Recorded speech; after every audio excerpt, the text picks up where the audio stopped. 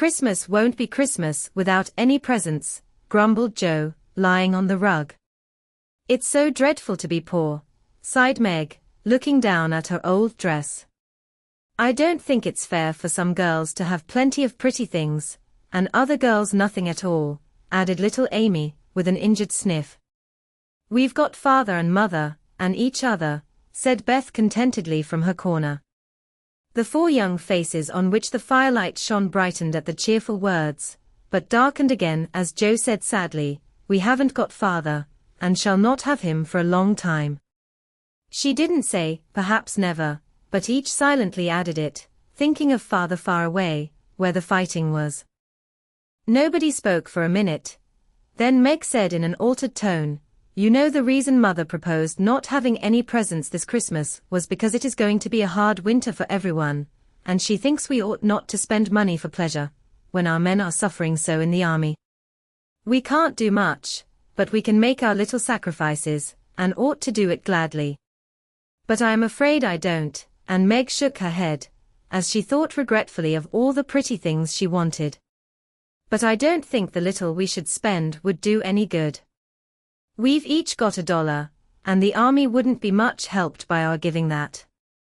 I agree not to expect anything from Mother or you, but I do want to buy Undine and Cintran for myself. I've wanted it so long, said Joe, who was a bookworm. I plan to spend mine in new music, said Beth, with a little sigh, which no one heard but the hearth brush and kettle holder. I shall get a nice box of Faber's drawing pencils. I really need them, said Amy decidedly.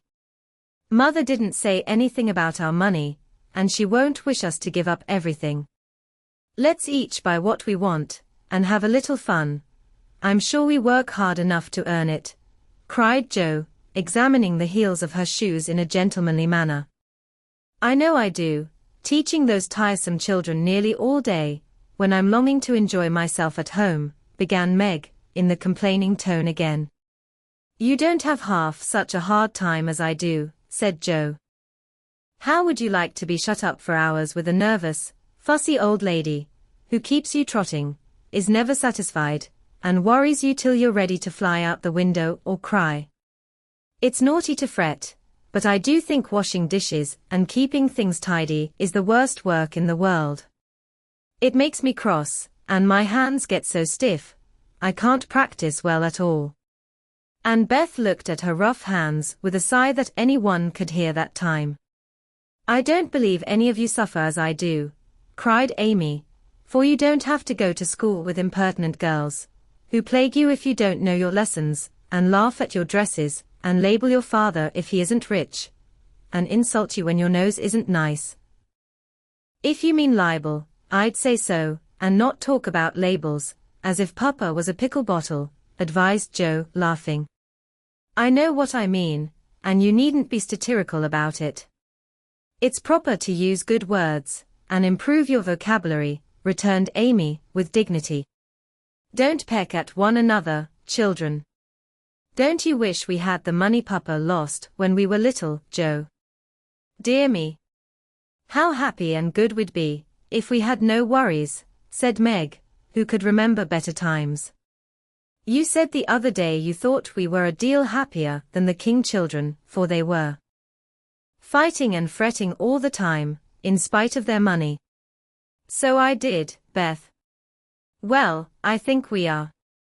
For though we do have to work, we make fun of ourselves, and are a pretty jolly set, as Joe would say.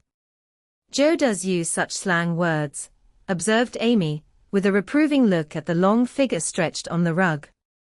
Joe immediately sat up, put her hands in her pockets, and began to whistle.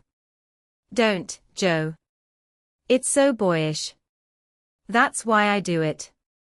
I detest rude, unladylike girls. I hate affected, niminy-piminy chits. Birds in their little nests agree, sang Beth, the peacemaker, with such a funny face that both sharp voices softened to a laugh, and the pecking ended for that time. Really, girls, you are both to be blamed, said Meg, beginning to lecture in her elder sisterly fashion. You are old enough to leave off boyish tricks, and to behave better, Josephine. It didn't matter so much when you were a little girl, but now you are so tall, and turn up your hair, you should remember that you are a young lady. I'm not. And if turning up my hair makes me one, I'll wear it in two tails till I'm 20, cried Jo, pulling off her net, and shaking down a chestnut mane. I hate to think I've got to grow up, and be Miss March, and wear long gowns, and look as prim as a China Aster. It's bad enough to be a girl, anyway, when I like boys' games and work and manners. I can't get over my disappointment in not being a boy. And it's worse than ever now, for I'm dying to go and fight with Papa. And I can only stay home and knit, like a poky old woman. And Jo shook the blue army sock till the needles rattled like castanets, and her ball bounded across the room. Poor Jo. It's too bad, but it can't be helped. So you must try to be contented with making your name boyish, and playing brother to us girls, said Beth, stroking the rough head with a hand that all the dishwashing and dusting in the world could not make gentle in its touch. As for you, Amy, continued Meg, you are altogether too particular and prim. Your airs are funny now, but you'll grow up an affected little goose, if you don't take care. I like your nice manners and refined ways of speaking, when you don't try to be elegant. But your absurd words are as bad as Jo's slang. If Jo is a tomboy and Amy a goose, what am I, please? Asked Beth, ready to share the lecture. You're a dear, and nothing else, answered Meg warmly, and no one contradicted her, for the mouse was the pet of the family. As young readers like to know how people look, we will take this moment to give them a little sketch of the four sisters, who sat knitting away in the twilight, while the December snow fell quietly without, and the fire crackled cheerfully within. It was a comfortable room, though the carpet was faded and the furniture very plain, for a good picture or two hung on the walls, books filled the recesses, chrysanthemums and Christmas roses bloomed in the windows, and a pleasant atmosphere of home peace pervaded it. Margaret, the eldest of the four, was 16 and very pretty, being plump and fair, with large eyes, plenty of soft brown hair, a sweet mouth, and white hands, of which she was rather vain. 15-year-old Jo was very tall, thin, and brown, and reminded one of a colt, for she never seemed to know what to do with her long limbs, which were very much in her way. She had a decided mouth, a comical nose, and sharp, grey eyes, which appeared to see everything and were by turns fierce, funny, or thoughtful. Her long, thick hair was her one beauty, but it was usually bundled into a net, to be out of her way.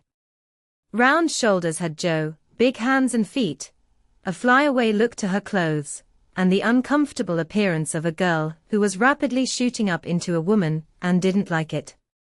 Elizabeth, or Beth, as everyone called her, was a rosy, smooth-haired, bright-eyed girl of 13, with a shy manner, a timid voice, and a peaceful expression which was seldom disturbed. Her father called her Little Miss Tranquility, and the name suited her excellently, for she seemed to live in a happy world of her own, only venturing out to meet the few whom she trusted and loved. Amy, though the youngest, was a most important person, in her own opinion at least. A regular snow maiden, with blue eyes, and yellow hair curling on her shoulders, pale and slender, and always carrying herself like a young lady mindful of her manners. What the characters of the four sisters were we will leave to be found out. The clock struck 6, and, having swept up the hearth, Beth put a pair of slippers down to warm. Somehow the sight of the old shoes had a good effect upon the girls, for Mother was coming, and everyone brightened to welcome her. Meg stopped lecturing, and lighted the lamp. Amy got out of the easy chair without being asked, and Jo forgot how tired she was as she sat up to hold the slippers nearer to the blaze. They are quite worn out. Mommy must have a new pair. I thought I'd get her some with my $1, said Beth. No, I shall, cried Amy. I'm the oldest, began Meg, but Jo cut in with a decided, I'm the man of the family now Papa is away, and I shall provide the slippers, for he told me to take special care of Mother while he was gone. I'll tell you what we'll do, said Beth, let's each get her something for Christmas, and not get anything for ourselves. That's like you, dear. What will we get? Exclaimed Jo. Everyone thought soberly for a minute, then Meg announced, as if the idea was suggested by the sight of her own pretty hands, I shall give her a nice pair of gloves. Army shoes, best to be had, cried Jo. Some handkerchiefs, all hemmed, said Beth. I'll get a little bottle of cologne. She likes it, and it won't cost much, so I'll have some left to buy my pencils, added Amy. How will we give the things? Asked Meg. Put them on the table, and bring her in and see her open the bundles. Don't you remember how we used to do on our birthdays? Answered Jo. I used to be so frightened when it was my turn to sit in the chair with the crown on, and see you all come marching round to give the presents, with a kiss. I liked the things and the kisses, but it was dreadful to have you sit looking at me while I opened the bundles, said Beth, who was toasting her face and the bread for tea at the same time. Let Mommy think we are getting things for ourselves, and then surprise her. We must go shopping tomorrow afternoon, Meg. There is so much to do about the play for Christmas night, said Jo, marching up and down, with her hands behind her back, and her nose in the air. I don't mean to act any more after this time. I'm getting too old for such things, observed Meg, who was as much a child as ever about dressing up frolics. You won't stop, I know, as long as you can trail round in a white gown with your hair down, and wear gold paper jewelry. You are the best actress we've got, and there'll be an end of everything if you quit the boards, said Jo. We ought to rehearse tonight. Come here, Amy, and do the fainting scene, for you are as stiff as a poker in that. I can't help it. I never saw anyone faint, and I don't choose to make myself all black and blue, tumbling flat as you do. If I can go down easily, I'll drop. If I can't, I shall fall into a chair and be graceful. I don't care if Hugo does come at me with a pistol, returned Amy, who was not gifted with dramatic power, but was chosen because she was small enough to be borne out shrieking by the villain of the piece. Do it this way. Clasp your hands so, and stagger across the room, crying frantically, Roderigo. Save me. Save me, and away went Jo, with a melodramatic scream, which was truly thrilling. Amy followed, but she poked her hands out stiffly before her, and jerked herself along as if she went by machinery, and her "oh" was more suggestive of pins being run into her than of fear and anguish. Jo gave a despairing groan, and Meg laughed outright, while Beth let her bread burn as she watched the fun with interest. It's no use. Do the best you can when the time comes, and if the audience laughs, don't blame me. Come on, Meg. Then things went smoothly, for Don Pedro defied the world in a speech of 2 pages without a single break. Hagar, the witch, chanted an awful incantation over her kettleful of simmering toads, with weird effect. Roderigo rent his chains asunder manfully, and Hugo died in agonies of remorse and arsenic, with a wild, ha. Ha. It's the best we've had yet, said Meg, as the dead villain sat up and rubbed his elbows. I don't see how you can write and act such splendid things, Jo. You're a regular Shakespeare, exclaimed Beth, who firmly believed that her sisters were gifted with wonderful genius in all things. Not quite, replied Jo modestly. I do think The Witch's Curse, an operatic tragedy, is rather a nice thing, but I'd like to try Macbeth, if we only had a trapdoor for Banquo. I always wanted to do the killing part. Is that a dagger that I see before me, muttered Jo, rolling her eyes and clutching at the air, as she had seen a famous tragedian do. No, it's the toasting fork, with Mother's shoe on it instead of the bread. Beth stage struck, cried Meg, and the rehearsal ended in a general burst of laughter. Glad to find you so merry, my girls," said a cheery voice at the door, and actors and audience turned to welcome a tall, motherly lady with a "Can I help you?" look about her which was truly delightful. She was not elegantly dressed, but a noble-looking woman, and the girls thought the grey cloak and unfashionable bonnet covered the most splendid mother in the world. "Well, dearies, how have you got on today? There was so much to do, getting the boxes ready to go tomorrow, that I didn't come home to dinner. Has anyone called, Beth? How is your cold, Meg? Joe, you look tired to death. Come and kiss me, baby." While making these maternal inquiries, Mrs. March got her wet things off, her warm slippers on, and sitting down in the easy chair, drew Amy to her lap, preparing to enjoy the happiest hour of her busy day. The girls flew about, trying to make things comfortable, each in her own way. Meg arranged the tea table, Joe brought wood and set chairs, dropping, overturning, and clattering everything she touched. Beth trotted to and fro between parlor kitchen, quiet and busy, while Amy gave directions to everyone, as she sat with her hands folded. As they gathered about the table, Mrs. March said, with a particularly happy face, "I've got a treat for you after supper." A quick, bright smile went round like a streak of sunshine. Beth clapped her hands, regardless of the biscuit she held, and Joe tossed up her napkin, crying, "A letter! A letter! 3 cheers for father! Yes, a nice long letter.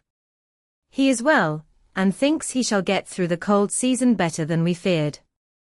He sends all sorts of loving wishes for Christmas, and an especial message to you girls," said Mrs. March, patting her pocket, as if she had got a treasure there. "Hurry and get done. Don't stop to quirk your little finger and simper over your plate, Amy," cried Joe, choking on her tea and dropping her bread, butter side down, on the carpet in her haste to get at the treat. Beth ate no more, but crept away to sit in her shadowy corner, and brood over the delight to come, till the others were ready. "I think it was so splendid in father to go as chaplain, when he was too old to be drafted, and not strong enough for a soldier," said Meg warmly. "Don't I wish I could go as a drummer, of even, what's its name? Or a nurse, so I could be near him and help him," exclaimed Joe with a groan. "It must be very disagreeable to sleep in a tent, and eat all sorts of bad-tasting things, and drink out of a tin mug," sighed Amy. "When will he come home, Mommy?" asked Beth, with a little quiver in her voice. "Not for many months, dear, unless he is sick. He will stay and do his work faithfully as long as he can, and we won't ask for him back a minute sooner than he can be spared. Now come and hear the letter." They all drew to the fire, Mother in the big chair with Beth at her feet, Meg and Amy perched on either arm of the chair, and Joe leaning on the back, where no one would see any sign of emotion if the letter should happen to be touching. Very few letters were written in those hard times that were not touching, especially those which fathers sent home. In this one little was said of the hardships endured, the dangers faced, or the homesickness conquered. It was a cheerful, hopeful letter, full of lively descriptions of camp life, marches, and military news, and only at the end did the writer's heart overflow with fatherly love and longing for the little girls at home. "Give them all of my dear love and a kiss. Tell them I think of them by day, pray for them by night, and find my best comfort in their affection at all times. A year seems very long to wait before I see them, but remind them that while we wait we may all work, so that these hard days need not be wasted. I know they will remember all I said to them, that they will be loving children to you, will do their duty faithfully, fight their bosom enemies bravely, and conquer themselves so beautifully that when I come back to them I may be fonder and prouder than ever of my little women." Everybody sniffed when they came to that part. Joe wasn't ashamed of the great tear that dropped off the end of her nose, and Amy never minded the rumpling of her curls, as she hid her face on her mother's shoulder and sobbed out, "I am a selfish girl. But I'll truly try to be better, so he mayn't be disappointed in me by and by." We all will, cried Meg. I think too much of my looks and hate to work, but won't any more, if I can help it. I'll try and be what he loves to call me, a little woman, and not be rough and wild, but do my duty here instead of wanting to be somewhere else, said Jo, thinking that keeping her temper at home was a much harder task than facing a rebel, or two down south. Beth said nothing, but wiped away her tears with the blue army sock and began to knit with all her might, losing no time in doing the duty that lay nearest her, while she resolved in her quiet little soul to be all that father hoped to find her when the year brought round the happy coming home. Mrs. March broke the silence that followed Jo's words, by saying in her cheery voice, "Do you remember how you used to play Pilgrim's Progress when you were little things? Nothing delighted you more than to have me tie my piece bags on your backs for burdens, give you hats and sticks and rolls of paper, and let you travel through the house from the cellar, which was the city of destruction, up, to the housetop, where you had all the lovely things you could collect to make a celestial city. What fun it was, especially going by the lions, fighting Apollyon, and passing through the valley where the hobgoblins were," said Jo. "I liked the place where the bundles fell off and tumbled downstairs," said Meg. "I don't remember much about it, except that I was afraid of the cellar and the dark entry, and always liked the cake and milk we had up at the top. If I wasn't too old for such things, I'd rather like to play it over again," said Amy, who began to talk of renouncing childish things at the mature age of 12. "We never are too old for this, my dear, because it is a play we are playing all the time in one way or another. Our burdens are here, our road is before us, and the longing for goodness and happiness is the guide that leads us through many troubles and mistakes to the peace, which is a true celestial city. Now, my little pilgrims, suppose you begin again, not in play, but in earnest, and see how far on you can get before father comes home." "Really, mother? Where are our bundles?" asked Amy, who was a very literal young lady. "Each of you told what your burden was just now, except Beth." "I rather think she hasn't got any," said her mother. "Yes, I have. Mine is dishes and dusters, and envying girls with nice pianos, and being afraid of people." Beth's bundle was such a funny one that everybody wanted to laugh, but nobody did, for it would have hurt her feelings very much. "Let us do it," said Meg thoughtfully. "It is only another name for trying to be good, and the story may help us, for though we do want to be good, it's hard work and we forget, and don't do our best. We were in the slough of despond tonight, and mother came and pulled us out as help did in the book. We ought to have our roll of directions, like Christian." "What shall we do about that?" asked Jo, delighted with the fancy which lent a little romance to the very dull task of doing her duty. "Look under your pillows Christmas morning, and you will find your guidebook," replied Mrs. March. They talked over the new plan while old Hannah cleared the table, then out came the 4 little work baskets, and the needles flew as the girls made sheets for Aunt March. It was uninteresting sewing, but tonight no one grumbled.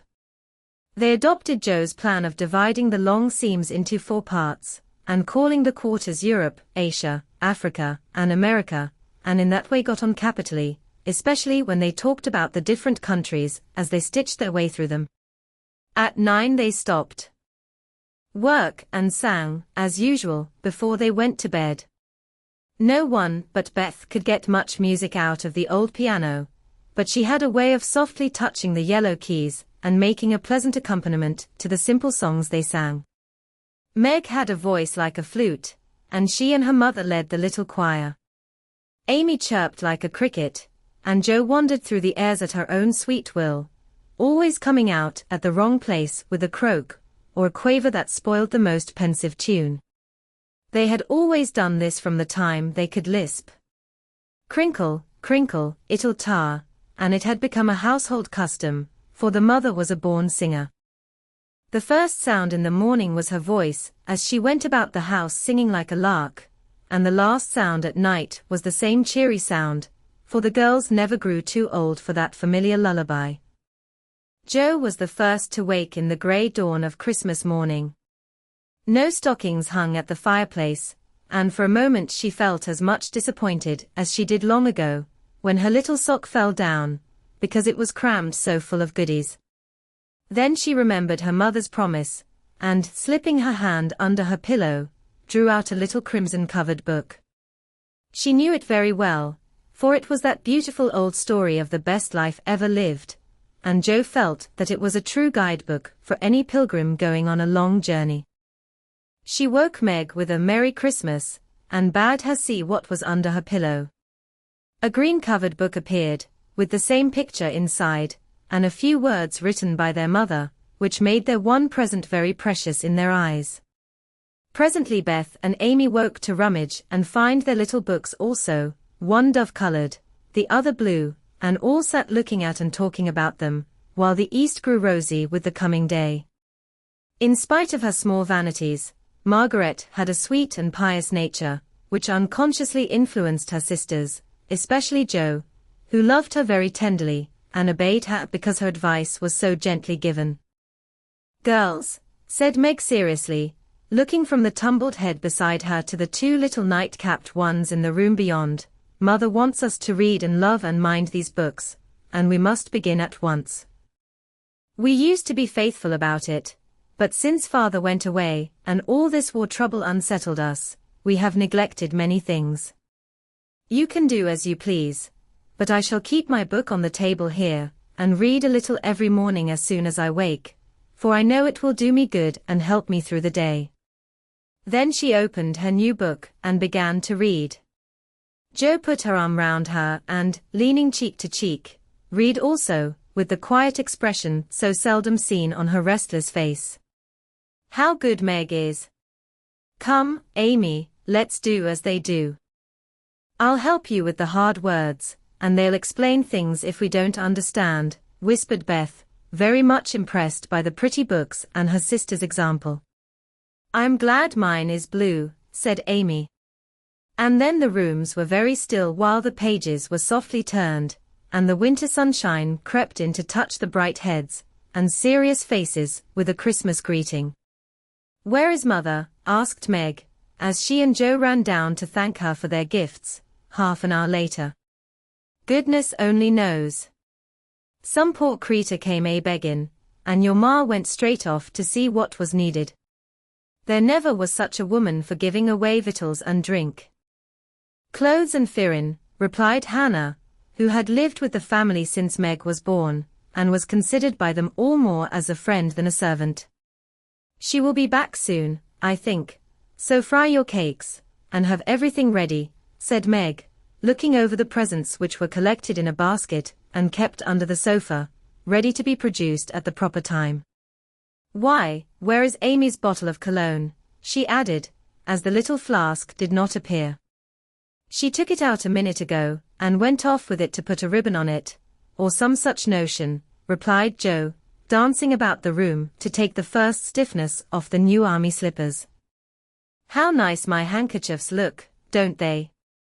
Hannah washed and ironed them for me, and I marked them all myself," said Beth, looking proudly at the somewhat uneven letters which had cost her such labor.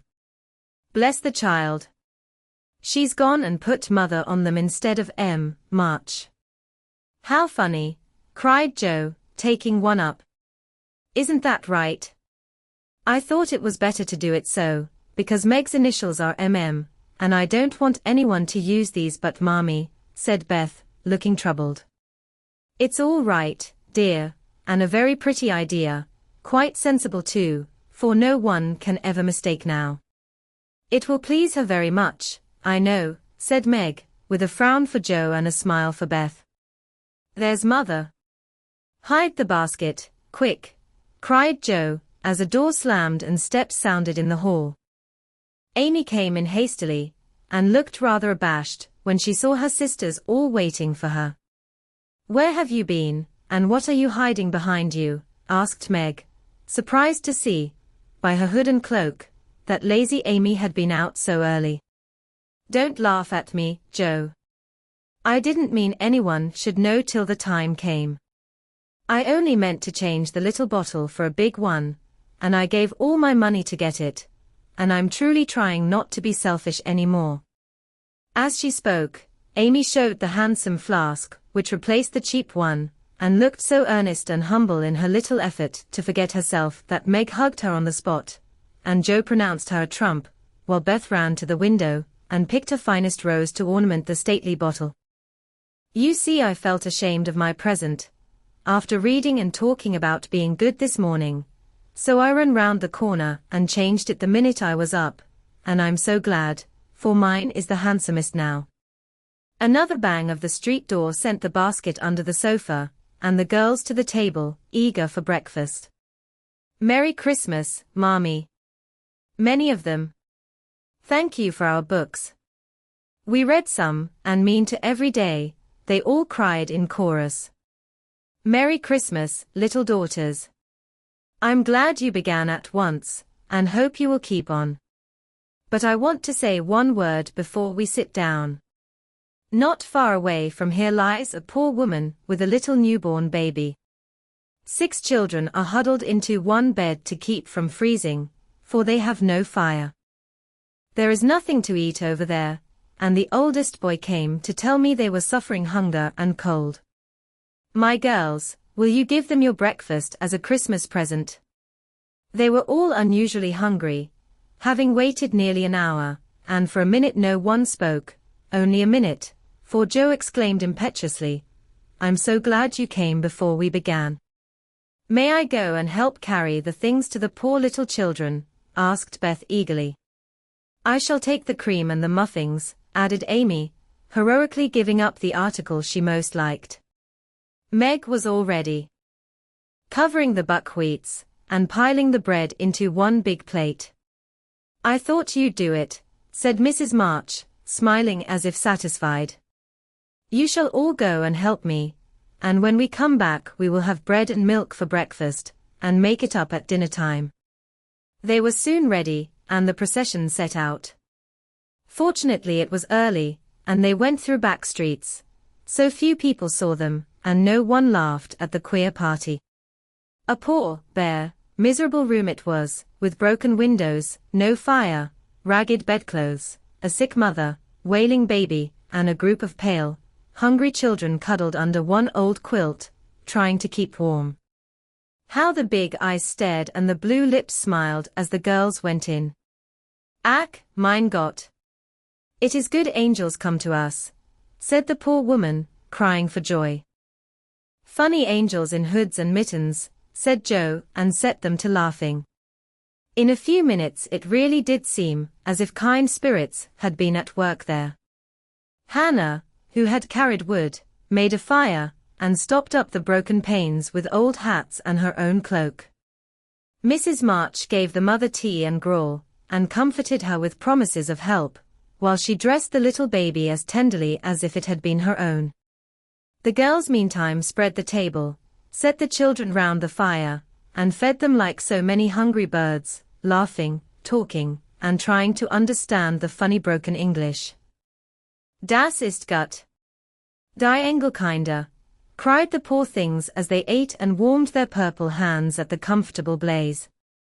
The girls had never been called angel children before, and thought it very agreeable, especially Jo, who had been considered a Sancho ever since she was born. That was a very happy breakfast, though they didn't get any of it. And when they went away, leaving comfort behind, I think there were not in all the city 4 merrier people than the hungry little girls who gave away their breakfasts, and contented themselves with bread and milk on Christmas morning. "That's loving our neighbor better than ourselves, and I like it," said Meg, as they set out their presents while their mother was upstairs collecting clothes for the poor Hummels.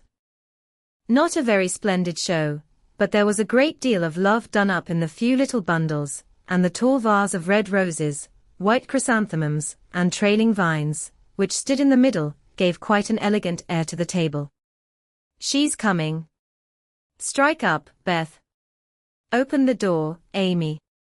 3 cheers for Mommy," cried Joe, prancing about while Meg went to conduct Mother to the seat of honor. Beth played her gayest march, Amy threw open the door, and Meg enacted escort with great dignity. Mrs. March was both surprised and touched, and smiled with her eyes full as she examined her presents and read the little notes which accompanied them.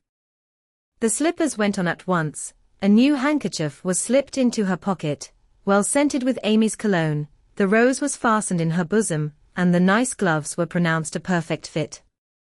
There was a good deal of laughing and kissing and explaining, in the simple, loving fashion, which makes these home festivals so pleasant at the time, so sweet to remember long afterward, and then all fell to work.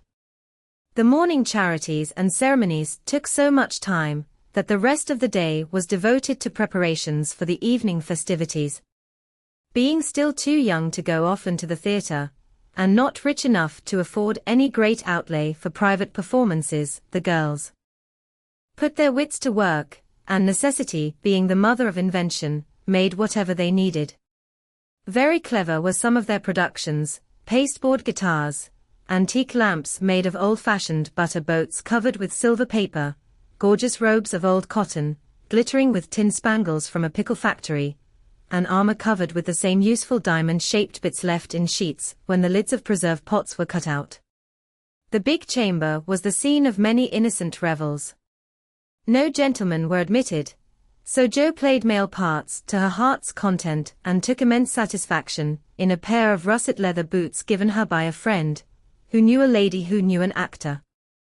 These boots, an old foil, and a slashed doublet once used by an artist for some picture, were Jo's chief treasures and appeared on all occasions. The smallness of the company made it necessary for the two principal actors to take several parts apiece, and they certainly deserved some credit for the hard work they did in learning 3 or 4 different parts, whisking in and out of various costumes, and managing the stage besides.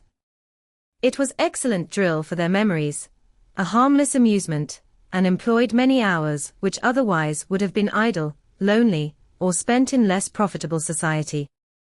On Christmas night, a dozen girls piled onto the bed, which was the dress circle, and sat before the blue and yellow chintz curtains in a most flattering state of expectancy. There was a good deal of rustling and whispering behind the curtain, a trifle of lamp smoke, and an occasional giggle from Amy, who was apt to get hysterical in the excitement of the moment.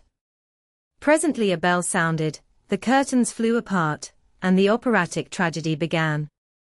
A gloomy wood, according to the one playbill, was represented by a few shrubs in pots, green baize on the floor, and a cave in the distance.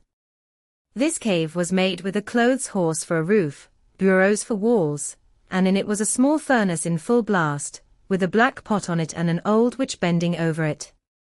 The stage was dark and the glow of the furnace had a fine effect, especially as real steam issued from the kettle when the witch took off the cover. A moment was allowed for the first thrill to subside, then Hugo, the villain, stalked in with a clanking sword at his side, a slouching hat, black beard, mysterious cloak, and the boots. After pacing to and fro in much agitation, he struck his forehead, and burst out in a wild strain, singing of his hatred for Roderigo, his love for Zara, and his pleasing resolution to kill the one and win the other. The gruff tones of Hugo's voice, with an occasional shout, when his feelings overcame him, were very impressive, and the audience applauded the moment he paused for breath. Bowing with the air of one accustomed to public praise, he stole to the cavern and ordered Hagar to come forth with the commanding, "What ho, minion! I need thee." Out came Meg, with grey horsehair hanging about her face, a red and black robe, a staff, and cabalistic signs upon her cloak. Hugo demanded a potion to make Zara adore him, and one to destroy Roderigo. Hagar, in a fine dramatic melody, promised both, and proceeded to call up the spirit, who would bring the love philtre. "Hither, hither, from thy home, airy sprite, I bid thee come. Born of roses, fed on dew, charms and potions canst thou brew. Bring me here, with elfin speed, the fragrant philtre which I need. Make it sweet and swift and strong, spirit, answer now my song." A soft strain of music sounded, and then at the back of the cave appeared a little figure in cloudy white, with glittering wings, golden hair, and a garland of roses on its head. Waving a wand, it sang. Hither I come, from my airy home, afar in the silver moon. Take the magic spell, and use it well, or its power will vanish soon. And dropping a small, gilded bottle at the witch's feet, the spirit vanished.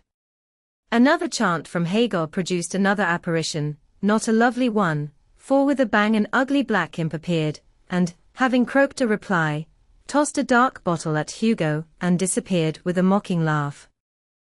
Having warbled his thanks and put the potions in his boots, Hugo departed, and Hagar informed the audience that as he had killed a few of her friends in times past, she had cursed him, and intends to thwart his plans, and be revenged on him. Then the curtain fell, and the audience reposed and ate candy while discussing the merits of the play. A good deal of hammering went on before the curtain rose again, but when it became evident what a masterpiece of stage carpentry had been got up, no one murmured at the delay. It was truly superb.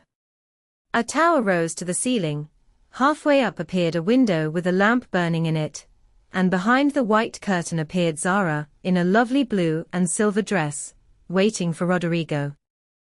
He came in gorgeous array, with plumed cap, red cloak, chestnut lovelocks, a guitar, and the boots, of course. Kneeling at the foot of the tower, he sang a serenade in melting tones. Zara replied and, after a musical dialogue, consented to fly. Then came the grand effect of the play.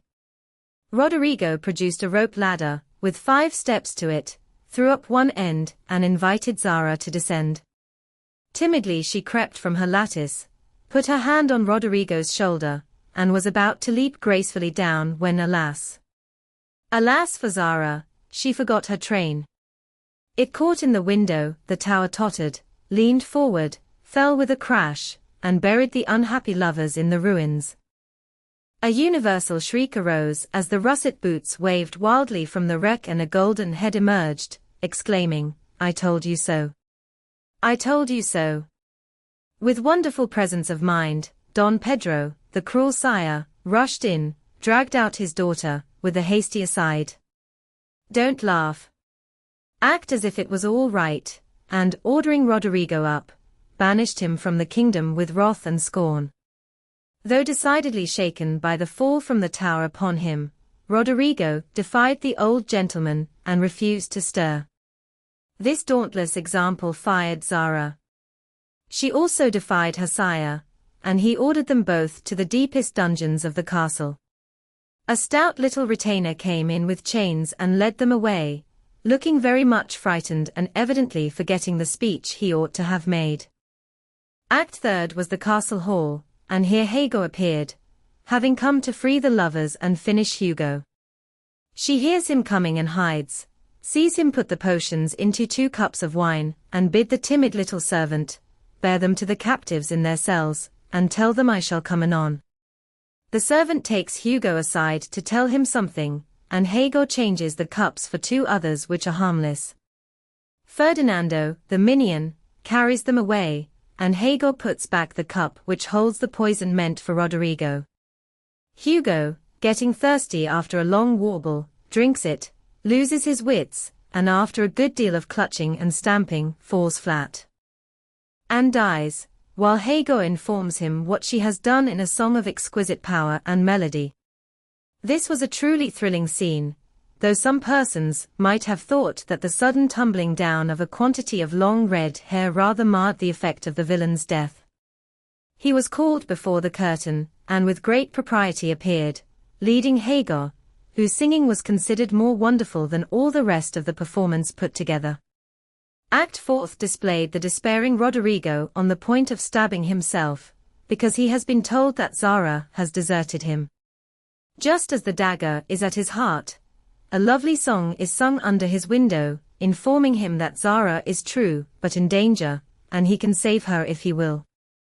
A key is thrown in, which unlocks the door, and in a spasm of rapture, he tears off his chains and rushes away to find and rescue his lady love. Act Fifth opened with a stormy scene between Zara and Don Pedro. He wishes her to go into a convent, but she won't hear of it, and after a touching appeal, is about to faint when Roderigo dashes in and demands her hand. Don Pedro refuses, because he is not rich. They shout and gesticulate tremendously, but cannot agree, and Rodrigo is about to bear away the exhausted Zara, when the timid servant enters with a letter and a bag from Hagar, who has mysteriously disappeared. The latter informs the party that she bequeaths untold wealth to the young pair, and an awful doom to Don Pedro, if he doesn't make them happy. The bag is opened, and several quarts of tin money shower down upon the stage till it is quite glorified with the glitter. This entirely softens the stern sire. He consents without a murmur, all join in a joyful chorus, and the curtain falls upon the lovers kneeling to receive Don Pedro's blessing in attitudes of the most romantic grace. Tumultuous applause followed but received an unexpected check, for the cot bed, on which the dress circle was built, suddenly shut up and extinguished the enthusiastic audience. Roderigo and Don Pedro flew to the rescue, and all were taken out unhurt, though many were speechless with laughter. The excitement had hardly subsided when Hannah appeared, with Mrs. March's compliments, and would the ladies walk down to supper. This was a surprise even to the actors, and when they saw the table, they looked at one another in rapturous amazement. It was like Mammy to get up a little treat for them, but anything so fine as this was unheard of since the departed days of plenty. There was ice cream, actually 2 dishes of it, pink and white, and cake and fruit and distracting French bonbons, and in the middle of the table, 4 great bouquets of hothouse flowers. It quite took their breath away, and they stared first at the table and then at their mother, who looked as if she enjoyed it immensely. "Is it fairies?" asked Amy. "Santa Claus," said Beth. "Mother did it." And Meg smiled her sweetest, in spite of her grey beard and white eyebrows. "Aunt March had a good fit and sent the supper," cried Joe, with a sudden inspiration. "All wrong. Old Mr. Laurence sent it," replied Mrs. March. "The Laurence boy's grandfather. What in the world put such a thing into his head?" "We don't know him," exclaimed Meg. "Hannah told one of his servants about your breakfast party. He is an odd old gentleman, but that pleased him. He knew my father years ago, and he sent me a polite note this afternoon, saying he hoped I would allow him to express his friendly feeling toward my children by sending them a few trifles in honor of the day. I could not refuse, and so you have a little feast at night to make up for the bread and milk breakfast. That boy put it into his head, I know he did. He's a capital fellow, and I wish we could get acquainted. He looks as if he'd like to know us, but is bashful, and Meg is so prim she won't let me speak to him when we pass," said Joe, as the plates went round, and the ice began to melt out of sight, with ohs and ahs of satisfaction. "You mean the people who live in the big house next door, don't you?" asked one of the girls. "My mother knows old Mr. Laurence, but says he's very proud and doesn't like to mix with his neighbors.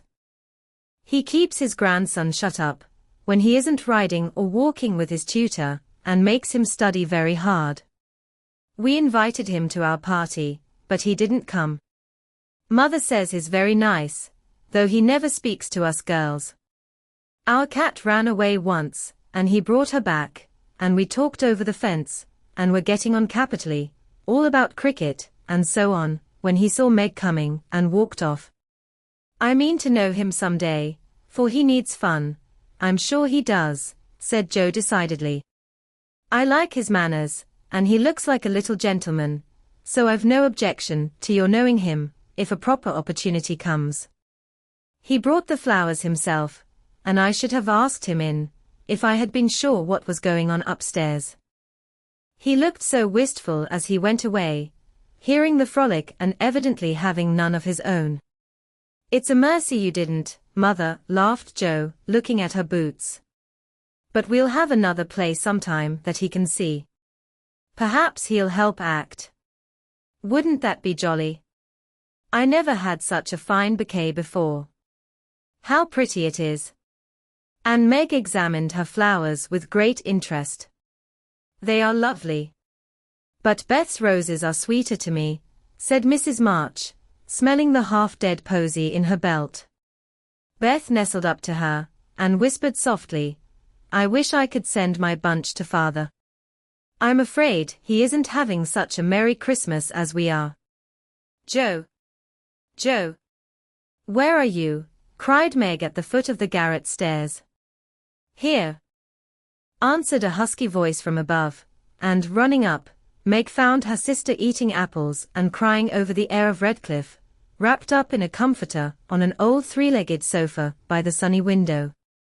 This was Joe's favorite refuge, and here she loved to retire with half a dozen russets and a nice book, to enjoy the quiet and the society of a pet rat who lived nearby and didn't mind her a particle. As Meg appeared, Scrabble whisked into his hole. Joe shook the tears off her cheeks and waited to hear the news. "Such fun. Only see. A regular note of invitation from Mrs. Gardner for tomorrow night," cried Meg, waving the precious paper, and then proceeding to read it with girlish delight. "Mrs. Gardner would be happy to see Miss March and Miss Josephine at a little dance on New Year's Eve. Mommy is willing we should go. Now what shall we wear?" "What's the use of asking that, when you know we shall wear our poplins, because we haven't got anything else," answered Joe with her mouth full. "If I only had a silk," sighed Meg. "Mother says I may when I'm 18 perhaps, but 2 years is an everlasting time to wait. I'm sure our pops look like silk, and they are nice enough for us. Yours is as good as new, but I forgot the burn and the tear in mine. Whatever shall I do? The burn shows badly, and I can't take any out. You must sit still all you can and keep your back out of sight. The front is all right. I shall have a new ribbon for my hair, and Mommy will lend me her little pearl pin, and my new slippers are lovely, and my gloves will do, though they aren't as nice as I'd like. Mine are spoiled with lemonade, and I can't get any new ones, so I shall have to go without," said Joe, who never troubled herself much about dress. "You must have gloves, or I won't go," cried Meg decidedly. "Gloves are more important than anything else. You can't dance without them, and if you don't I should be so mortified. Then I'll stay still. I don't care much for company dancing. It's no fun to go sailing round. I like to fly about and cut capers. You can't ask Mother for new ones, they are so expensive, and you are so careless. She said when you spoiled the others that she shouldn't get you any more this winter. Can't you make them do? I can hold them crumpled up in my hand, so no one will know how stained they are. That's all I can do. No. I'll tell you how we can manage. Each wear one good one and carry a bad one. Don't you see?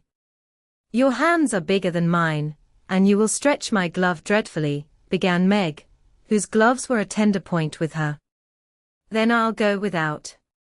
"I don't care what people say," cried Joe, taking up her book. "You may have it, you may. Only don't stain it, and do behave nicely. Don't put your hands behind you, or stare, or say Christopher Columbus. Will you? Don't worry about me. I'll be as prim as I can and not get into any scrapes, if I can help it. Now go and answer your note, and let me finish this splendid story." So Meg went away to accept with thanks, look over her dress, and sing blithely as she did up her one real lace frill, while Joe finished her story, her 4 apples, and had a game of romps with Scrabble. On New Year's Eve the parlor was deserted, for the 2 younger girls played dressing maids and the 2 elder were absorbed in the all-important business of getting ready for the party. Simple as the toilets were, there was a great deal of running up and down, laughing and talking, and at one time a strong smell of burned hair pervaded the house. Meg wanted a few curls about her face, and Joe undertook to pinch the papered locks with a pair of hot tongs. Ought they to smoke like that? Asked Beth from her perch on the bed. It's the dampness drying, replied Joe. What a queer smell. It's like burned feathers, observed Amy, smoothing her own pretty curls with a superior air. There, now I'll take off the papers and you'll see a cloud of little ringlets, said Joe, putting down the tongs. She did take off the papers, but no cloud of ringlets appeared, for the hair came with the papers, and the horrified hairdresser laid a row of little scorched bundles on the bureau before her victim. Oh, oh, oh. What have you done? I'm spoiled. I can't go. My hair, oh, my hair. Wailed Meg, looking with despair at the uneven frizzle on her forehead. Just my luck. You shouldn't have asked me to do it. I always spoil everything. I'm so sorry, but the tongs were too hot, and so I've made a mess, groaned poor Joe, regarding the little black pancakes with tears of regret. It isn't spoiled. Just frizzle it, and tie your ribbon so the ends come on your forehead a bit, and it will look like the last fashion. I've seen many girls do. It's so, said Amy consolingly. Serves me right for trying to be fine. I wish I'd let my hair alone, cried Meg petulantly. So do I, it was so smooth and pretty. But it will soon grow out again, said Beth, coming to kiss and comfort the shorn sheep. After various lesser mishaps, Meg was finished at last, and by the united exertions of the entire family Joe's hair was got up and her dress on.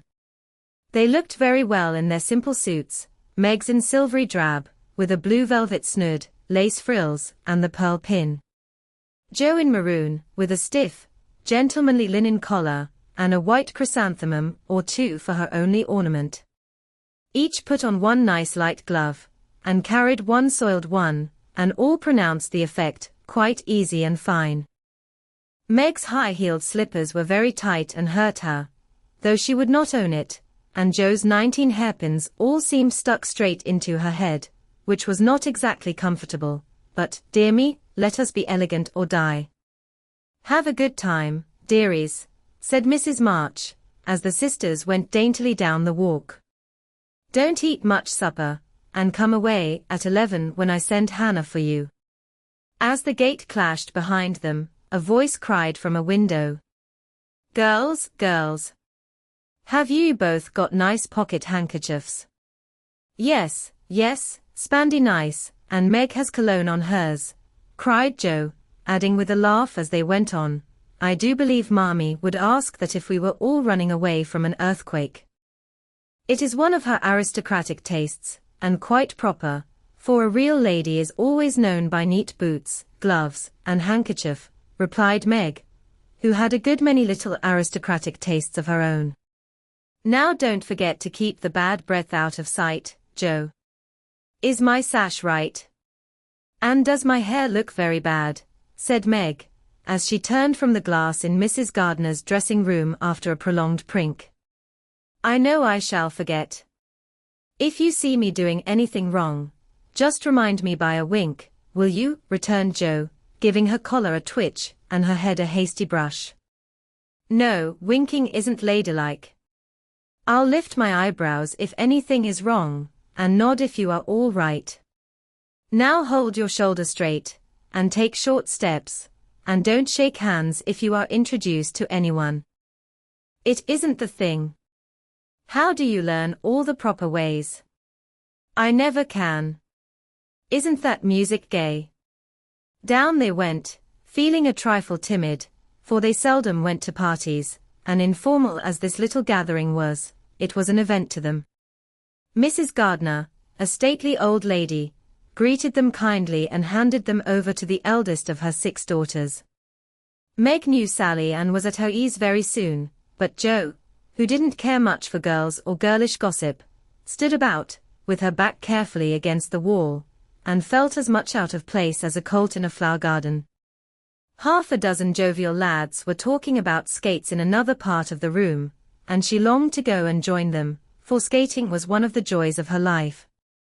She telegraphed her wish to Meg, but the eyebrows went up so alarmingly that she dared not stir. No one came to talk to her, and one by one the group dwindled away till she was left alone. She could not roam about and amuse herself, for the burned breath would show, so she stared at people rather forlornly till the dancing began.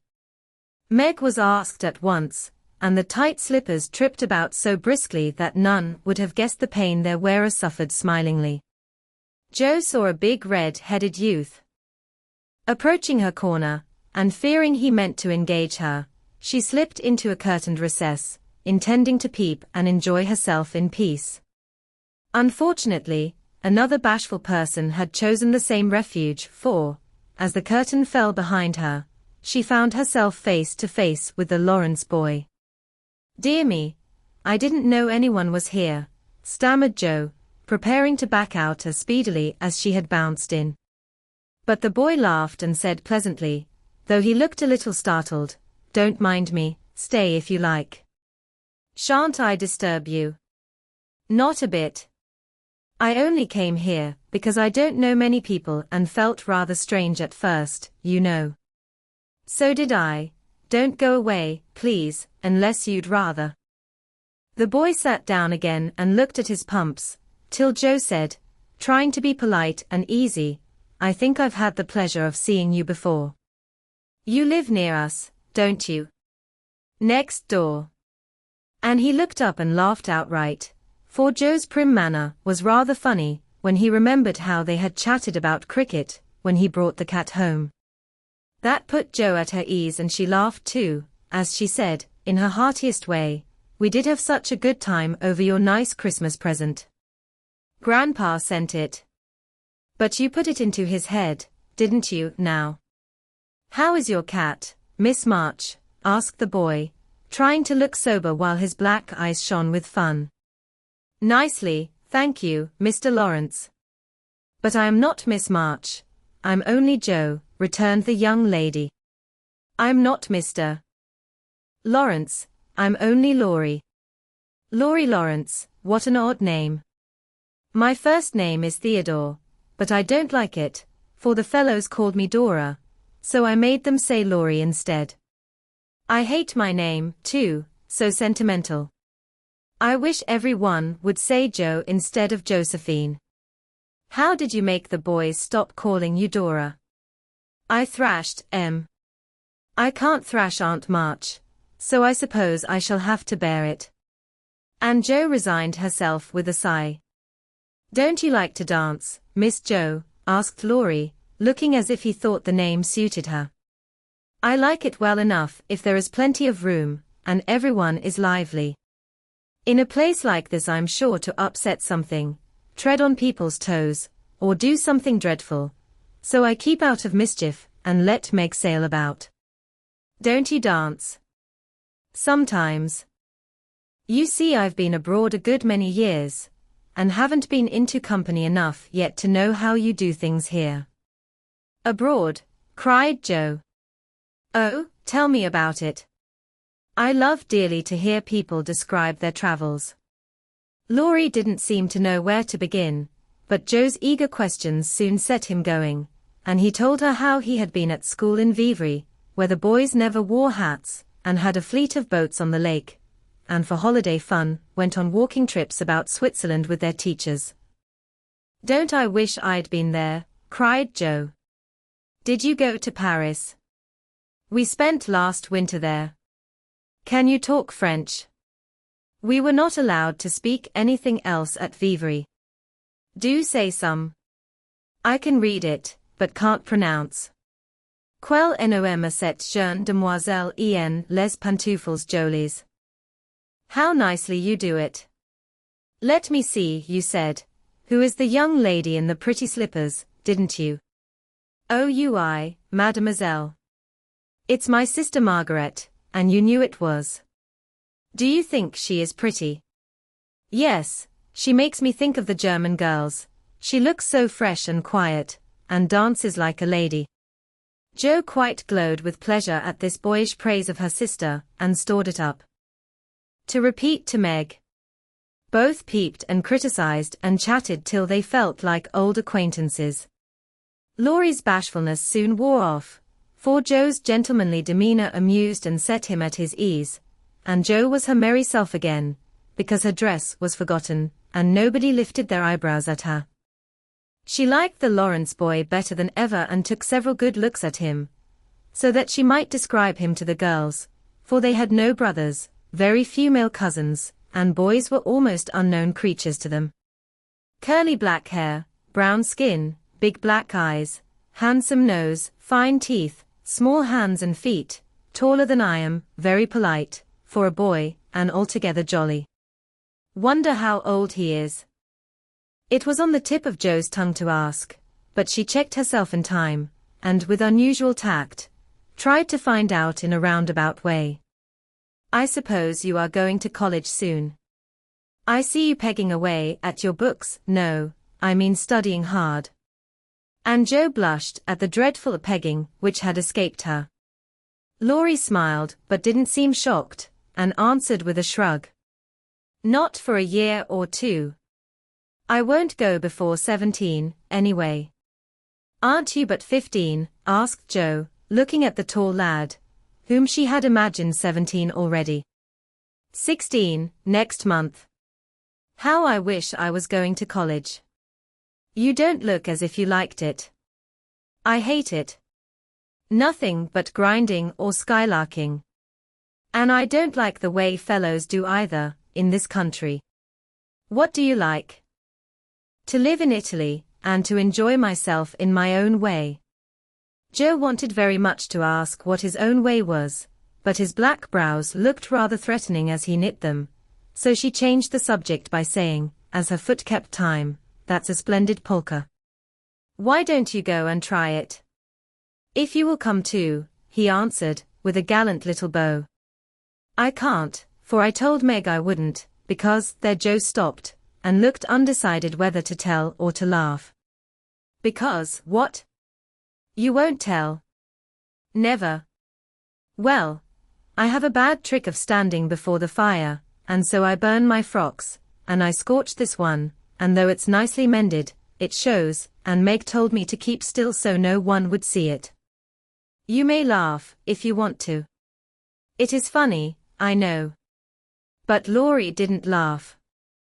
He only looked down a minute, and the expression of his face puzzled Joe when he said very gently, "Never mind that. I'll tell you how we can manage. There's a long hall out there, and we can dance grandly, and no one will see us. Please come." Joe thanked him and gladly went, wishing she had 2 neat gloves when she saw the nice, pearl-colored ones her partner wore. The hall was empty, and they had a grand polka, for Laurie danced well, and taught her the German step, which delighted Joe, being full of swing and spring. When the music stopped, they sat down on the stairs to get their breath, and Laurie was in the midst of an account of a students' festival at Heidelberg when Meg appeared in search of her sister. She beckoned, and Joe reluctantly followed her into a side room, where she found her on a sofa, holding her foot, and looking pale. "I've sprained my ankle. That stupid high heel turned and gave me a sad wrench. It aches so, I can hardly stand, and I don't know how I'm ever going to get home," she said, rocking to and fro in pain. "I knew you'd hurt your feet with those silly shoes. I'm sorry. But I don't see what you can do, except get a carriage, or stay here all night," answered Joe, softly, rubbing the poor ankle as she spoke. "I can't have a carriage without its costing ever so much. I dare say I can't get one at all, for most people come in their own, and it's a long way to the stable, and no one to send. I'll go." "No, indeed. It's past 9, and dark as Egypt. I can't stop here, for the house is full. Sally has some girls staying with her. I'll rest till Hannah comes, and then do the best I can. I'll ask Laurie." "He will go," said Joe, looking relieved as the idea occurred to her. "Mercy, no. Don't ask or tell anyone. Get me my rubbers, and put these slippers with our things. I can't dance anymore, But as soon as supper is over, watch for Hannah and tell me the minute she comes. They are going out to supper now. I'll stay with you. I'd rather. No, dear, run along, and bring me some coffee. I'm so tired I can't stir. So Meg reclined, with rubbers well hidden, and Jo went blundering away to the dining room, which she found after going into a china closet, and opening the door of a room where old Mr. Gardner was taking a little private refreshment. Making a dart at the table, she secured the coffee, which she immediately spilled, thereby making the front of her dress as bad as the back. "Oh, dear, what a blunderbuss I am," exclaimed Jo, finishing Meg's glove by scrubbing her gown with it. "Can I help you?" said a friendly voice. And there was Laurie, with a full cup in one hand and a plate of ice in the other. "I was trying to get something for Meg, who is very tired, and someone shook me, and here I am in a nice state," answered Jo, glancing dismally from the stained skirt to the coffee-colored glove. "Too bad. I was looking for someone to give this to. May I take it to your sister?" "Oh, thank you. I'll show you where she is. I don't offer to take it myself, for I should only get into another scrape if I did." Jo led the way, and as if used to waiting on ladies, Laurie drew up a little table, brought a second installment of coffee and ice for Jo, and was so obliging that even particular Meg pronounced him a nice boy. They had a merry time over the bonbons and mottos, and were in the midst of a quiet game of buzz, with 2 or 3 other young people, who had strayed in, when Hannah appeared. Meg forgot her foot and rose so quickly that she was forced to catch hold of Jo, with an exclamation of pain. "Hush! Don't say anything," she whispered, adding aloud, "It's nothing. I turned my foot a little, that's all," and limped upstairs to put her things on. Hannah scolded, Meg cried, and Jo was at her wits' end, till she decided to take things into her own hands. Slipping out, she ran down and, finding a servant, asked if he could get her a carriage. It happened to be a hired waiter who knew nothing about the neighborhood, and Jo was looking round for help when Laurie, who had heard what she said, came up and offered his grandfather's carriage, which had just come for him, he said. "It's so early. You can't mean to go yet," began Jo, looking relieved but hesitating to accept the offer. "I always go early, I do, truly. Please let me take you home. It's all on my way, you know, and it rains, they say." That settled it, and telling him of Meg's mishap, Jo gratefully accepted and rushed up to bring down the rest of the party. Hannah hated rain as much as a cat does, so she made no trouble, and they rolled away in the luxurious close carriage, feeling very festive and elegant. Laurie went on the box, so Meg could keep her foot up, and the girls talked over their party in freedom. "I had a capital time." "Did you?" asked Jo, rumpling up her hair, and making herself comfortable. "Yes, till I hurt myself. Sally's friend, Annie Moffat, took a fancy to me, and asked me to come and spend a week with her when Sally does. She is going in the spring when the opera comes, and it will be perfectly splendid, if Mother only lets me go," answered Meg, cheering up at the thought. "I saw you dancing with the red-headed man I ran away from. Was he nice?" "Oh, very. His hair is auburn, not red, and he was very polite, and I had a delicious row with him. He looked like a grasshopper in a fit when he did the new step." Laurie and I couldn't help laughing. "Did you hear us?" "No, but it was very rude."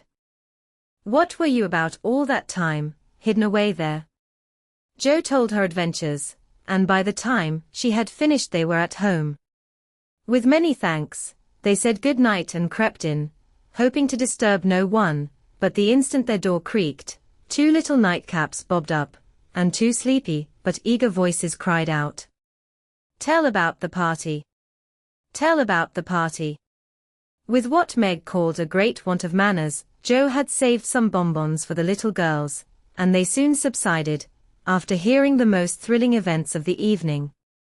"I declare, it really seems like being a fine young lady, to come home from the party in a carriage, and sit in my dressing gown, with a maid to wait on me," said Meg, as Jo bound up her foot with arnica, and brushed her hair. "I don't believe fine young ladies enjoy themselves a bit more than we do, in spite of our burned hair, old gowns, one glove apiece, and tight slippers that sprain our ankles when we are silly enough to wear them." And I think Jo was quite right.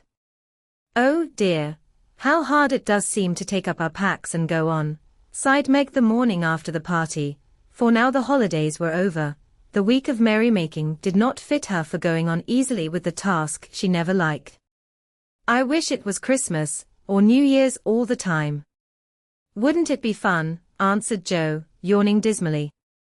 "We shouldn't enjoy ourselves half so much as we do now. But it does seem so nice to have little suppers and bouquets, and go to parties, and drive home, and read and rest, and not work. It's like other people, you know, and I always envy girls who do such things. I'm so fond of luxury," said Meg, trying to decide which of two shabby gowns was the least shabby. "Well, we can't have it.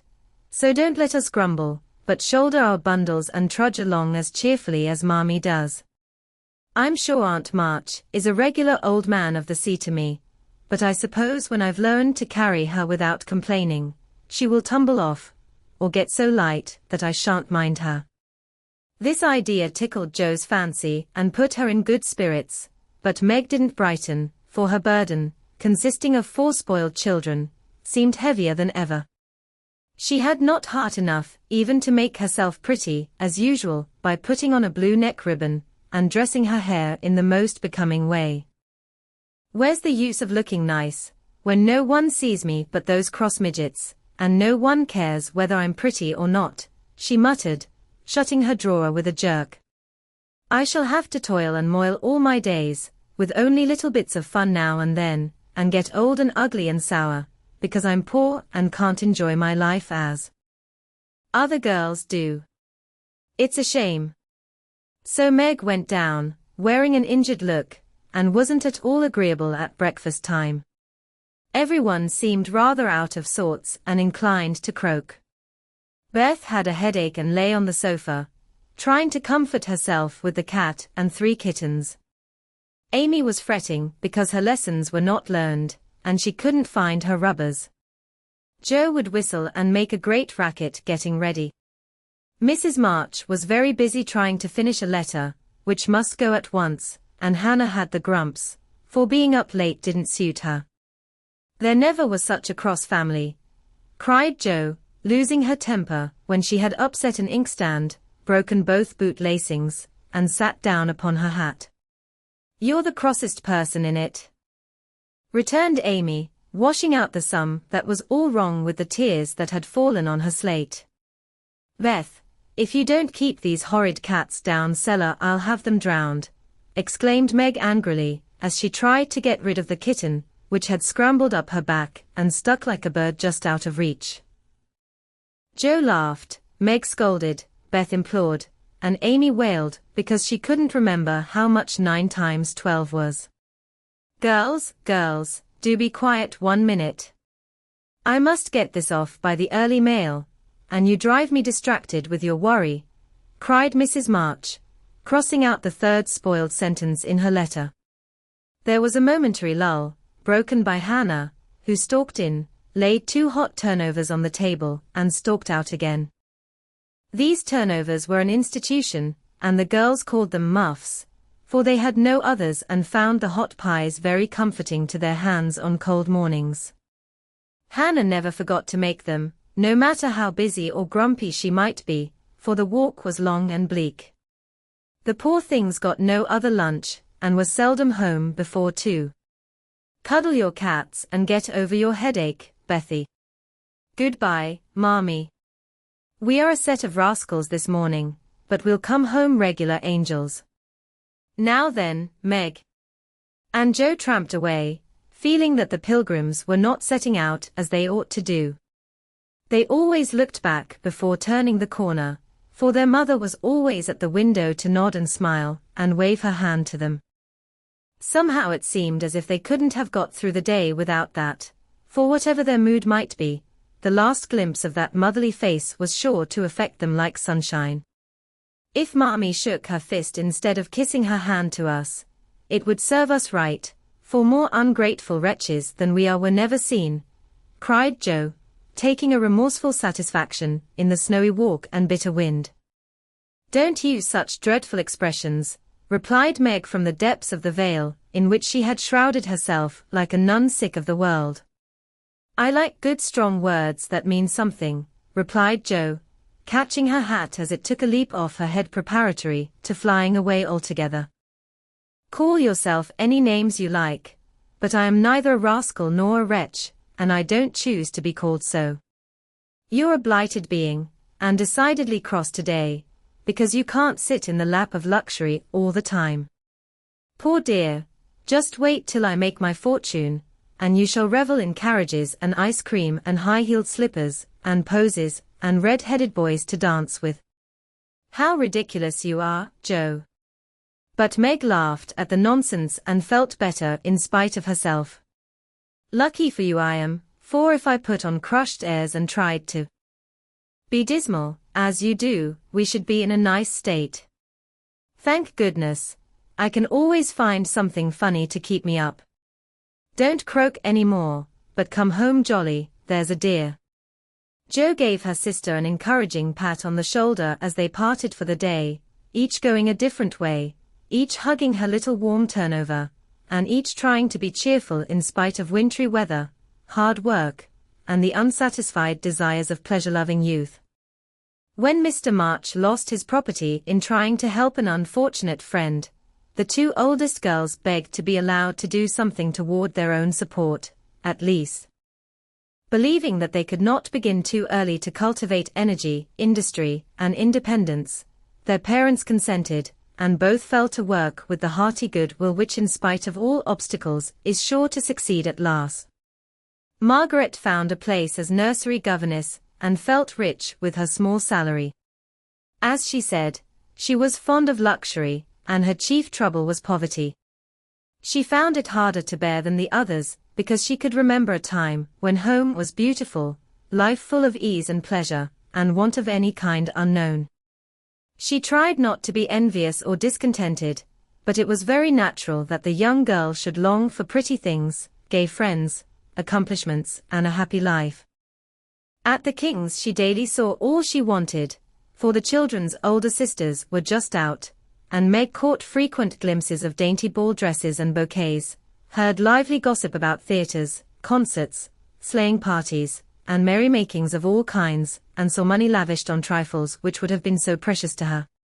Poor Meg seldom complained, but a sense of injustice made her feel bitter toward everyone sometimes, for she had not yet learned to know how rich she was in the blessings which alone can make life happy. Jo happened to suit Aunt March, who was lame and needed an active person to wait upon her. The childless old lady had offered to adopt one of the girls when the troubles came, and was much offended because her offer was declined.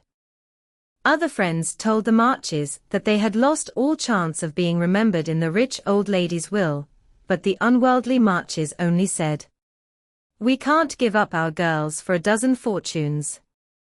Rich or poor, we will keep together and be happy in one another."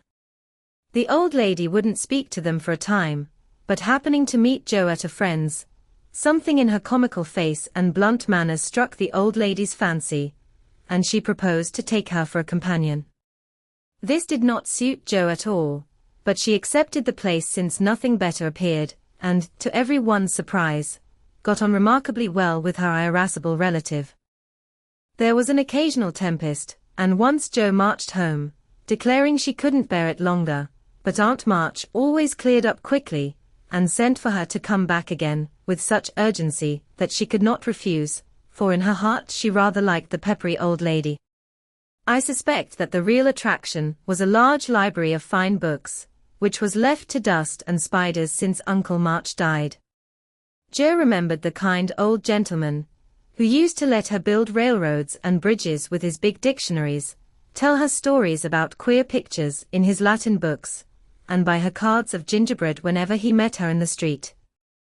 The dim, dusty room, with the busts staring down from the tall bookcases, the cozy chairs, the globes, and best of all, the wilderness of books in which she could wander where she liked, made the library a region of bliss to her.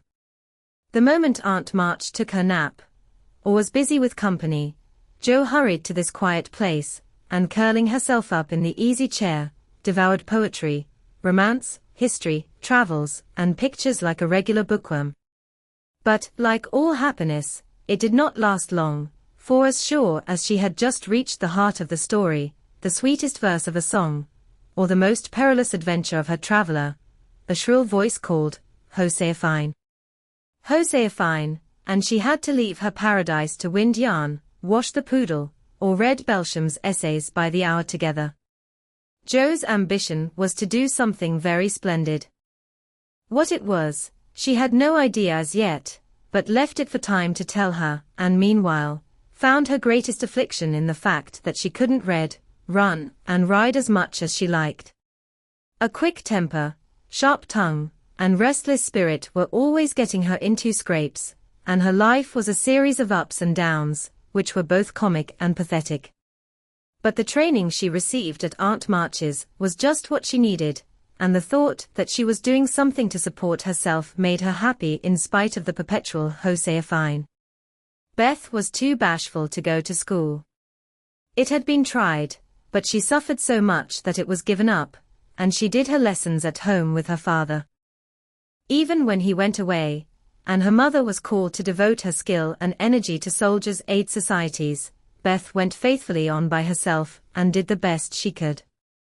She was a housewifely little creature, and helped Hannah keep home neat and comfortable for the workers, never thinking of any reward but to be loved.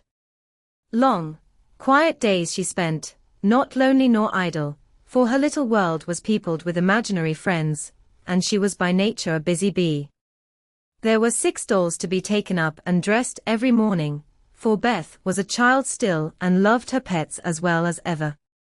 Not one whole or handsome one among them, all were outcasts till Beth took them in, for when her sisters outgrew these idols, they passed to her because Amy would have nothing old or ugly. Beth cherished them all the more tenderly for that very reason, and set up a hospital for infirm dolls.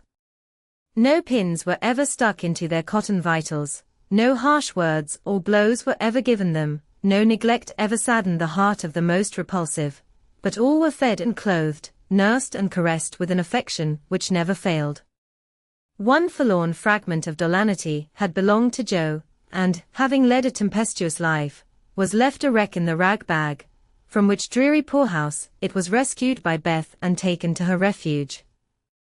Having no top to its head, she tied on a neat little cap, and as both arms and legs were gone, she hid these deficiencies by folding it in a blanket, and devoting her best bed to this chronic invalid.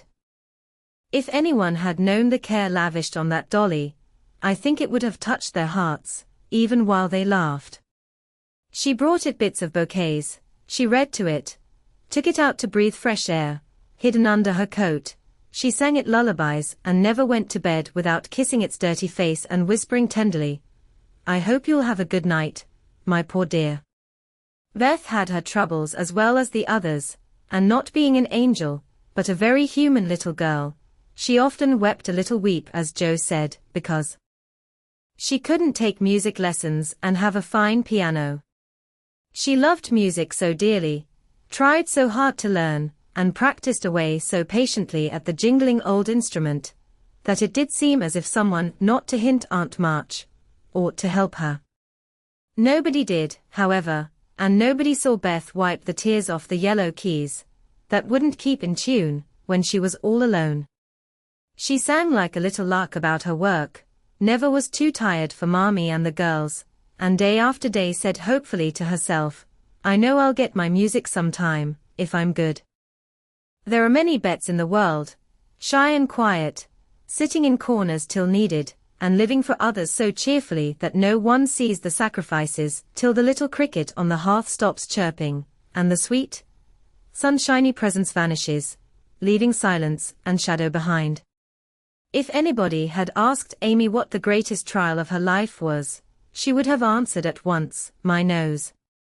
When she was a baby, Joe had accidentally dropped her into the coal hod, and Amy insisted that the fall had ruined her nose forever. It was not big nor red, like poor Petria's, it was only rather flat, and all the pinching in the world could not give it an aristocratic point. No one minded it but herself, and it was doing its best to grow, but Amy felt deeply the want of a Grecian nose, and drew whole sheets of handsome ones to console herself. Little Raphael, as her sisters called her, had a decided talent for drawing, and was never so happy as when copying flowers, designing fairies, or illustrating stories with queer specimens of art. Her teachers complained that instead of doing her sums she covered her slate with animals. The blank pages of her atlas were used to copy maps on, and caricatures of the most ludicrous description came fluttering out of all her books at unlucky moments. She got through her lessons as well as she could, and managed to escape reprimands by being a model of deportment. She was a great favorite with her mates, being good-tempered and possessing the happy art of pleasing without effort. Her little airs and graces were much admired, so were her accomplishments, for besides her drawing, she could play 12 tunes, crochet, and read French without mispronouncing more than 2/3 of the words. She had a plaintive way of saying, "When Papa was rich we did so-and-so," which was very touching, and her long words were considered perfectly elegant by the girls. Amy was in a fair way to be spoiled, for everyone petted her, and her small vanities and selfishnesses were growing nicely. One thing, however, rather quenched the vanities. She had to wear her cousin's clothes. Now Florence's mamma hadn't a particle of taste, and Amy suffered deeply at having to wear a red instead of a blue bonnet, unbecoming gowns, and fussy aprons that did not fit. Everything was good, well made, and little worn, but Amy's artistic eyes were much afflicted, especially this winter, when her school dress was a dull purple with yellow dots and no trimming. "My only comfort," she said to Meg, with tears in her eyes, "is that Mother doesn't take tucks in my dresses whenever I'm naughty, as Maria Parks's mother does. My dear, it's really dreadful, for sometimes she is so bad her frock is up to her knees, and she can't come to school. When I think of this degradation, I feel that I can bear even my flat nose and purple gown with yellow skyrockets on it." Meg was Amy's confidant and monitor, and by some strange attraction of opposites, Jo was gentle Beth's. To Jo alone did the shy child tell her thoughts, and over her big harum-scarum sister Beth unconsciously exercised more influence than anyone in the family. The two older girls were a great deal to one another, but each took one of the younger sisters into her keeping and watched over her in her own way, playing mother, they called it, and put their sisters in the places of discarded dolls with the maternal instinct of little women. "Has anybody got anything to tell? It's been such a dismal day, I'm really dying for some amusement," said Meg, as they sat sewing together that evening. "I had a queer time with Aunt today, and as I got the best of it, I'll tell you about it," began Jo, who dearly loved to tell stories. "I was reading that everlasting Belsham, and droning away as I always do, for Aunt soon drops off, and then I take out some nice book, and read like fury till she wakes up. I actually made myself sleepy, and before she began to nod, I gave such a gape that she asked me what I meant by opening my mouth wide enough to take the whole book in at once. 'I wish I could, and be done with it,' said I, trying not to be saucy. Then she gave me a long lecture on my sins, and told me to sit and think them over while she just lost herself for a moment.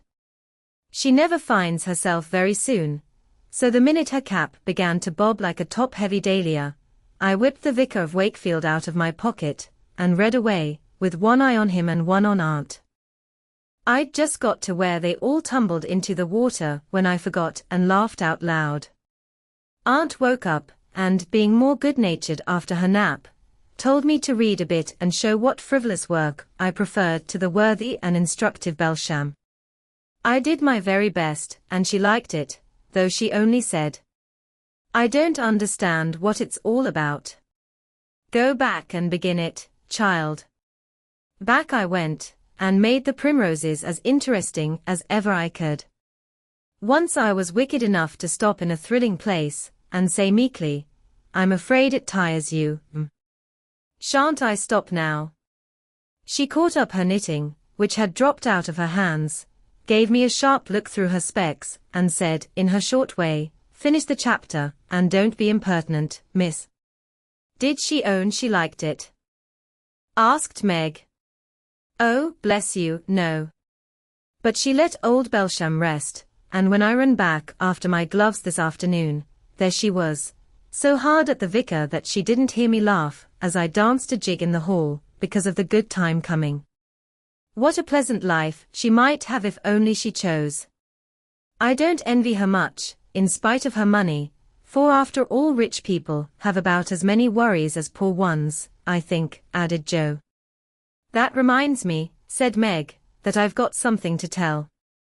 It isn't funny, like Joe's story, but I thought about it a good deal as I came home. At the King's today, I found everybody in a flurry, and one of the children said that her oldest brother had done something dreadful, and Papa had sent him away. I heard Mrs. King crying and Mr. King talking very loud, and Grace and Ellen turned away their faces when they passed me, so I shouldn't see how red and swollen their eyes were. I didn't ask any questions, of course, but I felt so sorry for them and was rather glad I hadn't any wild brothers to do wicked things and disgrace the family. I think being disgraced in school is a great deal tryinger than anything bad boys can do," said Amy, shaking her head, as if her experience of life had been a deep one. "Susie Perkins came to school today with a lovely red carnelian ring. I wanted it dreadfully, and wished I was her with all my might. Well, she drew a picture of Mr. Davis, with a monstrous nose and a hump, and the words, 'Young ladies, my eye is upon you,' coming out of his mouth in a balloon thing. We were laughing over it when all of a sudden his eye was on us, and he ordered Susie to bring up her slate. She was paralyzed with fright, but she went, and oh, what do you think he did? He took her by the ear. Just fancy how horrid, and led her to the recitation platform, and made her stand there half an hour, holding the slate so everyone could see." "Didn't the girls laugh at the picture?" asked Joe, who relished the scrape. "Laugh? Not one. They sat still as mice, and Susie cried quarts. I know she did. I didn't envy her then, for I felt that millions of carnelian rings wouldn't have made me happy after that.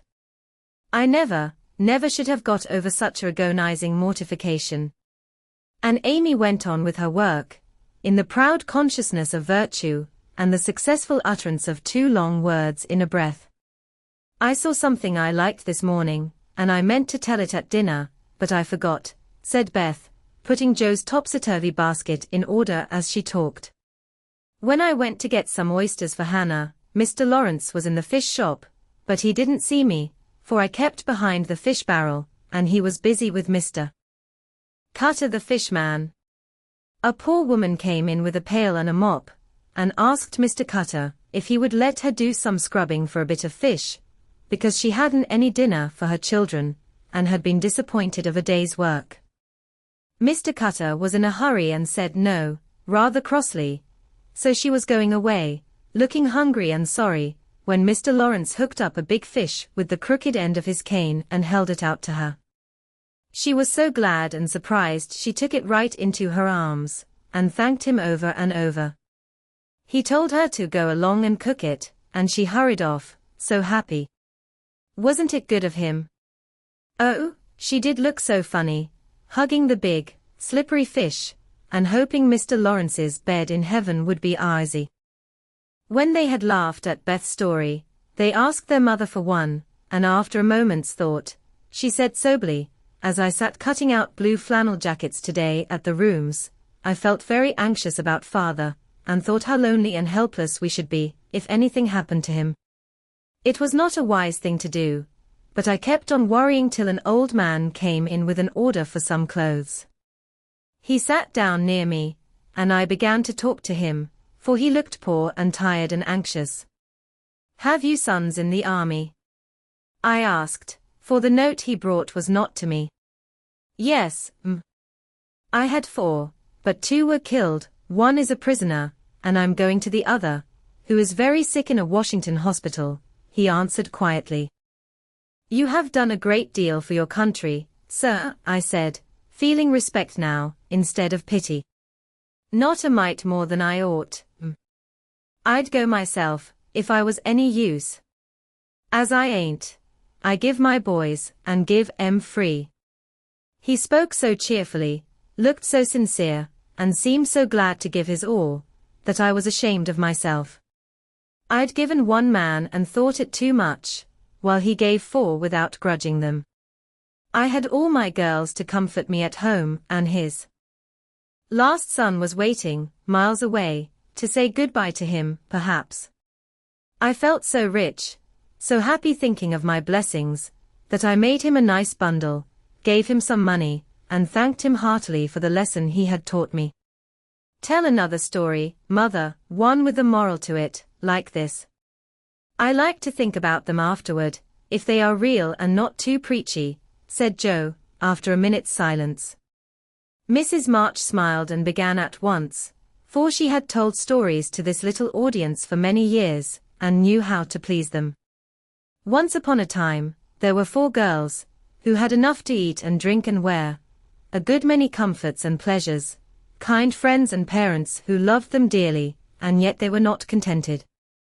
Here the listeners stole sly looks at one another, and began to sew diligently. These girls were anxious to be good and made many excellent resolutions, but they did not keep them very well, and were constantly saying, "If only we had this," or "If we could only do that," quite forgetting how much they already had, and how many things they actually could do. So they asked an old woman what spell they could use to make them happy, and she said, "When you feel discontented, think over your blessings, and be grateful."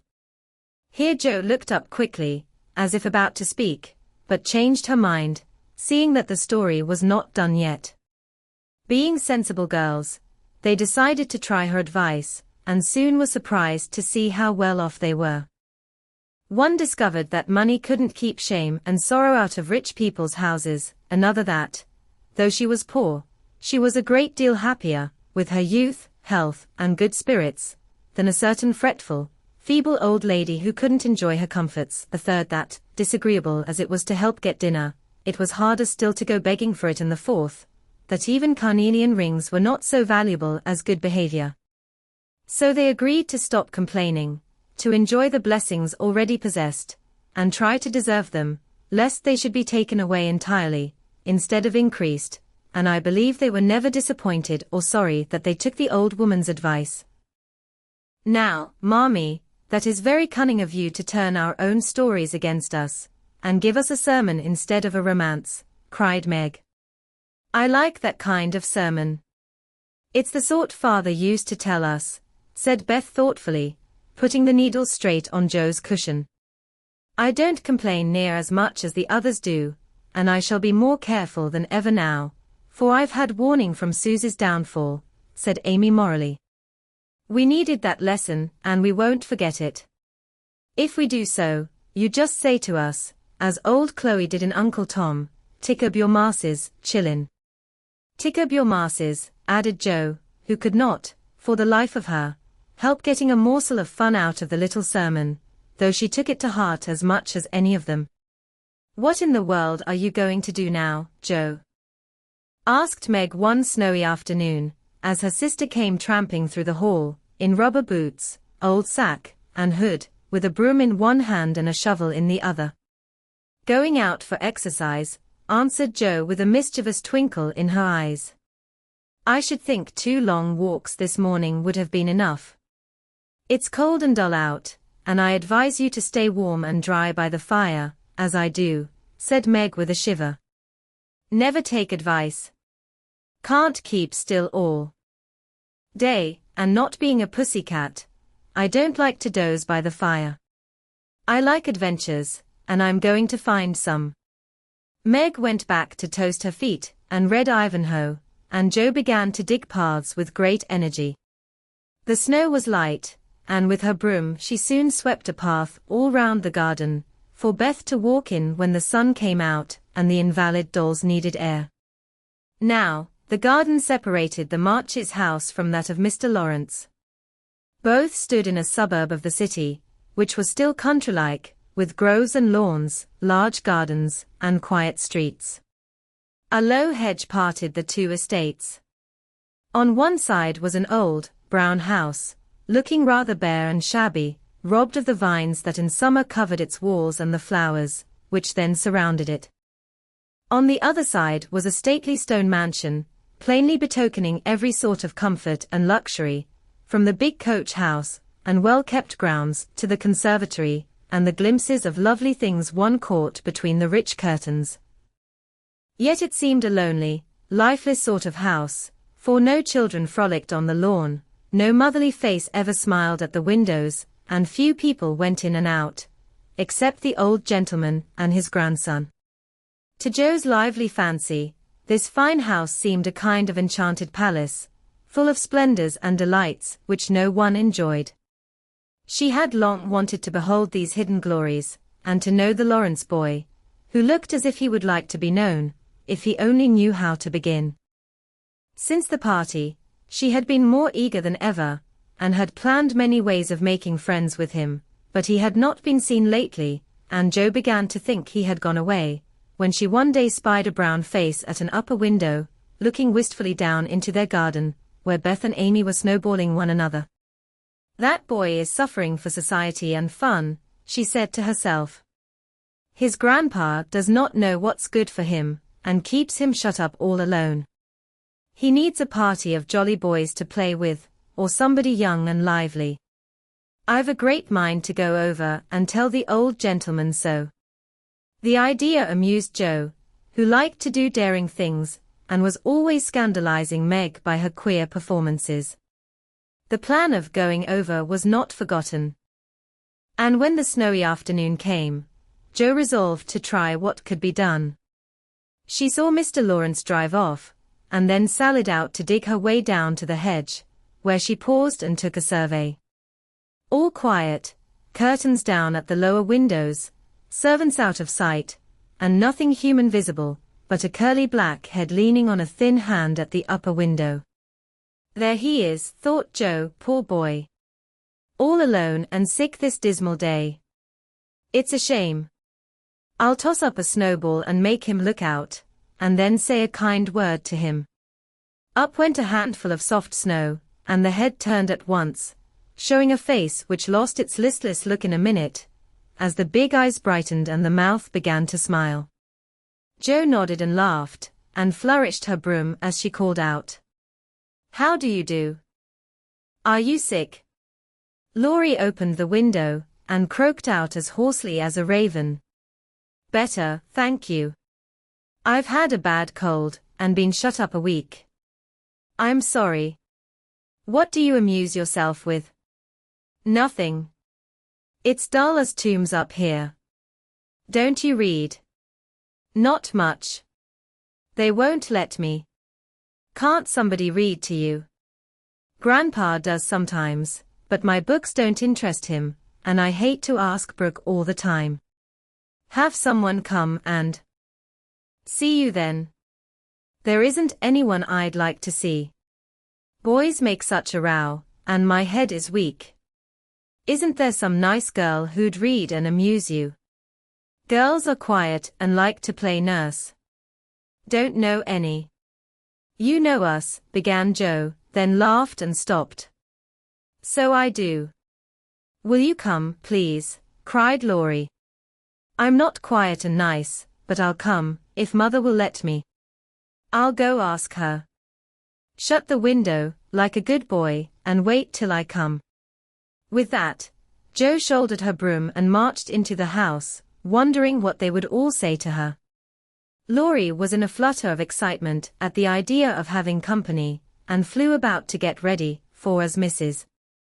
March said. He was the little gentleman, and did honor to the coming guest by brushing his curly pate, putting on a fresh color, and trying to tidy up the room, which in spite of half a dozen servants, was anything but neat.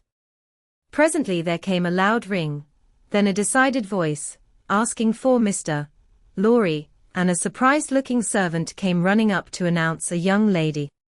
"All right, show her up, it's Miss Jo," said Laurie, going to the door of his little parlor to meet Jo, who appeared, looking rosy and quite at her ease, with a covered dish in one hand and Beth's 3 kittens in the other.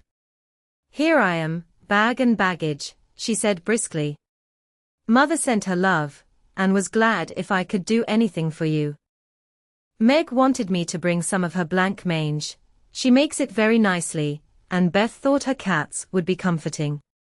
I knew you'd laugh at them, but I couldn't refuse, she was so anxious to do something." It so happened that Beth's funny loan was just the thing, for in laughing over the kits, Laurie forgot his bashfulness, and grew sociable at once. "That looks too pretty to eat," he said, smiling with pleasure, as Jo uncovered the dish, and showed the blanc mange, surrounded by a garland of green leaves, and the scarlet flowers of Amy's pet geranium.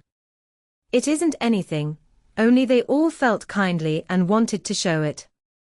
Tell the girl to put it away for your tea. It's so simple you can eat it, and being soft, it will slip down without hurting your sore throat. What a cozy room this is. It might be if it was kept nice, but the maids are lazy, and I don't know how to make them mind. It worries me though. I'll write it up in 2 minutes, for it only needs to have the hearth brushed, so, and the things made straight on the mantelpiece, so, and the books put here, and the bottles there, and your sofa turned from the light, and the pillows plumped up a bit. Now then, you're fixed." And so he was, for, as she laughed and talked, Jo had whisked things into place and given quite a different air to the room.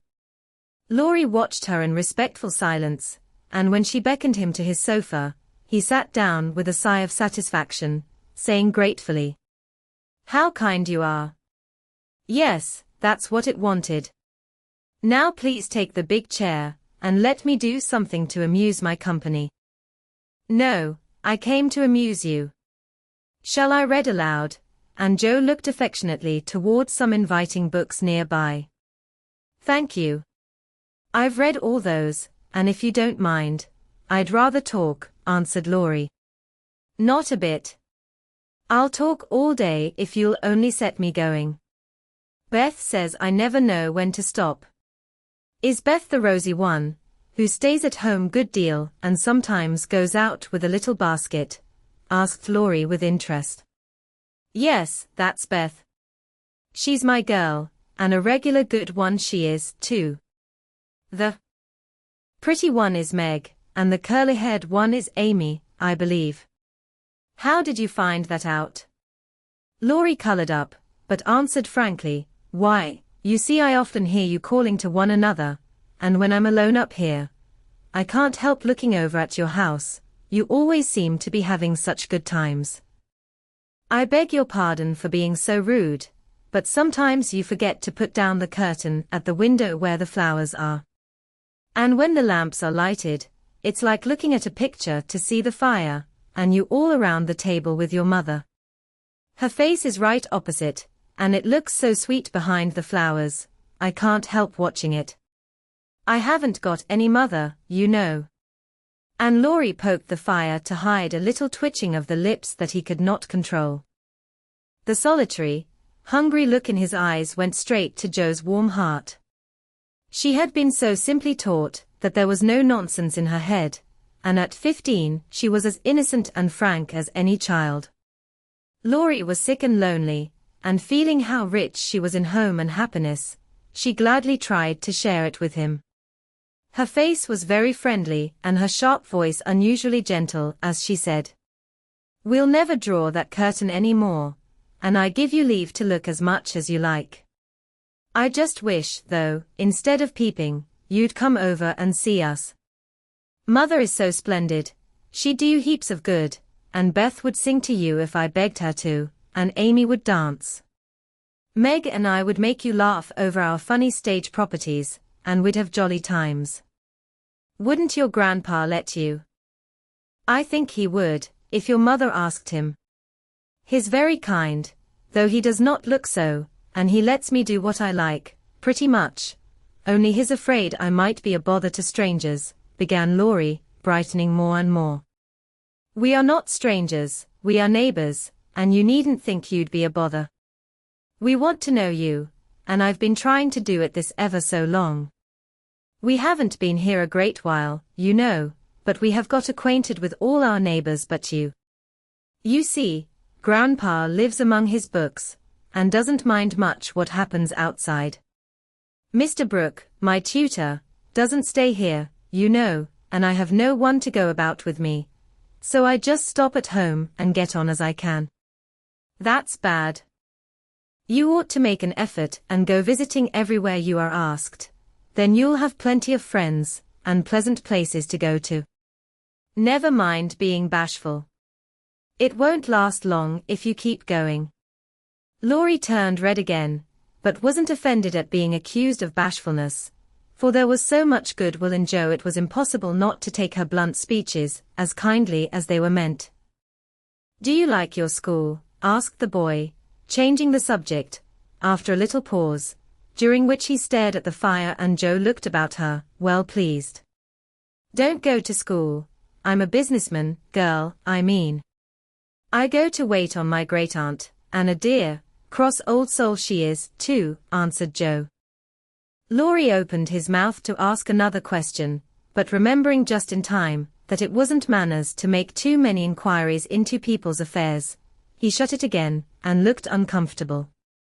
Jo liked his good breeding, and didn't mind having a laugh at Aunt March. So she gave him a lively description of the fidgety old lady, her fat poodle, the parrot that talked Spanish, and the library where she revelled. Laurie enjoyed that immensely, and when she told about the prim old gentleman who came once to woo Aunt March, and in the middle of a fine speech, how Paul had tweaked his wig off to his great dismay, the boy lay back and laughed till the tears ran down his cheeks, and a maid popped her head in to see what was the matter. Oh, that does me no end of good. Tell on, please, he said, taking his face out of the sofa cushion, red and shining with merriment. Much elated with her success, Jo did tell on, all about their plays and plans, their hopes and fears for father, and the most interesting events of the little world in which the sisters lived. Then they got to talking about books, and to Jo's delight, she found that Laurie loved them as well as she did, and had read even more than herself. If you like them so much, come down and see ours. Grandfather is out, so you needn't be afraid, said Laurie, getting up. I'm not afraid of anything, returned Jo, with a toss of the head. I don't believe you are, exclaimed the boy, looking at her with much admiration, though he privately thought she would have good reason to be a trifle afraid of the old gentleman, if she met him in some of his moods. The atmosphere of the whole house being summer-like, Laurie led the way from room to room, letting Jo stop to examine whatever struck her fancy. And so, at last they came to the library, where she clapped her hands and pranced, as she always did when especially delighted. It was lined with books, and there were pictures and statues, and distracting little cabinets full of coins and curiosities, and sleepy hollow chairs, and queer tables, and bronzes, and best of all, a great open fireplace with quaint tiles all round it. What richness, sighed Jo, sinking into the depth of a velour chair, and gazing about her with an air of intense satisfaction. Theodore Laurence, you ought to be the happiest boy in the world, she added impressively.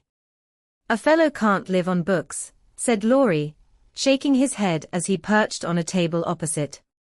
Before he could say more, a bell rang, and Jo flew up, exclaiming with alarm, "Mercy me! It's your grandpa." "Well, what if it is? You are not afraid of anything, you know," returned the boy, looking wicked. "I think I am a little bit afraid of him, but I don't know why I should be. Mommy said I might come, and I don't think you're any the worse for it," said Jo, composing herself, though she kept her eyes on the door. "I'm a great deal better for it, and ever so much obliged. I'm only afraid you are very tired of talking to me." "It was so pleasant, I couldn't bear to stop," said Laurie gratefully. "The doctor to see you, sir," and the maid beckoned as she spoke. "Would you mind if I left you for a minute?" "I suppose I must see him," said Laurie. "Don't mind me. I'm happy as a cricket here," answered Joe. Laurie went away, and his guest amused herself in her own way.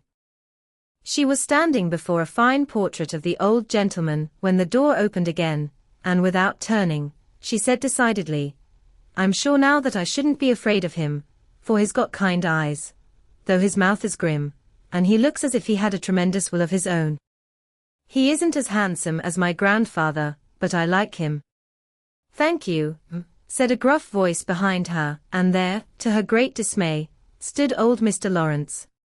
Poor Jo blushed till she couldn't blush any redder, and her heart began to beat uncomfortably fast as she thought what she had said. For a minute a wild desire to run away possessed her, but that was cowardly, and the girls would laugh at her, so she resolved to stay and get out of the scrape as she could. A second look showed her that the living eyes, under the bushy eyebrows, were kinder even than the painted ones, and there was a sly twinkle in them, which lessened her fear a good deal. The gruff voice was gruffer than ever, as the old gentleman said abruptly, after the dreadful pause, "So you're not afraid of me, hey?" "Not much, sir." "And you don't think me as handsome as your grandfather?" "Not quite, sir." "And I've got a tremendous will, have I?" "I only said I thought so." "But you like me in spite of it?" "Yes, I do, sir." That answer pleased the old gentleman. He gave a short laugh, shook hands with her, and putting his finger under her chin, turned up her face, examined it gravely, and let it go, saying with a nod, "You've got your grandfather's spirit, if you haven't his face. He was a fine man, my dear, but what is better, he was a brave and an honest one, and I was proud to be his friend." "Thank you, sir," and Jo was quite comfortable after that, for it suited her exactly. "What have you been doing to this boy of mine, hey?" was the next question, sharply put. "Only trying to be neighborly, sir." And Jo told how her visit came about. "You think he needs cheering up a bit, do you?" "Yes, sir, he seems a little lonely, and young folks would do him good perhaps. We are only girls, but we should be glad to help if we could, for we don't forget the splendid Christmas present you sent us," said Jo eagerly. "Tut, tut, tut. That was the boy's affair. How is the poor woman?" "Doing nicely, sir." And off went Jo, talking very fast, as she told all about the Hummels, in whom her mother had interested richer friends than they were. Just her father's way of doing good. "I shall come and see your mother some fine day. Tell her so. There's the tea bell, we have it early on the boy's account. Come down and go on being neighborly. If you'd like to have me, sir. Shouldn't ask you, if I didn't." And Mr. Laurence offered her his arm with old-fashioned courtesy. What would Meg say to this? Thought Jo, as she was marched away, while her eyes danced with fun as she imagined herself telling the story at home. "Hey! Why, what the dickens has come to the fellow?" said the old gentleman, as Laurie came running downstairs and brought up with a start of surprise at the astounding sight of Jo arm in arm with his redoubtable grandfather. "I didn't know you'd come, sir," he began, as Jo gave him a triumphant little glance. "That's evident, by the way you rack it downstairs. Come to your tea, sir, and behave like a gentleman." And having pulled the boy's hair by way of a caress, Mr. Laurence walked on, while Laurie went through a series of comic evolutions behind their backs, which nearly produced an explosion of laughter from Jo. The old gentleman did not say much as he drank his 4 cups of tea, but he watched the young people, who soon chatted away like old friends, and the change in his grandson did not escape him. There was color, light, and life in the boy's face now, vivacity in his manner, and genuine merriment in his laugh. She's right, the lad is lonely. I'll see what these little girls can do for him, thought Mr. Laurence, as he looked and listened. He liked Jo, for her odd, blunt ways suited him, and she seemed to understand the boy almost as well as if she had been one herself. If the Laurences had been what Jo called prim and poky, she would not have got on at all, for such people always made her shy and awkward. But finding them free and easy, she was so herself, and made a good impression. When they rose she proposed to go, but Laurie said he had something more to show her, and took her away to the conservatory, which had been lighted for her benefit. It seemed quite fairy-like to Jo, as she went up and down the walks, enjoying the blooming walls on either side, the soft light, the damp sweet air, and the wonderful vines and trees that hung about her, while her new friend cut the finest flowers till his hands were full. Then he tied them up, saying, with the happy look Jo liked to see, "Please give these to your mother, and tell her I like the medicine she sent me very much." They found Mr. Laurence standing before the fire in the great drawing-room, but Jo's attention was entirely absorbed by a grand piano, which stood open. "Do you play?" she asked, turning to Laurie with a respectful expression. "Sometimes," he answered modestly. "Please do now. I want to hear it, so I can tell Beth." "Won't you first?" "Don't know how. Too stupid to learn, but I love music dearly." So Laurie played and Jo listened, with her nose luxuriously buried in heliotrope and tea roses. Her respect and regard for the Laurence boy increased very much, for he played remarkably well, and didn't put on any airs.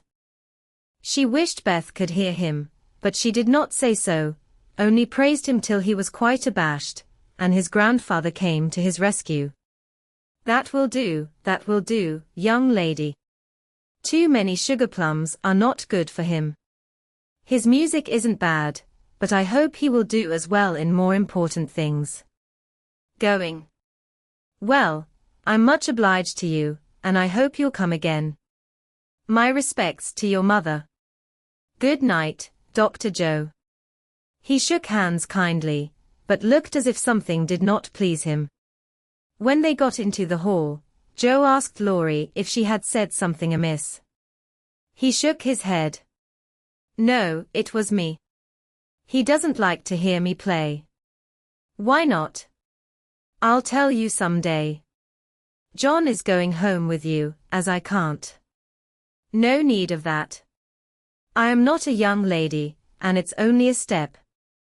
"Take care of yourself, won't you?" "Yes, but you will come again, I hope. If you promise to come and see us after you are well." "I will. Good night, Laurie." "Good night, Jo, good night." When all the afternoon's adventures had been told, the family felt inclined to go visiting in a body, for each found something very attractive in the big house on the other side of the hedge. Mrs. March wanted to talk of her father with the old man, who had not forgotten him. Meg longed to walk in the conservatory, Beth sighed for the grand piano, and Amy was eager to see the fine pictures and statues. "Mother, why didn't Mr. Laurence like to have Laurie play?" asked Jo, who was of an inquiring disposition. "I am not sure, but I think it was because his son, Laurie's father, married an Italian lady, a musician, which displeased the old man, who is very proud. The lady was good and lovely and accomplished, but he did not like her, and never saw his son after he married. They both died when Laurie was a little child, and then his grandfather took him home.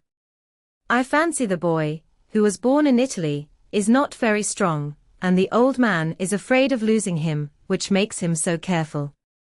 Laurie comes naturally by his love of music, for he is like his mother, and I dare say his grandfather fears that he may want to be a musician. At any rate, his skill reminds him of the woman he did not like, and so he glowered as Jo said. "Dear me, how romantic," exclaimed Meg. How silly, said Joe. Let him be a musician if he wants to, and not plague his life out sending him to college, when he hates to go. That's why he has such handsome black eyes and pretty manners, I suppose. Italians are always nice, said Meg, who was a little sentimental. What do you know about his eyes and his manners? You never spoke to him, hardly, cried Joe, who was not sentimental. I saw him at the party, and what you tell shows that he knows how to behave. That was a nice little speech about the medicine mother sent him. He meant the blank mange, I suppose. How stupid you are, child. He meant you, of course. Did he? And Joe opened her eyes, as if it had never occurred to her before. I never saw such a girl. You don't know a compliment when you get it, said Meg, with the air of a young lady who knew all about the matter. I think they are great nonsense, and I'll thank you not to be silly and spoil my fun. Laurie's a nice boy and I like him, and I won't have any sentimental stuff about compliments and such rubbish. We'll all be good to him, because he hasn't got any mother, and he may come over and see us, mayn't he, Mommy? Yes, Joe, your little friend is very welcome, and I hope Meg will remember that children should be children as long as they can. I don't call myself a child, and I'm not in my teens yet, observed Amy. What do you say, Beth? I was thinking about our Pilgrim's Progress, answered Beth, who had not heard a word. How we got out of the slough and through the wicket gate by resolving to be good, and up the steep hill by trying, and that maybe the house over there, full of splendid things, is going to be our palace beautiful. We have got to get by the lions first, said Joe, as if she rather liked the prospect. The big house did prove a palace beautiful, though it took some time for all to get in, and Beth found it very hard to pass the lions. Old Mr. Laurence was the biggest one, but after he had called, said something funny or kind to each one of the girls, and talked over old times with their mother, nobody felt much afraid of him, except timid Beth. The other lion was the fact that they were poor and Laurie rich, for this made them shy of accepting favors, which they could not return. But after a while, they found that he considered them the benefactors, and could not do enough to show how grateful he was for Mrs. March's motherly welcome, their cheerful society, and the comfort he took in that humble home of theirs. So they soon forgot their pride and interchanged kindnesses, without stopping to think which was the greater. All sorts of pleasant things happened about that time, for the new friendship flourished like grass in spring. Every one liked Laurie, and he privately informed his tutor that the Marches were regularly splendid girls. With the delightful enthusiasm of youth, they took the solitary boy into their midst and made much of him, and he found something very charming in the innocent companionship of these simple-hearted girls.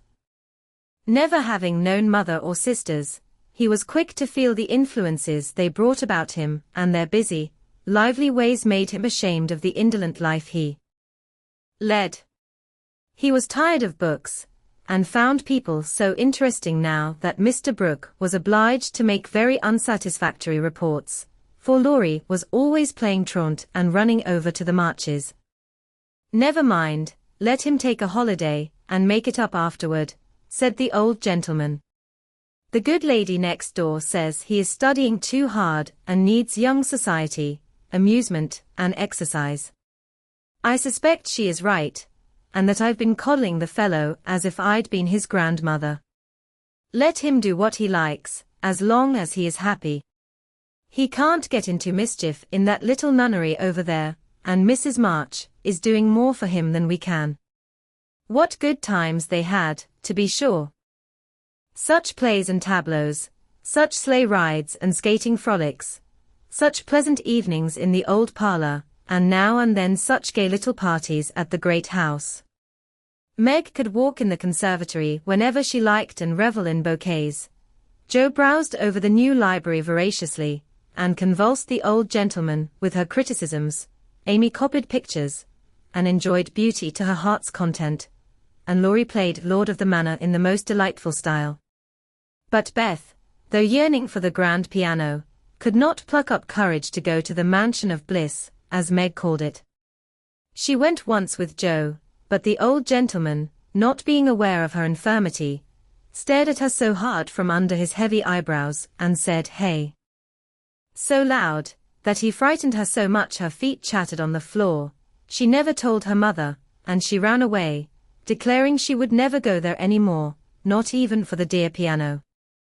No persuasions or enticements could overcome her fear, till, the fact coming to Mr. Lawrence's ear in some mysterious way, he set about mending matters. During one of the brief calls he made, he artfully led the conversation to music, and talked away about great singers whom he had seen, fine organs he had heard, and told such charming anecdotes that Beth found it impossible to stay in her distant corner, but crept nearer and nearer, as if fascinated. At the back of his chair she stopped and stood listening, with her great eyes wide open, and her cheeks red with excitement of this unusual performance. Taking no more notice of her than if she had been a fly, Mr. Laurence talked on about Laurie's lessons and teachers. And presently, as if the idea had just occurred to him, he said to Mrs. March, "The boy neglects his music now, and I'm glad of it, for he was getting too fond of it. But the piano suffers for want of use. Wouldn't some of your girls like to run over and practice on it now and then, just to keep it in tune, you know?" Beth took a step forward, and pressed her hands tightly together to keep from clapping them, for this was an irresistible temptation, and the thought of practicing on that splendid instrument quite took her breath away. Before Mrs. March could reply, Mr. Laurence went on with an odd little nod and smile. "They needn't see or speak to anyone, but run in at any time. For I'm shut up in my study at the other end of the house. Laurie is out a great deal, and the servants are never near the drawing-room after 9 o'clock. Here he rose, as if going, and Beth made up her mind to speak, for that last arrangement left nothing to be desired. "Please, tell the young ladies what I say, and if they don't care to come, why, never mind." Here a little hand slipped into his, and Beth looked up at him with a face full of gratitude, as she said, in her earnest yet timid way, "Oh sir, they do care, very very much." "Are you the musical girl?" he asked, without any startling "hey," as he looked down at her very kindly.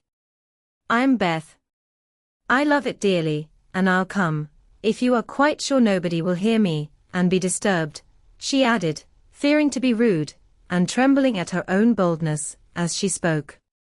"Not a soul, my dear.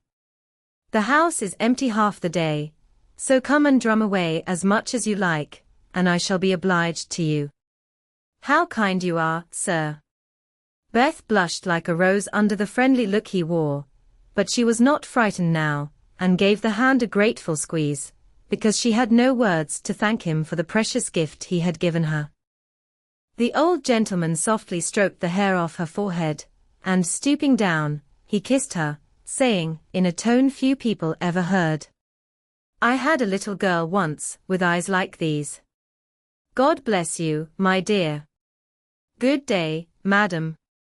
And away he went, in a great hurry. Beth had a rapture with her mother, and then rushed up to impart the glorious news to her family of invalids, as the girls were not home. How blithely she sang that evening, and how they all laughed at her, because she woke Amy in the night by playing the piano on her face in her sleep. Next day, having seen both the old and young gentlemen out of the house, Beth, after 2 or 3 retreats, fairly got in at the side door, and made her way as noiselessly as any mouse to the drawing-room where her idol stood.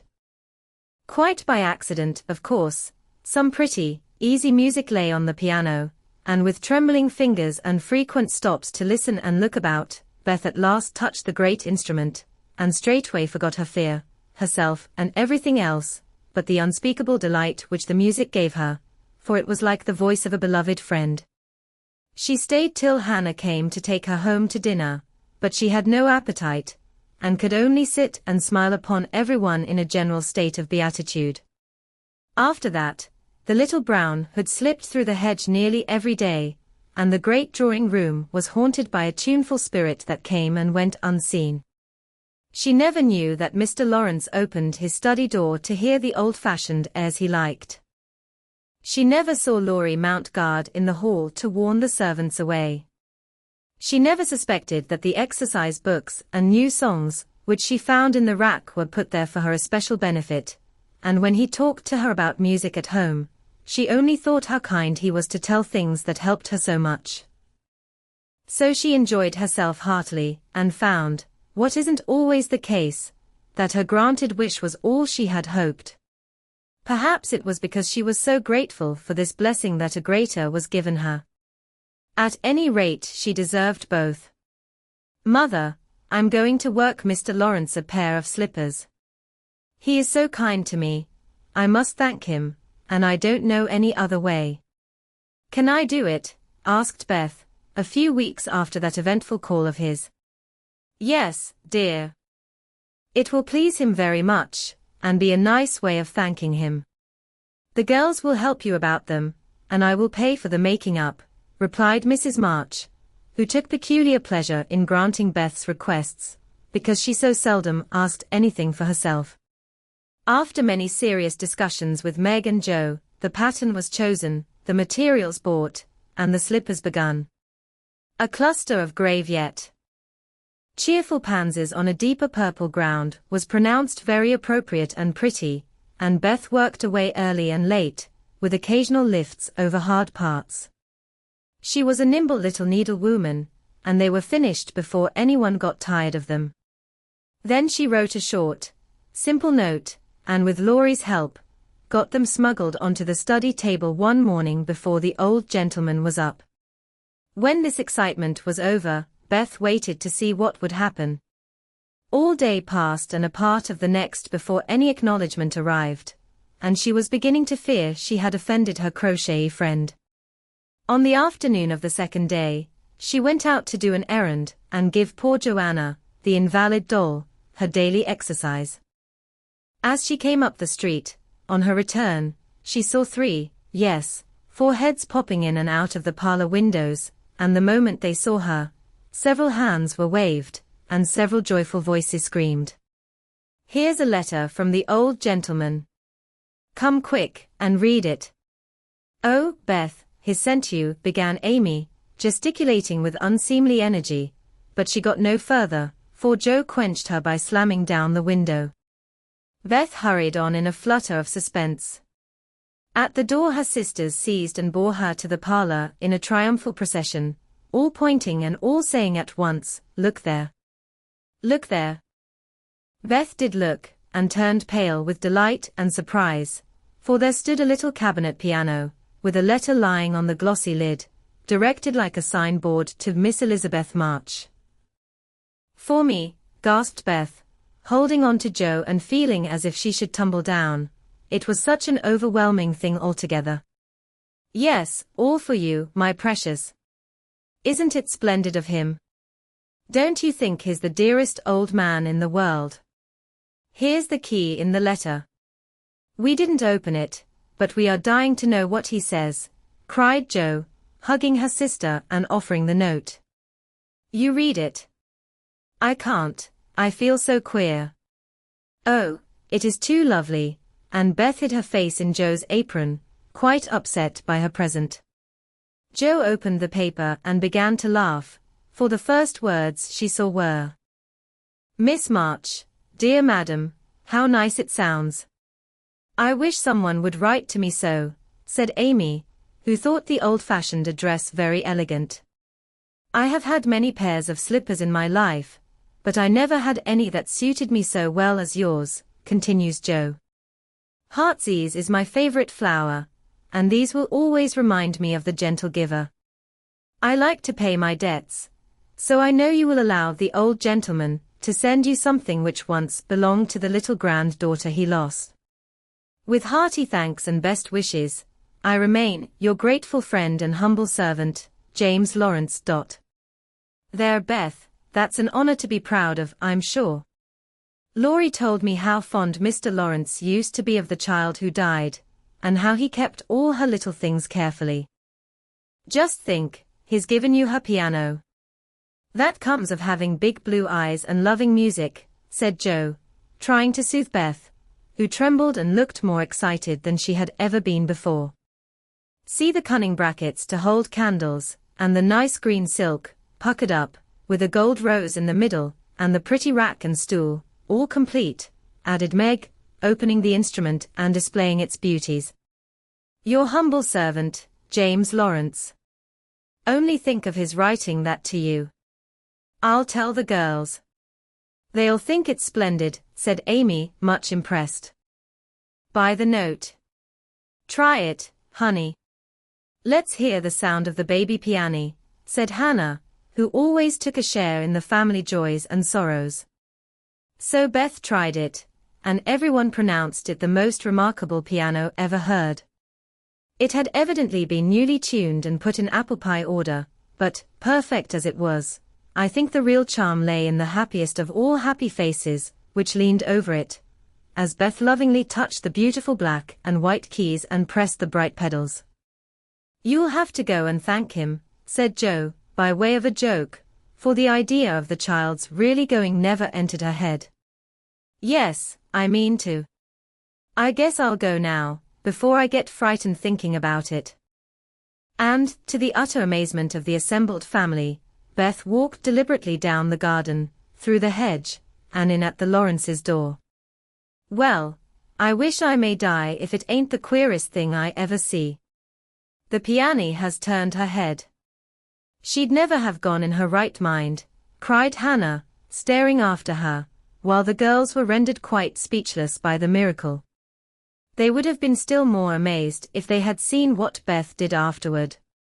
If you will believe me, she went and knocked at the study door before she gave herself time to think, and when a gruff voice called out, "Come in," she did go in, right up to Mr. Lawrence, who looked quite taken aback, and held out her hand, saying, with only a small quaver in her voice, "I came to thank you, sir, for—" But she didn't finish, for he looked so friendly that she forgot her speech, and only remembering that he had lost the little girl he loved, she put both arms round his neck and kissed him. If the roof of the house had suddenly flown off, the old gentleman wouldn't have been more astonished. But he liked it. Oh dear, yes, he liked it amazingly. Anne was so touched and pleased by that confiding little kiss that all his crustiness vanished, and he just set her on his knee, and laid his wrinkled cheek against her rosy one, feeling as if he had got his own little granddaughter back again. Beth ceased to fear him from that moment, and sat there talking to him as cosily as if she had known him all her life, for love casts out fear, and gratitude can conquer pride. When she went home, he walked with her to her own gate, shook hands cordially, and touched his hat as he marched back again, looking very stately and erect, like a handsome, soldierly old gentleman, as he was. When the girls saw that performance, Joe began to dance a jig. By way of expressing her satisfaction, Amy nearly fell out of the window in her surprise, and Meg exclaimed, with uplifted hands, "Well, I do believe the world is coming to an end." Amy's valley of humiliation, "That boy is a perfect cyclops, isn't he?" said Amy one day, as Laurie clattered by on horseback, with a flourish of his whip as he passed. "How dare you say so, when he's got both his eyes? And very handsome ones they are, too," cried Joe, who resented any slighting remarks about her friend. "I didn't say anything about his eyes, and I don't see why you need fire up when I admire his riding." "Oh, my goodness. That little goose means a centaur, and she called him a cyclops," exclaimed Joe, with a burst of laughter. "You needn't be so rude, it's only a lapse of lingy, as Mr. Davis says," retorted Amy, finishing Joe with her Latin. "I just wish I had a little of the money Laurie spends on that horse," she added, as if to herself, yet hoping her sisters would hear. "Why?" asked Meg kindly, for Joe had gone off in another laugh at Amy's second blunder. "I need it so much. I'm dreadfully in debt, and it won't be my turn to have the rag money for a month." "In debt, Amy? What do you mean?" And Meg looked sober. "Why, I owe at least a dozen pickled limes, and I can't pay them, you know, till I have money, for Mommy forbade my having anything charged at the shop. Tell me all about it. Are limes the fashion now? It used to be pricking bits of rubber to make balls. And Meg tried to keep her countenance. Amy looked so grave and important. Why, you see, the girls are always buying them, and unless you want to be thought mean, you must do it too. It's nothing but limes now, for everyone is sucking them in their desks in school time, and trading them off for pencils, bead rings, paper dolls, or something else at recess. If one girl likes another, she gives her a lime. If she's mad with her, she eats one before her face, and doesn't offer even a suck. They treat by turns, and I've had ever so many, but haven't returned them, and I ought, for they are debts of honor, you know. How much will pay them off and restore your credit? Asked Meg, taking out her purse. A quarter would more than do it, and leave a few cents over for a treat for you. Don't you like limes? Not much. You may have my share. Here's the money. Make it last as long as you can, for it isn't very plenty, you know. Oh, thank you. It must be so nice to have pocket money. I'll have a grand feast, for I haven't tasted a lime this week. I felt delicate about taking any, as I couldn't return them, and I'm actually suffering for one. Next day Amy was rather late at school, but could not resist the temptation of displaying, with pardonable pride, a moist brown paper parcel, before she consigned it to the inmost recesses of her desk. During the next few minutes the rumor that Amy March had got 24 delicious limes, she ate one on the way, and was going to treat circulated through her set, and the attentions of her friends became quite overwhelming. Katie Brown invited her to her next party on the spot. Mary Kingsley insisted on lending her watch till recess, and Jenny Snow, a satirical young lady, who had basely twitted Amy upon her limeless state, promptly buried the hatchet, and offered to furnish answers to certain appalling sums. But Amy had not forgotten Miss Snow's cutting remarks about some persons whose noses were not too flat to smell other people's limes, and stuck-up people who were not too proud to ask for them, and she instantly crushed that Snow girl's hopes by the withering telegram: "You needn't be so polite all of a sudden, for you won't get any." A distinguished personage happened to visit the school that morning, and Amy's beautifully drawn maps received praise, which honor to her foe rankled in the soul of Miss Snow, and caused Miss March to assume the airs of a studious young peacock. But, alas, alas! Pride goes before a fall, and the revengeful Snow turned the tables with disastrous success. No sooner had the guest paid the usual stale compliments and bowed himself out, than Jenny, under pretense of asking an important question, informed Mr. Davis, the teacher, that Amy March had pickled limes in her desk. Now Mr. Davis had declared limes a contraband article, and solemnly vowed to publicly ferule the first person who was found breaking the law. This much enduring man had succeeded in banishing chewing gum after a long and stormy war, had made a bonfire of the confiscated novels and newspapers, had suppressed a private post office, had forbidden distortions of the face, nicknames, and caricatures, and done all that one man could do to keep 100 rebellious girls in order. Boys are trying enough to human patience, goodness knows, but girls are infinitely more so, especially to nervous gentlemen with tyrannical tempers, and no more talent for teaching than Dr. Blymer. Mr. Davis knew any quantity of Greek, Latin, algebra, and ologies of all sorts, so he was called a fine teacher, and manners, morals, feelings, and examples were not considered of any particular importance. It was a most unfortunate moment for denouncing Amy, and Jenny knew it. Mr. Davis had evidently taken his coffee too strong that morning. There was an east wind, which always affected his neuralgia, and his pupils had not done him the credit which he felt he deserved. Therefore, to use the expressive, if not elegant, language of a schoolgirl, he was as nervous as a witch and as cross as a bear. The word limes was like fire to powder, his yellow face flushed, and he rapped on his desk with an energy which made Jenny skip to her seat with unusual rapidity. "Young ladies, attention, if you please." At the stern order the buzz ceased, and 50 pairs of blue, black, grey, and brown eyes were obediently fixed upon his awful countenance. "Miss March, come to the desk."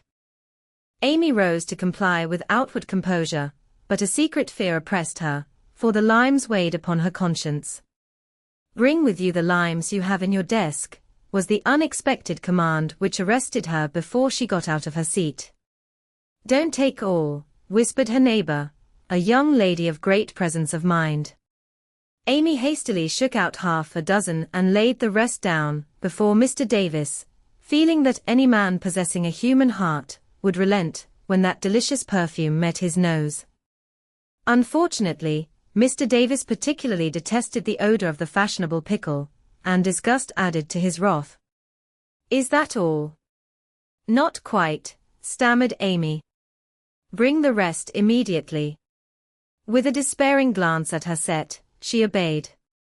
"You are sure there are no more?" "I never lie, sir." "So I see. Now take these disgusting things 2 by 2, and throw them out of the window."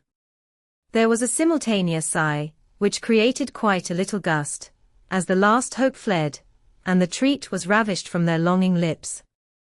Scarlet with shame and anger, Amy went to and fro 6 dreadful times, and as each doomed couple, looking so plump and juicy, fell from her reluctant hands, the shout from the street completed the anguish of the girls, for it told them that their feast was being exulted over by the little Irish children, who were their sworn foes.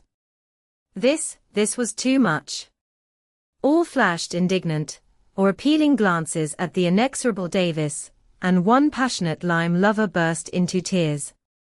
As Amy returned from her last trip, Mr. Davis gave a portentous hem, and said, in his most impressive manner, "Young ladies, you remember what I said to you a week ago. I am sorry this has happened, but I never allow my rules to be infringed, and I never break my word. Miss March, hold out your hand." Amy started, and put both hands behind her, turning on him an imploring look which pleaded for her better than the words she could not utter. She was rather a favorite with old Davis, as, of course, he was called, and it's my private belief that he would have broken his word if the indignation of one irrepressible young lady had not found vent in a hiss. That hiss, faint as it was, irritated the irascible gentleman and sealed the culprit's fate. "Your hand, Miss March," was the only answer her mute appeal received, and too proud to cry or beseech, Amy set her teeth, threw back her head defiantly, and bore without flinching several tingling blows on her little palm. They were neither many nor heavy, but that made no difference to her. For the first time in her life she had been struck, and the disgrace, in her eyes, was as deep as if he had knocked her down. "You will now stand on the platform till recess," said Mr. Davis, resolved to do the thing thoroughly, since he had begun. That was dreadful. It would have been bad enough to go to her seat, and see the pitying faces of her friends, or the satisfied ones of her few enemies, but to face the whole school, with that shame fresh upon her, seemed impossible, and for a second she felt as if she could only drop down where she stood, and break her heart with crying. A bitter sense of wrong and the thought of Jenny Snow helped her to bear it, and taking the ignominious place, she fixed her eyes on the stove funnel above what now seemed a sea of faces, and stood there, so motionless and white that the girls found it hard to study with that pathetic figure before them. During the 15 minutes that followed, the proud and sensitive little girl suffered a shame and pain which she never forgot. To others it might seem a ludicrous or trivial affair, but to her it was a hard experience, for during the 12 years of her life, she had been governed by love alone, and a blow of that sort had never touched her before. The smart of her hand and the ache of her heart were forgotten in the sting of the thought, "I shall have to tell at home, and they will be so disappointed in me." The 15 minutes seemed an hour, but they came to an end at last, and the word recess had never seemed so welcome to her before. "You can go, Miss March," said Mr. Davis, looking, as he felt, uncomfortable. He did not soon forget the reproachful glance Amy gave him, as she went, without a word to anyone, straight into the anteroom, snatched her things, and left the place forever, as she passionately declared to herself. She was in a sad state when she got home, and when the older girls arrived. Some time later, an indignation meeting was held at once. Mrs. March did not say much, but looked disturbed, and comforted her afflicted little daughter in her tenderest manner. Meg bathed the insulted hand with glycerine and tears. Beth felt that even her beloved kittens would fail as a balm for griefs like this. Joe wrathfully proposed that Mr. Davis be arrested without delay, and Hannah shook her fist at the villain and pounded potatoes for dinner as if she had him under her pestle. No notice was taken of Amy's flight, except by her mates, but the sharp-eyed demoiselles discovered that Mr. Davis was quite benignant in the afternoon, also unusually nervous.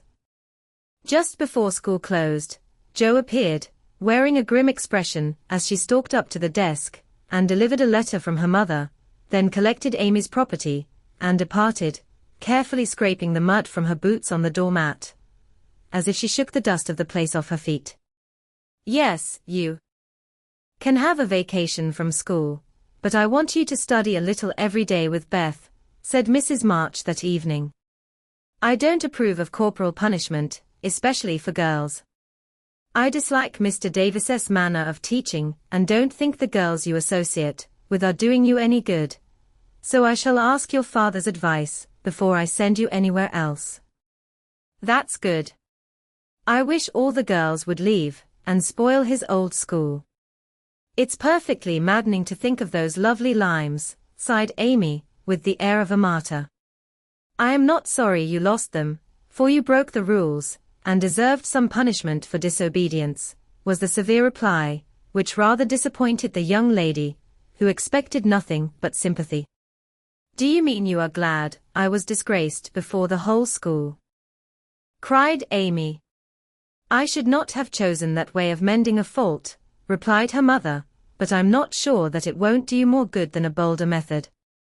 You are getting to be rather conceited, my dear, and it is quite time you set about correcting it.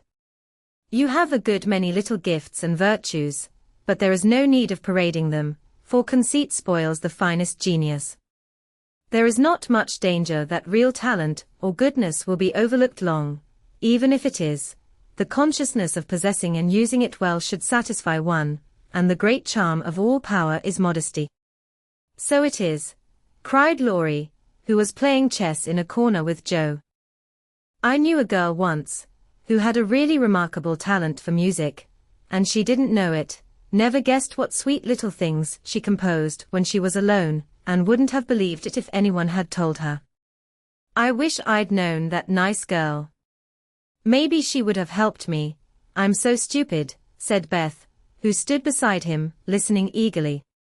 "You do know her, and she helps you better than anyone else could," answered Laurie, looking at her with such mischievous meaning in his merry black eyes that Beth suddenly turned very red, and hid her face in the sofa cushion, quite overcome by such an unexpected discovery. Jo let Laurie win the game to pay for that praise of her Beth, who could not be prevailed upon to play for them after her compliment. So Laurie did his best, and sang delightfully, being in a particularly lively humor, for to the Marches he seldom showed the moody side of his character. When he was gone, Amy, who had been pensive all evening, said suddenly, as if busy over some new idea, "Is Laurie an accomplished boy?" "Yes, he has had an excellent education, and has much talent. He will make a fine man, if not spoiled by petting," replied her mother. "And he isn't conceited, is he?" asked Amy. "Not in the least. That is why he is so charming and we all like him so much." "I see. It's nice to have accomplishments and be elegant, but not to show off or get perked up," said Amy thoughtfully. "These things are always seen and felt in a person's manner and conversations, if modestly used, but it is not necessary to display them," said Mrs. March. "Any more than it's proper to wear all your bonnets and gowns and ribbons at once. That folks may know you've got them, added Joe, and the lecture ended in a laugh. Girls, where are you going? Asked Amy, coming into their room one Saturday afternoon, and finding them getting ready to go out with an air of secrecy which excited her curiosity. Never mind. Little girls shouldn't ask questions, returned Joe sharply.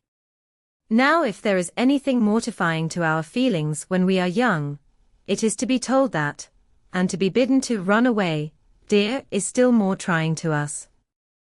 Amy bridled up at this insult, and determined to find out the secret, if she teased for an hour. Turning to Meg, who never refused her anything very long, she said coaxingly, do tell me.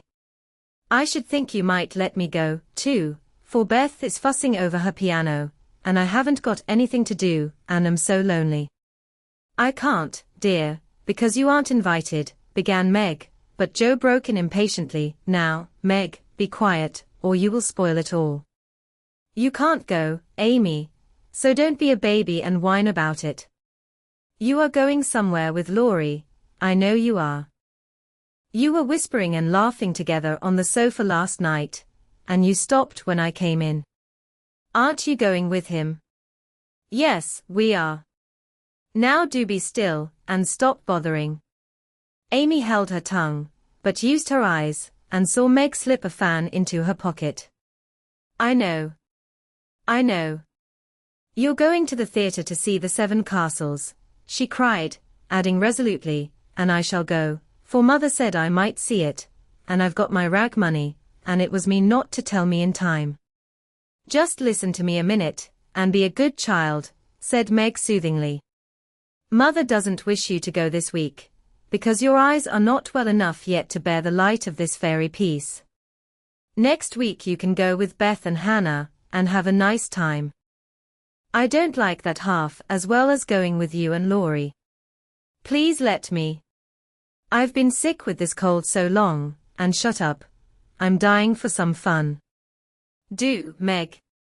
I'll be ever so good, pleaded Amy, looking as pathetic as she could. Suppose we take her. I don't believe Mother would mind, if we bundle her up well, began Meg.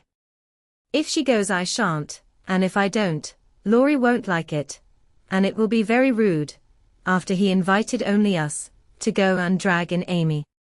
I should think she'd hate to poke herself where she isn't wanted, said Joe crossly, for she disliked the trouble of overseeing a fidgety child when she wanted to enjoy herself.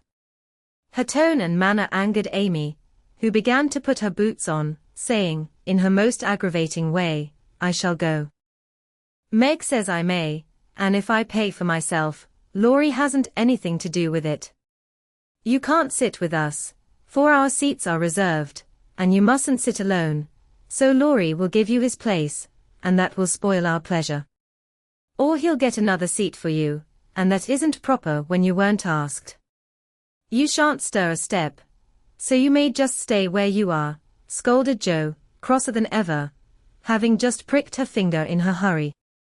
Sitting on the floor with one boot on, Amy began to cry and Meg to reason with her, when Laurie called from below, and the two girls hurried down, leaving their sister wailing. For now and then she forgot her grown-up ways and acted like a spoiled child. Just as the party was setting out, Amy called over the banisters in a threatening tone, You'll be sorry for this, Joe March, see if you ain't. Fiddlesticks, returned Joe, slamming the door.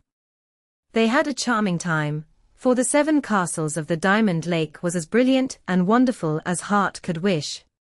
But in spite of the comical red imps, sparkling elves, and the gorgeous princes and princesses, Joe's pleasure had a drop of bitterness in it. The Fairy Queen's yellow curls reminded her of Amy, and between the acts, she amused herself with wondering what her sister would do to make her sorry for it. She and Amy had had many lively skirmishes in the course of their lives, for both had quick tempers, and were apt to be violent when fairly roused. Amy teased Joe, and Joe irritated Amy, and semi-occasional explosions occurred, of which both were much ashamed afterward. Although the oldest, Joe had the least self-control, and had hard times trying to curb the fiery spirit, which was continually getting her into trouble. Her anger never lasted long, and having humbly confessed her fault, she sincerely repented and tried to do better. Her sisters used to say that they rather liked to get Jo into a fury, because she was such an angel afterward. Poor Jo tried desperately to be good, but her bosom enemy was always ready to flame up and defeat her, and it took years of patient effort to subdue it. When they got home, they found Amy reading in the parlor. She assumed an injured air as they came in, never lifted her eyes from her book, or asked a single question. Perhaps curiosity might have conquered resentment, if Beth had not been there to inquire and receive a glowing description of the play. On going up to put away her best hat, Jo's first look was toward the bureau, for in their last quarrel Amy had soothed her feelings by turning Jo's top drawer upside down on the floor. Everything was in its place, however, and after a hasty glance into her various closets, bags, and boxes, Jo decided that Amy had forgiven and forgotten her wrongs. There Jo was mistaken, for next day she made a discovery which produced a tempest. Meg, Beth, and Amy were sitting together, late in the afternoon, when Jo burst into the room, looking excited and demanding breathlessly, "Has anyone taken my book?" Meg and Beth said, "No" at once, and looked surprised. Amy poked the fire and said nothing. Jo saw her color rise, and was down upon her in a minute. "Amy, you've got it." "No, I haven't." "You know where it is, then." "No, I don't." "That's a fib," cried Jo, taking her by the shoulders, and looking fierce enough to frighten a much braver child than Amy. "It isn't. I haven't got it, don't know where it is now, and don't care. You know something about it, and you'd better tell at once, or I'll make you." And Jo gave her a slight shake. "Scold as much as you like, you'll never see your silly old book again," cried Amy, getting excited in her turn.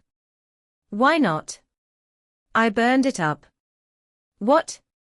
"My little book I was so fond of, and worked over, and meant to finish before Father got home." "Have you really burned it?" said Jo, turning very pale, while her eyes kindled and her hands clutched Amy nervously. "Yes, I did. I told you I'd make you pay for being so cross yesterday, and I have." So, Amy got no farther, for Jo's hot temper mastered her, and she shook Amy till her teeth chattered in her head, crying in a passion of grief and anger. "You wicked, wicked girl. I never can write it again, and I'll never forgive you as long as I live." Meg flew to rescue Amy, and Beth to pacify Jo, but Jo was quite beside herself, and with a parting box on her sister's ear, she rushed out of the room up to the old sofa in the garret, and finished her fight alone. The storm cleared up below, for Mrs. March came home, and having heard the story, soon brought Amy to a sense of the wrong she had done her sister. Jo's book was the pride of her heart, and was regarded by her family as a literary sprout of great promise. It was only half a dozen little fairy tales, but Jo had worked over them patiently, putting her whole heart into her work, hoping to make something good enough to print. She had just copied them with great care, and had destroyed the old manuscript, so that Amy's bonfire had consumed the loving work of several years. It seemed a small loss to others, but to Jo it was a dreadful calamity, and she felt that it never could be made up to her. Beth mourned as for a departed kitten, and Meg refused to defend her pet. Mrs. March looked grave and grieved, and Amy felt that no one would love her till she had asked pardon for the act, which she now regretted more than any of them. When the tea bell rang, Jo appeared, looking so grim and unapproachable that it took all Amy's courage to say meekly, "Please forgive me, Jo. I'm very, very sorry." "I never shall forgive you," was Jo's stern answer, and from that moment she ignored Amy entirely. No one spoke of the great trouble, not even Mrs. March, for all had learned by experience that when Jo was in that mood words were wasted, and the wisest course was to wait till some little accident, or her own generous nature, softened Joe's resentment and healed the breach. It was not a happy evening, for though they sewed as usual, while their mother read aloud from Bramer, Scott, or Edgeworth, something was wanting, and the sweet home peace was disturbed. They felt this most when singing time came, for Beth could only play. Joe stood dumb as a stone, and Amy broke down, so Meg and Mother sang alone. But in spite of their efforts to be as cheery as larks, the flute-like voices did not seem to chord as well as usual, and all felt out of tune. As Joe received her good-night kiss, Mrs. March whispered gently, "My dear, don't let the sun go down upon your anger. Forgive each other, help each other, and begin again tomorrow." Joe wanted to lay her head down on that motherly bosom, and cry her grief and anger all away, but tears were an unmanly weakness, and she felt so deeply injured that she really couldn't quite forgive yet. So she winked hard, shook her head, and said gruffly, because Amy was listening, "It was an abominable thing, and she doesn't deserve to be forgiven." With that she marched off to bed, and there was no merry or confidential gossip that night. Amy was much offended that her overtures of peace had been repulsed, and began to wish she had not humbled herself, to feel more injured than ever, and to plume herself on her superior virtue in a way which was particularly exasperating. Joe still looked like a thundercloud, and nothing went well all day. It was bitter cold in the morning. She dropped her precious turnover in the gutter. Aunt March had an attack of the fidgets. Meg was sensitive. Beth would look grieved and wistful when she got home, and Amy kept making remarks about people who were always talking about being good and yet wouldn't even try when other people set them a virtuous example.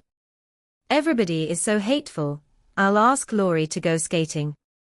He is always kind and jolly, and will put me to rights, I know," said Joe to herself, and off she went. Amy heard the clash of skates, and looked out with an impatient exclamation. "There!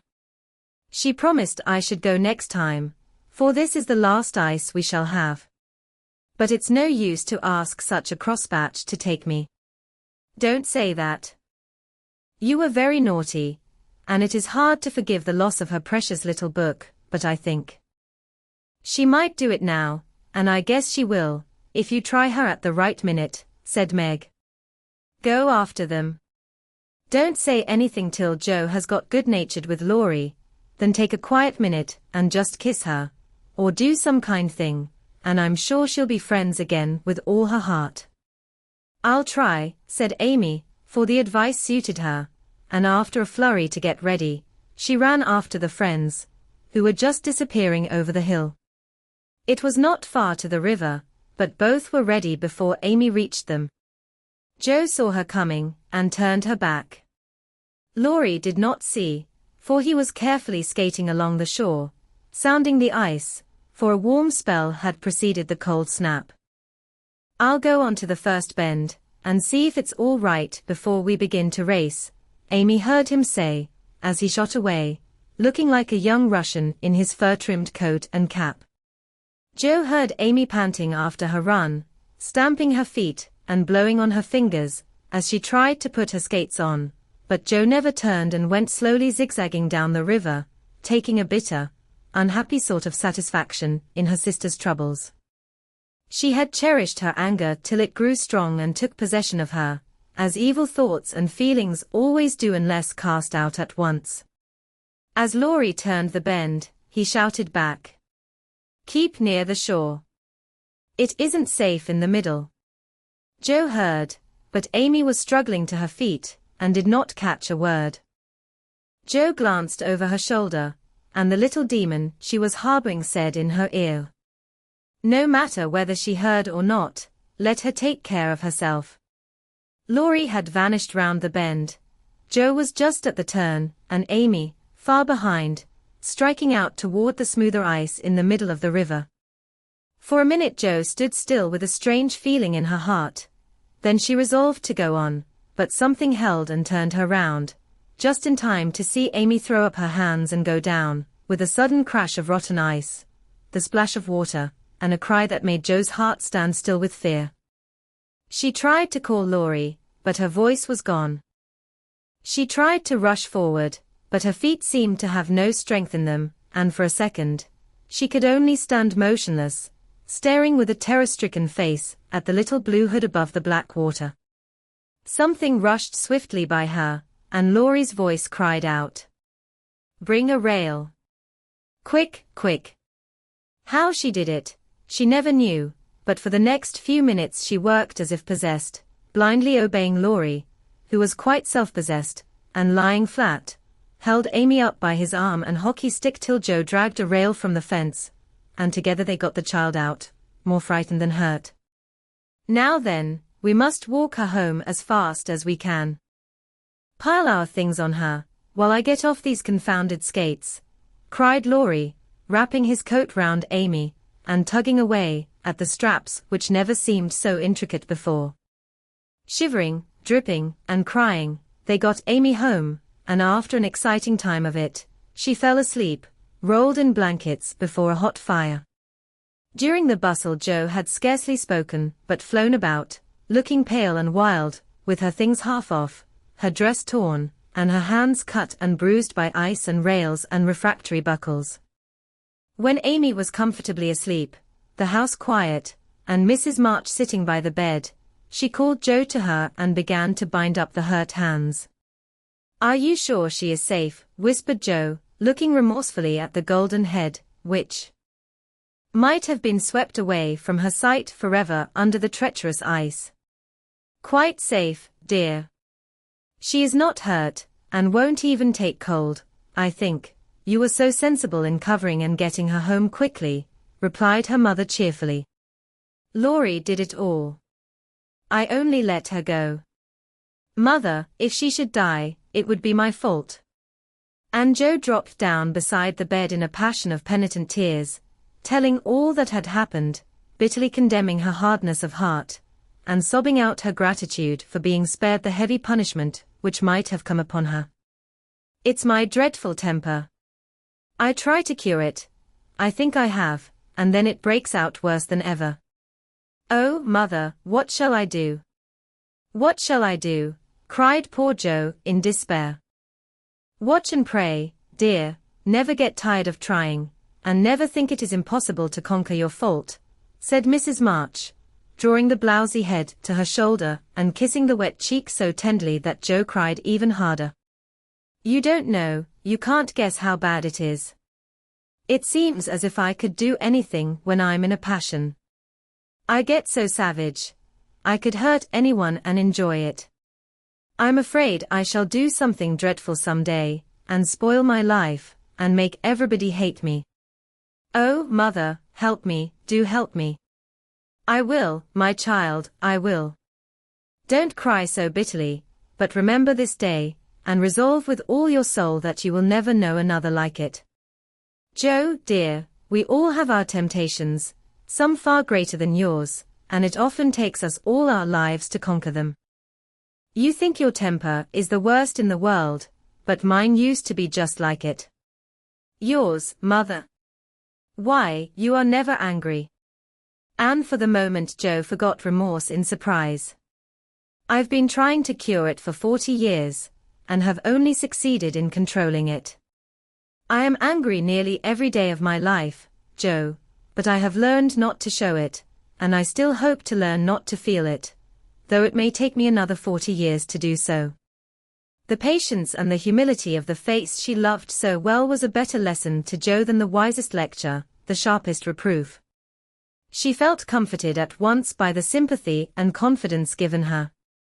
The knowledge that her mother had a fault like hers, and tried to mend it, made her own easier to bear and strengthened her resolution to cure it, though 40 years seemed rather a long time to watch and pray to a girl of 15. "Mother, are you angry when you fold your lips tight together and go out of the room sometimes, when Aunt March scolds, or people worry you?" asked Joe, feeling nearer and dearer to her mother than ever before. "Yes, I've learned to check the hasty words that rise to my lips, and when I feel that they mean to break out against my will, I just go away for a minute, and give myself a little shake for being so weak and wicked," answered Mrs. March with a sigh and a smile, as she smoothed and fastened up Joe's disheveled hair. "How did you learn to keep still?" "That is what troubles me, for the sharp words fly out before I know what I'm about, and the more I say the worse I get, till it's a pleasure to hurt people's feelings, and say dreadful things." "Tell me how you do it, Mommy dear." "My good mother used to help me, as you do us," interrupted Joe, with a grateful kiss. "But I lost her when I was a little older than you are, and for years had to struggle on alone, for I was too proud to confess my weakness to anyone else. I had a hard time, Joe, and shed a good many bitter tears over my failures, for in spite of my efforts I never seemed to get on. Then your father came, and I was so happy that I found it easy to be good. But by and by, when I had 4 little daughters round me and we were poor, then the old trouble began again, for I am not patient by nature, and it tried me very much to see my children wanting anything." "Poor mother. What helped you then?" "Your father, Joe. He never loses patience, never doubts or complains, but always hopes, and works and waits so cheerfully that one is ashamed to do otherwise before him. He helped and comforted me, and showed me that I must try to practice all the virtues I would have my little girls possess, for I was their example. It was easier to try for your sakes than for my own." A startled or surprised look from one of you when I spoke sharply rebuked me more than any words could have done, and the love, respect, and confidence of my children was the sweetest reward I could receive for my efforts to be the woman I would have them copy. "Oh, mother, if I'm ever half as good as you, I shall be satisfied," cried Joe, much touched. "I hope you will be a great deal better, dear, but you must keep watch over your bosom enemy, as father calls it, or it may sadden, if not spoil your life. You have had a warning. Remember it, and try with heart and soul to master this quick temper, before it brings you greater sorrow and regret than you have known today." "I will try, mother, I truly will. But you must help me, remind me, and keep me from flying out. I used to see father sometimes put his finger on his lips, and look at you with a very kind but sober face, and you always folded your lips tight and went away." "Was he reminding you then?" asked Joe softly. "Yes. I asked him to help me so, and he never forgot it, but saved me from many a sharp word by that little gesture and kind look." Joe saw that her mother's eyes filled and her lips trembled as she spoke, and fearing that she had said too much, she whispered anxiously, "Was it wrong to watch you and to speak of it? I didn't mean to be rude, but it's so comfortable to say all I think to you, and feel so safe and happy here. My Joe, you may say anything to your mother, for it is my greatest happiness and pride to feel that my girls confide in me and know how much I love them. I thought I'd grieved you." "No, dear, but speaking of father reminded me how much I miss him, how much I owe him, and how faithfully I should watch and work to keep his little daughters safe and good for him." "Yet you told him to go, mother, and didn't cry when he went, and never complain now, or seem as if you needed any help," said Joe, wondering.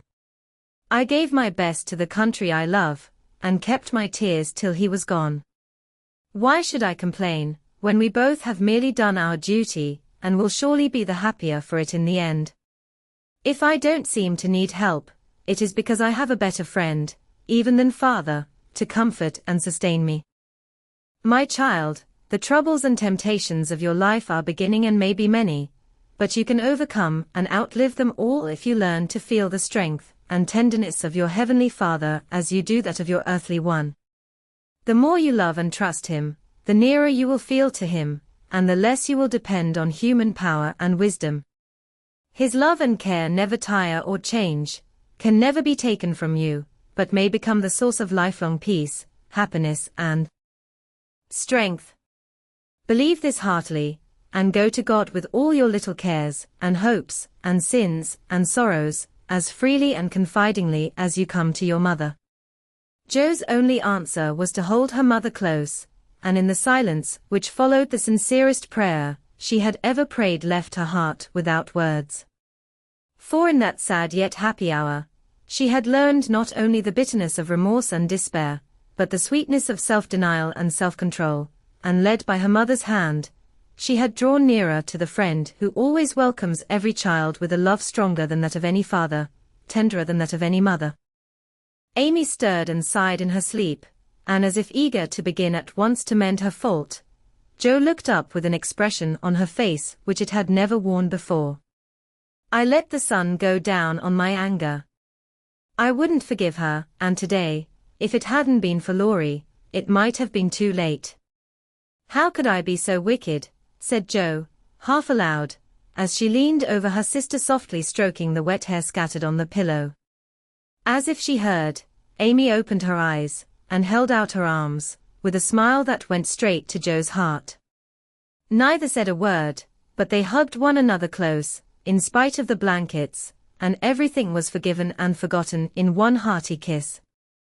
I do think it was the most fortunate thing in the world that those children should have the measles just now, said Meg, one April day, as she stood packing the go-abroady trunk in her room, surrounded by her sisters. And so nice of Annie Moffat not to forget her promise. A whole fortnight of fun will be regularly splendid, replied Jo, looking like a windmill as she folded skirts with her long arms. And such lovely weather. I'm so glad of that, added Beth, tidily sorting neck and hair ribbons in her best box, lent for the great occasion. I wish I was going to have a fine time and wear all these nice things, said Amy with her mouth full of pins, as she artistically replenished her sister's cushion. I wish you were all going, but as you can't, I shall keep my adventures to tell you when I come back. I'm sure it's the least I can do when you have been so kind, lending me things and helping me get ready, said Meg, glancing round the room at the very simple outfit, which seemed nearly perfect in their eyes. What did Mother give you out of the treasure box? Asked Amy, who had not been present at the opening of a certain cedar chest in which Mrs. March kept a few relics of past splendor, as gifts for her girls when the proper time came. A pair of silk stockings, that pretty carved fan, and a lovely blue sash. I wanted the violet silk, but there isn't time to make it over, so I must be contented with my old tarlatan. It will look nice over my new muslin skirt, and the sash will set it off beautifully. I wish I hadn't smashed my coral bracelet, for you might have had it, said Jo, who loved to give and lend, but whose possessions were usually too dilapidated to be of much use. There is a lovely old-fashioned pearl set in the treasure chest, but Mother said real flowers were the prettiest ornament for a young girl, and Laurie promised to send me all I want, replied Meg. Now, let me see, there's my new grey walking suit, just curl up the feather in my hat, Beth, then my poplin for Sunday and the small party. It looks heavy for spring, doesn't it? The violet silk would be so nice. Oh, dear. Never mind, you've got the tarlatan for the big party, and you always look like an angel in white, said Amy, brooding over the little store of finery in which her soul delighted. It isn't low-necked, and it doesn't sweep enough, but it will have to do. My blue house dress looks so well, turned and freshly trimmed, that I feel as if I'd got a new one. My silk sack queue isn't a bit the fashion, and my bonnet doesn't look like Sally's. I didn't like to say anything, but I was sadly disappointed in my umbrella. I told Mother black with a white handle, but she forgot and bought a green one with a yellowish handle. It's strong and neat, so I ought not to complain, but I know I shall feel ashamed of it beside Annie's silk one with a gold top, sighed Meg, surveying the little umbrella with great disfavor. Change it, advised Jo. I won't be so silly, or hurt Mommy's feelings, when she took so much pains to get my things. It's a nonsensical notion of mine, and I'm not going to give up to it. My silk stockings and 2 pairs of new gloves are my comfort. You are a dear to lend me yours, Jo. I feel so rich and sort of elegant, with 2 new pairs, and the old ones cleaned up for common.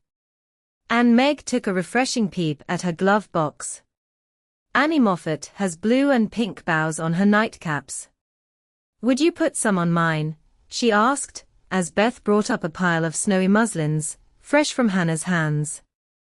No, I wouldn't, for the smart caps won't match the plain gowns without any trimming on them. Poor folks shouldn't rig, said Jo decidedly. I wonder if I shall ever be happy enough to have real lace on my clothes and bows on my caps, said Meg impatiently. You said the other day that you'd be perfectly happy if you could only go to Annie Moffat's, observed Beth in her quiet way. So I did. Well, I am happy, and I won't fret, but it does seem as if the more one gets the more one wants, doesn't it? There now, the trays are ready, and everything in but my ball dress, which I shall leave for Mother to pack, said Meg, cheering up, as she glanced from the half-filled trunk to the many times pressed and mended white tarlatan, which she called her ball dress with an important air. The next day was fine, and Meg departed in style for a fortnight of novelty and pleasure. Mrs. March had consented to the visit rather reluctantly, fearing that Margaret would come back more discontented than she went. But she begged so hard, and Sally had promised to take good care of her, and a little pleasure seemed so delightful after a winter of irksome work, that the mother yielded, and the daughter went to take her first taste of fashionable life. The Moffats were very fashionable, and simple Meg was rather daunted, at first, by the splendor of the house and the elegance of its occupants. But they were kindly people, in spite of the frivolous life they led, and soon put their guest at her ease.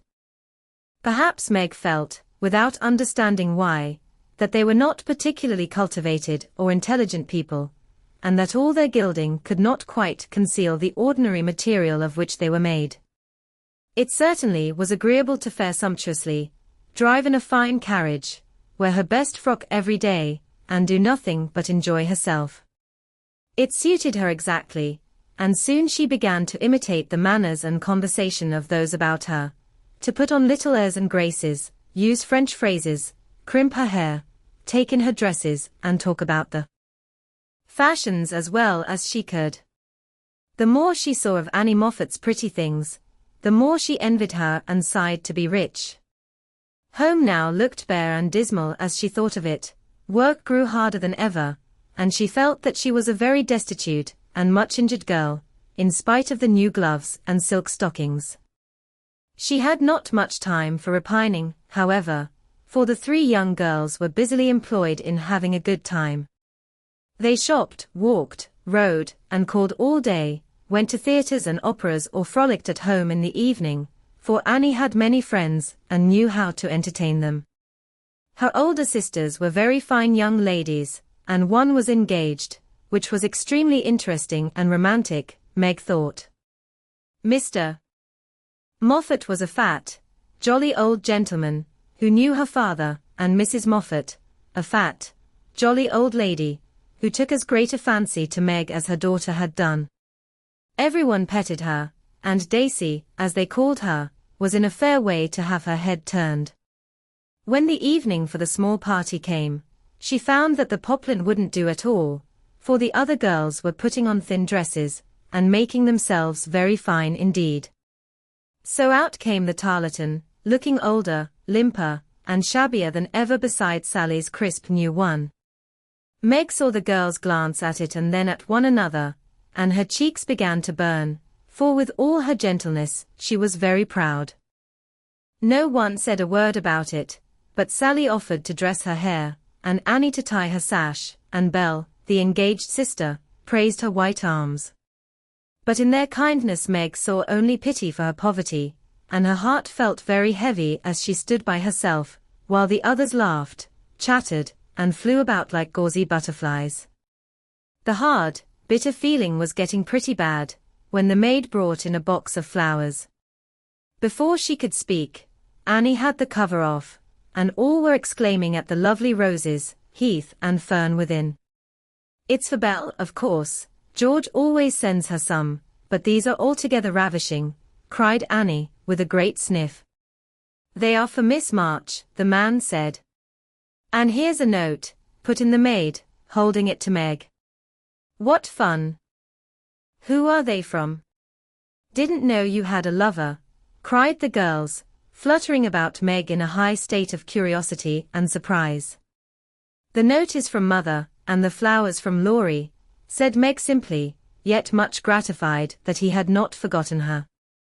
"Oh, indeed," said Annie with a funny look, as Meg slipped the note into her pocket as a sort of talisman against envy, vanity, and false pride, for the few loving words had done her good, and the flowers cheered her up by their beauty. Feeling almost happy again, she laid by a few ferns and roses for herself, and quickly made up the rest in dainty bouquets for the breasts, hair, or skirts of her friends, offering them so prettily that Clara, the elder sister, told her she was the sweetest little thing she ever saw, and they looked quite charmed with her small attention. Somehow the kind act finished her despondency, and when all the rest went to show themselves to Mrs. Moffat, she saw a happy, bright-eyed face in the mirror, as she laid her ferns against her rippling hair and fastened the roses in the dress that didn't strike her as so very shabby now. She enjoyed herself very much that evening, for she danced to her heart's content. Everyone was very kind, and she had 3 compliments. Annie made her sing, and someone said she had a remarkably fine voice. Major Lincoln asked who the fresh little girl with the beautiful eyes was, and Mr. Moffat insisted on dancing with her, because she didn't dawdle, but had some spring in her, as he gracefully expressed it. So altogether she had a very nice time, till she overheard a bit of conversation, which disturbed her extremely. She was sitting just inside the conservatory, waiting for her partner to bring her an ice, when she heard a voice ask on the other side of the flowery wall, "How old is he?" 16 or 17, I should say, replied another voice. "It would be a grand thing for one of those girls, wouldn't it? Sally says they are very intimate now, and the old man quite dotes on them. Mrs. M. has made her plans, I dare say, and will play her cards well, early as it is." "The girl evidently doesn't think of it yet," said Mrs. Moffat. She told that fib about her mamma, as if she did know, and colored up when the flowers came quite prettily. "Poor thing. She'd be so nice if she was only got up in style." "Do you think she'd be offended if we offered to lend her a dress for Thursday?" asked another voice. "She's proud, but I don't believe she'd mind, for that dowdy tarlatan is all she has got. She may tear it tonight, and that will be a good excuse for offering a decent one." Here Meg's partner appeared, to find her looking much flushed and rather agitated. She was proud, and her pride was useful just then, for it helped to hide her mortification, anger, and disgust at what she had just heard. For, innocent and unsuspicious as she was, she could not help understanding the gossip of her friends. She tried to forget it, but could not, and kept repeating to herself, "Mrs. M. has made her plans," that fib about her mamma, and dowdy tarlatan, till she was ready to cry and rush home to tell her troubles and ask for advice. As that was impossible, she did her best to seem gay, and being rather excited, she succeeded so well that no one dreamed what an effort she was making. She was very glad when it was all over, and she was quiet in her bed, where she could think and wonder and fume till her head ached and her hot cheeks were cooled by a few natural tears. Those foolish, yet well-meant words, had opened a new world to Meg, and much disturbed the peace of the old one in which till now she had lived as happily as a child. Her innocent friendship with Laurie was spoiled by the silly speeches she had overheard. Her faith in her mother was a little shaken by the worldly plans attributed to her by Mrs. Moffat, who judged others by herself, and the sensible resolution to be contented with the simple wardrobe which suited a poor man's daughter was weakened by the unnecessary pity of girls who thought a shabby dress one of the greatest calamities under heaven. Poor Meg had a restless night, and got up heavy-eyed, unhappy, half resentful toward her friends, and half ashamed of herself for not speaking out frankly and setting everything right. Everybody dawdled that morning, and it was noon before the girls found energy enough even to take up their worsted work. Something in the manner of her friends struck Meg at once.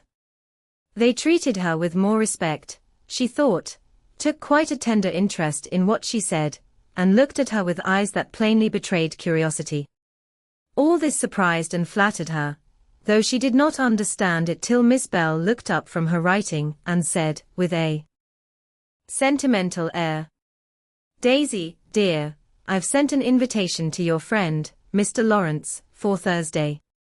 We should like to know him, and it's only a proper compliment to you." Meg colored, but a mischievous fancy to tease the girls made her reply demurely, "You are very kind, but I'm afraid he won't come." "Why not, Sherry?" asked Miss Bell. "He's too old." "My child, what do you mean? What is his age, I beg to know?" cried Miss Clara. "Nearly 70, I believe," answered Meg, counting stitches to hide the merriment in her eyes. "You sly creature." "Of course we meant the young man," exclaimed Miss Bell, laughing. "There isn't any, Laurie is only a little boy." And Meg laughed also at the queer look which the sisters exchanged as she thus described her supposed lover. "About your age," Nan said. "Nearer my sister Jo's. I am 17 in August," returned Meg, tossing her head. "It's very nice of him to send you flowers, isn't it?" said Annie, looking wise about nothing. "Yes, he often does, to all of us, for their house is full, and we are so fond of them. My mother and old Mr. Laurence are friends, you know, so it is quite natural that we children should play together," and Meg hoped they would say no more. "It's evident Daisy isn't out yet," said Miss Clara to Belle with a nod. "Quite a pastoral state of innocence all round," returned Miss Bell with a shrug. "I'm going out to get some little matters for my girls." "Can I do anything for you, young ladies?" asked Mrs. Moffat, lumbering in like an elephant in silk and lace. "No, thank you," replied Sally. "I've got my new pink silk for Thursday, and don't want a thing." "Nor I," began Meg, but stopped because it occurred to her that she did want several things and could not have them. "What shall you wear?" asked Sally. "My old white one again, if I can mend it fit to be seen. It got sadly torn last night," said Meg, trying to speak quite easily, but feeling very uncomfortable. "Why don't you send home for another?" said Sally, who was not an observing young lady. "I haven't got any other." It cost Meg an effort to say that, but Sally did not see it and exclaimed in amiable surprise, "Only that?" "How funny." She did not finish her speech, for Belle shook her head at her and broke in, saying kindly, "Not at all. Where is the use of having a lot of dresses, when she isn't out yet? There's no need of sending home, Daisy, even if you had a dozen, for I've got a sweet blue silk laid away, which I've outgrown, and you shall wear it to please me, won't you, dear?" "You are very kind, but I don't mind my old dress if you don't, it does well enough for a little girl like me," said Meg. "Now do let me please myself, by dressing you up in style.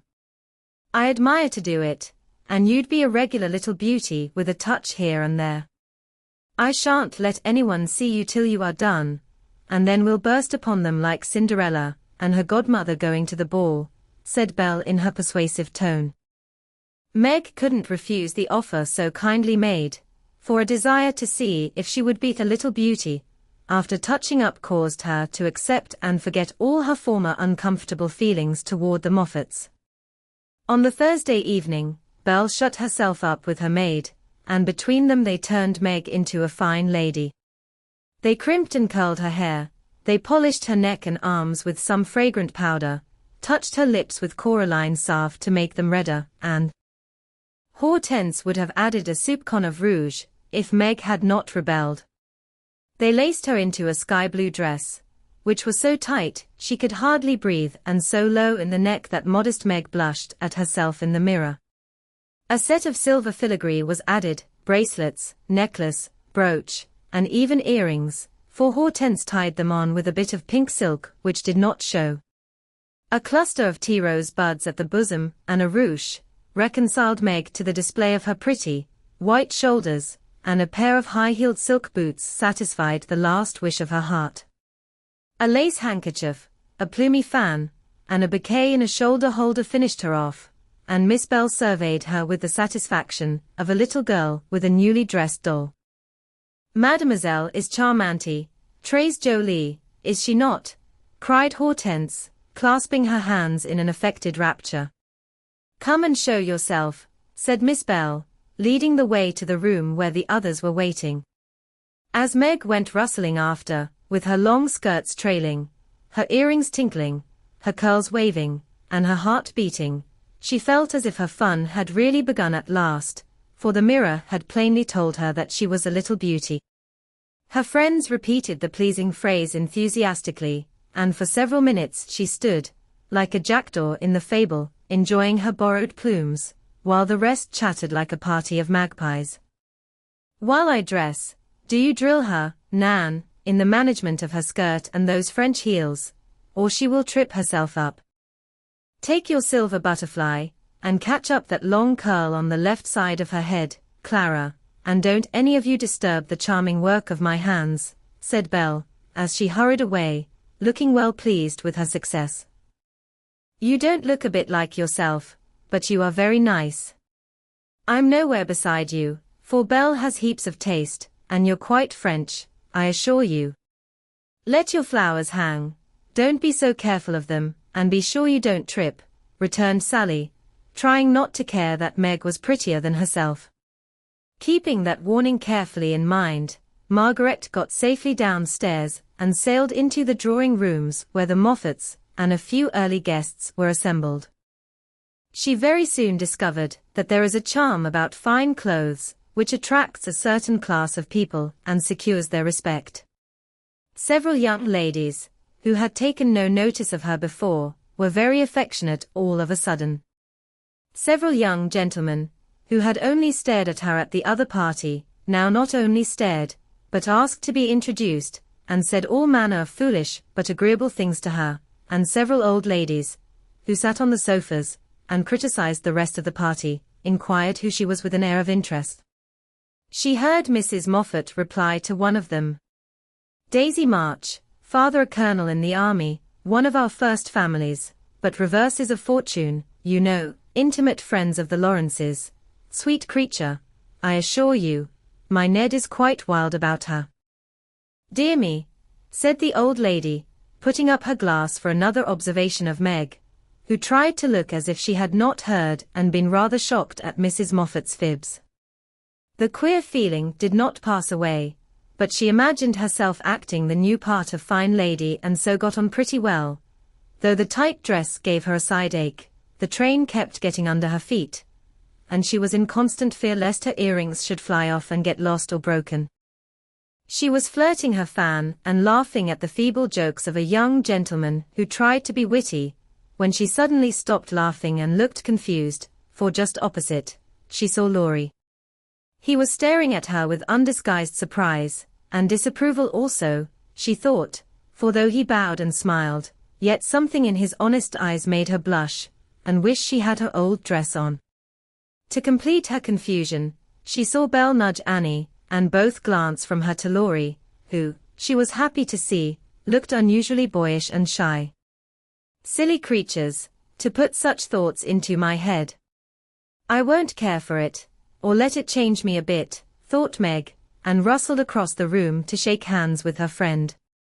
"I'm glad you came. I was afraid you wouldn't," she said, with her most grown-up air. "Joe wanted me to come and tell her how you looked, so I did," answered Laurie, without turning his eyes upon her, though he half smiled at her maternal tone. "What shall you tell her?" asked Meg, full of curiosity to know his opinion of her, yet feeling ill at ease with him for the first time. "I shall say I didn't know you, for you look so grown up and unlike yourself. I'm quite afraid of you," he said, fumbling at his glove button. "How absurd of you. The girls dressed me up for fun, and I rather like it." "Wouldn't Joe stare if she saw me?" said Meg, bent on making him say whether he thought her improved or not. "Yes, I think she would," returned Laurie gravely. Don't you like me so? Asked Meg. No, I don't, was the blunt reply. Why not? In an anxious tone. He glanced at her frizzled head, bare shoulders, and fantastically trimmed dress with an expression that abashed her more than his answer, which had not a particle of his usual politeness in it. I don't like fuss and feathers. That was altogether too much from a lad younger than herself, and Meg walked away, saying petulantly, You are the rudest boy I ever saw. Feeling very much ruffled, she went and stood at a quiet window to cool her cheeks, for the tight dress gave her an uncomfortably brilliant color. As she stood there, Major Lincoln passed by, and a minute after she heard him saying to his mother, They are making a fool of that little girl. I wanted you to see her, but they have spoilt her entirely. She's nothing but a doll tonight. Oh, dear, sighed Meg. I wish I'd been sensible and worn my own things. Then I should not have disgusted other people, or felt so uncomfortable and ashamed of myself. She leaned her forehead on the cool pane, and stood half hidden by the curtains, never minding that her favorite waltz had begun, till someone touched her, and turning, she saw Laurie, looking penitent, as he said, with his very best bow and his hand out. Please forgive my rudeness, and come and dance with me. I'm afraid it will be too disagreeable to you, said Meg, trying to look offended and failing entirely. Not a bit of it. I'm dying to do it. Come, I'll be good. I don't like your gown, but I do think you are just splendid. And he waved his hands, as if words failed to express his admiration. Meg smiled and relented, and whispered as they stood waiting to catch the time, Take care my skirt doesn't trip you up. It's the plague of my life, and I was a goose to wear it.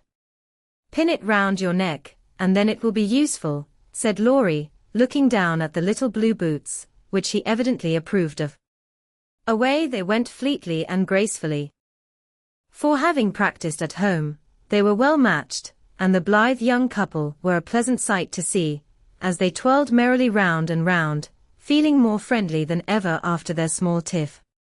Laurie, I want you to do me a favor, will you? Said Meg, as he stood fanning her when her breath gave out, which it did very soon though she would not own why. Won't I? Said Laurie, with alacrity. Please don't tell them at home about my dress tonight. They won't understand the joke, and it will worry Mother. Then why did you do it? Said Laurie's eyes, so plainly that Meg hastily added. I shall tell them myself all about it, and fess to Mother how silly I've been. But I'd rather do it myself. So you'll not tell, will you? I give you my word I won't.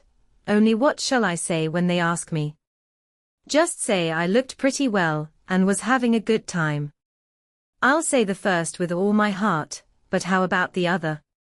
You don't look as if you were having a good time. Are you? And Laurie looked at her with an expression, which made her answer in a whisper. No, not just now. Don't think I'm horrid. I only wanted a little fun, but this sort doesn't pay, I find, and I'm getting tired of it. Here comes Ned Moffat. What does he want? Said Laurie, knitting his black brows as if he did not regard his young host in the light of a pleasant addition to the party. He put his name down for 3 dances, and I suppose is coming for them.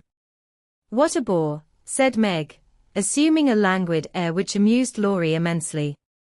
He did not speak to her again till supper time, when he saw her drinking champagne with Ned and his friend Fisher, who were behaving like a pair of fools, as Laurie said to himself, for he felt a brotherly sort of right to watch over the marches and fight their battles whenever a defender was needed. You'll have a splitting headache tomorrow, if you drink much of that. I wouldn't, Meg, your mother doesn't like it, you know, he whispered, leaning over her chair, as Ned turned to refill her glass and Fisher stooped to pick up her fan. I'm not Meg tonight. I'm a doll who does all sorts of crazy things. Tomorrow I shall put away my fuss and feathers and be desperately good again, she answered with an affected little laugh. Wish tomorrow was here, then, muttered Laurie, walking off, ill-pleased at the change he saw in her. Meg danced and flirted, chatted and giggled, as the other girls did. After supper she undertook the German, and blundered through it, nearly upsetting her partner with her long skirt, and romping in a way that scandalized Laurie, who looked on and meditated a lecture. But he got no chance to deliver it, for Meg kept away from him till he came to say good night. "Remember," she said, trying to smile, for the splitting headache had already begun. "Silence à la mort," replied Laurie, with a melodramatic flourish, as he went away. This little bit of byplay excited Annie's curiosity, but Meg was too tired for gossip and went to bed, feeling as if she had been to a masquerade and hadn't enjoyed herself as much as she expected. She was sick all the next day, and on Saturday went home, quite used up with her fortnight's fun, and feeling that she had sat in the lap of luxury long enough. It does seem pleasant to be quiet, and not have company manners on all the time. "Home is a nice place, though it isn't splendid," said Meg, looking about her with a restful expression as she sat with her mother and Joe on the Sunday evening. "I'm glad to hear you say so, dear, for I was afraid home would seem dull and poor to you after your fine quarters," replied her mother, who had given her many anxious looks that day. For motherly eyes are quick to see any change in children's faces. Meg had told her adventures gaily and said over and over what a charming time she had had, but something still seemed to weigh upon her spirits, and when the younger girls were gone to bed, she sat thoughtfully staring at the fire, saying little and looking worried. As the clock struck 9 and Joe proposed bed, Meg suddenly left her chair, and taking Beth's stool, leaned her elbows on her mother's knee, saying bravely, "Mommy, I want to fest. I thought so." "What is it, dear?" "Shall I go away?" asked Joe discreetly. "Of course not. Don't I always tell you everything? I was ashamed to speak of it before the younger children, but I want you to know all the dreadful things I did at the Moffats." "We are prepared," said Mrs. March, smiling but looking a little anxious. "I told you they dressed me up, but I didn't tell you that they powdered and squeezed and frizzled, and made me look like a fashion plate. Laurie thought I wasn't proper. I know he did, though he didn't say so, and one man called me a doll. I knew it was silly, but they flattered me and said I was a beauty, and quantities of nonsense, so I let them make a fool of me." "Is that all?" asked Joe, as Mrs. March looked silently at the downcast face of her pretty daughter, and could not find it in her heart to blame her little follies. "No, I drank champagne and romped and tried to flirt, and was altogether abominable," said Meg self-reproachfully. "There is something more, I think." And Mrs. March smoothed the soft cheek, which suddenly grew rosy as Meg answered slowly, "Yes. It's very silly, but I want to tell it, because I hate to have people say and think such things about us and Laurie." Then she told the various bits of gossip she had heard at the Moffats, and as she spoke, Joe saw her mother fold her lips tightly, as if ill-pleased that such ideas should be put into Meg's innocent mind. "Well, if that isn't the greatest rubbish I ever heard," cried Joe indignantly. "Why didn't you pop out and tell them so on the spot?" "I couldn't, it was so embarrassing for me. I couldn't help hearing at first, and then I was so angry and ashamed. I didn't remember that I ought to go away. Just wait till I see Annie Moffat, and I'll show you how to settle such ridiculous stuff. The idea of having plans and being kind to Laurie, because he's rich and may marry us by and by. Won't he shout when I tell him what those silly things say about us poor children?" And Joe laughed, as if on second thoughts the thing struck her as a good joke. "If you tell Laurie, I'll never forgive you." "She mustn't, must she, mother?" said Meg, looking distressed. "No, never repeat that foolish gossip, and forget it as soon as you can," said Mrs. March gravely. "I was very unwise to let you go among people of whom I know so little, kind, I dare say, but worldly, ill-bred, and full of these vulgar ideas about young people. I am more sorry than I can express for the mischief this visit may have done you, Meg. Don't be sorry. I won't let it hurt me. I'll forget all the bad and remember only the good, for I did enjoy a great deal, and thank you very much for letting me go. I'll not be sentimental or dissatisfied, Mother. I know I'm a silly little girl, and I'll stay with you till I'm fit to take care of myself. But it is nice to be praised and admired, and I can't help saying I like it, said Meg, looking half ashamed of the confession. That is perfectly natural, and quite harmless, if the liking does not become a passion, and lead one to do foolish, or unmaidenly things. Learn to know and value the praise which is worth having, and to excite the admiration of excellent people, by being modest as well as pretty, Meg. Margaret sat thinking a moment, while Jo stood with her hands behind her, looking both interested and a little perplexed, for it was a new thing to see Meg blushing and talking about admiration, lovers, and things of that sort. And Jo felt as if during that fortnight her sister had grown up amazingly, and was drifting away from her into a world where she could not follow. Mother, do you have plans, as Mrs. Moffat said? Asked Meg bashfully. Yes, my dear. I have a great many, all mothers do, but mine differ somewhat from Mrs. Moffat's, I suspect. I will tell you some of them, for the time has come when a word may set this romantic little head and heart of yours right, on a very serious subject.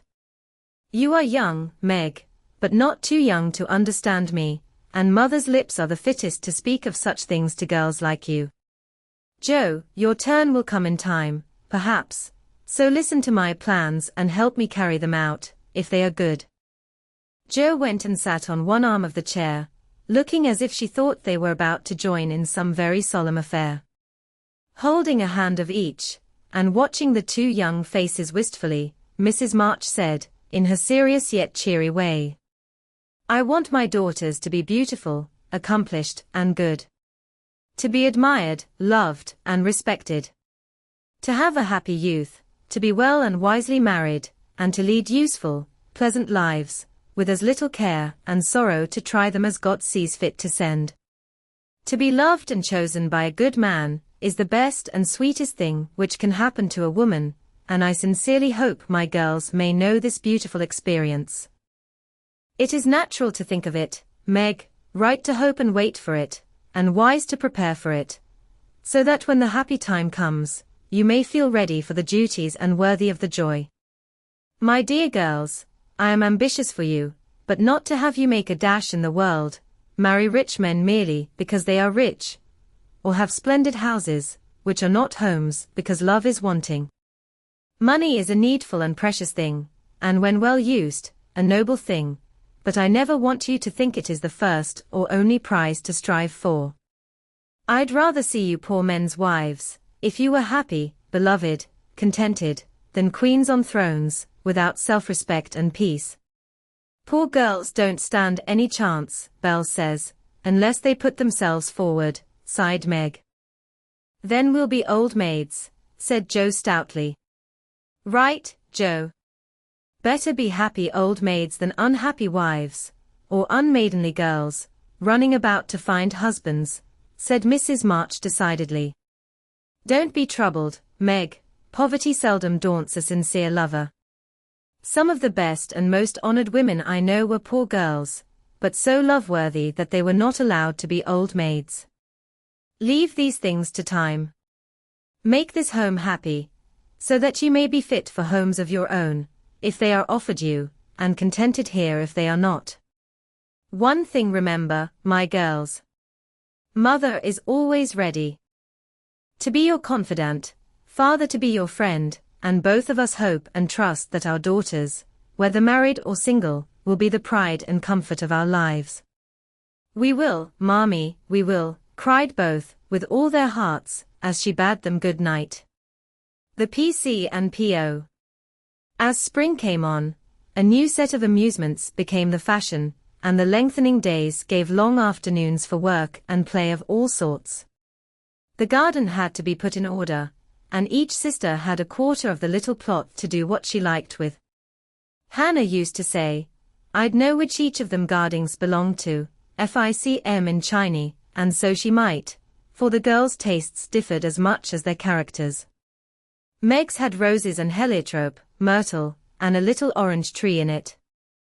Jo's bed was never like 2 seasons, for she was always trying experiments. This year, it was to be a plantation of sunflowers, the seeds of which cheerful and aspiring plant were to feed Aunt Cockletop and her family of chicks. Beth had old-fashioned fragrant flowers in her garden, sweet peas and mignonette, larkspur, pinks, pansies, and southernwood, with chickweed for the birds and catnip for the pussies.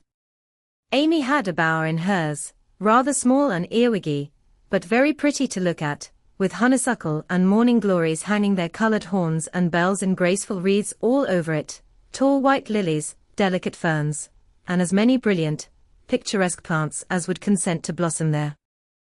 Gardening, walks, rows on the river, and flower hunts employed the fine days, and for rainy ones, they had house diversions, some old, some new, all more or less original. One of these was the PC, for as secret societies were the fashion, it was thought proper to have one, and as all of the girls admired Dickens, they called themselves the Pickwick Club. With a few interruptions, they had kept this up for a year, and met every Saturday evening in the big garret, on which occasions the ceremonies were as follows. 3 chairs were arranged in a row before a table on which was a lamp, also 4 white badges, with a big PC in different colors on each, and the weekly newspaper called the Pickwick Portfolio, to which all contributed something, while Jo, who reveled in pens and ink, was the editor. At 7 o'clock, the 4 members ascended to the clubroom, tied their badges round their heads, and took their seats with great solemnity. Meg, as the eldest, was Samuel Pickwick, Jo, being of a literary turn, Augustus Snodgrass, Beth, because she was round and rosy, Tracy Tupman, and Amy, who was always trying to do what she couldn't, was Nathaniel Winkle. Pickwick, the president, read the paper, which was filled with original tales, poetry, local news, funny advertisements, and hints, in which they good-naturedly reminded each other of their faults and shortcomings. On one occasion, Mr. Pickwick put on a pair of spectacles without any glass, rapped upon the table, hemmed, and having stared hard at Mr. Snodgrass, who was tilting back in his chair, till he arranged himself properly, began to read. The Pickwick Portfolio, May 20th, 18. Poets' Corner again we meet to celebrate with badge and solemn rite our 52nd anniversary, in Pickwick Hall, tonight. We all are here in perfect health, none gone from our small band. Again we see each well-known face, and press each friendly hand. Our Pickwick, always at his post, with reverence we greet, as, spectacles on nose, he reads our well-filled weekly sheet. Although he suffers from a cold, we joy to hear him speak, for words of wisdom from him fall, in spite of croak or squeak. Old 6-foot Snodgrass looms on high, with elephantine grace, and beams upon the company, with brown and jovial face. Poetic fire lights up his eye, he struggles 'gainst his lot. Behold ambition on his brow, and on his nose a blot.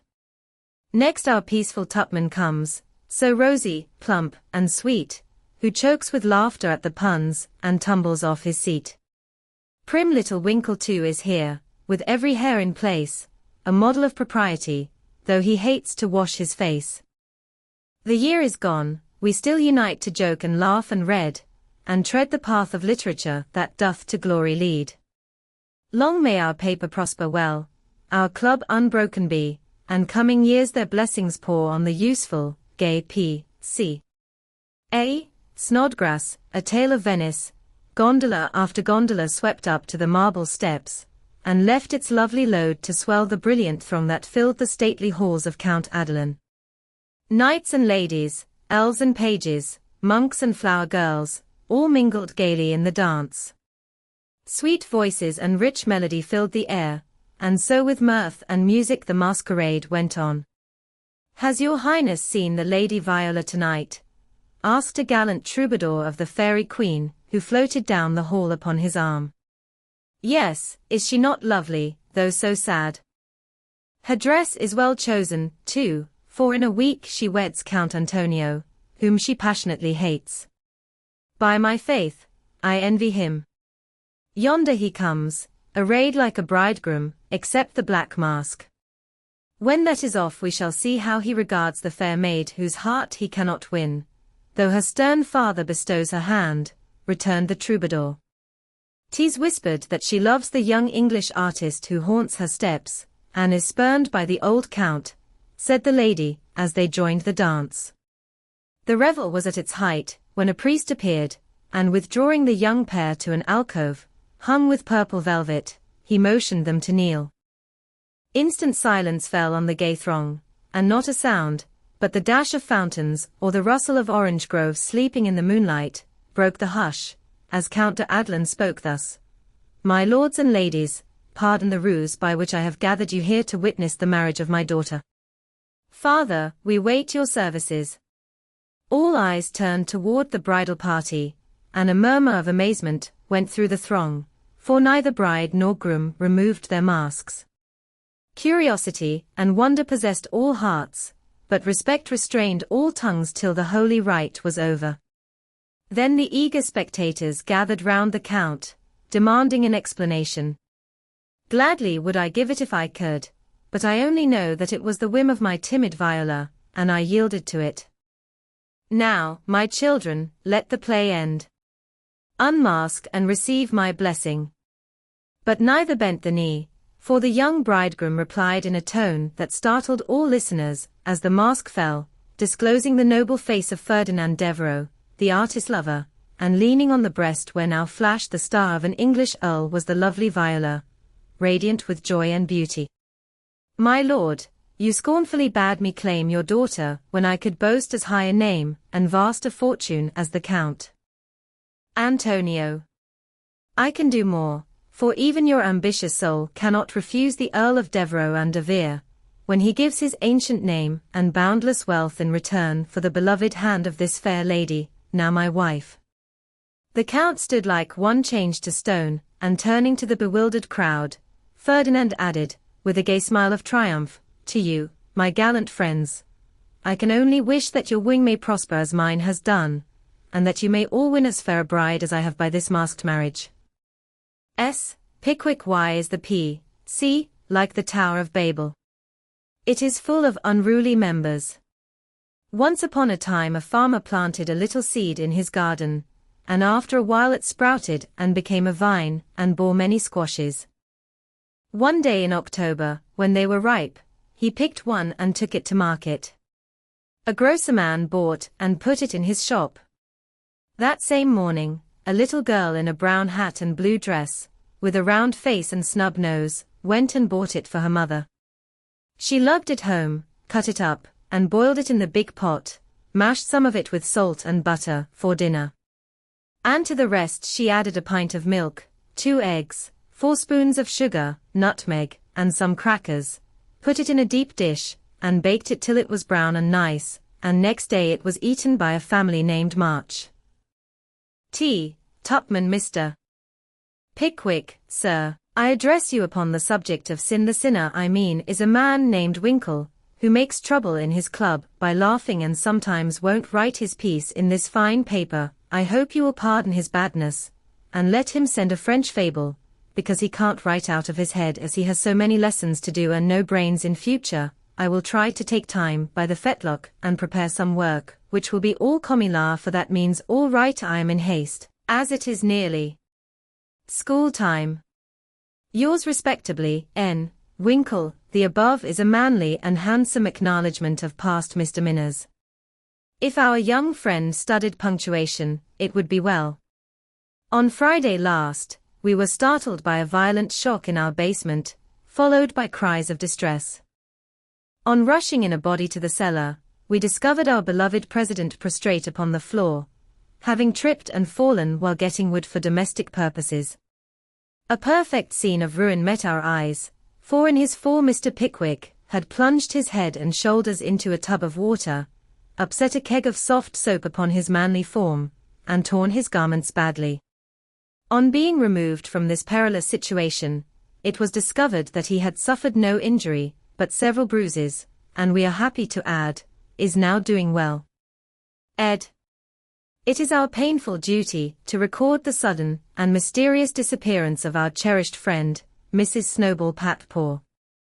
This lovely and beloved cat was the pet of a large circle of warm and admiring friends, for her beauty attracted all eyes, her graces and virtues endeared her to all hearts, and her loss is deeply felt by the whole community.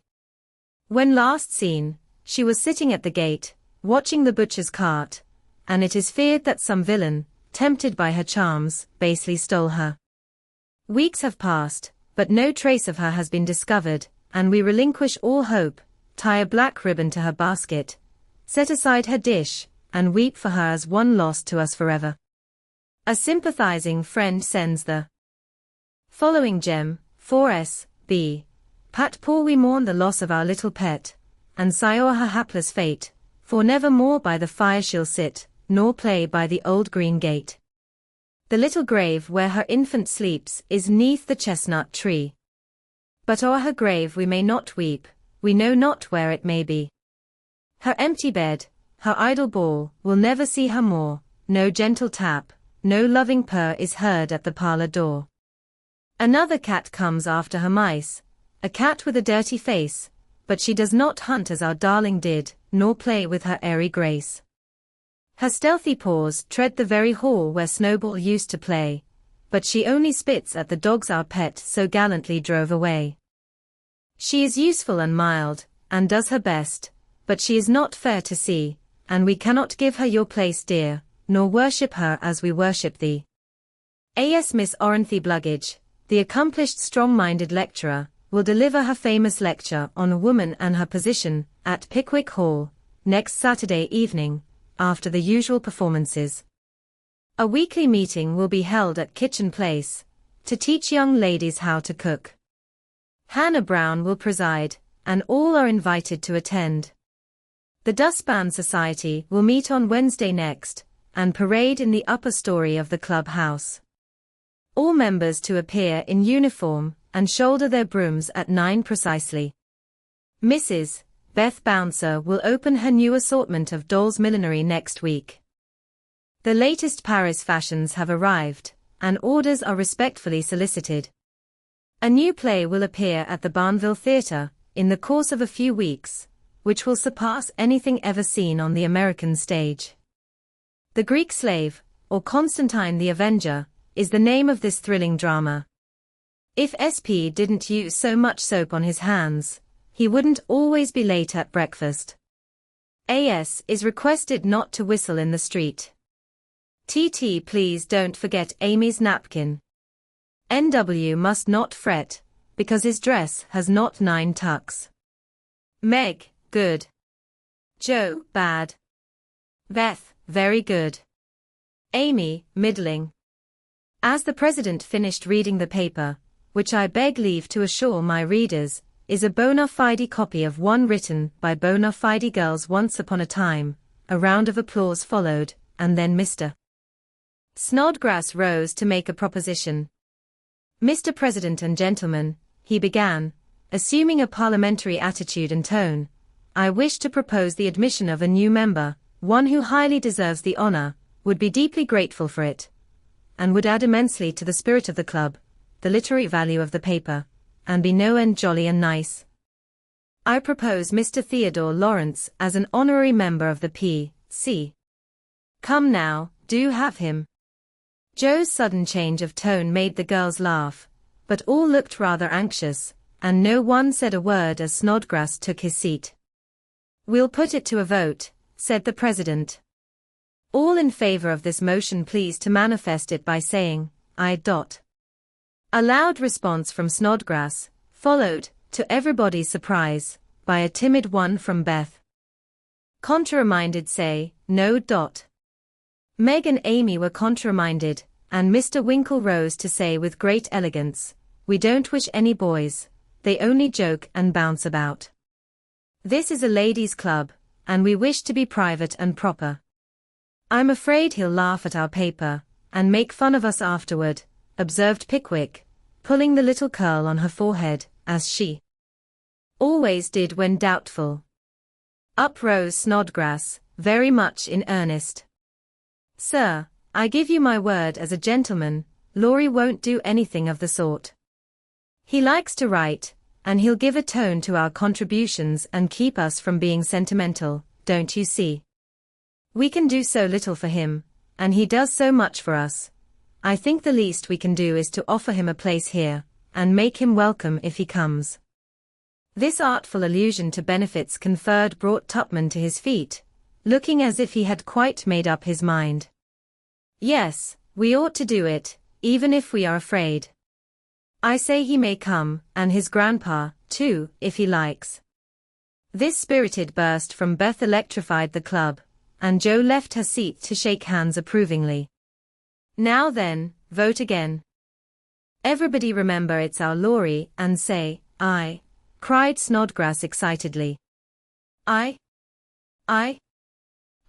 replied three voices at once. Good. Bless you. Now, as there's nothing like taking time by the fetlock, as Winkle characteristically observes, allow me to present the new member. And, to the dismay of the rest of the club, Jo threw open the door of the closet, and displayed Laurie sitting on a rag bag, flushed and twinkling with suppressed laughter. You rogue! You traitor! Jo, how could you? Cried the three girls, as Snodgrass led her friend triumphantly forth, and producing both a chair and a badge, installed him in a jiffy. The coolness of you two rascals is amazing, began Mr. Pickwick, trying to get up an awful frown, and only succeeding in producing an amiable smile. But the new member was equal to the occasion, and rising, with a grateful salutation to the chair, said in the most engaging manner, Mr. President and ladies, I beg pardon, gentlemen, allow me to introduce myself as Sam Weller, the very humble servant of the club. Good. Good, cried Jo, pounding with the handle of the old warming pan on which she leaned. My faithful friend and noble patron, continued Laurie with a wave of the hand, who has so flatteringly presented me, is not to be blamed for the base stratagem of tonight. I planned it, and she only gave in after lots of teasing. Come now, don't lay it all on yourself. You know I proposed the cupboard, broke in Snodgrass, who was enjoying the joke amazingly. Never mind what she says. I'm the wretch that did it, sir, said the new member, with a Welleresque nod to Mr. Pickwick. But on my honor, I never will do so again, and henceforth devote myself to the interest of this immortal club. Here! Here! Cried Jo, clashing the lid of the warming pan like a cymbal. Go on, added Winkle and Tupman, while the president bowed benignly. I merely wish to say, that as a slight token of my gratitude for the honor done me, and as a means of promoting friendly relations between adjoining nations, I have set up a post office in the hedge in the lower corner of the garden, a fine, spacious building with padlocks on the doors and every convenience for the males, also the females, if I may be allowed the expression.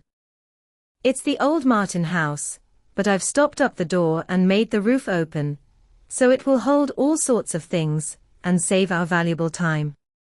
Letters, manuscripts, books, and bundles can be passed in there, and as each nation has a key, it will be uncommonly nice, I fancy. Allow me to present the club key, and with many thanks for your favor, take my seat. Great applause as Mr. Weller deposited a little key on the table and subsided, the warming pan clashed and waved wildly, and it was some time before order could be restored. A long discussion followed, and everyone came out surprising, for everyone did her best. So it was an unusually lively meeting, and did not adjourn till a late hour, when it broke up with 3 shrill cheers for the new member. No one ever regretted the admittance of Sam Weller, for a more devoted, well-behaved, and jovial member no club could have. He certainly did add spirit to the meetings, and a tone to the paper, for his orations convulsed his hearers and his contributions were excellent, being patriotic, classical, comical, or dramatic, but never sentimental. Jo regarded them as worthy of Bacon, Milton, or Shakespeare, and remodeled her own works with good effect, she thought. The P.O. was a capital little institution, and flourished wonderfully, for nearly as many queer things passed through it as through the real post office. Tragedies and cravats, poetry and pickles, garden seeds and long letters, music and gingerbread, rubbers, invitations, scoldings, and puppies. The old gentleman liked the fun, and amused himself by sending odd bundles, mysterious messages, and funny telegrams, and his gardener, who was smitten with Hannah's charms, actually sent a love letter to Jo's care. How they laughed when the secret came out, never dreaming how many love letters that little post office would hold in the years to come. The 1st of June. The Kings are off to the seashore tomorrow, and I'm free. 3 months vacation, how I shall enjoy it! Exclaimed Meg, coming home one warm day to find Jo laid upon the sofa in an unusual state of exhaustion, while Beth took off her dusty boots, and Amy made lemonade for the refreshment of the whole party. Aunt March went today, for which, oh, be joyful, said Jo. I was mortally afraid she'd ask me to go with her. If she had, I should have felt as if I ought to do it, but Plumfield is about as gay as a churchyard, you know, and I'd rather be excused.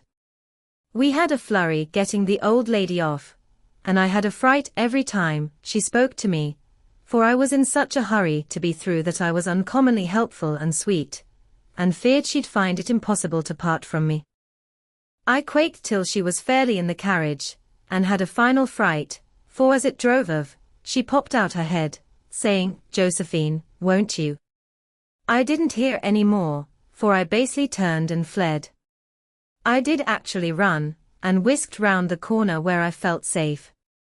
Poor old Jo. She came in looking as if bears were after her, said Beth, as she cuddled her sister's feet with a motherly air.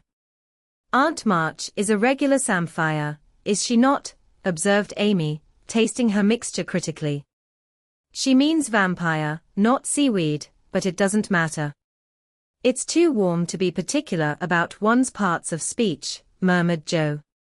What shall you do all your vacation? Asked Amy, changing the subject with tact.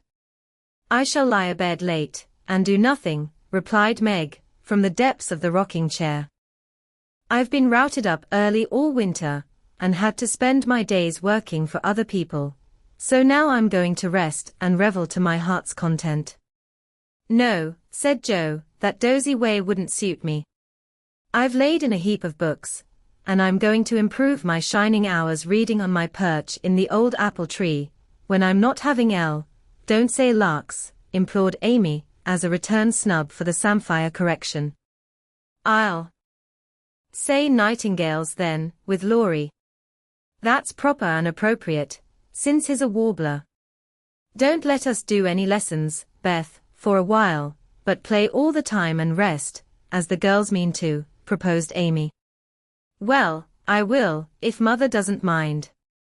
I want to learn some new songs, and my children need fitting up for the summer. They are dreadfully out of order and really suffering for clothes. May we, Mother? Asked Meg, turning to Mrs. March, who sat sewing in what they called Mammy's corner. You may try your experiment for a week, and see how you like it. I think by Saturday night you will find that all play and no work is as bad as all work and no play. Oh, dear, no. It will be delicious, I'm sure, said Meg complacently. I now propose a toast, as my friend and partner, Sari Gamp, says. Fun forever, and no grubbing, cried Jo, rising, glass in hand, as the lemonade went round. They all drank it merrily, and began the experiment by lounging for the rest of the day.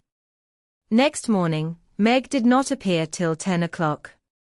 Her solitary breakfast did not taste good, and the room seemed lonely and untidy, for Jo had not filled the vases, Beth had not dusted, and Amy's books lay scattered about. Nothing was neat and pleasant, but Mammy's corner, which looked as usual. And there Meg sat, to rest and read, which meant to yawn and imagine what pretty summer dresses she would get with her salary. Jo spent the morning on the river with Laurie and the afternoon reading and crying over the wide, wide world, up in the apple tree. Beth began by rummaging everything out of the big closet where her family resided, but getting tired before half done, she left her establishment topsy-turvy and went to her music, rejoicing that she had no dishes to wash. Amy arranged her bower, put on her best white frock, smoothed her curls, and sat down to draw under the honeysuckle, hoping someone would see and inquire who the young artist was. As no one appeared but an inquisitive Dadda Longlegs, who examined her work with interest, she went to walk, got caught in a shower, and came home dripping. At tea time they compared notes, and all agreed that it had been a delightful, though unusually long day. Meg, who went shopping in the afternoon and got a sweet blue muslin, had discovered, after she had cut the breadths off, that it wouldn't wash, which mishap made her slightly cross. Jo had burned the skin off her nose boating, and got a raging headache by reading too long.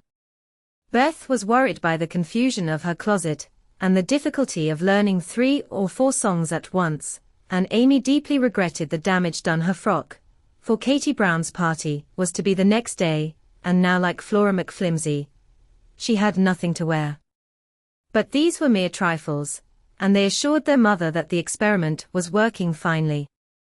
She smiled, said nothing, and with Hannah's help did their neglected work, keeping home pleasant and the domestic machinery running smoothly. It was astonishing what a peculiar and uncomfortable state of things was longer and longer. The weather was unusually variable, and so were tempers. An unsettled feeling possessed everyone, and Satan found plenty of mischief for the idle hands to do. As the height of luxury, Meg put out some of her sewing, and then found time hang so heavily that she fell to snipping and spoiling her clothes in her attempts to furbish them up a la Moffat. Jo read till her eyes gave out, and she was sick of books, got so fidgety that even good-natured Laurie had a quarrel with her, and so reduced in spirits that she desperately wished she had gone with Aunt March. Beth got on pretty well, for she was constantly forgetting that it was to be all play and no work, and fell back into her old ways now and then. But something in the air affected her, and more than once her tranquility was much disturbed, so much so that on one occasion she actually shook poor dear Joanna and told her she was a fright. Amy fared worst of all, for her resources were small, and when her sisters left her to amuse herself, she soon found that accomplished and important little self a great burden. She didn't like dolls, fairy tales were childish, and one couldn't draw all the time. Tea parties didn't amount to much, neither did picnics, unless very well conducted. If one could have a fine house, full of nice girls, or go traveling, the summer would be delightful, but to stay at home with 3 selfish sisters and a grown-up boy was enough to try the patience of a Boaz, complained Miss Malaprop, after several days devoted to pleasure, fretting, and ennui. No one would own that they were tired of the experiment, but by Friday night each acknowledged to herself that she was glad the week was nearly done. Hoping to impress the lesson more deeply, Mrs. March, who had a good deal of humor, resolved to finish off the trial in an appropriate manner, so she gave Hannah a holiday, and let the girls enjoy the full effect of the play system. When they got up on Saturday morning, there was no fire in the kitchen, no breakfast in the dining room, and no mother anywhere to be seen. "Mercy on us! What has happened?" cried Jo, staring about her in dismay. Meg ran upstairs and soon came back again, looking relieved but rather bewildered, and a little ashamed. "Mother isn't sick, only very tired, and she says she is going to stay quietly in her room all day, and let us do the best we can. It's a very queer thing for her to do, she doesn't act a bit like herself. But she says it has been a hard week for her, so we mustn't grumble, but take care of ourselves. That's easy enough, and I like the idea. I'm aching for something to do, that is, Some new amusement, you know, added Joe quickly.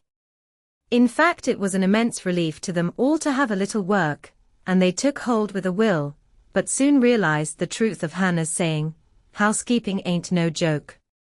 There was plenty of food in the larder, and while Beth and Amy set the table, Meg and Joe got breakfast, wondering as they did why servants ever talked about hard work. I shall take some up to Mother, though she said we were not to think of her, for she'd take care of herself, said Meg, who presided and felt quite matronly behind the teapot. So a tray was fitted out before anyone began, and taken up with the cook's compliments. The boiled tea was very bitter, the omelette scorched, and the biscuits speckled with saleratus, but Mrs. March received her repast with thanks and laughed heartily over it after Joe was gone. Poor little souls, they will have a hard time, I'm afraid, but they won't suffer, and it will do them good, she said, producing the more palatable viands with which she had provided herself, and disposing of the bad breakfast, so that their feelings might not be hurt, a motherly little deception for which they were grateful. Many were the complaints below, and great the chagrin of the head cook at her failures. Never mind, I'll get the dinner and be servant, you be mistress, keep your hands nice, see company, and give orders, said Joe, who knew still less than Meg about culinary affairs. This obliging offer was gladly accepted, and Margaret retired to the parlor, which she hastily put in order by whisking the litter under the sofa, and shutting the blinds to save the trouble of dusting. Joe, with perfect faith in her own powers and a friendly desire to make up the quarrel, immediately put a note in the office, inviting Laurie to dinner. You'd better see what you have got before you think of having company, said Meg, when informed of the hospitable but rash act. Oh, there's corned beef and plenty of potatoes, and I shall get some asparagus and a lobster, for a relish, as Hannah says. We'll have lettuce and make a salad. I don't know how, but the book tells. I'll have blanc mange and strawberries for dessert, and coffee too, if you want to be elegant. Don't try too many messes, Joe, for you can't make anything but gingerbread and molasses candy fit to eat. I wash my hands of the dinner party, and since you have asked Laurie on your own responsibility, you may just take care of him. I don't want you to do anything, but be civil to him and help to the pudding. You'll give me your advice if I get in a muddle, won't you? Asked Joe, rather hurt. Yes, but I don't know much, except about bread and a few trifles. You had better ask Mother's leave before you order anything, returned Meg prudently. Of course I shall. I'm not a fool. And Joe went off in a huff at the doubts expressed of her powers. Get what you like, and don't disturb me. I'm going out to dinner and can't worry about things at home, said Mrs. March, when Joe spoke to her. I never enjoyed housekeeping, and I'm going to take a vacation today, and read, write, go visiting, and amuse myself. The unusual spectacle of her busy mother rocking comfortably, and reading early in the morning made Joe feel as if some unnatural phenomenon had occurred, for an eclipse, an earthquake, or a volcanic eruption would hardly have seemed stranger. Everything is out of sorts, somehow, she said to herself, going downstairs. There's Beth crying, that's a sure sign that something is wrong in this family. If Amy is bothering, I'll shake her. Feeling very much out of sorts herself, Joe hurried into the parlor to find Beth sobbing over Pip, the canary, who lay dead in the cage with his little claws pathetically extended, as if imploring the food for want of which he had died. It's all my fault, I forgot him, there isn't a seed or a drop left. Oh, Pip. Oh, Pip. How could I be so cruel to you? Cried Beth, taking the poor thing in her hands and trying to restore him. Joe peeped into his half-open eye, felt his little heart, and finding him stiff and cold, shook her head, and offered her domino box for a coffin. Put him in the oven, and maybe he will get warm and revive, said Amy hopefully. He's been starved, and he shan't be baked now he's dead. I'll make him a shroud, and he shall be buried in the garden, and I'll never have another bird, never, my Pip. For I am too bad to own one, murmured Beth, sitting on the floor with her pet folded in her hands. The funeral shall be this afternoon, and we will all go. Now, don't cry, Bethy. It's a pity, but nothing goes right this week, and Pip has had the worst of the experiment. Make the shroud, and lay him in my box, and after the dinner party, we'll have a nice little funeral, said Jo, beginning to feel as if she had undertaken a good deal. Leaving the others to console Beth, she departed to the kitchen, which was in a most discouraging state of confusion. Putting on a big apron, she fell to work, and got the dishes piled up ready for washing, when she discovered that the fire was out. Here's a sweet prospect, muttered Jo, slamming the stove door open, and poking vigorously among the cinders. Having rekindled the fire, she thought she would go to market while the water heated. The walk revived her spirits, and flattering herself that she had made good bargains, she trudged home again, after buying a very young lobster, some very old asparagus, and 2 boxes of acid strawberries. By the time she got cleared up, the dinner arrived and the stove was red hot. Hannah had left a pan of bread to rise, Meg had worked it up early, set it on the hearth for a second rising, and forgotten it. Meg was entertaining Sally Gardner in the parlor, when the door flew open and a floury, crocky, flushed, and disheveled figure appeared, demanding tartly, "I say, isn't bread grease enough when it runs over the pans?"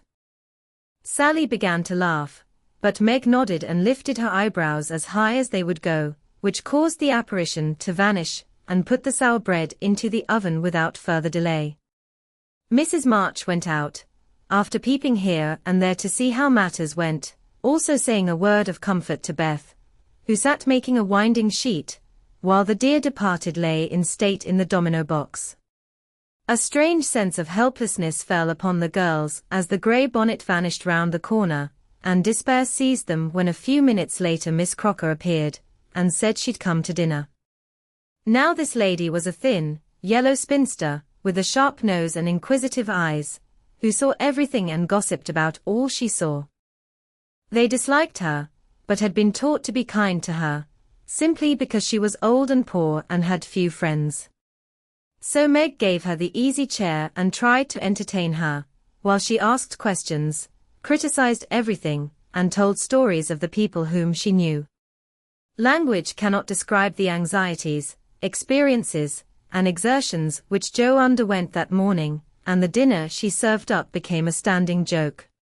Fearing to ask any more advice, she did her best alone, and discovered that something more than energy and goodwill is necessary to make a cook. She boiled the asparagus for an hour and was grieved to find the heads cooked off and the stalks harder than ever.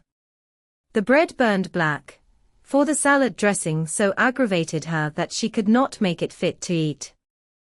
The lobster was a scarlet mystery to her, but she hammered and poked till it was unshelled and its meager proportions concealed in a grove of lettuce leaves. The potatoes had to be hurried, not to keep the asparagus waiting, and were not done at the last.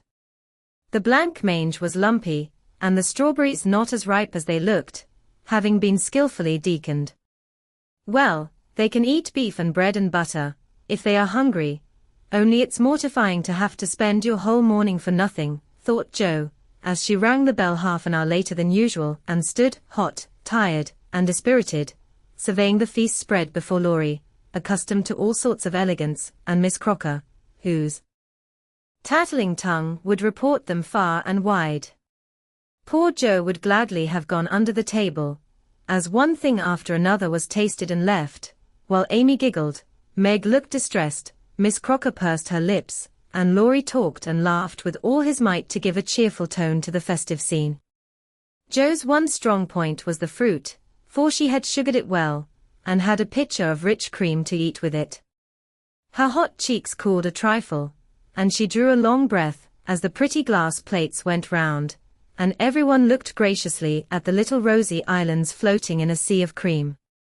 Miss Crocker tasted first, made a wry face, and drank some water hastily.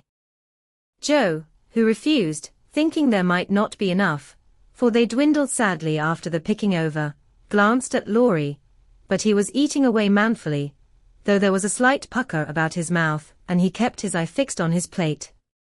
Amy, who was fond of delicate fare, took a heaping spoonful, choked, hid her face in her napkin, and left the table precipitately. "Oh, what is it?" exclaimed Jo, trembling.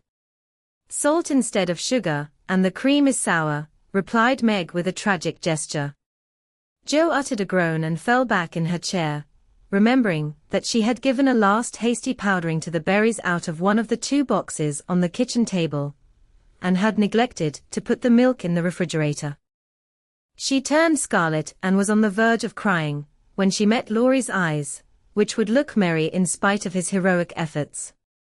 The comical side of the affair suddenly struck her, and she laughed till the tears ran down her cheeks. So did everyone else, even Croaker, as the girls called the old lady, and the unfortunate dinner ended gaily, with bread and butter, olives and fun. "I haven't strength of mind enough to clear up now, so we will sober ourselves with a funeral," said Jo, as they rose, and Miss Crocker made ready to go, being eager to tell the new story at another friend's dinner table. They did sober themselves for Beth's sake. Laurie dug a grave under the ferns in the grove. Little Pip was laid in, with many tears by his tender-hearted mistress, and covered with moss, while a wreath of violets and chickweed was hung on the stone which bore his epitaph, composed by Jo while she struggled with the dinner. "Here lies Pip March, who died the 7th of June, loved and lamented sore, and not forgotten soon." At the conclusion of the ceremonies, Beth retired to her room, overcome with emotion and lobster, but there was no place of repose, for the beds were not made, and she found her grief much assuaged by beating up the pillows and putting things in order. Meg helped Jo clear away the remains of the feast, which took half the afternoon and left them so tired that they agreed to be contented with tea and toast for supper. Laurie took Amy to drive, which was a deed of charity, for the sour cream seemed to have had a bad effect upon her temper. Mrs. March came home to find the 3 older girls hard at work in the middle of the afternoon, and a glance at the closet gave her an idea of the success of one part of the experiment. Before the housewives could rest, several people called, and there was a scramble to get ready to see them. Then tea must be got, errands done, and 1 or 2 necessary bits of sewing neglected until the last minute. As twilight fell, dewy and still, one by one they gathered on the porch where the June roses were budding beautifully, and each groaned or sighed as she sat down, as if tired or troubled. "What a dreadful day this has been," began Jo, usually the first to speak. "It has seemed shorter than usual, but so uncomfortable," said Meg. "Not a bit like home," added Amy. "It can't seem so without Mommy and little Pip," sighed Beth, glancing with full eyes at the empty cage above her head. "Here's Mother, dear, and you shall have another bird tomorrow, if you want it." As she spoke, Mrs. March came and took her place among them, looking as if her holiday had not been much pleasanter than theirs. "Are you satisfied with your experiment, girls, or do you want another week of it?" she asked, as Beth nestled up to her and the rest turned toward her with brightening faces, as flowers turn toward the sun. "I don't," cried Jo decidedly. "Nor I," echoed the others. "You think then, that it is better to have a few duties and live a little for others, do you?" "Lounging and larking doesn't pay," observed Jo, shaking her head. "I'm tired of it and mean to go to work at something right off. Suppose you learn plain cooking.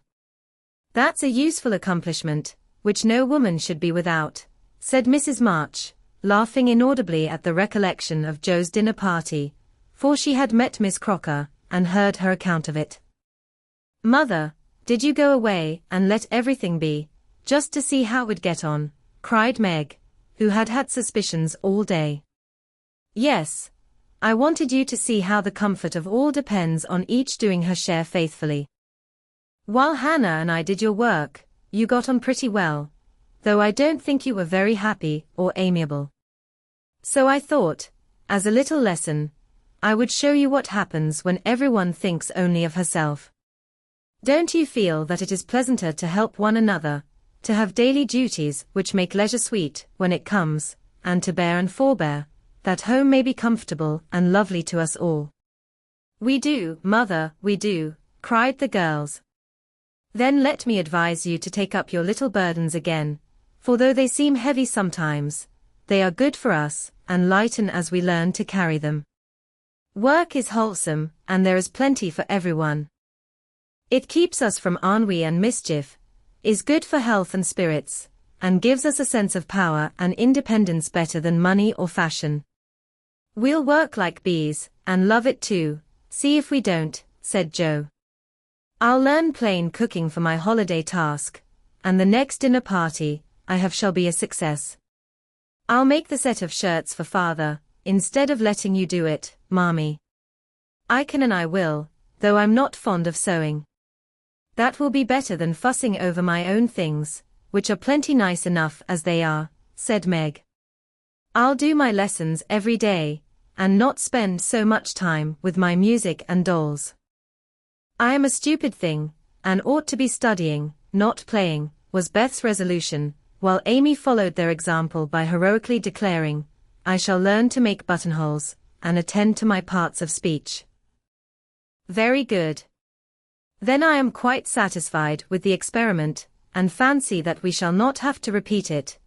Only don't go to the other extreme and delve like slaves. Have regular hours for work and play, make each day both useful and pleasant, and prove that you understand the worth of time by employing it well. Then youth will be delightful, old age will bring few regrets, and life become a beautiful success, in spite of poverty.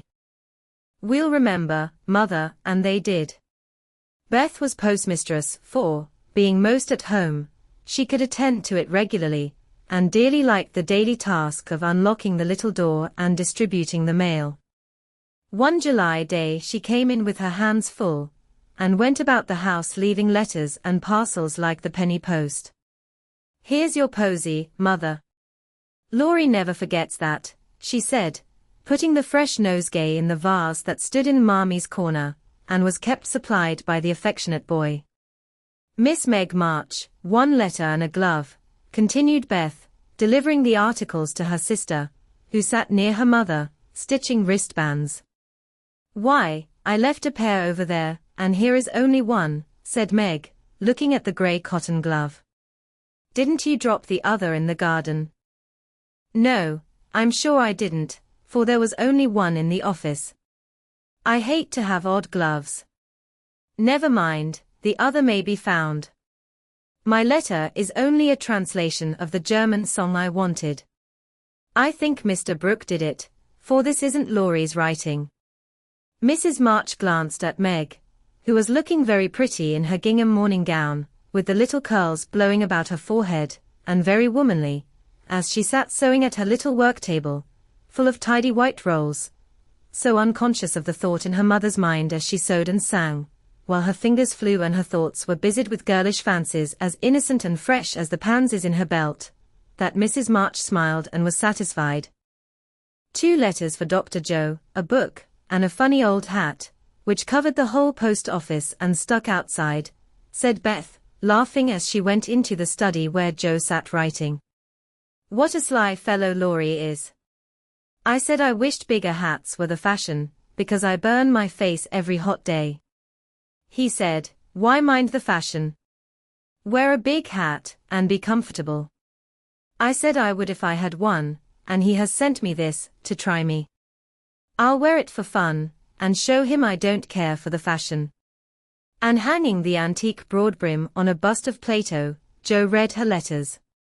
One from her mother made her cheeks glow and her eyes fill, for it said to her, My dear, I write a little word to tell you with how much satisfaction I watch your efforts to control your temper.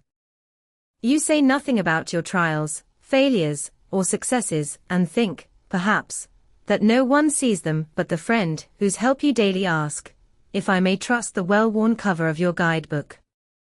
I, too, have seen them all, and heartily believe in the sincerity of your resolution, since it begins to bear fruit.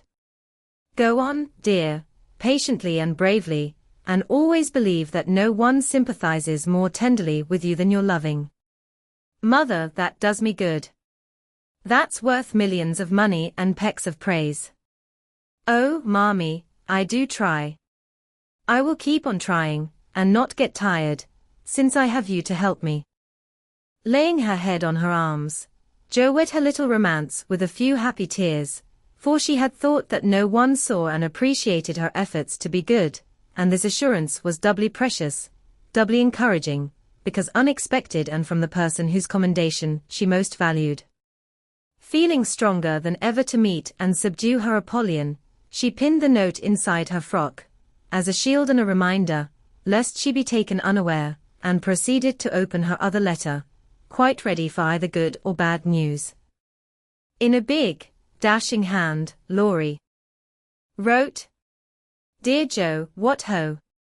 Some English girls and boys are coming to see me tomorrow, and I want to have a jolly time. If it's fine, I'm going to pitch my tent in Long Meadow, and row up the whole crew to lunch and croquet, have a fire, make messes, gypsy fashion, and all sorts of larks. They are nice people, and like such things. Brooke will go to keep us boys steady, and Kate Vaughan will play propriety for the girls. I want you all to come, can't let Beth off at any price, and nobody shall worry her. Don't bother about rations, I'll see to that and everything else, only do come, there's a good fellow. In a tearing hurry, yours ever, Laurie. Here's richness, cried Jo, flying in to tell the news to Meg. Of course we can go, Mother. It will be such a help to Laurie, for I can row, and Meg see to the lunch, and the children be useful in some way. I hope the Vaughans are not fine grown-up people. Do you know anything about them, Jo? Asked Meg. Only that there are 4 of them. Kate is older than you, Fred and Frank, twins, about my age, and a little girl, Grace, who is 9 or 10. Laurie knew them abroad, and liked the boys. I fancied, from the way he primed up his mouth in speaking of her, that he didn't admire Kate much. I'm so glad my French print is clean, it's just the thing and so becoming, observed Meg complacently. Have you anything decent, Jo? Scarlet and grey boating suit, good enough for me. I shall row and tramp about, so I don't want any starch to think of. You'll come, Betty. If you won't let any boys talk to me. Not a boy. I like to please Laurie, and I'm not afraid of Mr. Brooke, he is so kind. But I don't want to play, or sing, or say anything. I'll work hard and not trouble anyone, and you'll take care of me, Jo, so I'll go. That's my good girl. You do try to fight off your shyness, and I love you for it. Fighting faults isn't easy, as I know, and a cheery word kind of gives a lift. Thank you, Mother, and Jo gave the thin cheek a grateful kiss, more precious to Mrs. March than if it had given back the rosy roundness of her youth. I had a box of chocolate drops, and the picture I wanted to copy, said Amy, showing her mail. And I got a note from Mr. Laurence, asking me to come over and play to him tonight, before the lamps are lighted, and I shall go, added Beth, whose friendship with the old gentleman prospered finely. Now let's fly round, and do double duty today, so that we can play tomorrow with free minds, said Jo, preparing to replace her pen with a broom. When the sun peeped into the girls' room early next morning to promise them a fine day, he saw a comical sight. Each had made such preparation for the fete as seemed necessary and proper. Meg had an extra row of little curl papers across her forehead. Jo had copiously anointed her afflicted face with cold cream, Beth had taken Joanna to bed with her to atone for the approaching separation, and Amy had capped the climax by putting a clothespin on her nose to uplift the offending feature. It was one of the kind artists used to hold the paper on their drawing boards, therefore quite appropriate and effective for the purpose it was now being put. This funny spectacle appeared to amuse the sun, for he burst out with such radiance that Jo woke up and roused her sisters by a hearty laugh at Amy's ornament. Sunshine and laughter were good omens for a pleasure party, and soon a lively bustle began in both houses. Beth, who was ready first, kept reporting what went on next door, and enlivened her sisters' toilets by frequent telegrams from the window. "There goes the man with the tent. I see Mrs. Barker doing up the lunch in a hamper and a great basket. Now Mr. Lawrence is looking up at the sky and the weathercock. I wish he would go too. There's Laurie, looking like a sailor, nice boy. Oh, mercy me. Here's a carriage full of people, a tall lady, a little girl, and two dreadful boys. One is lame, poor thing, he's got a crutch. Laurie didn't tell us that. Be quick, girls. It's getting late. Why, there is Ned Moffat, I do declare. Meg, isn't that the man who bowed to you one day when we were shopping? So it is. How queer that he should come. I thought he was at the mountains. There is Sally. I'm glad she got back in time. Am I all right, Jo? Cried Meg in a flutter. A regular daisy. Hold up your dress and put your hat on straight. It looks sentimental tipped that way and will fly off at the first puff. Now then, come on. Oh, Jo, you are not going to wear that awful hat. It's too absurd. You shall not make a guy of yourself, remonstrated Meg, as Jo tied down with a red ribbon the broad-brimmed, old-fashioned leghorn Laurie had sent for a joke. I just will, though, for it's capital, so shady, light, and big. It will make fun, and I don't mind being a guy if I'm comfortable. With that Jo marched straight away, and the rest followed, a bright little band of sisters, all looking their best in summer suits, with happy faces under the jaunty hat brims. Laurie ran to meet and present them to his friends in the most cordial manner. The lawn was the reception room, and for several minutes a lively scene was enacted there. Meg was grateful to see that Miss Kate, though 20, was dressed with a simplicity which American girls would do well to imitate, and who was much flattered by Mr. Ned's assurances that he came especially to see her.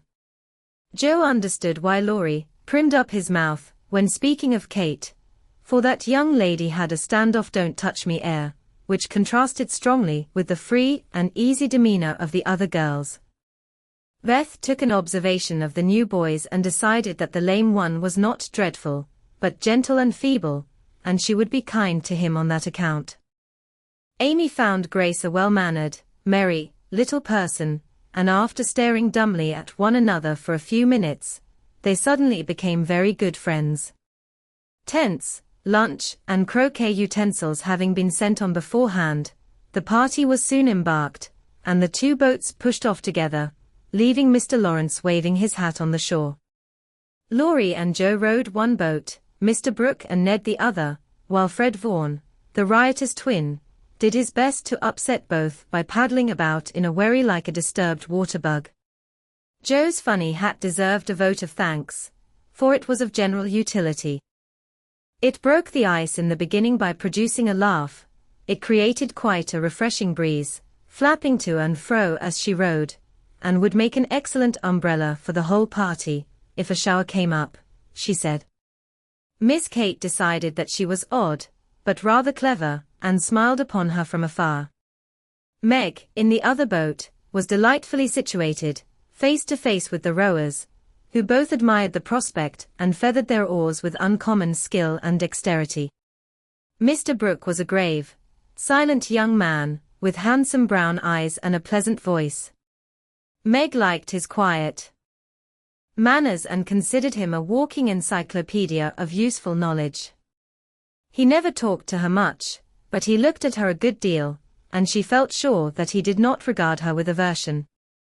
Ned, being in college, of course put on all the airs which freshmen think it their bounden duty to assume. He was not very wise, but very good-natured, and altogether an excellent person to carry on a picnic. Sally Gardner was absorbed in keeping her white piqué dress clean and chattering with the ubiquitous Fred, who kept Beth in constant terror by his pranks. It was not far to Long Meadow, but the tent was pitched and the wickets down by the time they arrived. A pleasant green field, with 3 wide-spreading oaks in the middle and a smooth strip of turf for croquet. "Welcome to Camp Laurence," said the young host, as they landed with exclamations of delight. "Brooke is Commander-in-Chief. I am Commissary General, the other fellows are staff officers, and you, ladies, are company. The tent is for your especial benefit, and that oak is your drawing room, this is the mess room and the third is the camp kitchen. Now, let's have a game before it gets hot, and then we'll see about dinner." Frank, Beth, Amy, and Grace sat down to watch the game played by the other 8. Mr. Brooke chose Meg, Kate, and Fred. Laurie took Sally, Joe, and Ned. The English played well, but the Americans played better, and contested every inch of the ground as strongly as if the spirit of '76 inspired them. Joe and Fred had several skirmishes, and once narrowly escaped high words. Joe was through the last wicket, and had missed the stroke, which failure ruffled her a good deal. Fred was close behind her and his turn came before hers. He gave a stroke, his ball hit the wicket, and stopped an inch on the wrong side. No one was very near, and running up to examine, he gave it a sly nudge with his toe, which put it just an inch on the right side. "I'm through. Now, Miss Joe, I'll settle you, and get in first," cried the young gentleman, swinging his mallet for another blow. "You pushed it. I saw you." "It's my turn now," said Joe sharply. "Upon my word, I didn't move it. It rolled a bit, perhaps, but that is allowed. So, stand off please, and let me have a go at the stake." "We don't cheat in America, but you can, if you choose," said Joe angrily. "Yankees are a deal the most tricky, everybody knows." "There you go," returned Fred, croqueting her ball far away.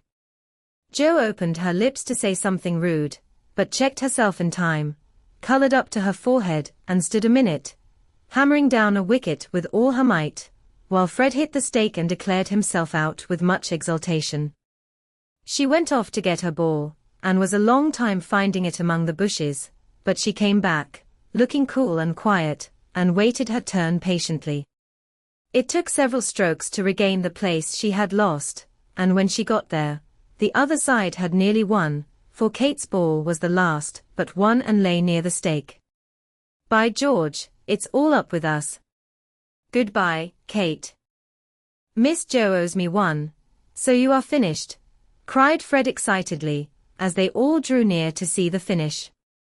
"Yankees have a trick of being generous to their enemies," said Joe, with a look that made the lad redden, "especially when they beat them," she added, as, leaving Kate's ball untouched, she won the game by a clever stroke. Laurie threw up his hat, then remembered that it wouldn't do to exult over the defeat of his guests, and stopped in the middle of the cheer to whisper to his friend, "Good for you, Joe. He did cheat, I saw him. We can't tell him so, but he won't do it again, take my word for it." Meg drew her aside, under pretense of pinning up a loose braid, and said approvingly, "It was dreadfully provoking, but you kept your temper, and I'm so glad, Joe. Don't praise me, Meg, for I could box his ears this minute. I should certainly have boiled over if I hadn't stayed among the nettles till I got my rage under control enough to hold my tongue. It's simmering now, so I hope he'll keep out of my way," returned Joe, biting her lips as she glowered at Fred from under her big hat. "Time for lunch," said Mr. Brooke, looking at his watch. "Commissary General, will you make the fire and get water, while Miss March, Miss Sally, and I spread the table? Who can make good coffee?" "Joe can," said Meg, glad to recommend her sister. So Joe, feeling that her late lessons in cookery were to do her honor, went to preside over the coffeepot, while the children collected dry sticks, and the boys made a fire and got water from a spring nearby. Miss Kate sketched and Frank talked to Beth, who was making little mats of braided rushes to serve as plates. The commander-in-chief and his aides soon spread the tablecloth with an inviting array of eatables and drinkables, prettily decorated with green leaves. Joe announced that the coffee was ready, and everyone settled themselves to a hearty meal, for youth is seldom dyspeptic, and exercise develops wholesome appetites. A very merry lunch it was, for everything seemed fresh and funny, and frequent peals of laughter startled a venerable horse who fed nearby. There was a pleasing inequality in the table, which produced many mishaps to cups and plates. Acorns dropped in the milk, little black ants partook of the refreshments without being invited, and fuzzy caterpillars swung down from the tree to see what was going on. 3 white-headed children peeped over the fence, and an objectionable dog barked at them from the other side of the river with all his might and main. "There's salt here," said Laurie, as he handed Joe a saucer of berries. "Thank you. I prefer spiders," she replied, fishing up 2 unwary little ones who had gone to a creamy death. "How dare you remind me of that horrid dinner party, when yours is so nice in every way," added Joe, as they both laughed and ate out of one plate, the china having run short. "I had an uncommonly good time that day, and haven't got over it yet. This is no credit to me, you know, I don't do anything. It's you and Meg and Brooke who make it all go, and I'm no end obliged to you." "What shall we do when we can't eat anymore?" asked Laurie, feeling that his trump card had been played when lunch was over. "Have games till it's cooler. I brought authors, and I dare say Miss Kate knows something new and nice. Go and ask her.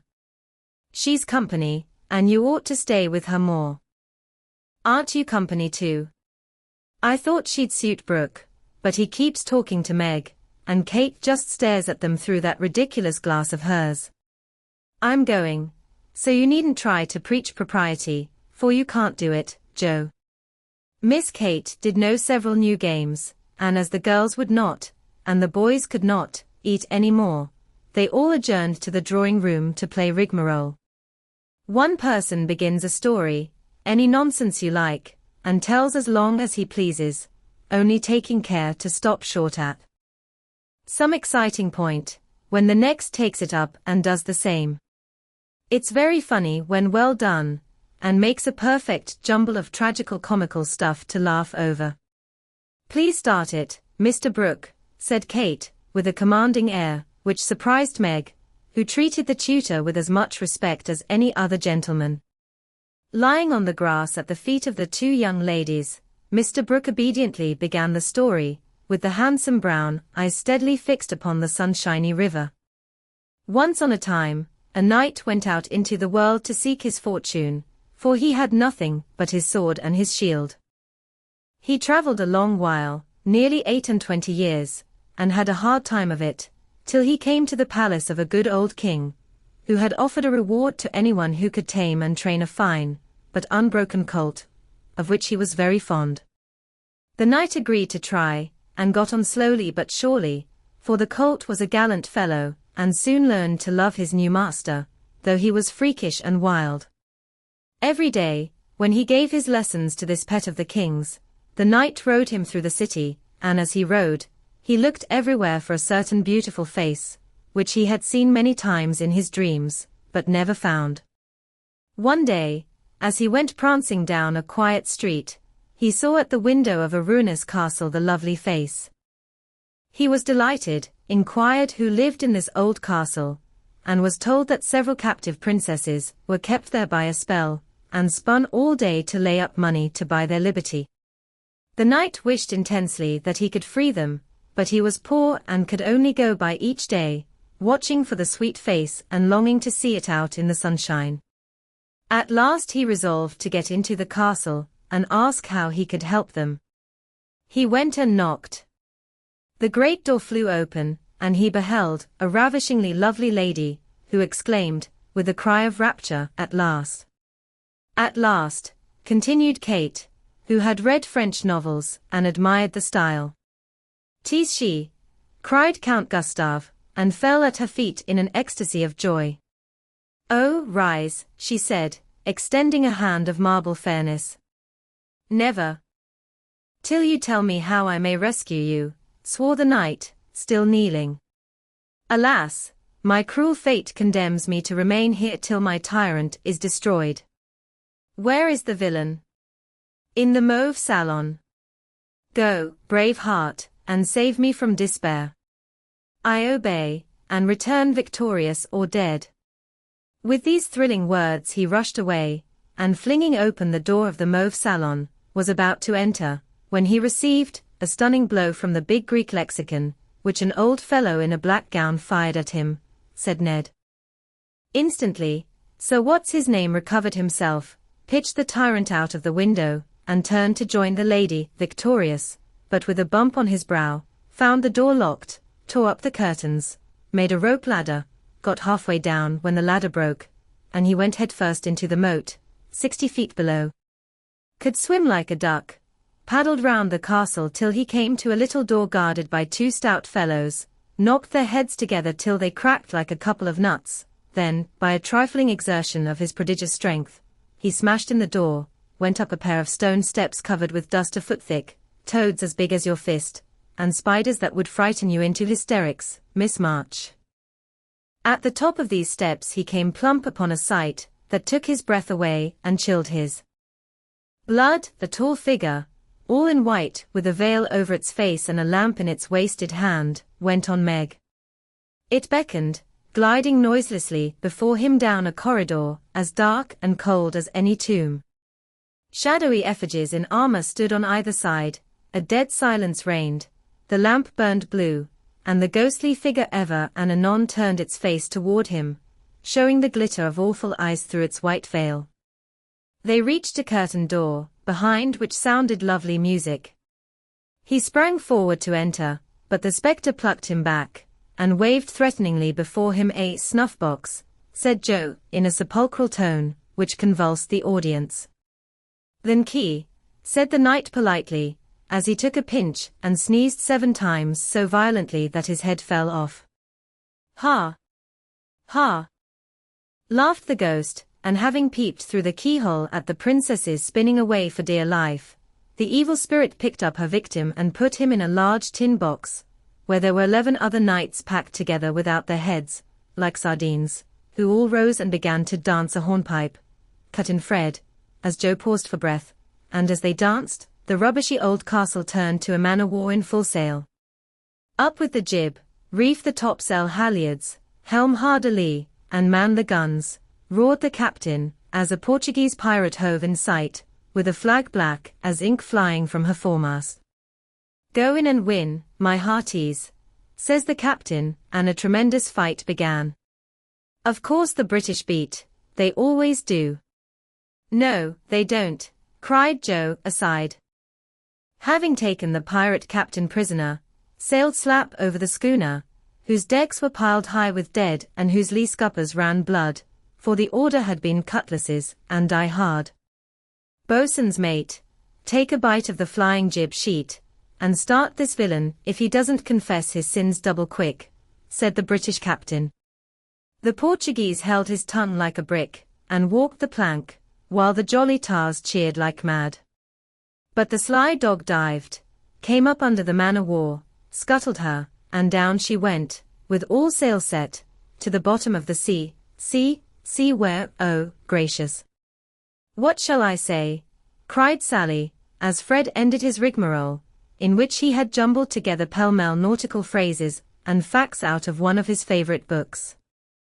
Well, they went to the bottom, and a nice mermaid welcomed them, but was much grieved on finding the box of headless knights, and kindly pickled them in brine, hoping to discover the mystery about them, for being a woman, she was curious. By and by a diver came down, and the mermaid said, "I'll give you a box of pearls if you can take it up," for she wanted to restore the poor things to life, and couldn't raise the heavy load herself.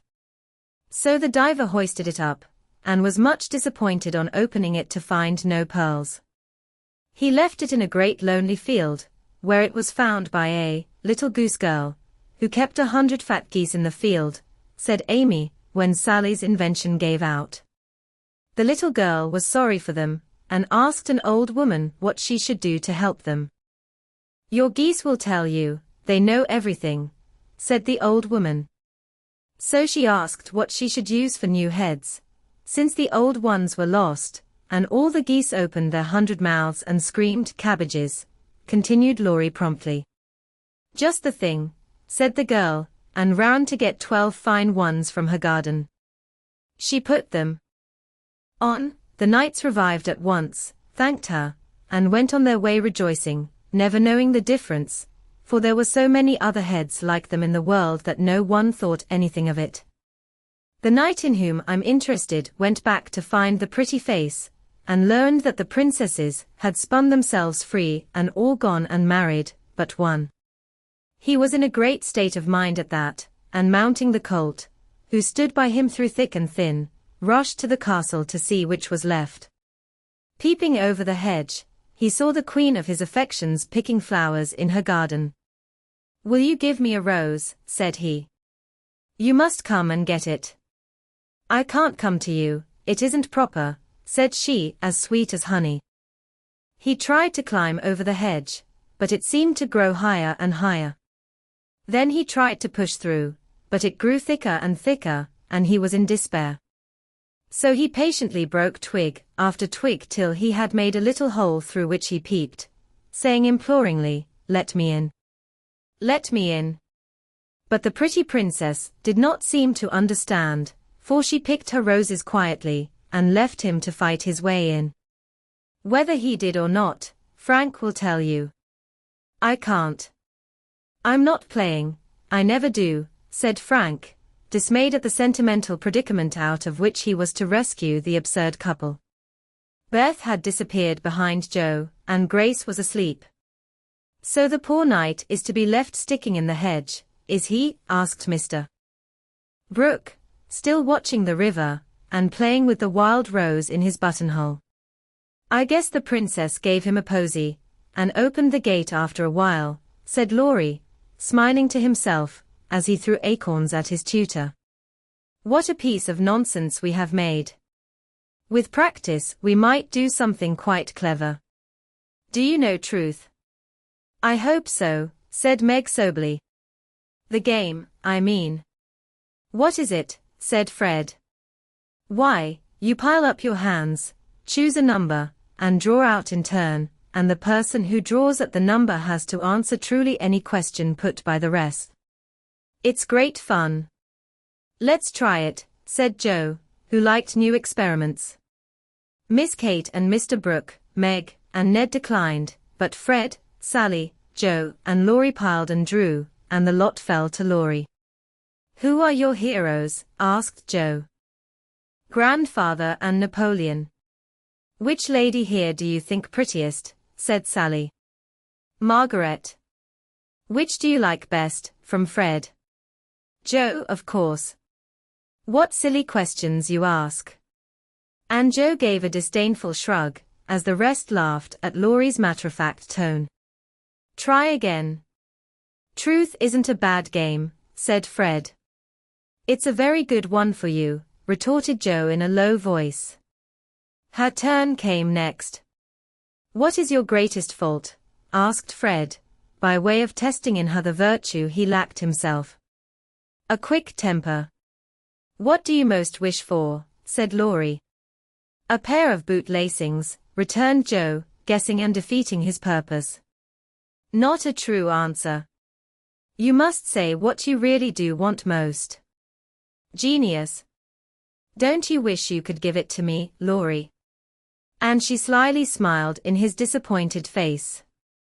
"What virtues do you most admire in a man?" asked Sally. "Courage and honesty." "Now my turn," said Fred, as his hand came last. "Let's give it to him," whispered Laurie to Joe, who nodded and asked at once. "Didn't you cheat at croquet?" "Well, yes, a little bit." "Good. Didn't you take your story out of the Sea Lion?" said Laurie. "Rather. Don't you think the English nation perfect in every respect?" asked Sally. I should be ashamed of myself if I didn't. He's a true John Bull. Now, Miss Sally, you shall have a chance without waiting to draw. I'll harrow up your feelings first by asking if you don't think you are something of a flirt, said Laurie, as Joe nodded to Fred as a sign that peace was declared. You impertinent boy. Of course I'm not, exclaimed Sally, with an air that proved the contrary. What do you hate most? Asked Fred. Spiders and rice pudding. What do you like best? Asked Joe. Dancing and French gloves. Well, I think truth is a very silly play. Let's have a sensible game of authors to refresh our minds, proposed Joe. Ned, Frank, and the little girls joined in this, and while it went on, the three elders sat apart, talking. Miss Kate took out her sketch again, and Margaret watched her, while Mr. Brooke lay on the grass with a book, which he did not read. How beautifully you do it. I wish I could draw, said Meg, with mingled admiration and regret in her voice. Why don't you learn? I should think you had taste and talent for it, replied Miss Kate graciously. I haven't time. Your mamma prefers other accomplishments, I fancy. So did mine, but I proved to her that I had talent by taking a few lessons privately, and then she was quite willing I should go on. Can't you do the same with your governess? I have none. I forgot young ladies in America go to school more than with us. Very fine schools they are, too, Papa says. You go to a private one, I suppose. I don't go at all. I am a governess myself. Oh, indeed, said Miss Kate, but she might as well have said, dear me, how dreadful, for her tone implied it, and something in her face made Meg color, and wish she had not been so frank. Mr. Brooke looked up and said quickly, young ladies in America love independence as much as their ancestors did, and are admired and respected for supporting themselves. Oh, yes, of course it's very nice and proper in them to do so. We have many most respectable and worthy young women, who do the same and are employed by the nobility, because, being the daughters of gentlemen, they are both well-bred and accomplished, you know, said Miss Kate in a patronizing tone that hurt Meg's pride, and made her work seem not only more distasteful, but degrading. Did the German song suit, Miss March? Inquired Mr. Brooke, breaking an awkward pause. Oh, yes. It was very sweet, and I'm much obliged to whoever translated it for me. And Meg's downcast face brightened as she spoke. Don't you read German? Asked Miss Kate with a look of surprise. Not very well. My father, who taught me, is away, and I don't get on very fast alone, for I've no one to correct my pronunciation. Try a little now. Here is Schiller's Mary Stuart, and a tutor who loves to teach. And Mr. Brooke laid his book on her lap with an inviting smile. It's so hard I'm afraid to try, said Meg, grateful, but bashful in the presence of the accomplished young lady beside her. I'll read a bit to encourage you. And Miss Kate read one of the most beautiful passages in a perfectly correct, but perfectly expressionless manner. Mr. Brooke made no comment as she returned the book to Meg, who said innocently, I thought it was poetry. Some of it is. Try this passage. There was a queer smile about Mr. Brooke's mouth as he opened at Poor Mary's Lament. Meg obediently following the long grass blade, which her new tutor used to point with, read slowly and timidly, unconsciously making poetry of the hard words by the soft intonation of her musical voice. Down the page went the green guide, and presently, forgetting her listener in the beauty of the sad scene, Meg read as if alone, giving a little touch of tragedy to the words of the unhappy queen. If she had seen the brown eyes then, she would have stopped short, but she never looked up, and the lesson was not spoiled for her. Very well indeed, said Mr. Brooke, as she paused, quite ignoring her many mistakes, and looking as if he did indeed love to teach. Miss Kate put up her glass, and having taken a survey of the little tableau before her, shut her sketchbook, saying with condescension, "You've a nice accent and in time will be a clever reader. I advise you to learn, for German is a valuable accomplishment to teachers. I must look after Grace, she is romping." And Miss Kate strolled away, adding to herself with a shrug, "I didn't come to chaperone a governess, though she is young and pretty. What odd people these Yankees are. I'm afraid Laurie will be quite spoiled among them. I forgot that English people rather turn up their noses at governesses and don't treat them as we do," said Meg, looking after the retreating figure with an annoyed expression. "Tutors also have rather a hard time of it there, as I know to my sorrow. There's no place like America for us workers, Miss Margaret." And Mr. Brooke looked so contented and cheerful that Meg was ashamed to lament her hard lot. "I'm glad I live in it then. I don't like my work, but I get a good deal of satisfaction out of it after all, so I won't complain. I only wished I liked teaching as you do. I think you would if you had Laurie for a pupil. I shall be very sorry to lose him next year," said Mr. Brooke, busily punching holes in the turf. "Going to college, I suppose?" Meg's lips asked the question, but her eyes added, "And what becomes of you?" "Yes, it's high time he went, for he is ready, and as soon as he is off, I shall turn soldier. I am needed." "I am glad of that," exclaimed Meg. "I should think every young man would want to go, though it is hard for the mothers and sisters who stay at home," she added sorrowfully. "I have neither, and very few friends to care whether I live or die," said Mr. Brooke rather bitterly, as he absently put the dead rose in the hole he had made and covered it up, like a little grave. "Laurie and his grandfather would care a great deal, and we should all be very sorry to have any harm happen to you," said Meg heartily. "Thank you, that sounds pleasant," began Mr. Brooke, looking cheerful again, but before he could finish his speech, Ned, mounted on the old horse, came lumbering up to display his equestrian skill before the young ladies, and there was no more quiet that day. "Don't you love to ride?"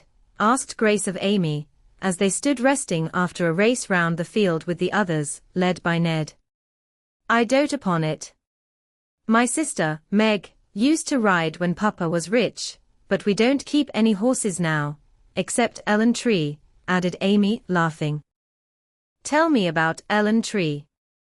Is it a donkey?" asked Grace curiously.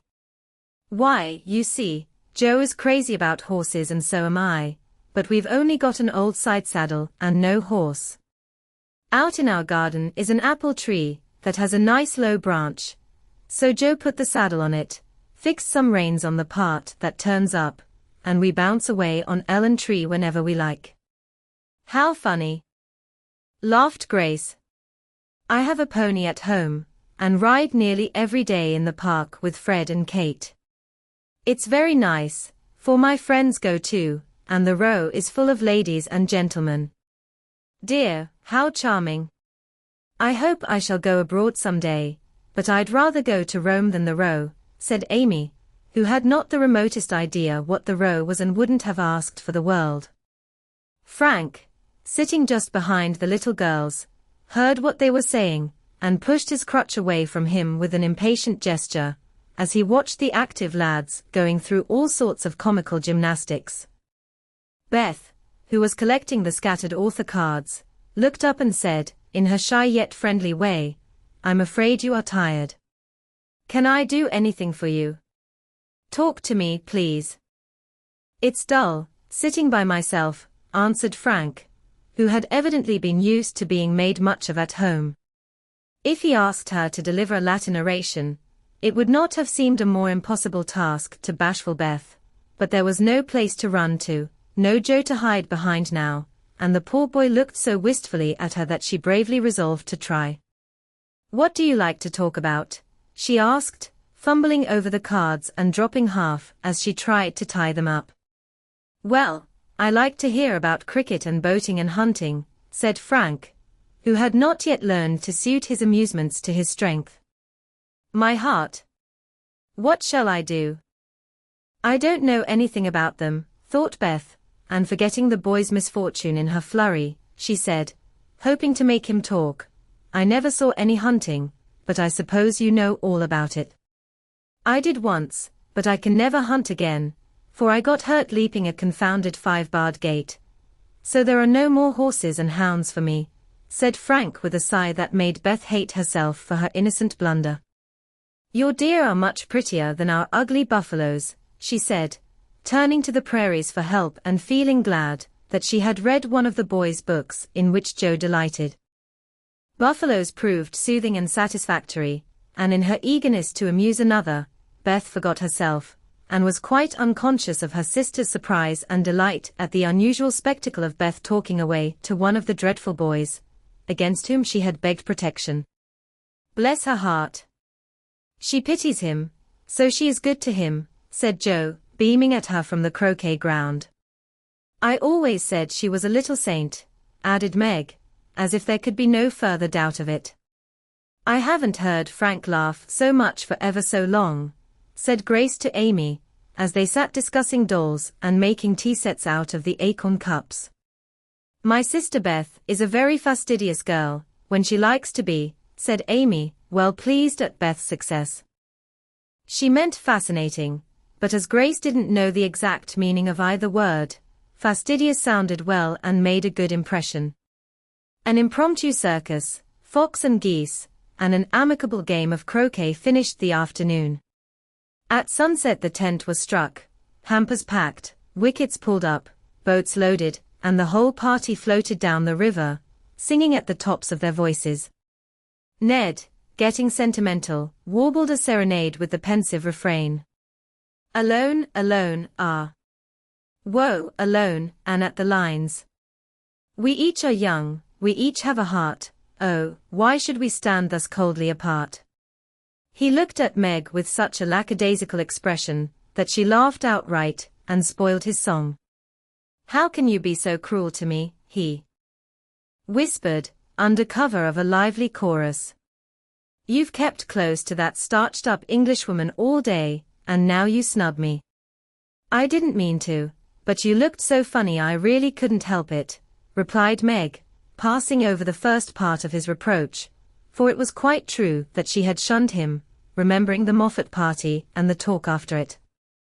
Ned was offended and turned to Sally for consolation, saying to her rather pettishly, "There isn't a bit of flirt in that girl, is there?" "Not a particle, but she's a dear," returned Sally, defending her friend even while confessing her shortcomings. "She's not a stricken dear anyway," said Ned, trying to be witty, and succeeding as well as very young gentlemen usually do.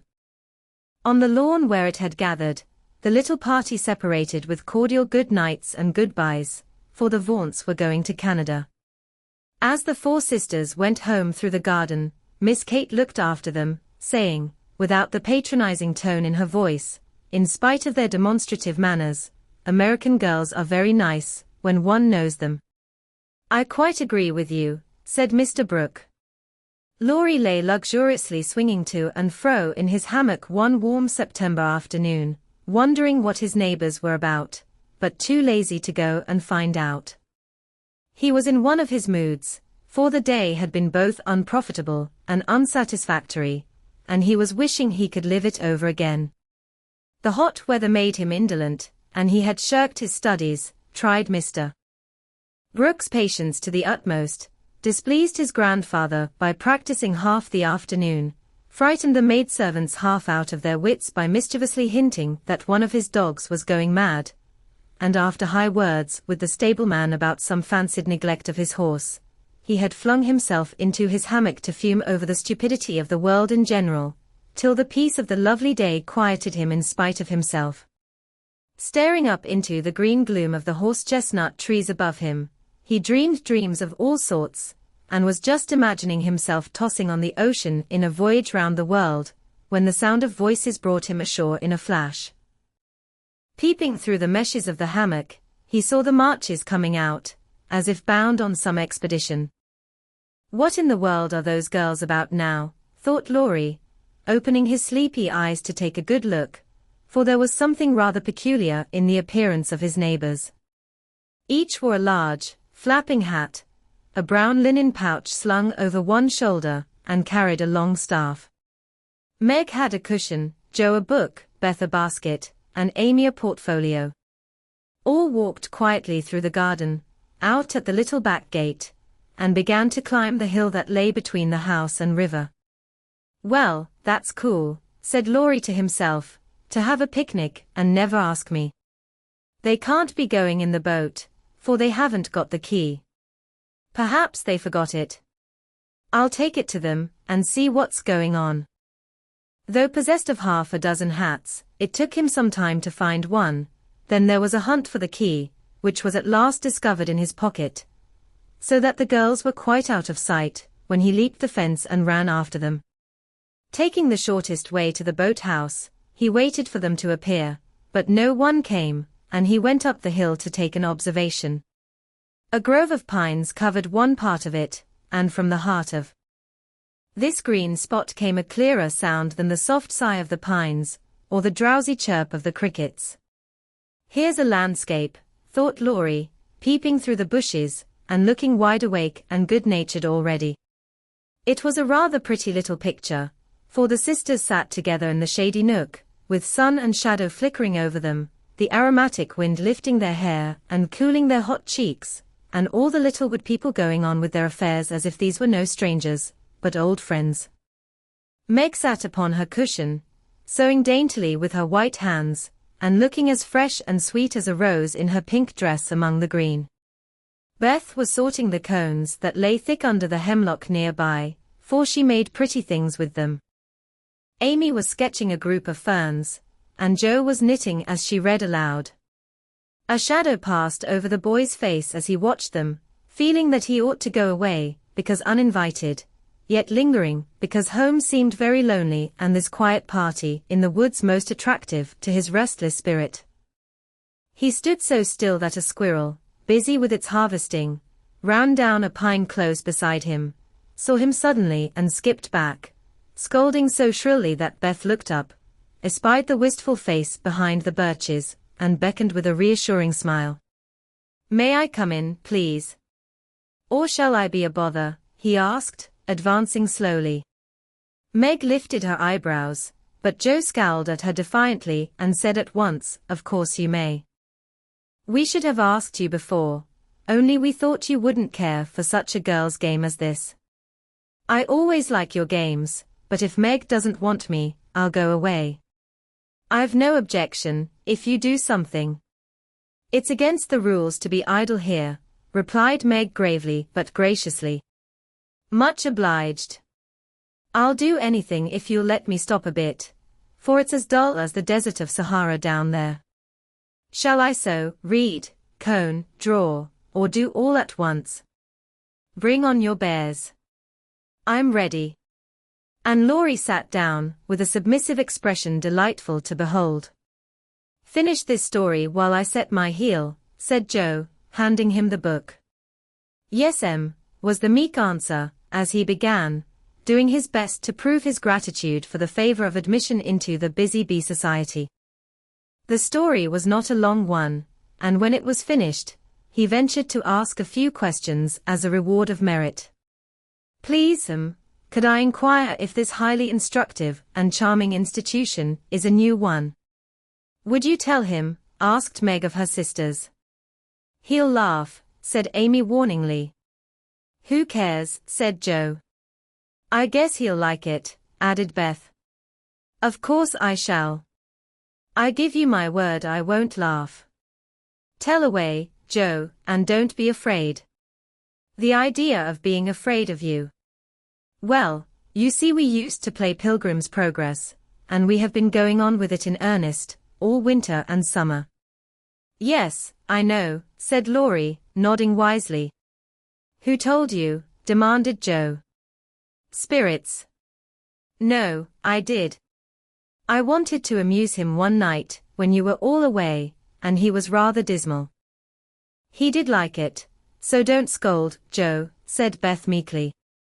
"You can't keep a secret." "Never mind, it saves trouble now." "Go on, please," said Laurie, as Joe became absorbed in her work, looking a trifle displeased. "Oh, didn't she tell you about this new plan of ours?"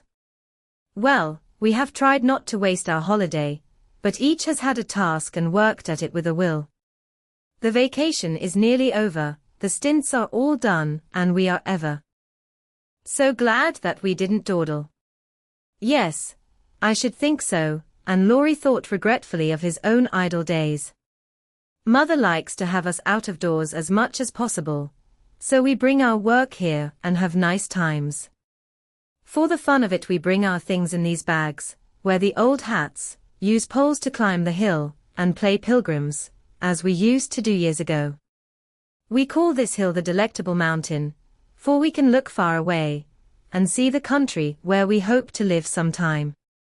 Joe pointed, and Laurie sat up to examine, for through an opening in the wood one could look across the wide, blue river, the meadows on the other side, far over the outskirts of the great city, to the green hills that rose to meet the sky. The sun was low, and the heavens glowed with the splendor of an autumn sunset. Gold and purple clouds lay on the hilltops, and rising high into the ruddy light were silvery white peaks that shone like the airy spires of some celestial city. "How beautiful that is," said Laurie softly, for he was quick to see and feel beauty of any kind. "It's often so, and we like to watch it, for it is never the same, but always splendid," replied Amy, wishing she could paint it.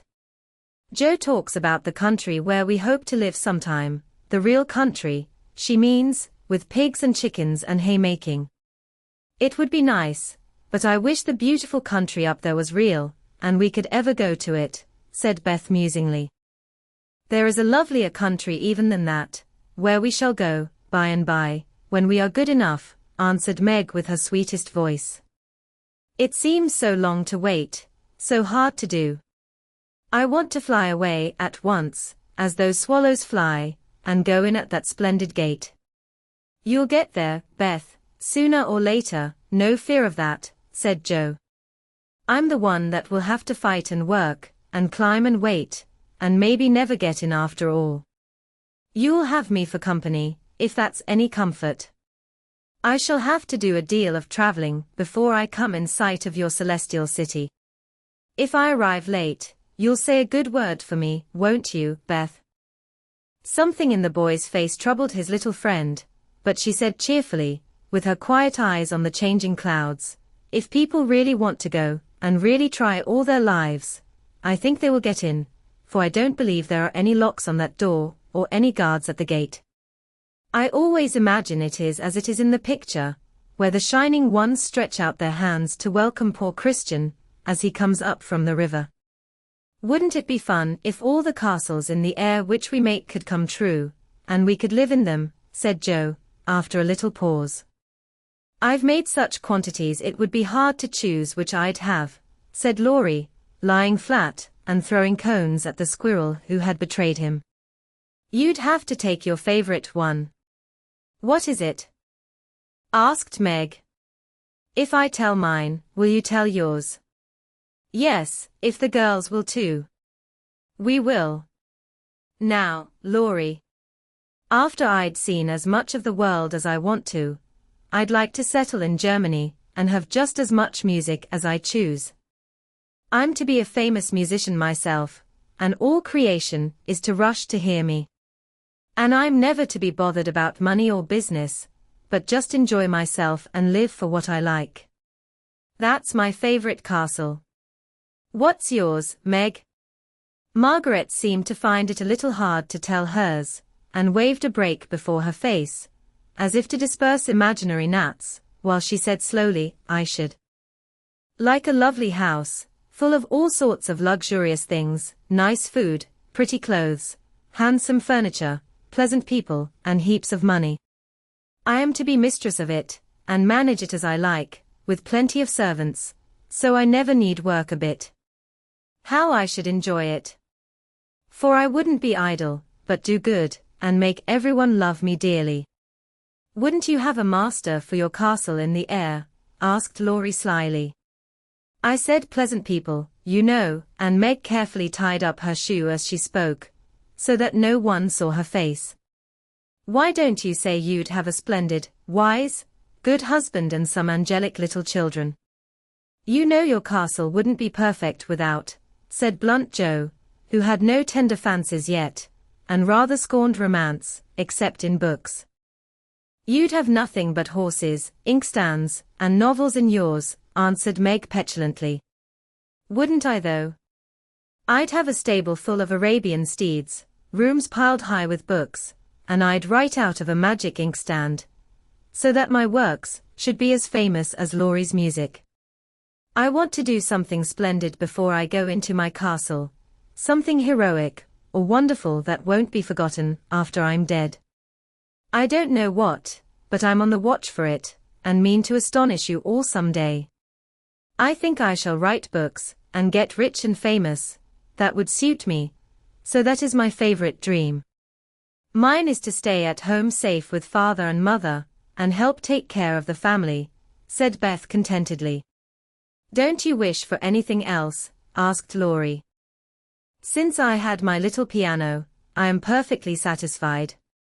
I only wish we may all keep well and be together, nothing else. I have ever so many wishes, but the pet one is to be an artist, and go to Rome, and do fine pictures, and be the best artist in the whole world, was Amy's modest desire. We're an ambitious set, aren't we? Every one of us, but Beth, wants to be rich and famous, and gorgeous in every respect. I do wonder if any of us will ever get our wishes, said Laurie, chewing grass like a meditative calf. I've got the key to my castle in the air, but whether I can unlock the door remains to be seen, observed Joe mysteriously.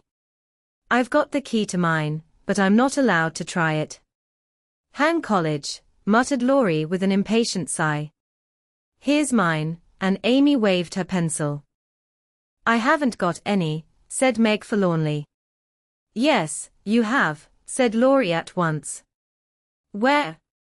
In your face. Nonsense, that's of no use. Wait and see if it doesn't bring you something worth having, replied the boy, laughing at the thought of a charming little secret, which he fancied he knew. Meg colored behind the break, but asked no questions and looked across the river with the same expectant expression, which Mr. Brooke had worn when he told the story of the night. If we are all alive 10 years hence, let's meet, and see how many of us have got our wishes, or how much nearer we are then than now, said Joe, always ready with a plan. Bless me. How old I shall be, 27, exclaimed Meg, who felt grown up already, having just reached 17. You and I will be 26, Teddy, Beth 24, and Amy 22. What a venerable party, said Joe. I hope I shall have done something to be proud of by that time, but I'm such a lazy dog. I'm afraid I shall dawdle, Joe. You need a motive, Mother says, and when you get it, she is sure you'll work splendidly. Is she?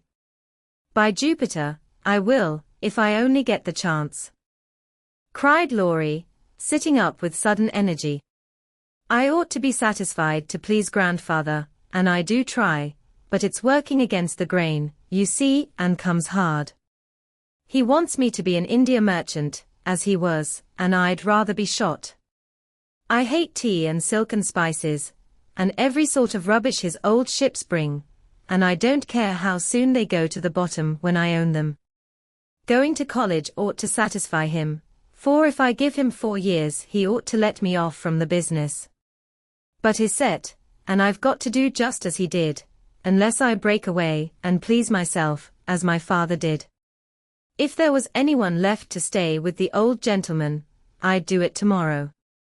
Laurie spoke excitedly, and looked ready to carry his threat into execution on the slightest provocation, for he was growing up very fast, and, in spite of his indolent ways, had a young man's hatred of subjection, a young man's restless longing to try the world for himself. I advise you to sail away in one of your ships, and never come home again till you have tried your own way, said Joe, whose imagination was fired by the thought of such a daring exploit, and whose sympathy was excited by what she called Teddy's wrongs. That's not right, Joe. You mustn't talk in that way, and Laurie mustn't take your bad advice. You should do just what your grandfather wishes, my dear boy, said Meg in her most maternal tone. Do your best at college, and when he sees that you try to please him, I'm sure he won't be hard on you or unjust to you. As you say, there is no one else to stay with and love him, and you'd never forgive yourself if you left him without his permission. Don't be dismal or fret, but do your duty and you'll get your reward, as good Mr. Brooke has, by being respected and loved. What do you know about him? Asked Laurie, grateful for the good advice, but objecting to the lecture, and glad to turn the conversation from himself after his unusual outbreak. Only what your grandpa told us about him, how he took good care of his own mother till she died, and wouldn't go abroad as tutor to some nice person, because he wouldn't leave her. And how he provides now for an old woman who nursed his mother, and never tells anyone, but is just as generous and patient and good as he can be. So he is, dear old fellow, said Laurie heartily, as Meg paused, looking flushed and earnest with her story. It's like Grandpa to find out all about him without letting him know, and to tell all his goodness to others, so that they might like him. Brooke couldn't understand why your mother was so kind to him, asking him over with me and treating him in her beautiful friendly way. He thought she was just perfect, and talked about it for days and days, and went on about you all in flaming style. If ever I do get my wish, you see what I'll do for Brooke. Begin to do something now by not plaguing his life out, said Meg sharply. How do you know I do, miss? I can always tell by his face when he goes away. If you have been good, he looks satisfied and walks briskly. If you have plagued him, he's sober and walks slowly, as if he wanted to go back and do his work better. Well, I like that. So you keep an account of my good and bad marks in Brooke's face, do you? I see him bow and smile as he passes your window, but I didn't know you'd got up a telegraph. We haven't. Don't be angry, and oh, don't tell him I said anything. It was only to show that I cared how you get on, and what is said here is said in confidence, you know, cried Meg, much alarmed at the thought of what might follow from her careless speech. I don't tell tales, replied Laurie, with his high and mighty air, as Joe called a certain expression which he occasionally wore. Only if Brooke is going to be a thermometer, I must mind and have fair weather for him to report. Please don't be offended. I didn't mean to preach, or tell tales, or be silly.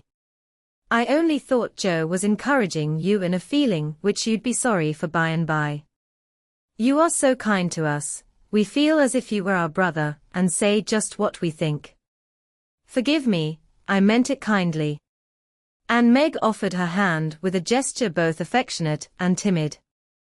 Ashamed of his momentary pique, Laurie squeezed the kind little hand, and said frankly, I'm the one to be forgiven.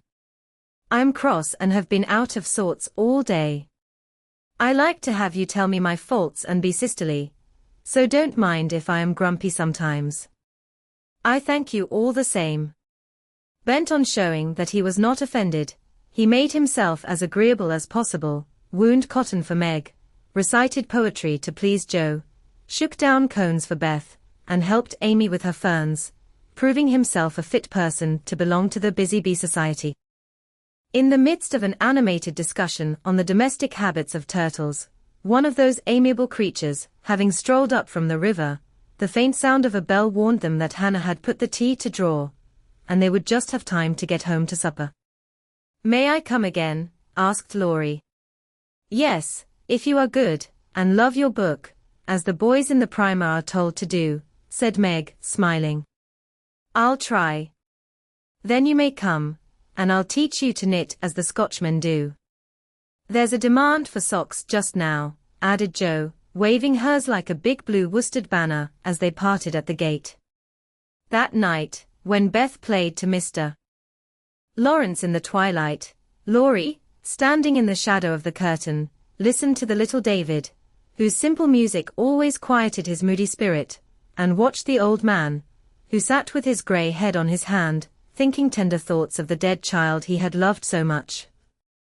Remembering the conversation of the afternoon, the boy said to himself, with the resolve to make the sacrifice cheerfully, "I'll let my castle go, and stay with the dear old gentleman while he needs me, for I am all he has." Joe was very busy in the garret, for the October days began to grow chilly, and the afternoons were short. For 2 or 3 hours the sun lay warmly in the high window, showing Joe seated on the old sofa, writing busily, with her papers spread out upon a trunk before her, while Scrabble, the pet rat, promenaded the beams overhead, accompanied by his oldest son, a fine young fellow, who was evidently very proud of his whiskers. Quite absorbed in her work, Joe scribbled away till the last page was filled, when she signed her name with a flourish and threw down her pen, exclaiming, "There, I've done my best. If this won't suit, I shall have to wait till I can do better." Lying back on the sofa, she read the manuscript carefully through, making dashes here and there, and putting in many exclamation points, which looked like little balloons. Then she tied it up with a smart red ribbon, and sat a minute looking at it with a sober, wistful expression, which plainly showed how earnest her work had been. Joe's desk up here was an old tin kitchen which hung against the wall. In it she kept her papers, and a few books, safely shut away from Scrabble, who, being likewise of a literary turn, was fond of making a circulating library of such books as were left in his way by eating the leaves. From this tin receptacle Joe produced another manuscript, and putting both in her pocket, crept quietly downstairs, leaving her friends to nibble on her pens and taste her ink. She put on her hat and jacket as noiselessly as possible, and going to the back entry window, got out upon the roof of a low porch, swung herself down to the grassy bank, and took a roundabout way to the road. Once there, she composed herself, hailed a passing omnibus, and rolled away to town, looking very merry and mysterious. If anyone had been watching her, he would have thought her movements decidedly peculiar, for on alighting, she went off at a great pace till she reached a certain number in a certain busy street. Having found the place with some difficulty, she went into the doorway, looked up the dirty stairs, and after standing stock still a minute, suddenly dived into the street and walked away as rapidly as she came. This maneuver she repeated several times, to the great amusement of a black-eyed young gentleman lounging in the window of a building opposite. On returning for the third time, Joe gave herself a shake, pulled her hat over her eyes, and walked up the stairs, looking as if she were going to have all her teeth out. There was a dentist's sign, among others, which adorned the entrance, and after staring a moment at the pair of artificial jaws which slowly opened and shut to draw attention to a fine set of teeth, the young gentleman put on his coat, took his hat, and went down to post himself in the opposite doorway, saying with a smile and a shiver, "It's like her to come alone, but if she has a bad time she'll need someone to help her home." In 10 minutes, Joe came running downstairs, with a very red face, and the general appearance of a person who had just passed through a trying ordeal of some sort. When she saw the young gentleman, she looked anything but pleased, and passed him with a nod. But he followed, asking with an air of sympathy, "Did you have a bad time?" "Not very. You got through quickly." "Yes, thank goodness." "Why did you go alone?" "Didn't want anyone to know." "You're the oddest fellow I ever saw. How many did you have out?" Joe looked at her friend as if she did not understand him, then began to laugh as if mightily amused at something. "There are 2 which I want to have come out, but I must wait a week." "What are you laughing at?" "You are up to some mischief, Joe," said Laurie, looking mystified. "So are you." "What were you doing, sir, up in that billiard saloon?" "Begging your pardon, it wasn't a billiard saloon, but a gymnasium, and I was taking a lesson in fencing." "I'm glad of that." "Why?" "You can teach me, and then when we play Hamlet, you can be Letts, and we'll make a fine thing of the fencing scene." Laurie burst out with a hearty boy's laugh, which made several passers-by smile in spite of themselves. "I'll teach you whether we play Hamlet or not. It's grand fun, and will straighten you up capitally. But I don't believe that was your only reason for saying I'm glad in that decided way, was it now?" "No, I was glad that you were not in the saloon, because I hope you never go to such places." "Do you?" "Not often." "I wish you wouldn't. It's no harm, Joe. I have billiards at home, but it's no fun unless you have good players, so, as I'm fond of it, I come sometimes and have a game with Ned Moffat, or some of the other fellows." "Oh, dear, I'm so sorry, for you'll get to liking it better and better, and will waste time and money, and grow like those dreadful boys. I did hope you'd stay respectable and be a satisfaction to your friends," said Jo, shaking her head. "Can't a fellow take a little innocent amusement now and then without losing his respectability?" asked Laurie, looking nettled. "That depends upon how and where he takes it. I don't like Ned and his set, and wish you'd keep out of it. Mother won't let us have him at our house, though he wants to come. And if you grow like him, she won't be willing to have us frolic together as we do now." "Won't she?" asked Laurie anxiously. "No, she can't bear fashionable young men, and she'd shut us all up in bandboxes rather than have us associate with them." "Well, she needn't get out her bandboxes yet. I'm not a fashionable party and don't mean to be, but I do like harmless larks now and then, don't you?" "Yes, nobody minds them, so lark away, but don't get wild, will you? Or there will be an end of all our good times. I'll be a double distilled saint. I can't bear saints. Just be a simple, honest, respectable boy, and we'll never desert you. I don't know what I should do if you acted like Mr. King's son. He had plenty of money, but didn't know how to spend it, and got tipsy and gambled, and ran away, and forged his father's name, I believe, and was altogether horrid. You think I'm likely to do the same?" "Much obliged." "No, I don't, oh dear, no. But I hear people talking about money being such a temptation, and I sometimes wish you were poor."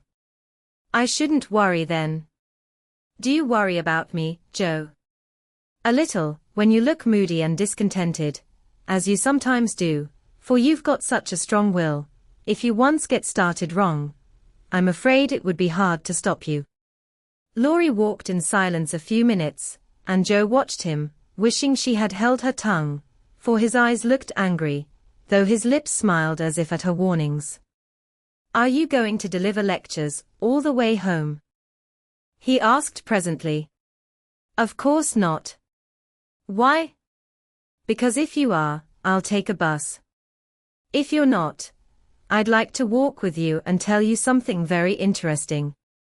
I won't preach any more, and I'd like to hear the news immensely." "Very well, then, come on. It's a secret, and if I tell you, you must tell me yours." "I haven't got any," began Joe, but stopped suddenly, remembering that she had. "You know you have, you can't hide anything, so up and fess, or I won't tell," cried Laurie. "Is your secret a nice one?" "Oh, isn't it? All about people you know, and such fun. You ought to hear it, and I've been aching to tell it this long time." "Come, you begin. You'll not say anything about it at home, will you?" "Not a word." "And you won't tease me in private?" "I never tease." "Yes, you do. You get everything you want out of people. I don't know how you do it, but you are a born wheedler." "Thank you. Fire away." "Well, I've left 2 stories with a newspaperman, and he's to give his answer next week," whispered Joe in her confidante's ear. "Hurrah for Miss March, the celebrated American authoress," cried Laurie, throwing up his hat and catching it again, to the great delight of 2 ducks, 4 cats, 5 hens, and half a dozen Irish children, for they were out of the city now. "Hush! It won't come to anything, I dare say, but I couldn't rest till I had tried, and I said nothing about it because I didn't want anyone else to be disappointed. It won't fail. Why, Joe, your stories are works of Shakespeare compared to half the rubbish that is published every day. Won't it be fun to see them in print, and shan't we feel proud of our authoress? Joe's eyes sparkled, for it is always pleasant to be believed in, and a friend's praise is always sweeter than a dozen newspaper puffs. Where's your secret? Play fair, Teddy, or I'll never believe you again, she said, trying to extinguish the brilliant hopes that blazed up at a word of encouragement. I may get into a scrape for telling, but I didn't promise not to, so I will, for I never feel easy in my mind till I've told you any plummy bit of news I get. I know where Meg's glove is. Is that all? Said Joe, looking disappointed, as Laurie nodded and twinkled with a face full of mysterious intelligence. It's quite enough for the present, as you'll agree when I tell you where it is. Tell, then. Laurie bent, and whispered 3 words in Joe's ear, which produced a comical change. She stood and stared at him for a minute, looking both surprised and displeased, then walked on, saying sharply, How do you know? Saw it. Where? Pocket. All this time? Yes, isn't that romantic? No, it's horrid. Don't you like it? Of course I don't. It's ridiculous, it won't be allowed. My patience. What would Meg say? You are not to tell anyone. Mind that. I didn't promise. That was understood, and I trusted you. Well, I won't for the present, anyway, but I'm disgusted, and wish you hadn't told me. I thought you'd be pleased. At the idea of anybody coming to take Meg away. No, thank you. You'll feel better about it when somebody comes to take you away. I'd like to see anyone try it, cried Joe fiercely. So should I, and Laurie chuckled at the idea. I don't think secrets agree with me. I feel rumpled up in my mind since you told me that, said Joe rather ungratefully. Race down this hill with me, and you'll be all right, suggested Laurie. No one was in sight. The smooth road sloped invitingly before her, and finding the temptation irresistible, Joe darted away, soon leaving hat and comb behind her and scattering hairpins as she ran. Laurie reached the goal first and was quite satisfied with the success of his treatment, for his Atlanta came panting up with flying hair, bright eyes, ruddy cheeks, and no signs of dissatisfaction in her face. I wish I was a horse. Then I could run for miles in this splendid air, and not lose my breath. It was capital, but see what a guy it's made me. Go, pick up my things, like a cherub, as you are, said Joe, dropping down under a maple tree, which was carpeting the bank with crimson leaves. Laurie leisurely departed to recover the lost property, and Joe bundled up her braids, hoping no one would pass by till she was tidy again. But someone did pass. And who should it be but Meg, looking particularly ladylike in her state and festival suit, for she had been making calls. What in the world are you doing here? She asked, regarding her disheveled sister with well-bred surprise. Getting leaves, meekly answered Joe, sorting the rosy handful she had just swept up. And hairpins, added Laurie, throwing half a dozen into Joe's lap. They grow on this road, Meg. So do combs and brown straw hats. You have been running, Joe. How could you? When will you stop such romping ways? Said Meg reprovingly, as she settled her cuffs and smoothed her hair, with which the wind had taken liberties. Never till I'm stiff and old and have to use a crutch. Don't try to make me grow up before my time, Meg. It's hard enough to have you change all of a sudden. Let me be a little girl as long as I can. As she spoke, Joe bent over the leaves to hide the trembling of her lips, for lately she had felt that Margaret was fast getting to be a woman, and Laurie's secret made her dread the separation, which must surely come sometime, and now seemed very near. He saw the trouble in her face and drew Meg's attention from it by asking quickly, "Where have you been calling? All so fine." "At the gardener's, and Sally has been telling me all about Belle Moffat's wedding. It was very splendid, and they have gone to spend the winter in Paris. Just think how delightful that must be." "Do you envy her, Meg?" said Laurie. "I'm afraid I do." "I'm glad of it," muttered Jo, tying on her hat with a jerk. "Why?" asked Meg, looking surprised. "Because if you care much about riches, you will never go and marry a poor man," said Jo, frowning at Laurie, who was mutely warning her to mind what she said. "I shall never go and marry anyone," observed Meg, walking on with great dignity while the others followed, laughing, whispering, skipping stones, and behaving like children, as Meg said to herself, though she might have been tempted to join them if she had not had her best dress on. For a week or two, Jo behaved so queerly that her sisters were quite bewildered.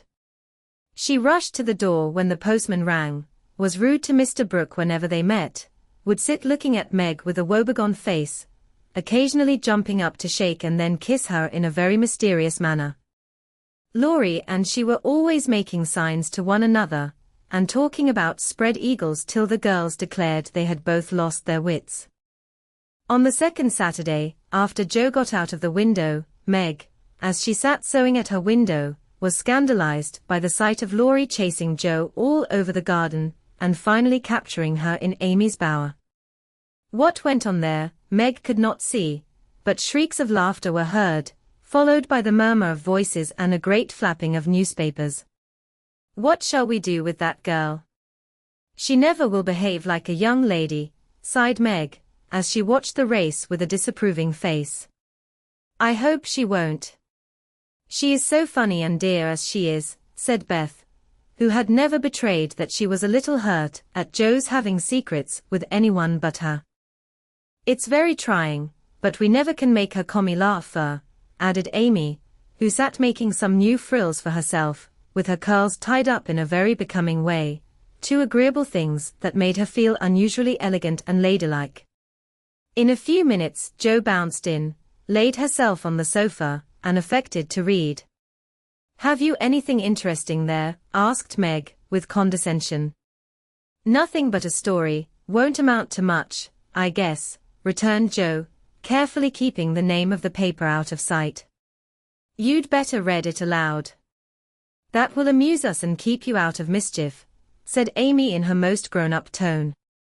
"What's the name?" asked Beth, wondering why Jo kept her face behind the sheet. "The Rival Painters." "That sounds well. Read it," said Meg. With a loud hem, and a long breath, Jo began to read very fast.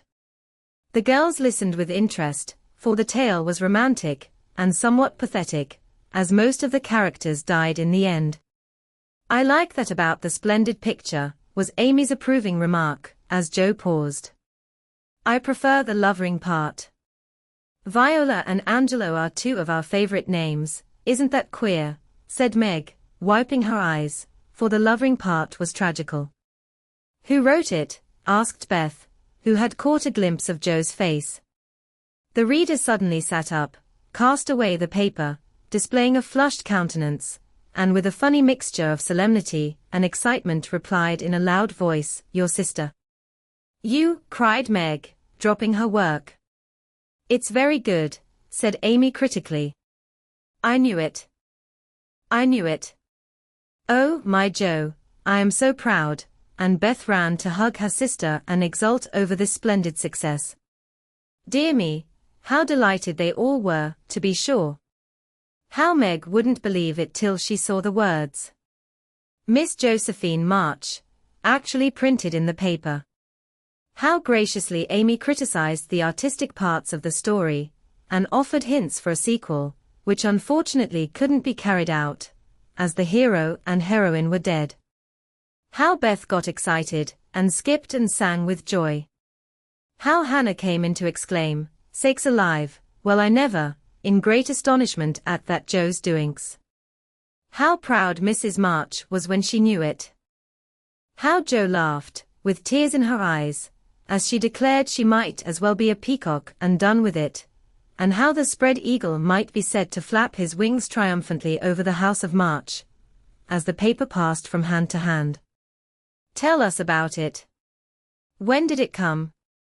How much did you get for it? What will father say? Won't Laurie laugh?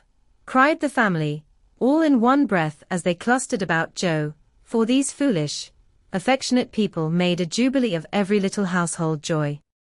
Stop jabbering, girls, and I'll tell you everything, said Jo, wondering if Miss Burney felt any grander over her Evelina than she did over her rival painters. Having told how she disposed of her tales, Jo added, and when I went to get my answer, the man said he liked them both, but didn't pay beginners, only let them print in his paper, and notice the stories. It was good practice, he said, and when the beginners improved, anyone would pay.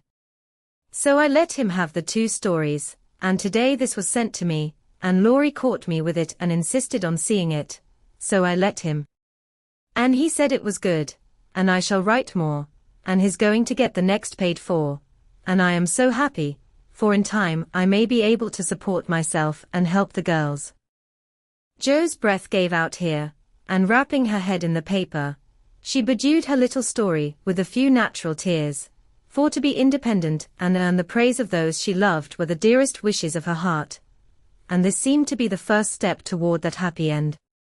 November is the most disagreeable month in the whole year, said Margaret, standing at the window one dull afternoon, looking out at the frost-bitten garden. That's the reason I was born in it, observed Jo pensively, quite unconscious of the blot on her nose. If something very pleasant should happen now, we should think it a delightful month, said Beth, who took a hopeful view of everything, even November. I dare say, but nothing pleasant ever does happen in this family, said Meg, who was out of sorts. We go grubbing along day after day, without a bit of change, and very little fun. We might as well be in a treadmill. My patience, how blue we are, cried Jo. I don't much wonder, poor dear, for you see other girls having splendid times, while you grind, year in and year out. Oh, don't I wish I could manage things for you as I do for my heroines. You're pretty enough and good enough already, so I'd have some rich relation leave you a fortune unexpectedly. Then you'd dash out as an heiress, scorn everyone who has slighted you, go abroad, and come home my lady something in a blaze of splendor and elegance. People don't have fortunes left them in that style nowadays, men have to work and women marry for money. It's a dreadfully unjust world, said Meg bitterly. Jo and I are going to make fortunes for you all. Just wait 10 years, and see if we don't, said Amy, who sat in a corner making mud pies, as Hannah called her little clay models of birds, fruit, and faces. Can't wait, and I'm afraid I haven't much faith in ink and dirt, though I'm grateful for your good intentions. Meg sighed, and turned to the frost-bitten garden again. Jo groaned and leaned both elbows on the table in a despondent attitude, but Amy spattered away energetically, and Beth, who sat at the other window, said, smiling, 2 pleasant things are going to happen right away. Marmee is coming down the street, and Laurie is tramping through the garden, as if he had something nice to tell. In they both came, Mrs. March with her usual question, any letter from father, girls, and Laurie to say in his persuasive way, won't some of you come for a drive? I've been working away at mathematics till my head is in a muddle, and I'm going to freshen my wits by a brisk turn. It's a dull day, but the air isn't bad, and I'm going to take Brooke home, so it will be gay inside, if it isn't out. Come, Jo, you and Beth will go, won't you? Of course we will. Much obliged, but I'm busy. And Meg whisked out her work basket, for she had agreed with her mother that it was best, for her at least, not to drive too often with the young gentleman. We 3 will be ready in a minute, cried Amy, running away to wash her hands. "Can I do anything for you, Madam Mother?" asked Laurie, leaning over Mrs. March's chair with the affectionate look and tone he always gave her. "No, thank you, except call at the office, if you'll be so kind, dear. It's our day for a letter, and the postman hasn't been. Father is as regular as the sun, but there's some delay on the way, perhaps." A sharp ring interrupted her, and a minute after Hannah came in with a letter. "It's one of them horrid telegraph things, Mum," she said, handling it as if she was afraid it would explode and do some damage. At the word telegraph, Mrs. March snatched it, read the 2 lines it contained, and dropped back into her chair as white as if the little paper had sent a bullet to her heart. Laurie dashed downstairs for water, while Meg and Hannah supported her, and Joe read aloud, in a frightened voice. "Mrs. March, your husband is very ill.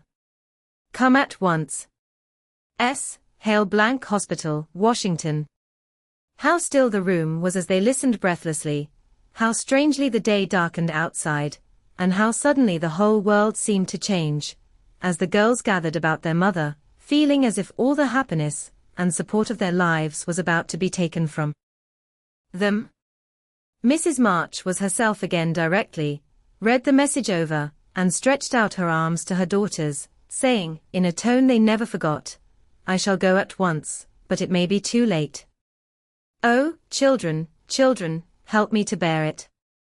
For several minutes there was nothing but the sound of sobbing in the room, mingled with broken words of comfort, tender assurances of help, and hopeful whispers that died away in tears. Poor Hannah was the first to recover, and with unconscious wisdom she set all the rest a good example, for with her, work was panacea for most afflictions. "The Lord keep the dear man. I won't waste no time a-crying, but git your things ready right away, Mum," she said heartily, as she wiped her face on her apron, gave her mistress a warm shake of the hand with her own hard one, and went away to work like 3 women in one. "She's right, there's no time for tears now. Be calm, girls, and let me think." They tried to be calm, poor things, as their mother sat up, looking pale but steady, and put away her grief to think and plan for them. "Where's Laurie?" she asked presently, when she had collected her thoughts and decided on the first duties to be done. "Here, Oh, let me do something," cried the boy, hurrying from the next room whither he had withdrawn, feeling that their first sorrow was too sacred for even his friendly eyes to see. "Send a telegram, saying I will come at once. The next train goes early in the morning." "I'll take that. What else?" "The horses are ready." "I can go anywhere, do anything," he said, looking ready to fly to the ends of the earth. "Leave a note at Aunt March's. Joe, give me that pen and paper."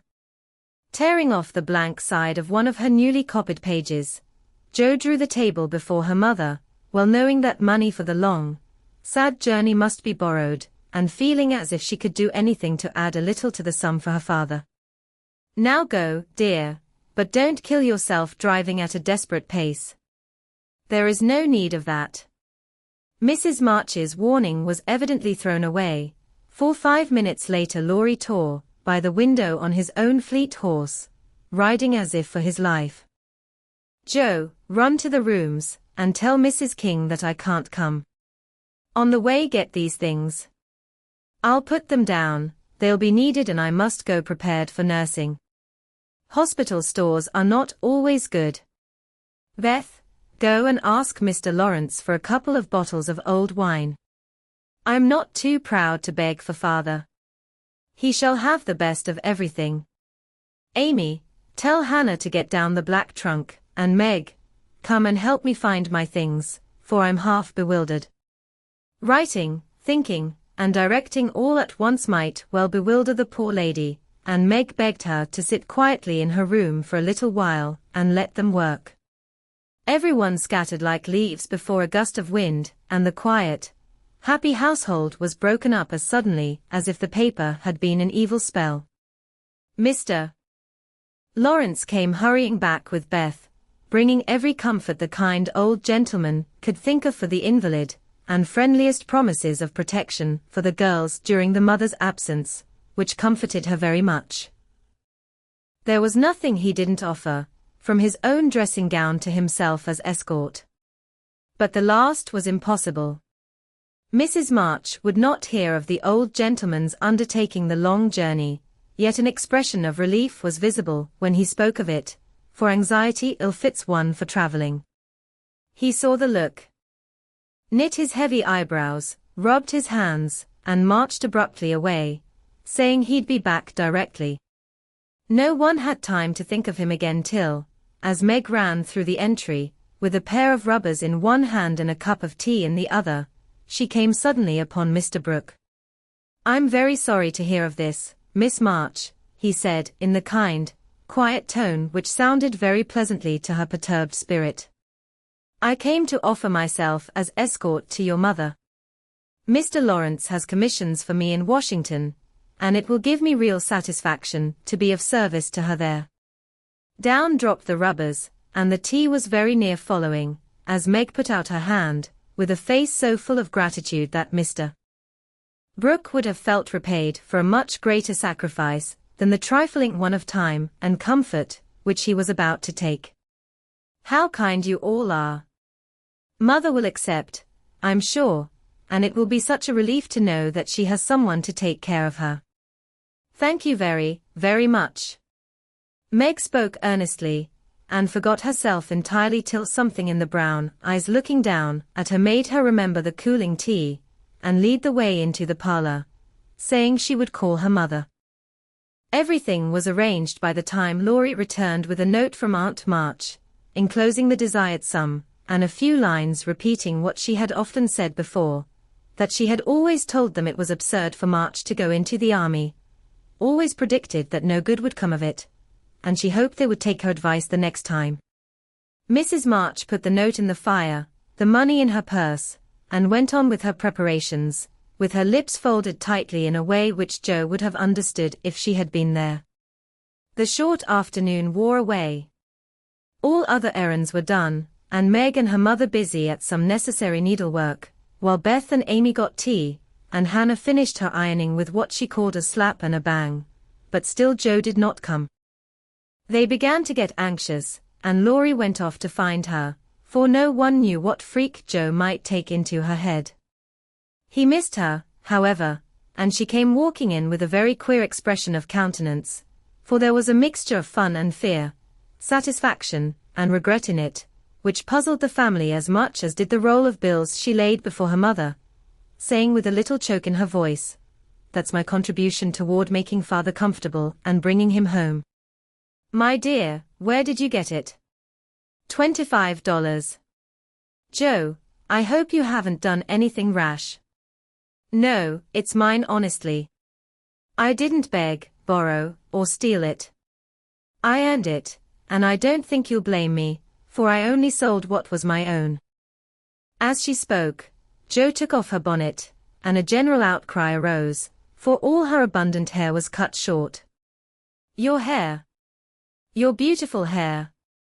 Oh, Joe, how could you? You're one beauty.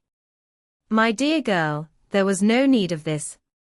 She doesn't look like my Joe anymore, but I love her dearly for it."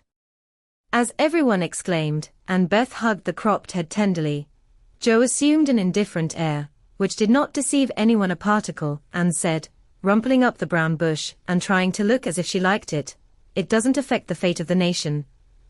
So don't wail, Beth. It will be good for my vanity. I was getting too proud of my wig. It will do my brains good to have that mop taken off.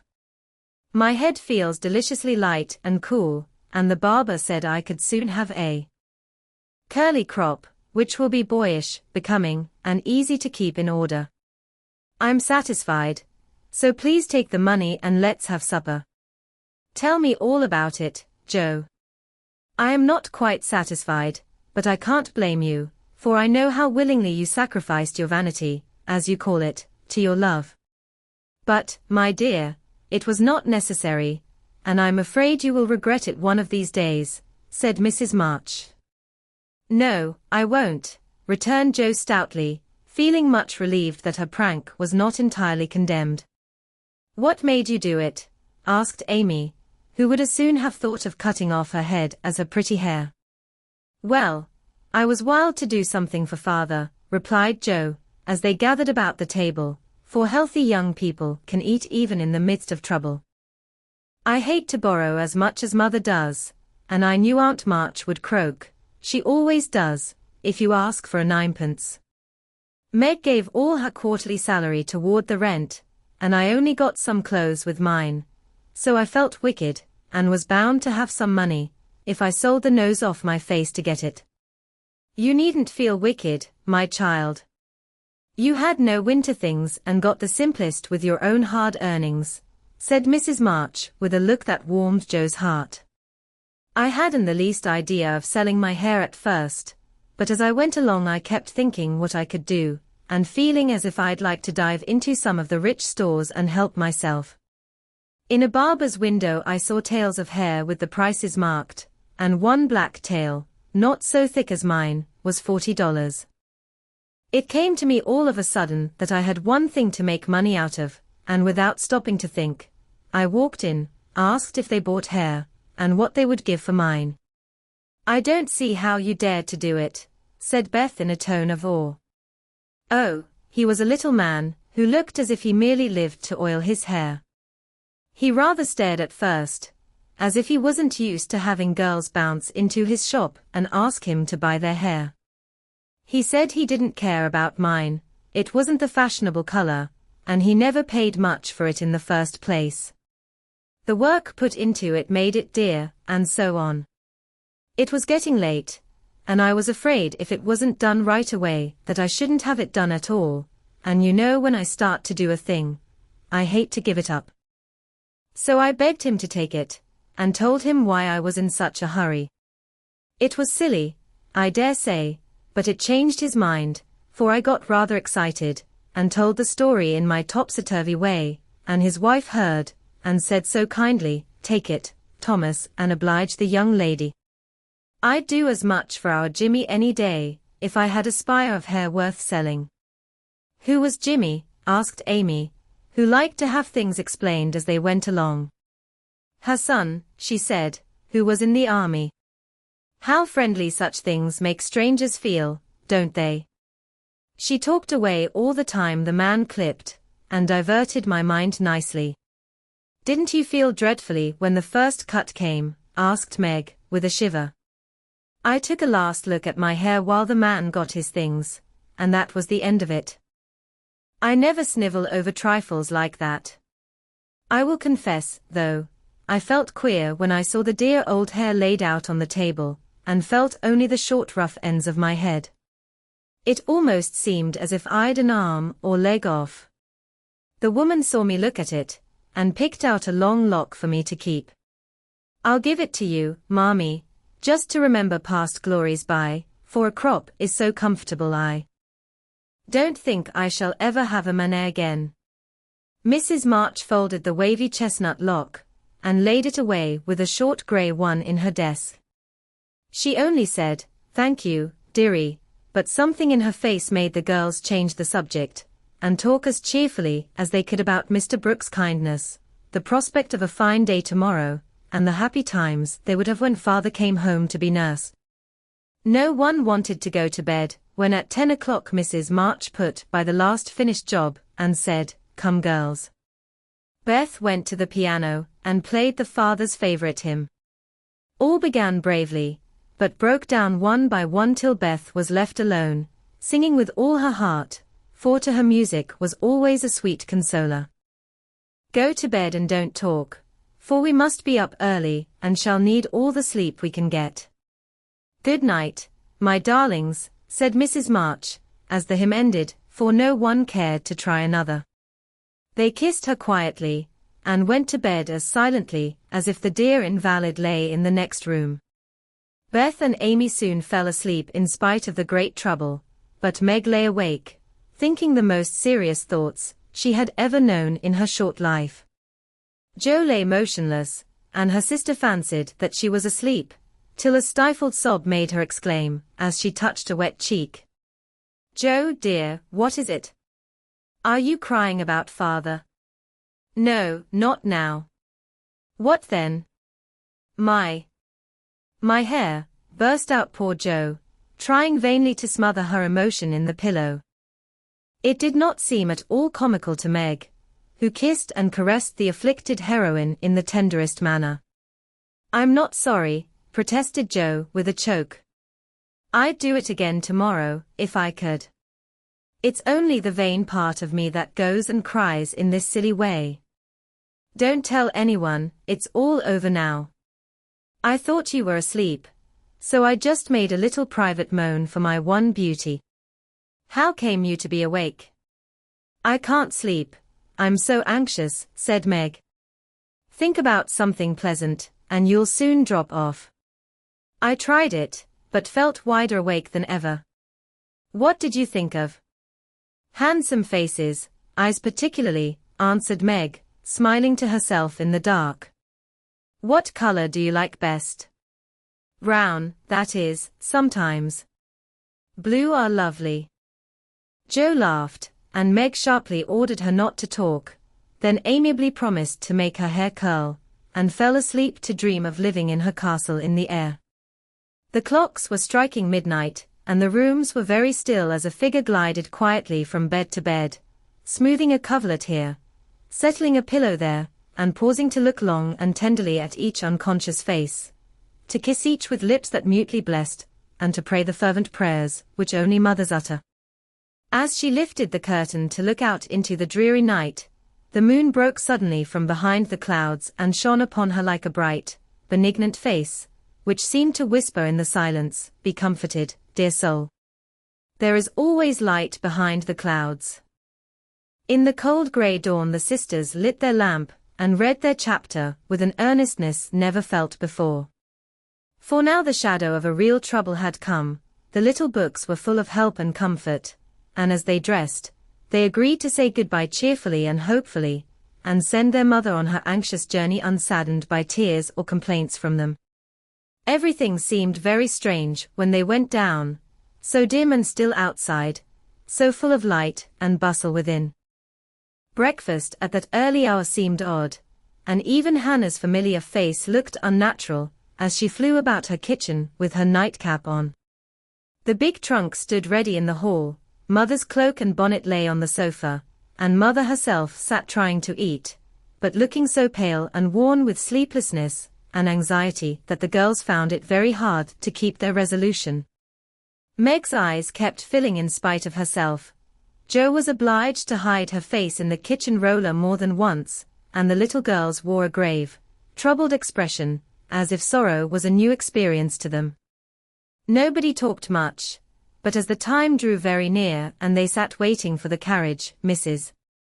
March said to the girls, who were all busied about her, one folding her shawl, another smoothing out the strings of her bonnet, a third putting on her overshoes, and a fourth fastening up her traveling bag.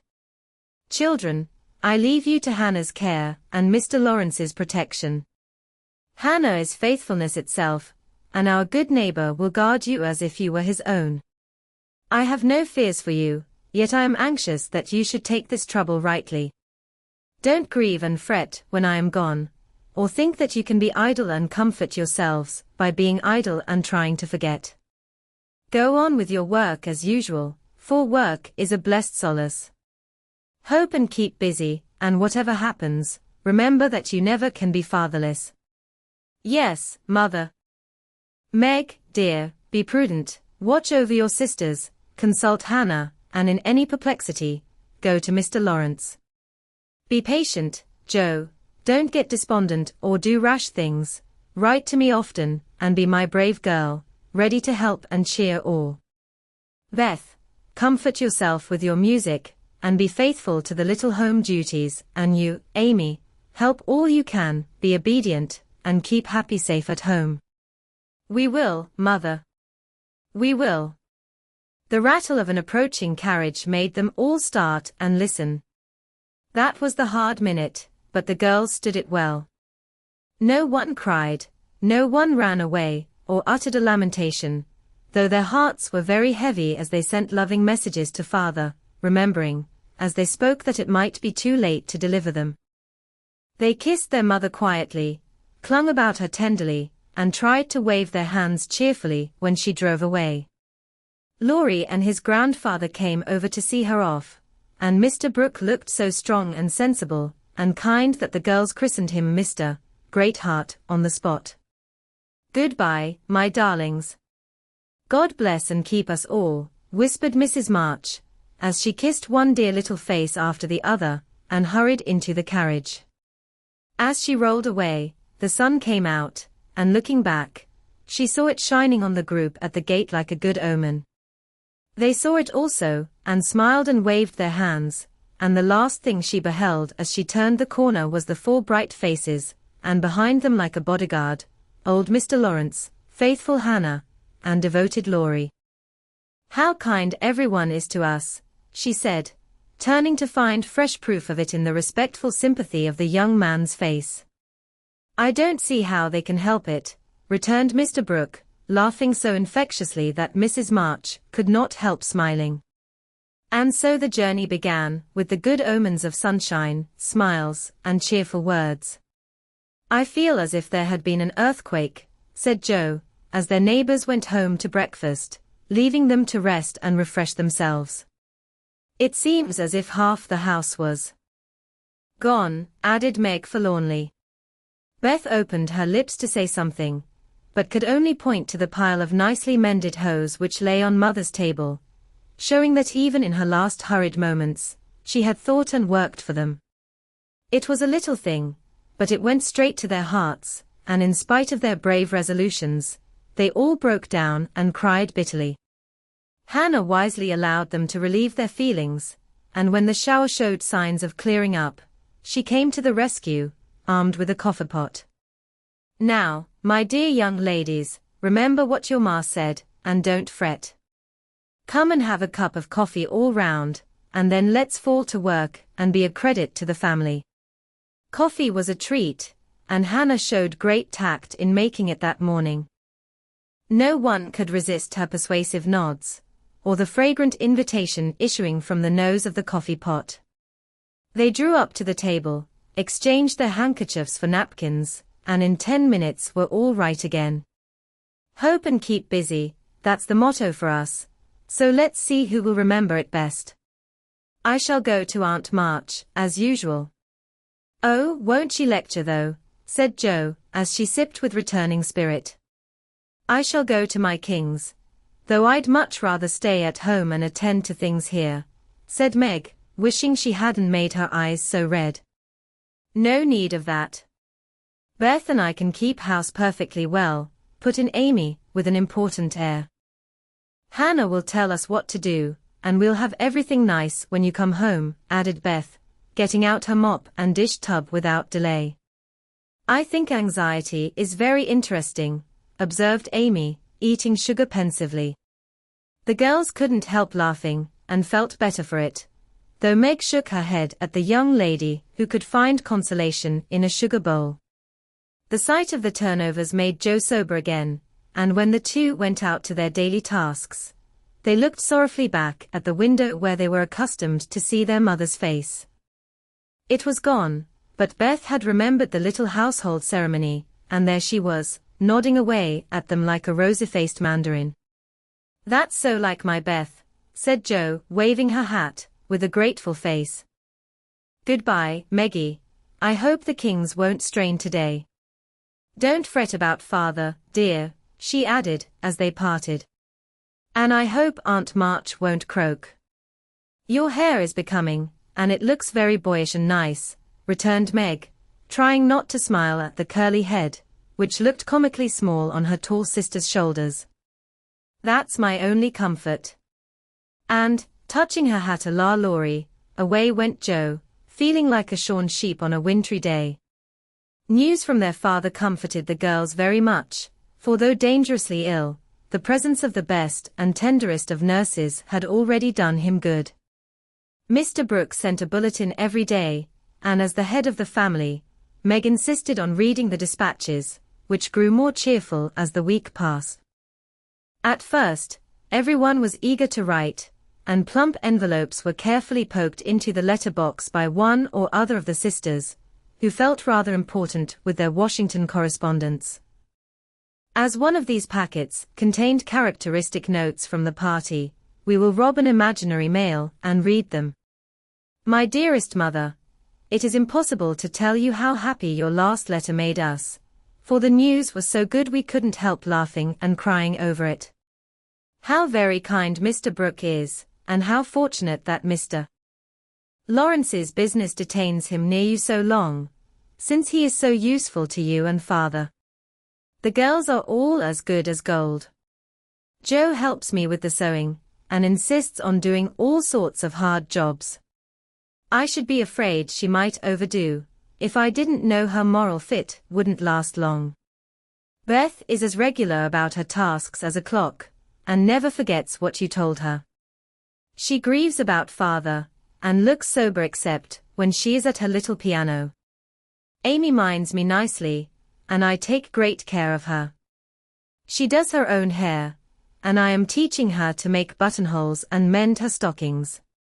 She tries very hard, and I know you will be pleased with her improvement when you come. Mr. Laurence watches over us like a motherly old hen, as Jo says, and Laurie is very kind and neighborly. He and Jo keep us merry, for we get pretty blue sometimes, and feel like orphans, with you so far away. Hannah is a perfect saint. She does not scold at all, and always calls me Miss Margaret, which is quite proper, you know, and treats me with respect. We are all well and busy, but we long, day and night, to have you back. Give my dearest love to father, and believe me, ever your own. This note, prettily written on scented paper, was a great contrast to the next, which was scribbled on a big sheet of thin foreign paper, ornamented with blots and all manner of flourishes and curly-tailed letters. My precious Marmee, 3 cheers for dear father. Brooke was a trump to telegraph right off, and let us know the minute he was better. I rushed up garret when the letter came, and tried to thank God for being so good to us, but I could only cry and say, I'm glad. I'm glad. Didn't that do as well as a regular prayer? For I felt a great many in my heart. We have such funny times, and now I can enjoy them, for everyone is so desperately good, it's like living in a nest of turtle doves. You'd laugh to see Meg head the table and try to be motherish. She gets prettier every day, and I'm in love with her sometimes. The children are regular archangels, and I'm Jo, and never shall be anything else. Oh, I must tell you that I came near having a quarrel with Laurie. I freed my mind about a silly little thing, and he was offended. I was right, but didn't speak as I ought, and he marched home, saying he wouldn't come again till I begged pardon. I declared I wouldn't and got mad. It lasted all day. I felt bad and wanted you very much. Laurie and I are both so proud, it's hard to beg pardon. But I thought he'd come to it, for I was in the right. He didn't come, and just at night I remembered what you said when Amy fell into the river. I read my little book, felt better, resolved not to let the sun set on my anger, and ran over to tell Laurie I was sorry. I met him at the gate, coming for the same thing. We both laughed, begged each other's pardon, and felt all good and comfortable again. I made a poem yesterday, when I was helping Hannah wash, and as father likes my silly little things, I put it in to amuse him. Give him my lovingest hug that ever was, and kiss yourself a dozen times for your topsy-turvy Jo, queen of my tub. I merrily sing, while the white foam rises high, and sturdily wash and rinse and wring, and fasten the clothes to dry. Then out in the free fresh air they swing, under the sunny sky. I wish we could wash from our hearts and souls the stains of the week away, and let water and air by their magic make ourselves as pure as they. Then on the earth there would be indeed a glorious washing day. Along the path of a useful life, will heartsease ever bloom. The busy mind has no time to think of sorrow, or care, or gloom. And anxious thoughts may be swept away, as we bravely wield a broom. I am glad a task to me is given, to labor at day by day, for it brings me health and strength and hope, and I cheerfully learn to say, head, you may think, heart, you may feel, but, hand, you shall work always. Dear mother, there is only room for me to send my love, and some pressed pansies from the root I have been keeping safe in the house for father to see. I read every morning, try to be good all day, and sing myself to sleep with father's tune. I can't sing Land of the Leal now, it makes me cry. Everyone is very kind, and we are as happy as we can be without you. Amy wants the rest of the page, so I must stop. I didn't forget to cover the holders, and I wind the clock and air the rooms every day. Kiss dear father on the cheek he calls mine. Oh, do come soon to your loving. Ma chère mama, we are all well. I do my lessons always and never corroborate the girls. Meg says I mean contradict, so I put in both words, and you can take the propers. Meg is a great comfort to me and lets me have jelly every night. At tea it's so good for me, Joe says, because it keeps me sweet-tempered. Laurie is not as respectful as he ought to be now I am almost in my teens. He calls me chick and hurts my feelings by talking French to me very fast when I say merci or bonjour as Hattie King does. The sleeves of my blue dress were all worn out, and Meg put in new ones, but the full front came wrong and they are more blue than the dress. I felt bad, but did not fret. I bear my troubles well, but I do wish Hannah would put more starch in my aprons and have buckwheats every day. Can't she? Didn't I make that interrogation point nice? Meg says my punctuation and spelling are disgraceful, and I am mortified, but dear me I have so many things to do, I can't stop. Adieu, I send heaps of love to Papa. Your affectionate daughter. Dear Miss March, I just drop a line to say we git on first rate. The girls is clever and fly round right smart. Miss Meg is going to make a proper good housekeeper. She has the liking for it, and gets the hang of things so prison quick. Joe does beat all for going ahead, but she don't stop to calculate fust, and you never know where she's like to bring up. She done out a tub of clothes on Monday, but she starched 'em afore they was wrenched, and blued a pink calico dress, till I thought I should a died a laughing. Beth is the best of little creatures, and a sight of help to me, being so forehanded and dependable. She tries to learn everything, and really goes to market beyond her years, likewise keeps accounts, with my help, quite wonderful. We have got on very economical so far. I don't let the girls have coffee only once a week, according to your wish, and keep 'em on plain wholesome victuals. Amy does well without frettin', wearing her best clothes and eating sweet stuff. Mr. Laurie is as full of didos as usual, and turns the house upside down frequent, but he heartens the girls, so I let 'em have full swing. The old gentleman sends heaps of things, and is rather wearing, but means wool, and it ain't my place to say nothing. My bread is rees, so no more at this time. I send my duty to Mr. March, and hope he's seen the last of his pneumonia.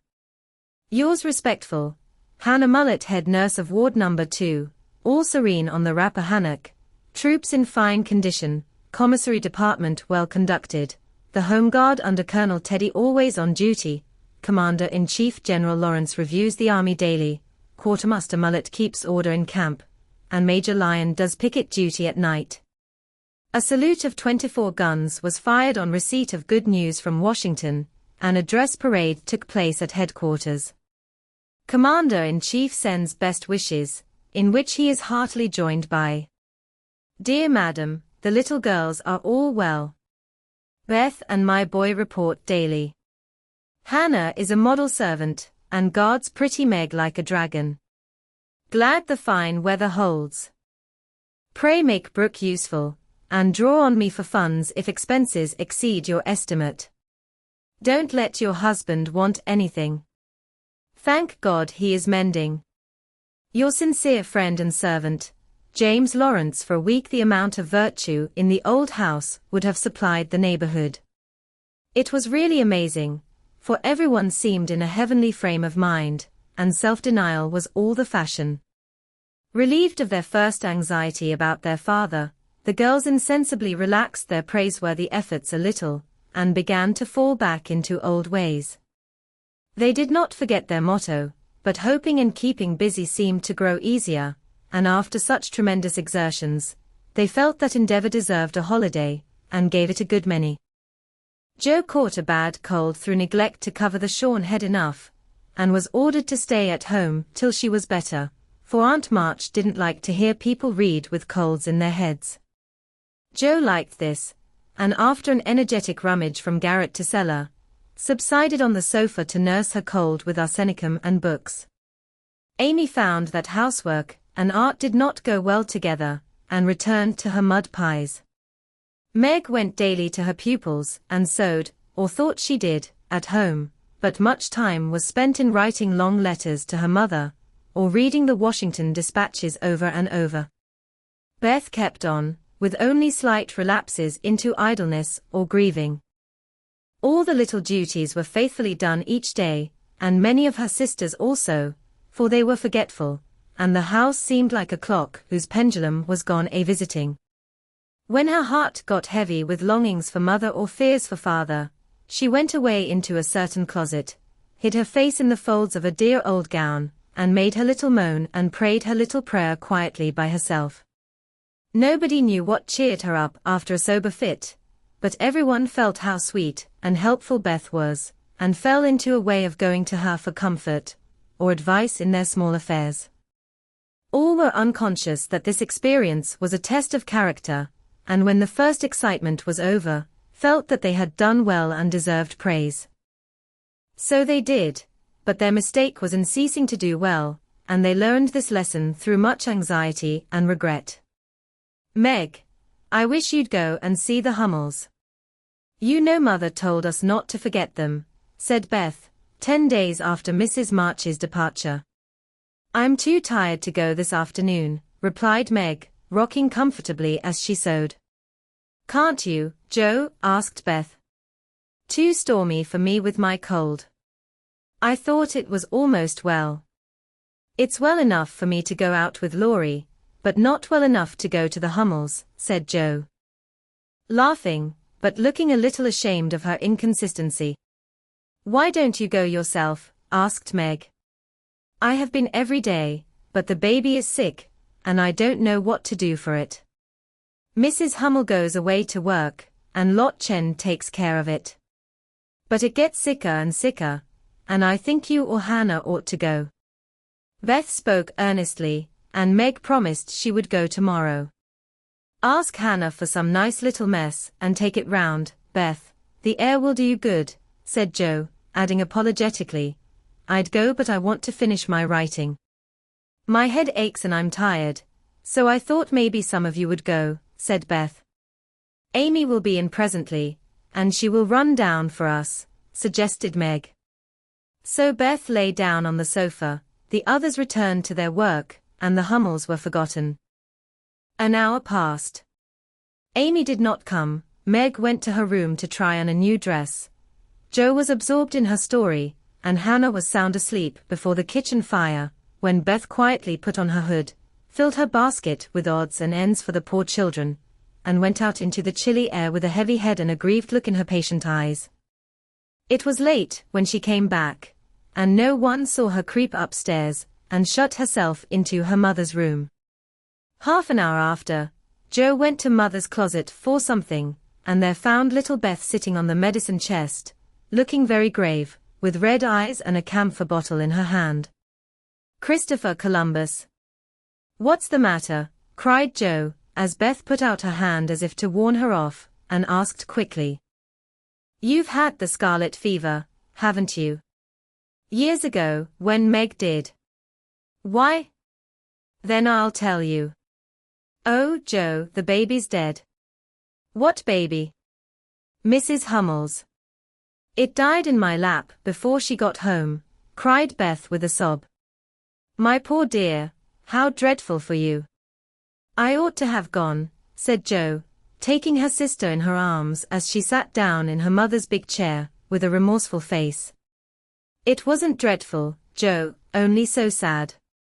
I saw in a minute it was sicker, but Lot Chen said her mother had gone for a doctor, so I took baby and let Lottie rest. It seemed asleep, but all of a sudden it gave a little cry and trembled, and then lay very still. I tried to warm its feet, and Lottie gave it some milk, but it didn't stir, and I knew it was dead. Don't cry, dear. What did you do? I just sat and held it softly till Mrs. Hummel came with the doctor. He said it was dead, and looked at Heinrich and Minna, who have sore throats. Scarlet fever, Ought to have called me before, he said crossly. Mrs. Hummel told him she was poor, and had tried to cure baby herself, but now it was too late, and she could only ask him to help the others and trust to charity for his pay. He smiled then, and was kinder, but it was very sad, and I cried with them till he turned round all of a sudden, and told me to go home and take belladonna right away, or I'd have the fever. No, you won't, cried Jo, hugging her close, with a frightened look. Oh, Beth, if you should be sick I never could forgive myself. What shall we do? Don't be frightened, I guess I shan't have it badly. I looked in Mother's book, and saw that it begins with headache, sore throat, and queer feelings like mine. So I did take some belladonna, and I feel better, said Beth, laying her cold hands on her hot forehead and trying to look well. If Mother was only at home, exclaimed Jo, seizing the book, and feeling that Washington was an immense way off. She read a page, looked at Beth, felt her head, peeped into her throat, and then said gravely, You've been over the baby every day for more than a week, and among the others who are going to have it. So I'm afraid you are going to have it, Beth. I'll call Hannah, she knows all about sickness. Don't let Amy come. She never had it, and I should hate to give it to her. Can't you and Meg have it over again? Asked Beth, anxiously. I guess not. Don't care if I do. Serve me right, selfish pig, to let you go, and stay writing rubbish myself, muttered Jo, as she went to consult Hannah. The good soul was wide awake in a minute, and took the lead at once, assuring that there was no need to worry. Everyone had scarlet fever, and if rightly treated, nobody died, all of which Jo believed, and felt much relieved as they went up to call Meg. Now I'll tell you what we'll do, said Hannah, when she had examined and questioned Beth. We will have Dr. Bangs, just to take a look at you, dear, and see that we start right. Then we'll send Amy off to Aunt March's for a spell, to keep her out of harm's way, and one of you girls can stay at home and amuse Beth for a day or two. I shall stay, of course, I'm oldest, began Meg, looking anxious and self-reproachful. I shall, because it's my fault she is sick. I told Mother I'd do the errands, and I haven't, said Jo decidedly. Which will you have, Beth? There ain't no need of but one, aid Hannah. Jo, please. And Beth leaned her head against her sister with a contented look, which effectually settled that point. I'll go and tell Amy, said Meg, feeling a little hurt, yet rather relieved on the whole, for she did not like nursing, and Jo did. Amy rebelled outright, and passionately declared that she had rather have the fever than go to Aunt March. Meg reasoned, pleaded, and commanded, all in vain. Amy protested that she would not go, and Meg left her in despair to ask Hannah what should be done. Before she came back, Laurie walked into the parlor to find Amy sobbing, with her head in the sofa cushions. She told her story, expecting to be consoled, but Laurie only put his hands in his pockets and walked about the room, whistling softly, as he knit his brows in deep thought. Presently he sat down beside her, and said, in his most wheedlesome tone, Now be a sensible little woman, and do as they say. No, don't cry, but hear what a jolly plan I've got. You go to Aunt March's, and I'll come and take you out every day, driving or walking, and we'll have capital times. Won't that be better than moping here? I don't wish to be sent off as if I was in the way, began Amy, in an injured voice. Bless your heart, child, it's to keep you well. You don't want to be sick, do you? No, I'm sure I don't, but I dare say I shall be, for I've been with Beth all the time. That's the very reason you ought to go away at once, so that you may escape it. Change of air and care will keep you well, I dare say, or if it does not entirely, you will have the fever more likely. I advise you to be off as soon as you can, for scarlet fever is no joke, miss. But it's dull at Aunt March's, and she is so cross, said Amy, looking rather frightened. It won't be dull with me popping in every day to tell you how Beth is, and take you out gallivanting. The old lady likes me, and I'll be as sweet as possible to her, so she won't peck at us, whatever we do. Will you take me out in the trotting wagon with Puck? On my honor as a gentleman. And come every single day. See if I don't. And bring me back the minute Beth is well. The identical minute. And go to the theatre, truly.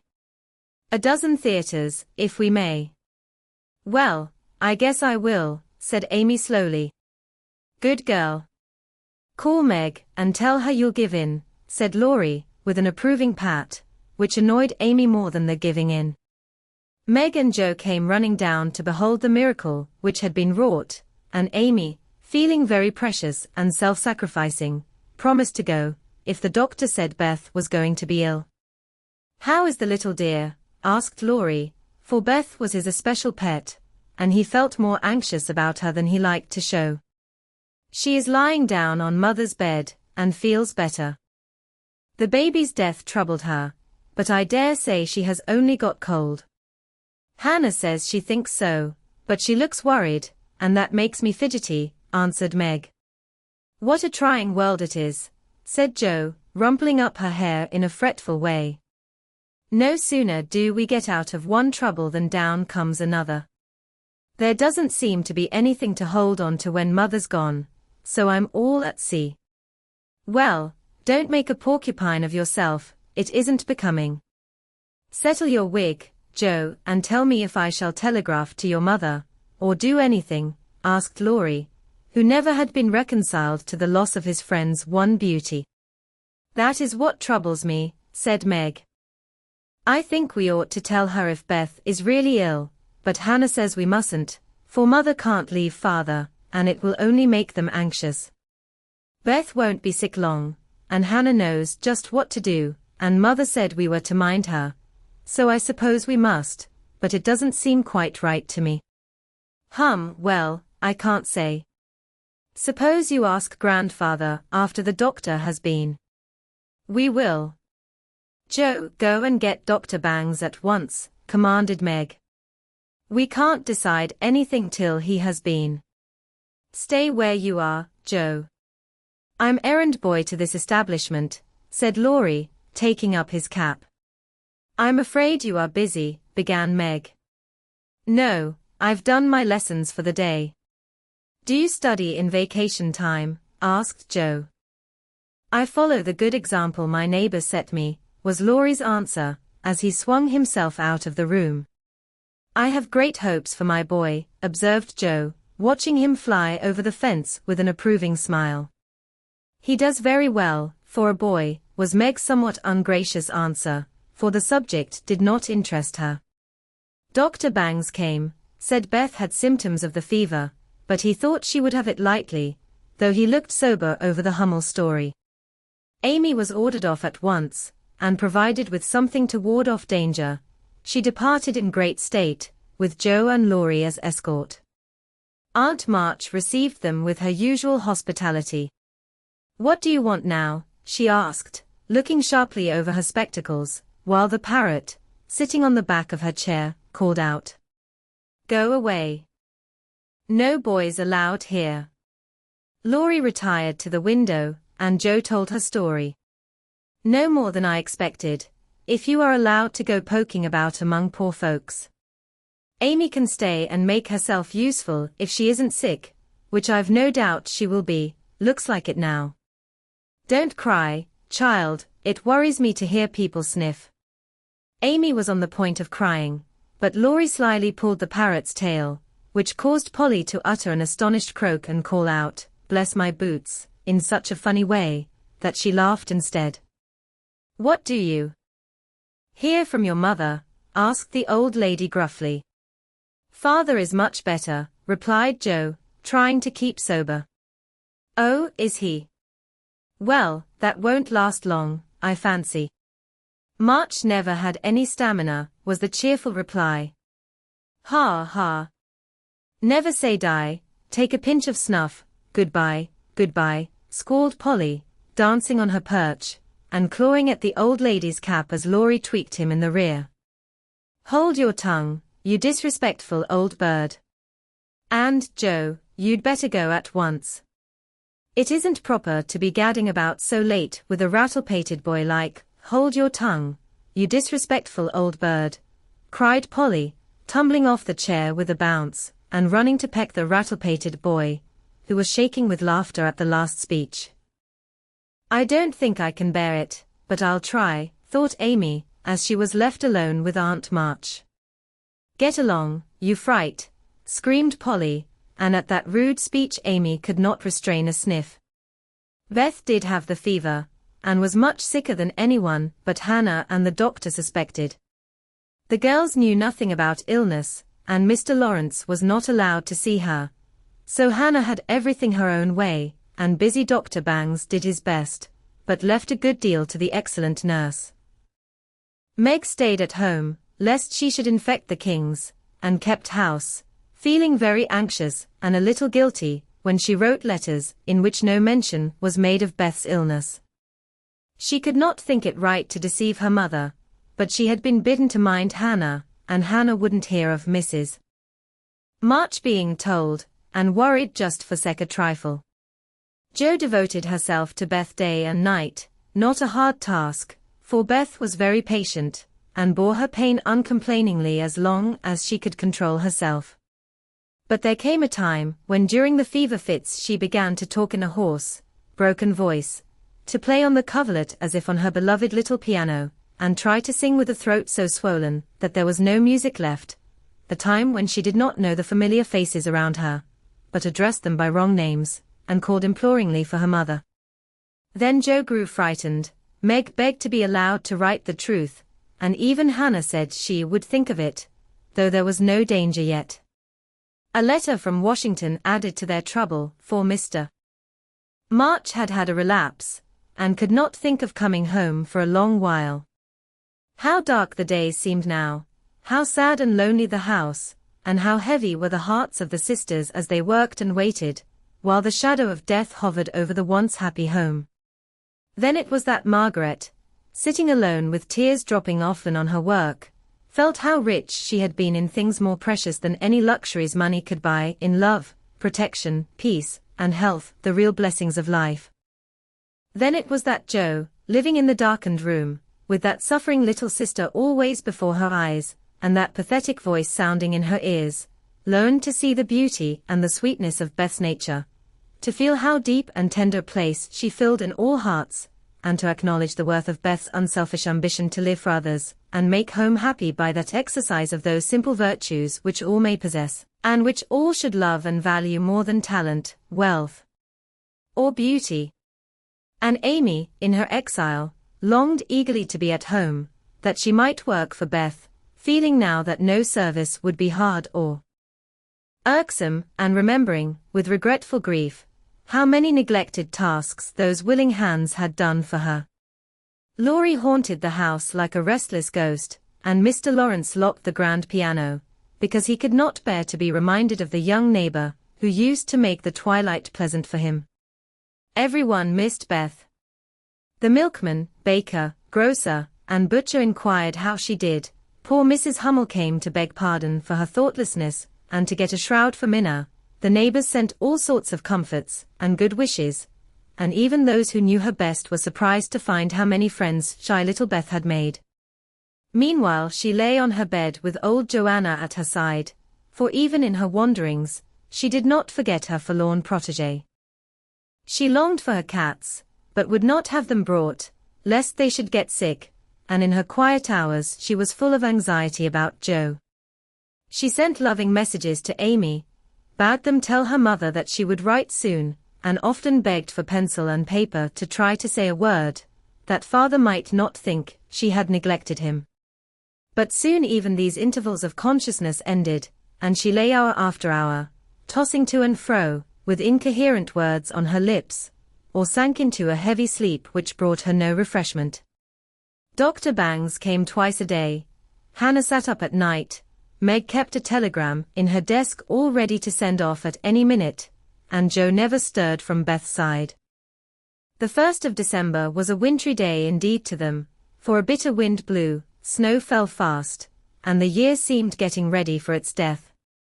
When Dr. Bangs came that morning, he looked long at Beth, held the hot hand in both his own for a minute, and laid it gently down, saying, in a low voice to Hannah, "If Mrs. March can leave her husband, she'd better be sent for."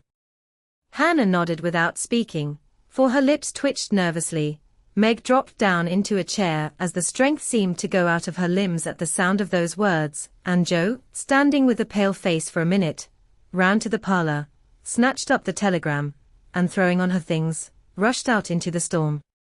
She was soon back, and while noiselessly taking off her cloak, Laurie came in with a letter, saying that Mr. March was mending again. Joe read it thankfully, but the heavy weight did not seem lifted off her heart, and her face was so full of misery that Laurie asked quickly, "What is it? Is Beth worse?" "I've sent for Mother," said Joe, tugging at her rubber boots with a tragic expression. "Good for you, Joe. Did you do it on your own responsibility?" asked Laurie, as he seated her in the hall chair, and took off the rebellious boots, seeing how her hands shook. "No. The doctor told us to." "Oh, Joe, it's not so bad as that," cried Laurie, with a startled face. "Yes, it is. She doesn't know us. She doesn't even talk about the flocks of green doves, as she calls the vine leaves on the wall. She doesn't look like my Beth, and there's nobody to help us bear it. Mother and father both gone, and God seems so far away, I can't find him." As the tears streamed fast down poor Joe's cheeks, she stretched out her hand in a helpless sort of way, as if groping in the dark, and Laurie took it in his, whispering as well as he could with a lump in his throat, "I'm here. Hold on to me, Joe, dear." She could not speak, but she did hold on, and the warm grasp of the friendly human hand comforted her sore heart, and seemed to lead her nearer to the divine arm which alone could uphold her in her trouble. Laurie longed to say something tender and comfortable, but no fitting words came to him, so he stood silent, gently stroking her bent head as her mother used to do.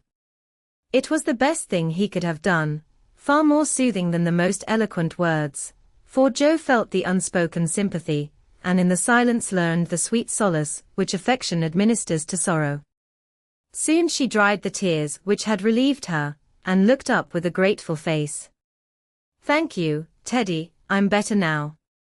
I don't feel so forlorn, and will try to bear it if it comes. Keep hoping for the best, that will help you, Joe. Soon your mother will be here, and then everything will be all right. I'm so glad father is better. Now she won't feel so bad about leaving him. Oh, me. It does seem as if all the troubles came in a heap, and I got the heaviest part on my shoulders," sighed Joe, spreading her wet handkerchief over her knees to dry. "Doesn't Meg pull fair?" asked Laurie, looking indignant. "Oh, yes, she tries to, but she can't love Bethy as I do, and she won't miss her as I shall. Beth is my conscience, and I can't give her up. I can't. I can't." Down went Joe's face into the wet handkerchief, and she cried despairingly, for she had kept up bravely till now and never shed a tear. Laurie drew his hand across his eyes, but could not speak till he had subdued the choky feeling in his throat and steadied his lips. It might be unmanly, but he couldn't help it, and I am glad of it. Presently, as Joe's sobs quieted, he said hopefully, I don't think she will die. She's so good, and we all love her so much. I don't believe God will take her away yet. The good and dear people always do die, groaned Joe, but she stopped crying, for her friend's words cheered her up in spite of her own doubts and fears. Poor girl, you're worn out. It isn't like you to be forlorn. Stop a bit. I'll hearten you up in a jiffy. Laurie went off 2 stairs at a time, and Joe laid her wearied head down on Beth's little brown hood, which no one had thought of moving from the table where she left it. It must have possessed some magic, for the submissive spirit of its gentle owner seemed to enter into Joe, and when Laurie came running down with a glass of wine, she took it with a smile, and said bravely, I drink, health to my Beth. You are a good doctor, Teddy, and such a comfortable friend. How can I ever pay you, she added, as the wine refreshed her body, as the kind words had done her troubled mind. I'll send my bill, by and by, and tonight I'll give you something that will warm the cockles of your heart better than quarts of wine, said Laurie, beaming at her with a face of suppressed satisfaction at something. What is it? Cried Joe, forgetting her woes for a minute in her wonder. I telegraphed to your mother yesterday, and Brooke answered she'd come at once, and she'll be here tonight, and everything will be all right. Aren't you glad I did it? Laurie spoke very fast, and turned red and excited all in a minute, for he had kept his plot a secret, for fear of disappointing the girls, or harming Beth. Joe grew quite white, flew out of her chair, and the moment he stopped speaking she electrified him by throwing her arms round his neck, and crying out, with a joyful cry, Oh, Laurie! Oh, Mother! I am so glad! She did not weep again, but laughed hysterically, and trembled and clung to her friend as if she was a little bewildered by the sudden news. Laurie, though decidedly amazed, behaved with great presence of mind. He patted her back soothingly, and finding that she was recovering, followed it up by a bashful kiss or two, which brought Joe round at once. Holding on to the banisters, she put him gently away, saying breathlessly, Oh, don't. I didn't mean to, it was dreadful of me, but you were such a dear to go and do it in spite of Hannah that I couldn't help flying at you. Tell me all about it, and don't give me wine again, it makes me act so. I don't mind, laughed Laurie, as he settled his tie. Why, you see I got fidgety, and so did Grandpa. We thought Hannah was overdoing the authority business, and your mother ought to know. She'd never forgive us if Beth. Well, if anything happened, you know. So I got Grandpa to say it was high time we did something, and off I pelted to the office yesterday, for the doctor looked sober, and Hannah most took my head off when I proposed a telegram. I never can bear to be lauded over, so that settled my mind, and I did it. Your mother will come, I know, and the late train is in at 2 a.m. I shall go for her, and you've only got to bottle up your rapture, and keep Beth quiet till that blessed lady gets here. Laurie, you're an angel. How shall I ever thank you? Fly at me again. I rather liked it, said Laurie, looking mischievous, a thing he had not done for a fortnight. No, thank you. I'll do it by proxy, when your grandpa comes. Don't tease, but go home and rest, for you'll be up half the night. Bless you, Teddy, bless you. Joe had backed into a corner, and as she finished her speech, she vanished precipitately into the kitchen, where she sat down upon a dresser and told the assembled cats that she was happy, oh, so happy, while Laurie departed, feeling that he had made a rather neat thing of it. That's the interferingest chap I ever see, but I forgive him and do hope Mrs. March is coming right away, said Hannah, with an air of relief, when Joe told the good news. Meg had a quiet rapture, and then brooded over the letter, while Joe set the sick room in order, and Hannah knocked up a couple of pies in case of company unexpected. A breath of fresh air seemed to blow through the house, and something better than sunshine brightened the quiet rooms. Everything appeared to feel the hopeful change. Beth's bird began to chirp again, and a half-blown rose was discovered on Amy's bush in the window. The fire seemed to burn with unusual cheeriness, and every time the girls met, their pale faces broke into smiles as they hugged one another, whispering encouragingly, "Mother's coming, dear. Mother's coming." Every one rejoiced but Beth. She lay in that heavy stupor, alike unconscious of hope and joy, doubt and danger. It was a piteous sight, the once rosy face so changed and vacant, the once busy hands so weak and wasted, the once smiling lips quite dumb, and the once pretty, well-kept hair scattered rough and tangled on the pillow. All day she lay so, only rousing now and then to mutter, "Water," with lips so parched they could hardly shape the word. All day Joe and Meg hovered over her, watching, waiting, hoping, and trusting in God and Mother, and all day the snow fell, the bitter wind raged, and the hours dragged slowly by. But night came at last, and every time the clock struck, the sisters, still sitting on either side of the bed, looked at each other with brightening eyes, for each hour brought help nearer. The doctor had been in to say that some change, for better or worse, would probably take place about midnight, at which time he would return. Hannah, quite worn out, lay down on the sofa at the bed's foot and fell fast asleep. Mr. Laurence marched to and fro in the parlor, feeling that he would rather face a rebel battery than Mrs. March's countenance, as she entered. Laurie lay on the rug, pretending to rest, but staring into the fire with the thoughtful look which made his black eyes beautifully soft and clear. The girls never forgot that night, for no sleep came to them as they kept their watch, with that dreadful sense of powerlessness, which comes to us in hours like those. "If God spares Beth, I never will complain again," whispered Meg earnestly.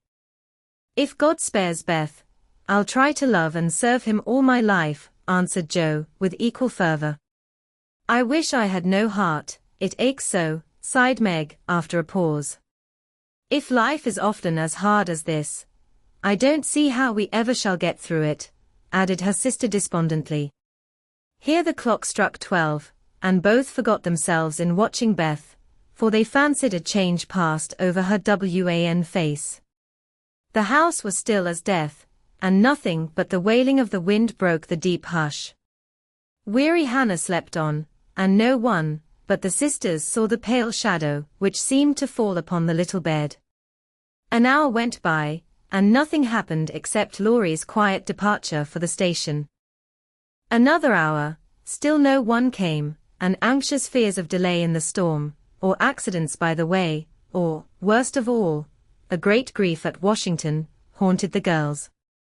It was past 2, when Joe, who stood at the window thinking how dreary the world looked in its winding sheet of snow, heard a movement by the bed, and turning quickly, saw Meg kneeling before their mother's easy chair with her face hidden.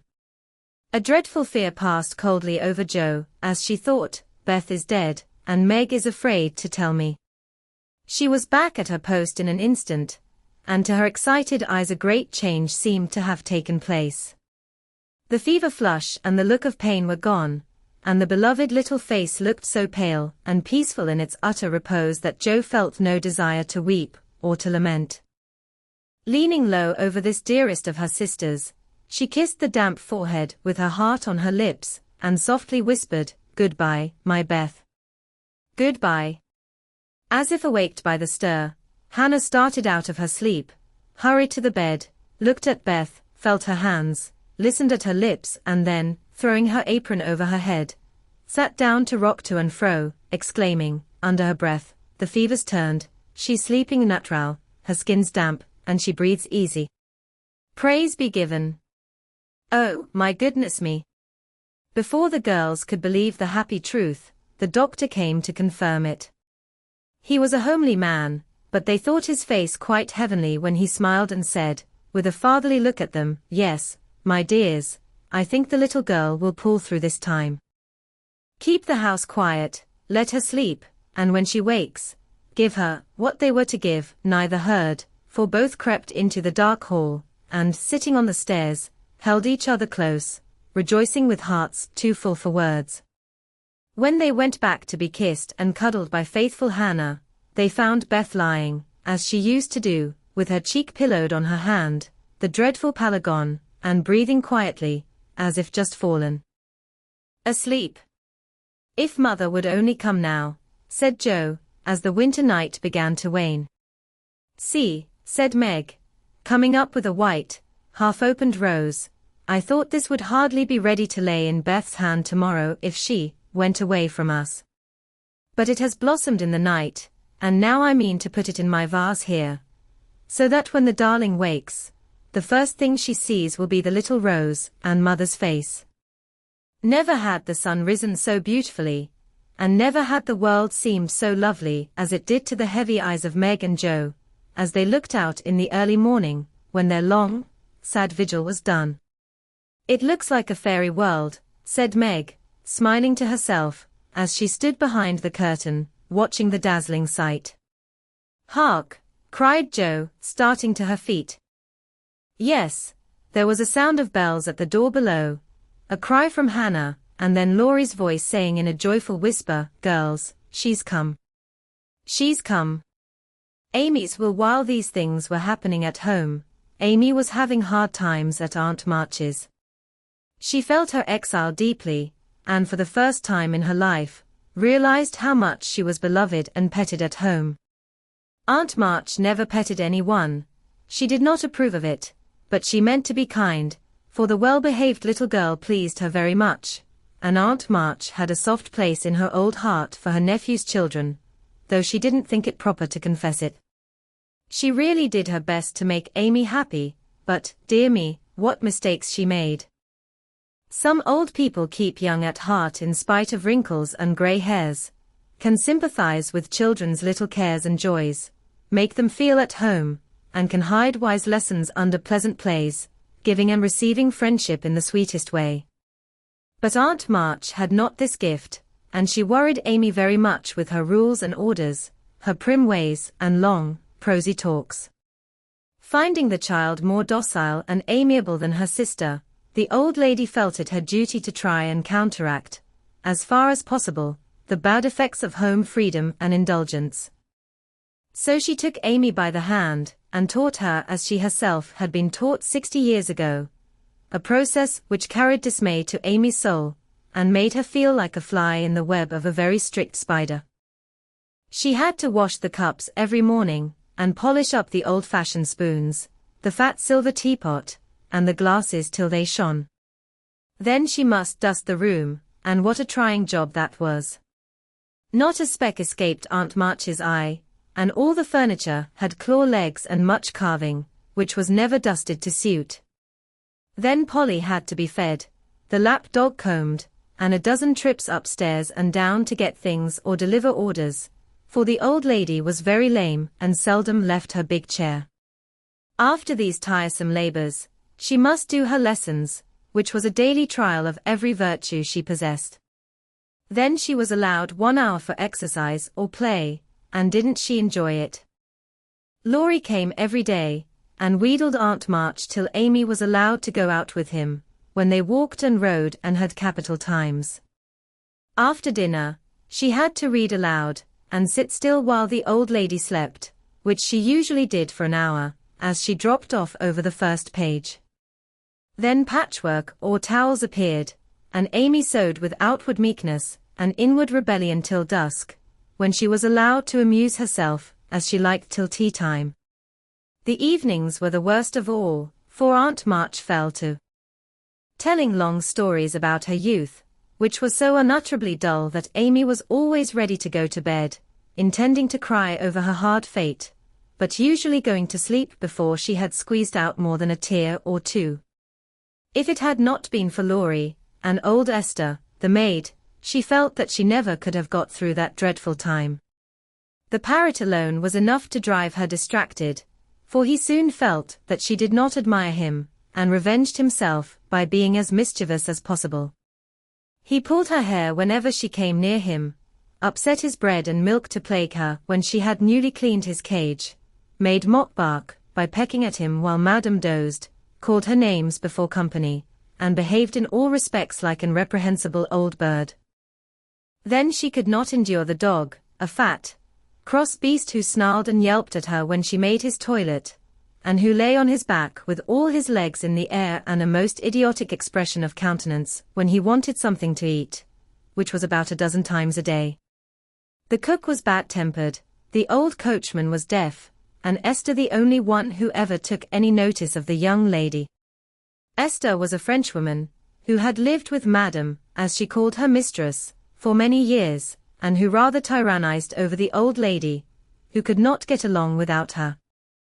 Her real name was Estelle, but Aunt March ordered her to change it, and she obeyed, on condition that she was never asked to change her religion.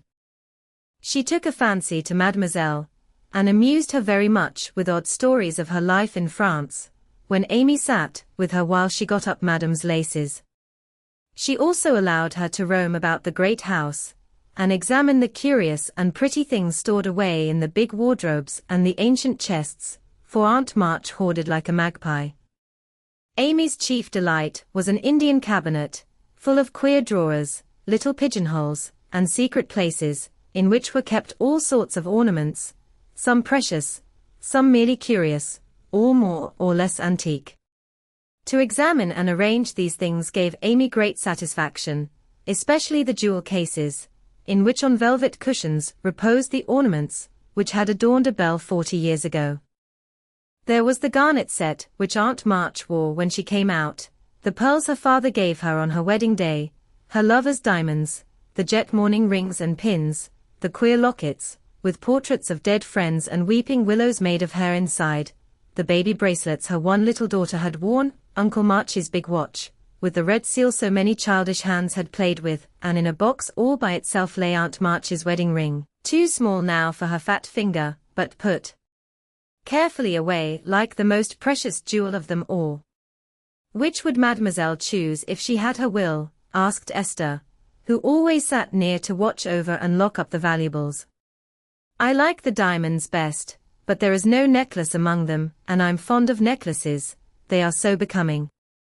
I should choose this if I might, replied Amy, looking with great admiration at a string of gold and ebony beads from which hung a heavy cross of the same. I, too, covet that, but not as a necklace. Ah, no. To me it is a rosary, and as such I should use it like a good Catholic, said Esther, eyeing the handsome thing wistfully. Is it meant to use as you use the string of good-smelling wooden beads hanging over your glass? Asked Amy. Truly, yes. To pray with. It would be pleasing to the saints if one used so fine a rosary as this, instead of wearing it as a vain bijou. You seem to take a great deal of comfort in your prayers, Esther, and always come down looking quiet and satisfied. I wish I could. If Mademoiselle was a Catholic, she would find true comfort, but as that is not to be, it would be well if you went apart each day to meditate and pray, as did the good mistress whom I served before Madame. She had a little chapel, and in it found solacement for much trouble. Would it be right for me to do so too? Asked Amy, who in her loneliness felt the need of help of some sort, and found that she was apt to forget her little book, now that Beth was not there to remind her of it. It would be excellent and charming, and I shall gladly arrange the little dressing room for you if you like it. Say nothing to Madame, but when she sleeps go you and sit alone a while to think good thoughts, and pray the dear God preserve your sister. Esther was truly pious, and quite sincere in her advice, for she had an affectionate heart, and felt much for the sisters in their anxiety. Amy liked the idea, and gave her leave to arrange the light closet next her room, hoping it would do her good. I wish I knew where all these pretty things would go when Aunt March dies, she said, as she slowly replaced the shining rosary, and shut the jewel cases one by one. To you and your sisters. I know it, Madame confides in me. I witnessed her will, and it is to be so, whispered Esther smiling. How nice. But I wish she'd let us have them now. Procrastination is not agreeable, observed Amy, taking a last look at the diamonds. It is too soon yet for the young ladies to wear these things. The first one who is affianced will have the pearls, Madam has said it, and I have a fancy that the little turquoise ring will be given to you when you go, for Madam approves your good behavior and charming manners. Do you think so? Oh, I'll be a lamb, if I can only have that lovely ring.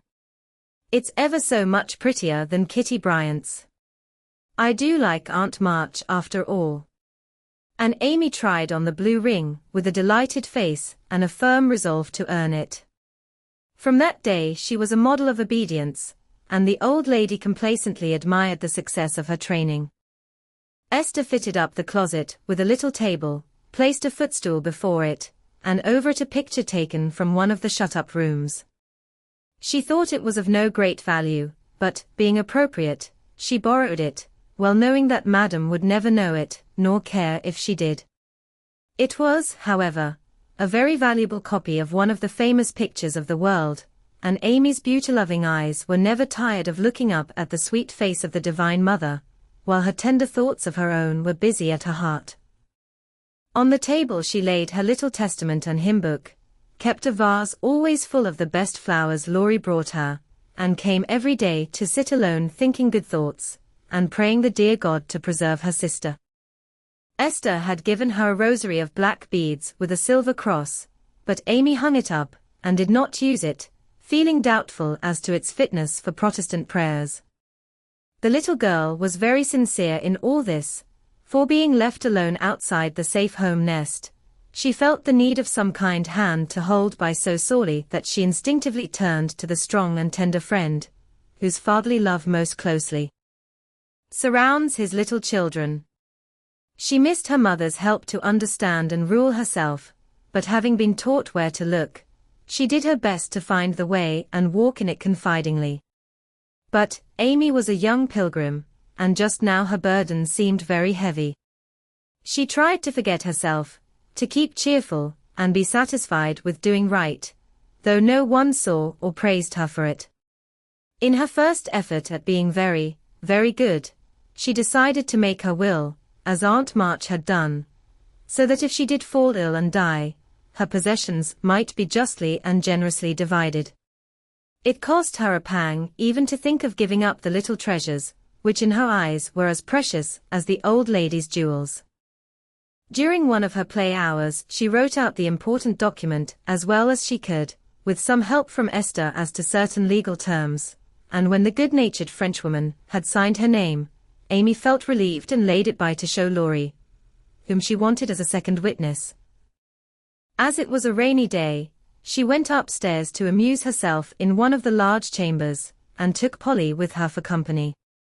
In this room there was a wardrobe full of old-fashioned costumes with which Esther allowed her to play, and it was her favorite amusement to array herself in the faded brocades, and parade up and down before the long mirror, making stately curtsies, and sweeping her train about with a rustle which delighted her ears. So busy was she on this day, that she did not hear Laurie's ring nor see his face peeping in at her as she gravely promenaded to and fro, flirting her fan, and tossing her head, on which she wore a great pink turban, contrasting oddly with her blue brocade dress and yellow quilted petticoat. She was obliged to walk carefully, for she had on high-heeled shoes, and as Laurie told Joe afterward, it was a comical sight to see her mince along in her gay suit, with Polly sidling and bridling just behind her, imitating her as well as he could, and occasionally stopping to laugh or exclaim, "Ain't we fine? Get along, you fright. Hold your tongue. Kiss me, dear. Ha! Ha!" Having with difficulty restrained an explosion of merriment, lest it should offend Her Majesty, Laurie tapped and was graciously received. "Sit down and rest while I put these things away, then I want to consult you about a very serious matter," said Amy, when she had shown her splendor and driven Polly into a corner. "That bird is the trial of my life," she continued, removing the pink mountain from her head, while Laurie seated himself astride a chair.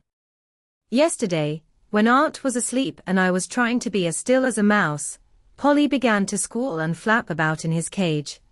So I went to let him out, and found a big spider there.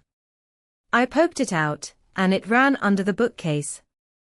Polly marched straight after it, stooped down and peeped under the bookcase, saying, in his funny way, with a cock of his eye, "Come out and take a walk, my dear." I couldn't help laughing, which made Pole swear, and Aunt woke up and scolded us both. "Did the spider accept the old fellow's invitation?" asked Laurie, yawning.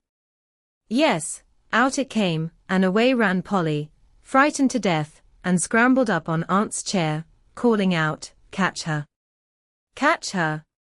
Catch her!" as I chased the spider. "That's a lie." "Oh, Law!" cried the parrot, pecking at Laurie's toes. "I'd wring your neck if you were mine, you old torment," cried Laurie, shaking his fist at the bird, who put his head on one side and gravely croaked, "Alleluia. Bless your buttons, dear." "Now I'm ready," said Amy, shutting the wardrobe and taking a piece of paper out of her pocket. "I want you to read that, please, and tell me if it is legal and right." I felt I ought to do it, for life is uncertain, and I don't want any ill feeling over my tomb. Laurie bit his lips, and turning a little from the pensive speaker, read the following document, with praiseworthy gravity, considering the spelling. "I, Amy Curtis March, being in my sane mind, go give and bequeath all my earthly property, viz. to wit, namely to my father, my best pictures, sketches, maps, and works of art, including frames. Also to do what he likes with. To my mother, all my clothes, except the blue apron with pockets, also my likeness, and my medal, with much love. To my dear sister Margaret, I give my turquoise ring, if I get it, also my green box with the doves on it, also my piece of real lace for her neck, and my sketch of her as a memorial of her little girl. To Jo I leave my breastpin, the one mended with sealing wax, also my bronze inkstand, she lost the cover, and my most precious plaster rabbit, because I am sorry I burned up her story. To Beth, if she lives after me, I give my dolls and the little bureau, my fan, my linen collars, and my new slippers, if she can wear them being thin, when she gets well. And I herewith also leave her my regret, that I ever made fun of old Joanna. To my friend and neighbor Theodore Lawrence I bequeath my paper mockery portfolio, my clay model of a horse though he did say it hadn't any neck. Also in return for his great kindness in the hour of affliction, any one of my artistic works he likes, Notre Dame is the best. To our venerable benefactor Mr. Lawrence I leave my purple box, with a looking glass in the cover, which will be nice for his pens, and remind him of the departed girl, who thanks him for his favors to her family, especially Beth. I wish my favorite playmate Kitty Bryant to have the blue silk apron, and my gold bead ring with a kiss. To Hannah I give the bandbox she wanted and all the patchwork I leave, hoping she will remember me, when it you see. And now, having disposed of my most valuable property, I hope all will be satisfied, and not blame the dead. I forgive everyone, and trust we may all meet, when the trump shall sound. Amen. To this will and testament I set my hand and seal on this 20th day of November. Annie Domino 1861. Amy Curtis March. Witnesses, Estelle Valnor, Theodore Lawrence. The last name was written in pencil, and Amy explained that he was to rewrite it in ink and seal it up for her properly. What put it into your head? Did anyone tell you about Beth's giving away her things? Asked Laurie soberly, as Amy laid a bit of red tape, with sealing wax, a taper, and a standish before him. She explained and then asked anxiously, "What about Beth?" "I'm sorry I spoke, but as I did, I'll tell you. She felt so ill one day that she told Jo she wanted to give her piano to Meg, her cats to you, and the poor old doll to Jo, who would love it for her sake. She was sorry she had so little to give, and left locks of hair to the rest of us, and her best love to Grandpa. She never thought of a will. Laurie was signing and sealing as he spoke, and did not look up till a great tear dropped on the paper.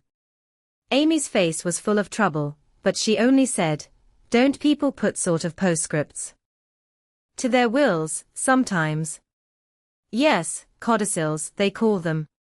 Put one in mine then, that I wish all my curls cut off, and given round to my friends. I forgot it, but I want it done though it will spoil my looks." Laurie added it, smiling at Amy's last and greatest sacrifice. Then he amused her for an hour, and was much interested in all her trials. But when he came to go, Amy held him back to whisper with trembling lips, "Is there really any danger about Beth?" "I'm afraid there is, but we must hope for the best, so don't cry, dear." And Laurie put his arm about her with a brotherly gesture, which was very comforting. When he had gone, she went to her little chapel, and sitting in the twilight, prayed for Beth, with streaming tears and an aching heart, feeling that a million turquoise rings would not console her for the loss of her gentle little sister. I don't think I have any words in which to tell the meeting of the mother and daughters. Such hours are beautiful to live, but very hard to describe, so I will leave it to the imagination of my readers, merely saying that the house was full of genuine happiness, and that Meg's tender hope was realized, for when Beth woke from that long, healing sleep, the first objects on which her eyes fell were the little Rose and mother's face. Too weak to wonder at anything, she only smiled and nestled close in the loving arms about her, feeling that the hungry longing was satisfied at last. Then she slept again, and the girls waited upon their mother, for she would not unclasp the thin hand which clung to hers even in sleep. Hannah had dished up an astonishing breakfast for the traveler, finding it impossible to vent her excitement in any other way, and Meg and Joe fed their mother like dutiful young storks, while they listened to her whispered account of father's state, Mr. Brooks' promise to stay and nurse him, the delays which the storm occasioned on the homeward journey, and the unspeakable comfort Laurie's hopeful face had given her when she arrived, worn out with fatigue, anxiety, and cold. What a strange yet pleasant day that was. So brilliant and gay without, for all the world seemed abroad to welcome the first snow. So quiet and reposeful within, for everyone slept, spent with watching, and a Sabbath stillness reigned through the house, while nodding Hannah mounted guard at the door. With a blissful sense of burdens lifted off, Meg and Joe closed their weary eyes, and lay at rest, like storm-beaten boats safe at anchor in a quiet harbor. Mrs. March would not leave Beth's side, but rested in the big chair, waking often to look at, touch, and brood over her child, like a miser over some recovered treasure. Laurie meanwhile posted off to comfort Amy, and told his story so well that Aunt March actually sniffed herself, and never once said, "I told you so." Amy came out so strong on this occasion, that I think the good thoughts in the little chapel really began to bear fruit. She dried her tears quickly, restrained her impatience to see her mother, and never even thought of the turquoise ring, when the old lady heartily agreed in Laurie's opinion, that she behaved like a capital little woman. Even Polly seemed impressed, for he called her a good girl, blessed her buttons, and begged her to come and take a walk, dear, in his most affable tone. She would very gladly have gone out to enjoy the bright wintry weather, but discovering that Laurie was dropping with sleep in spite of manful efforts to conceal the fact, she persuaded him to rest on the sofa, while she wrote a note to her mother. She was a long time about it, and when she returned, he was stretched out with both arms under his head, sound asleep, while Aunt March had pulled down the curtains, and sat doing nothing in an unusual fit of benignity. After a while, they began to think he was not going to wake up till night, and I'm not sure that he would, had he not been effectually roused by Amy's cry of joy at sight of her mother. There probably were a good many happy little girls in and about the city that day, but it is my private opinion that Amy was the happiest of all, when she sat in her mother's lap and told her trials, receiving consolation and compensation in the shape of approving smiles and fond caresses. They were alone together in the chapel, to which her mother did not object when its purpose was explained to her. On the contrary, I like it very much, dear, looking from the dusty rosary to the well-worn little book, and the lovely picture with its garland of evergreen. It is an excellent plan to have some place where we can go to be quiet, when things vex or grieve us. There are a good many hard times in this life of ours, but we can always bear them if we ask help in the right way. I think my little girl is learning this. Yes, Mother, and when I go home I mean to have a corner in the big closet to put my books and the copy of that picture which I've tried to make. The woman's face is not good, it's too beautiful for me to draw, but the baby is done better, and I love it very much. I like to think he was a little child once, for then I don't seem so far away, and that helps me. As Amy pointed to the smiling Christ child on his mother's knee, Mrs. March saw something on the lifted hand that made her smile. She said nothing, but Amy understood the look, and after a minute's pause, she added gravely, I wanted to speak to you about this, but I forgot it. Aunt gave me the ring today. She called me to her and kissed me, and put it on my finger, and said I was a credit to her, and she'd like to keep me always. She gave that funny guard to keep the turquoise on, as it's too big. I'd like to wear them, Mother, can I? They are very pretty, but I think you're rather too young for such ornaments, Amy, said Mrs. March, looking at the plump little hand, with the band of sky-blue stones on the forefinger, and the quaint guard formed of two tiny golden hands clasped together.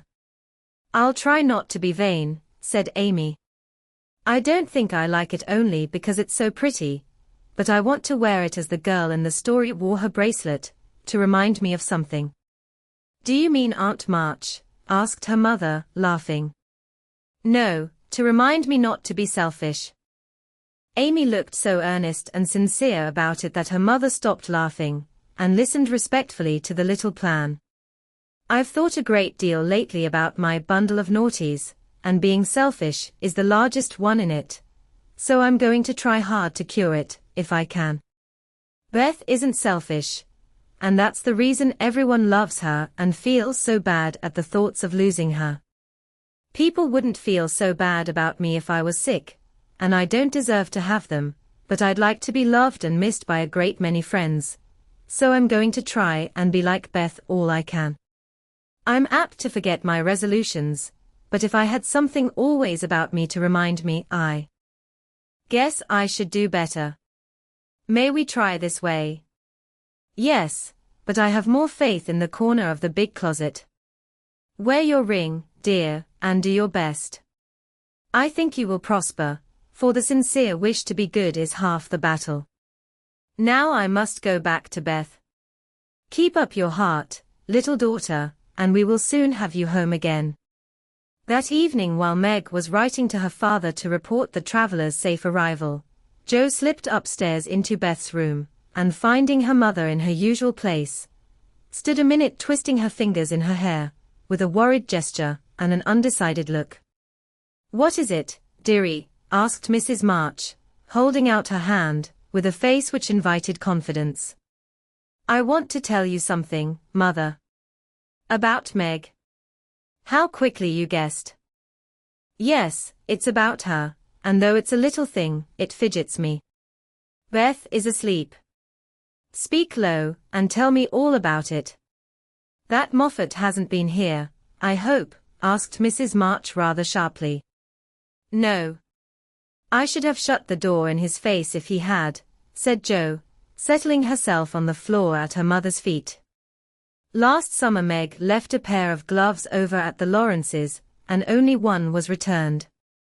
We forgot about it, till Teddy told me that Mr. Brooke owned that he liked Meg, but didn't dare say so, she was so young and he so poor. Now, isn't it a dreadful state of things? Do you think Meg cares for him? Asked Mrs. March, with an anxious look. Mercy me. I don't know anything about love and such nonsense, cried Jo, with a funny mixture of interest and contempt. In novels, the girls show it by starting and blushing, fainting away, growing thin, and acting like fools. Now Meg does not do anything of the sort. She eats and drinks and sleeps like a sensible creature. She looks straight in my face when I talk about that man, and only blushes a little bit when Teddy jokes about lovers. I forbid him to do it, but he doesn't mind me as he ought. Then you fancy that Meg is not interested in John? Who? Cried Joe, staring. Mr. Brooke.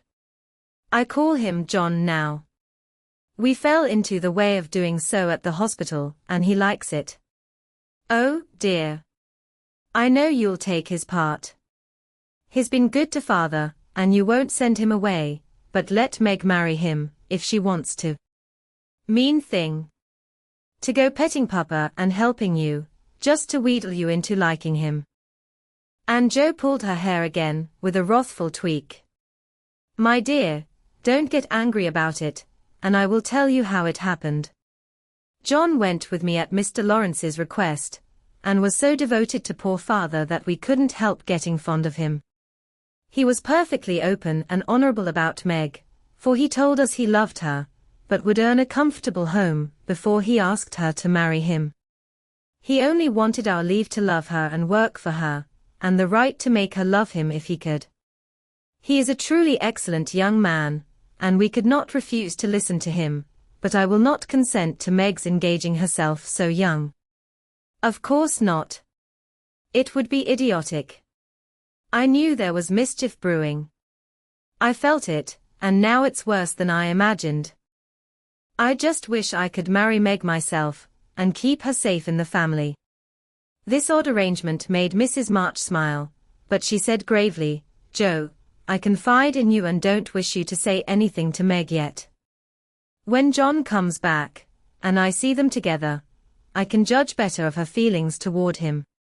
She'll see those handsome eyes that she talks about, and then it will be all up with her. She's got such a soft heart, it will melt like butter in the sun if anyone looks sentimentally at her. She read the short reports he sent more than she did your letters, and pinched me when I spoke of it, and likes brown eyes, and doesn't think John an ugly name, and she'll go and fall in love, and there's an end of peace and fun, and cozy times together. I see it all. They'll go lovering around the house, and we shall have to dodge. Meg will be absorbed and no good to me any more. Brooke will scratch up a fortune somehow, carry her off, and make a hole in the family, and I shall break my heart, and everything will be abominably uncomfortable. Oh, dear me. Why weren't we all boys, then there wouldn't be any bother. Jo leaned her chin on her knees in a disconsolate attitude and shook her fist at the reprehensible John. Mrs. March sighed, and Jo looked up with an air of relief. You don't like it, Mother? I'm glad of it. Let's send him about his business, and not tell Meg a word of it, but all be happy together as we always have been. I did wrong to sigh, Jo. It is natural and right you should all go to homes of your own in time, but I do want to keep my girls as long as I can, and I am sorry that this happened so soon, for Meg is only 17, and it will be some years before John can make a home for her. Your father and I have agreed that she shall not bind herself in any way, nor be married, before 20. If she and John love one another, they can wait, and test the love by doing so. She is conscientious, and I have no fear of her treating him unkindly. My pretty, tender-hearted girl. I hope things will go happily with her. Hadn't you rather have her marry a rich man? Asked Jo, as her mother's voice faltered a little over the last words. Money is a good and useful thing, Jo, and I hope my girls will never feel the need of it too bitterly, nor be tempted by too much. I should like to know that John was firmly established in some good business, which gave him an income large enough to keep free from debt and make Meg comfortable. I'm not ambitious for a splendid fortune, a fashionable position, or a great name for my girls. If rank and money come with love and virtue, also, I should accept them gratefully, and enjoy your good fortune, but I know, by experience, how much genuine happiness can be had in a plain little house, where the daily bread is earned and some privations give sweetness to the few pleasures. I am content to see Meg begin humbly, for if I am not mistaken, she will be rich in the possession of a good man's heart, and that is better than a fortune. I understand, mother, and quite agree, but I'm disappointed about Meg, for I'd planned to have her marry Teddy by and by and sit in the lap of luxury all her days. Wouldn't it be nice? Asked Joe, looking up with a brighter face. He is younger than she, you know, began Mrs. March, but Joe broke in. Only a little. He's old for his age, and tall, and can be quite grown up in his manners if he likes. Then he's rich and generous and good, and loves us all, and I say it's a pity my plan is spoiled. I'm afraid Laurie is hardly grown up enough for Meg, and altogether too much of a weathercock, just now for anyone to depend on. Don't make plans, Joe, but let time and their own hearts mate your friends. We can't meddle safely in such matters, and had better not get romantic rubbish, as you call it, into our heads, lest it spoil our friendship. Well, I won't. But I hate to see things going all crisscross and getting snarled up, when a pull here and a snip there would straighten it out. I wish wearing flat irons on our heads would keep us from growing up. But buds will be roses, and kittens cats, more's the pity. What's that about flat irons and cats? Asked Meg, as she crept into the room with the finished letter in her hand. Only one of my stupid speeches. I'm going to bed. Come, Peggy, said Jo, unfolding herself like an animated puzzle. Quite right, and beautifully written. Please add that I send my love to John, said Mrs. March, as she glanced over the letter and gave it back. Do you call him John? Asked Meg, smiling, with her innocent eyes looking down into her mother's. Yes, he has been like a son to us, and we are very fond of him, replied Mrs. March, returning the look with a keen one. I'm glad of that, he is so lonely. Good night, mother, dear. It is so inexpressibly comfortable to have you here, was Meg's answer.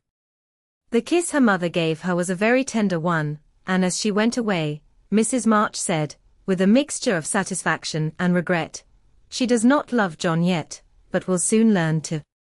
Chapter 21 Laurie makes mischief, and Jo makes peace. Jo's face was a study next day, for the secret rather weighed upon her, and she found it hard not to look mysterious and important. Meg observed it, but did not trouble herself to make inquiries, for she had learned that the best way to manage Jo was by the law of contraries, so she felt sure of being told everything if she did not ask. She was rather surprised, therefore, when the silence remained unbroken, and Jo assumed a patronizing air, which decidedly aggravated Meg, who in turn assumed an air of dignified reserve and devoted herself to her mother. This left Jo to her own devices, for Mrs. March had taken her place as nurse, and bade her rest, exercise, and amuse herself after her long confinement. Amy being gone, Laurie was her only refuge, and much as she enjoyed his society, she rather dreaded him just then, for he was an incorrigible tease, and she feared he would coax the secret from her. She was quite right, for the mischief-loving lad no sooner suspected a mystery than he set himself to find it out, and led Jo a trying life of it. He wheedled, bribed, ridiculed, threatened and scolded, affected indifference, that he might surprise the truth from her, declared he knew, then that he didn't care, and at last, by dint of perseverance, he satisfied himself that it concerned Meg and Mr. Brooke. Feeling indignant that he was not taken into his tutor's confidence, he set his wits to work to devise some proper retaliation for the slight. Meg meanwhile had apparently forgotten the matter, and was absorbed in preparations for her father's return, but all of a sudden a change seemed to come over her, and for a day or two, she was quite unlike herself. She started when spoken to, blushed when looked at, was very quiet, and sat over her sewing, with a timid, troubled look on her face. To her mother's inquiries she answered that she was quite well, and Jo's she silenced by begging to be let alone. She feels it in the air, love, I mean, and she's going very fast. She's got most of the symptoms, is twittery and cross, doesn't eat, lies awake, and mopes in corners. I caught her singing that song he gave her, and once she said John, as you do, and then turned as red as a poppy. Whatever shall we do, said Joe, looking ready for any measures, however violent. Nothing but wait. Let her alone, be kind and patient, and father's coming will settle everything, replied her mother. Here's a note to you, Meg, all sealed up. How odd. Teddy never seals mine, said Joe next day, as she distributed the contents of the little post office. Mrs. March and Joe were deep in their own affairs, when a sound from Meg made them look up to see her staring at her note with a frightened face. My child, what is it? Cried her mother, running to her, while Joe tried to take the paper which had done the mischief. It's all a mistake, he didn't send it. Oh, Joe, how could you do it? And Meg hid her face in her hands, crying as if her heart were quite broken. Me? I've done nothing. What's she talking about? Cried Joe, bewildered.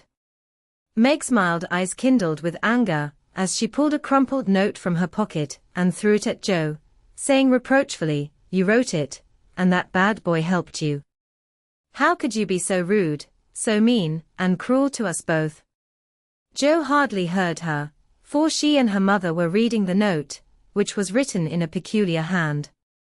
My dearest Margaret, I can no longer restrain my passion, and must know my fate before I return.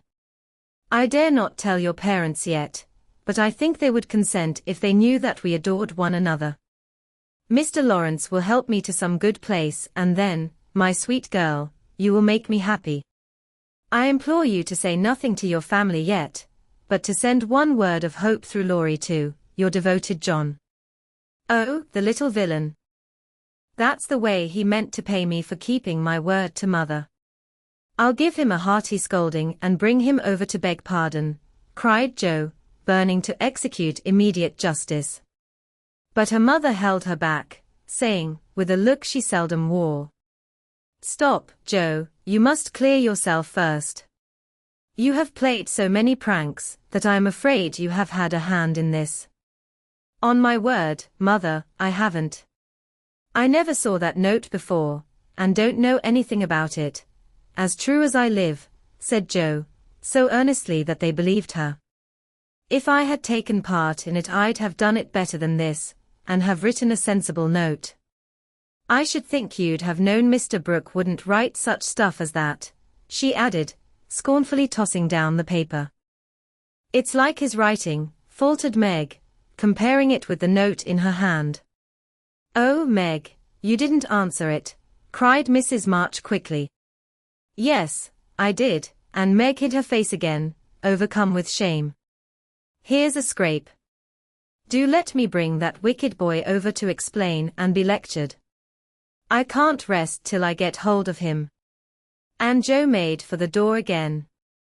Hush. Let me handle this, for it is worse than I thought.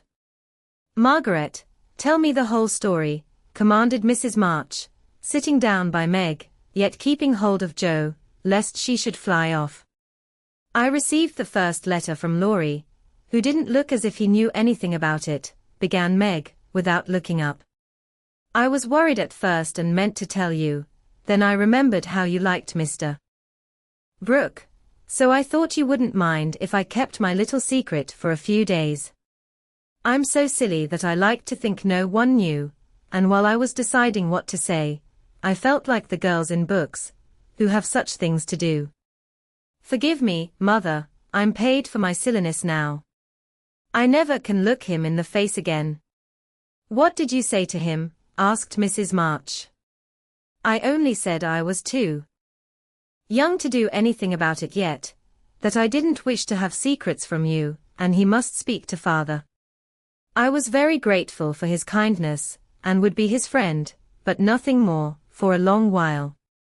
Mrs. March smiled, as if well pleased, and Joe clapped her hands, exclaiming, with a laugh, you are almost equal to Caroline Percy, who was a pattern of prudence. Tell on, Meg. What did he say to that? He writes in a different way entirely, telling me that he never sent any love letter at all, and is very sorry that my roguish sister, Jo, should take liberties with our names. It's very kind and respectful, but think how dreadful for me. Meg leaned against her mother, looking the image of despair, and Jo tramped about the room, calling Laurie names. All of a sudden she stopped, caught up the two notes, and after looking at them closely, said decidedly, "I don't believe Brooke ever saw either of these letters. Teddy wrote both, and keeps yours to crow over me with because I wouldn't tell him my secret." "Don't have any secrets, Jo. Tell it to Mother and keep out of trouble, as I should have done," said Meg warningly. "Bless you, child. Mother told me." "That will do, Jo. I'll comfort Meg while you go and get Laurie.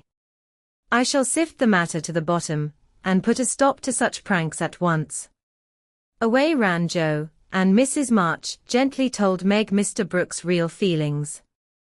"Now, dear, what are your own? Do you love him enough to wait till he can make a home for you, or will you keep yourself quite free for the present?" "I've been so scared and worried.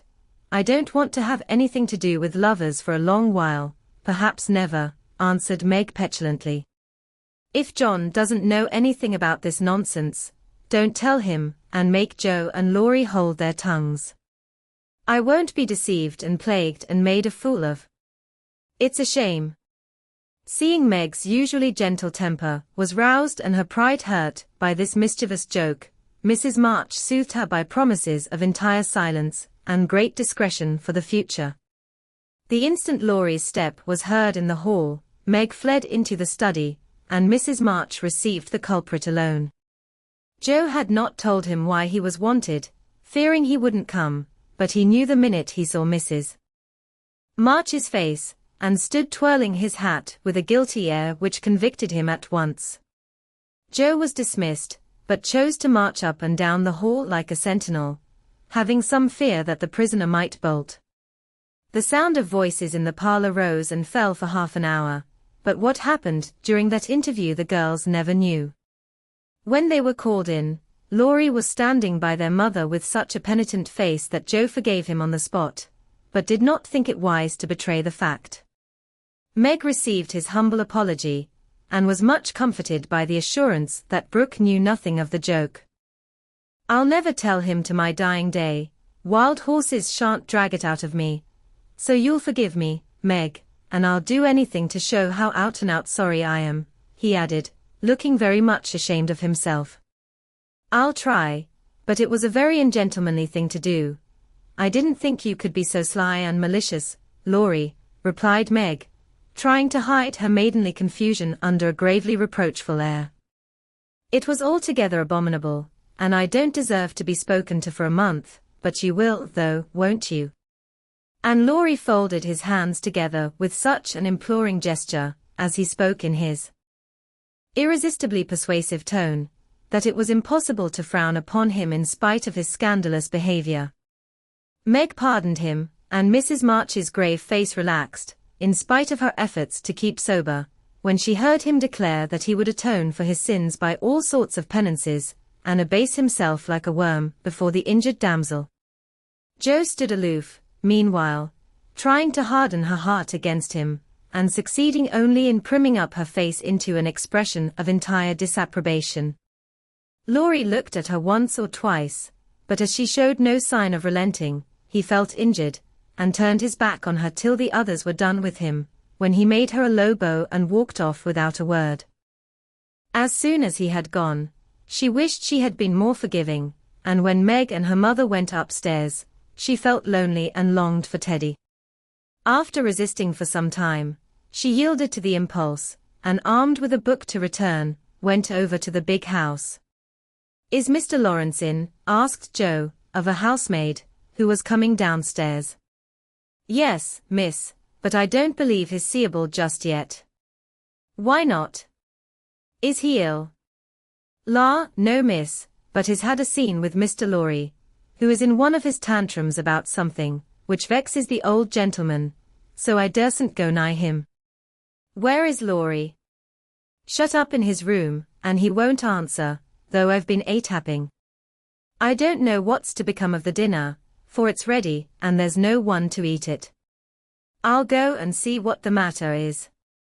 I'm not afraid of either of them. Up went Joe, and knocked smartly on the door of Laurie's little study.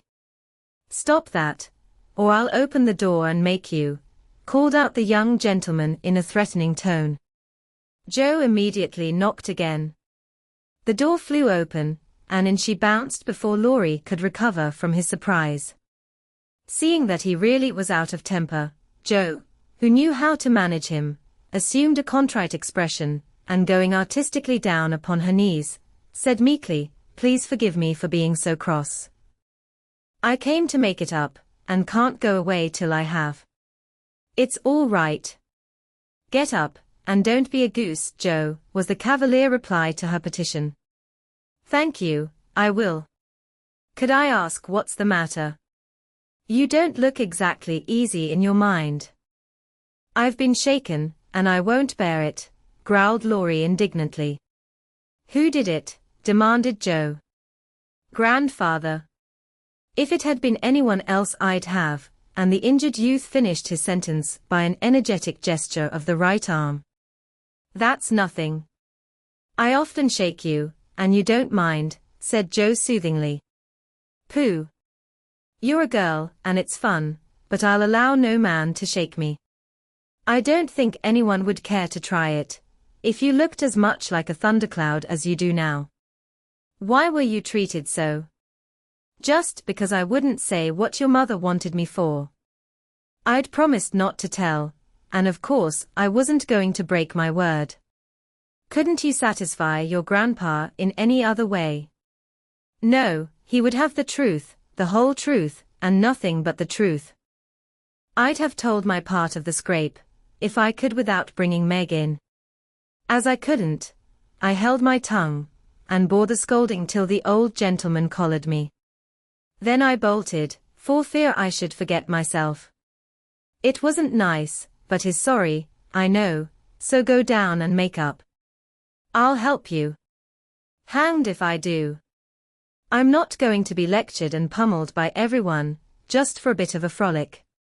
I was sorry about Meg, and begged pardon like a man, but I won't do it again, when I wasn't in the wrong. He didn't know that. He ought to trust me, and not act as if I was a baby. It's no use, Joe, he's got to learn that I'm able to take care of myself, and don't need anyone's apron string to hold on by." "What pepper pots you are," sighed Joe. "How do you mean to settle this affair?" "Well, he ought to beg pardon, and believe me when I say I can't tell him what the fuss is about." "Bless you. He won't do that. I won't go down till he does. Now, Teddy, be sensible. Let it pass, and I'll explain what I can.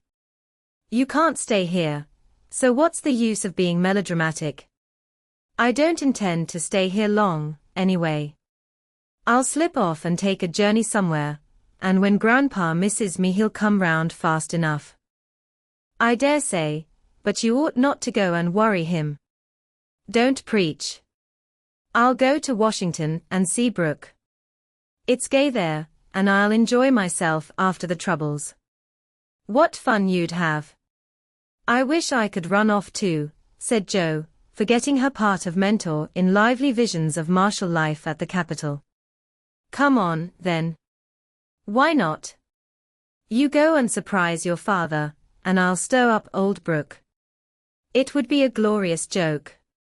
Let's do it, Joe. We'll leave a letter saying we are all right, and trot off at once. I've got money enough. It will do you good, and no harm, as you go to your father." For a moment Joe looked as if she would agree, for wild as the plan was, it just suited her. She was tired of care and confinement, longed for change, and thoughts of her father blended temptingly with the novel charms of camps and hospitals, liberty and fun. Her eyes kindled as they turned wistfully toward the window, but they fell on the old house opposite, and she shook her head with sorrowful decision. If I was a boy, we'd run away together, and have a capital time, but as I'm a miserable girl, I must be proper and stop at home. Don't tempt me, Teddy, it's a crazy plan. That's the fun of it, began Laurie, who had got a willful fit on him and was possessed to break out of bounds in some way. Hold your tongue, cried Jo, covering her ears. Prunes and prisms are my doom, and I may as well make up my mind to it. I came here to moralize, not to hear things that make me skip to think of. I know Meg would wet blanket such a proposal, but I thought you had more spirit, began Laurie insinuatingly. Bad boy, be quiet. Sit down and think of your own sins, don't go making me add to mine. If I get your grandpa to apologize for the shaking, will you give up running away? Asked Jo seriously. Yes, but you won't do it, answered Laurie, who wished to make up, but felt that his outraged dignity must be appeased first. If I can manage the young one, I can the old one, muttered Jo, as she walked away, leaving Laurie bent over a railroad map with his head propped up on both hands. Come in, and Mr. Lawrence's gruff voice sounded gruffer than ever, as Jo tapped at his door. It's only me, sir, come to return a book, she said blandly, as she entered. Want any more? Asked the old gentleman, looking grim and vexed, but trying not to show it. Yes, please. I like old Sam so well, I think I'll try the second volume, returned Jo, hoping to propitiate him by accepting a second dose of Boswell's Johnson, as he had recommended that lively work. The shaggy eyebrows unbent a little, as he rolled the steps toward the shelf where the Johnsonian literature was placed. Jo skipped up, and sitting on the top step, affected to be searching for her book, but was really wondering how best to introduce the dangerous object of her visit. Mr. Laurence seemed to suspect that something was brewing in her mind, for after taking several brisk turns about the room, he faced round on her, speaking so abruptly that Rasselas tumbled face downward on the floor. What has that boy been about? Don't try to shield him. I know he has been in mischief by the way he acted when he came home. I can't get a word from him, and when I threatened to shake the truth out of him he bolted upstairs and locked himself into his room. He did wrong, but we forgave him, and all promised not to say a word to anyone, began Jo reluctantly. That won't do. He shall not shelter himself behind a promise from you soft-hearted girls. If he's done anything amiss, he shall confess, beg pardon, and be punished. Out with it, Jo.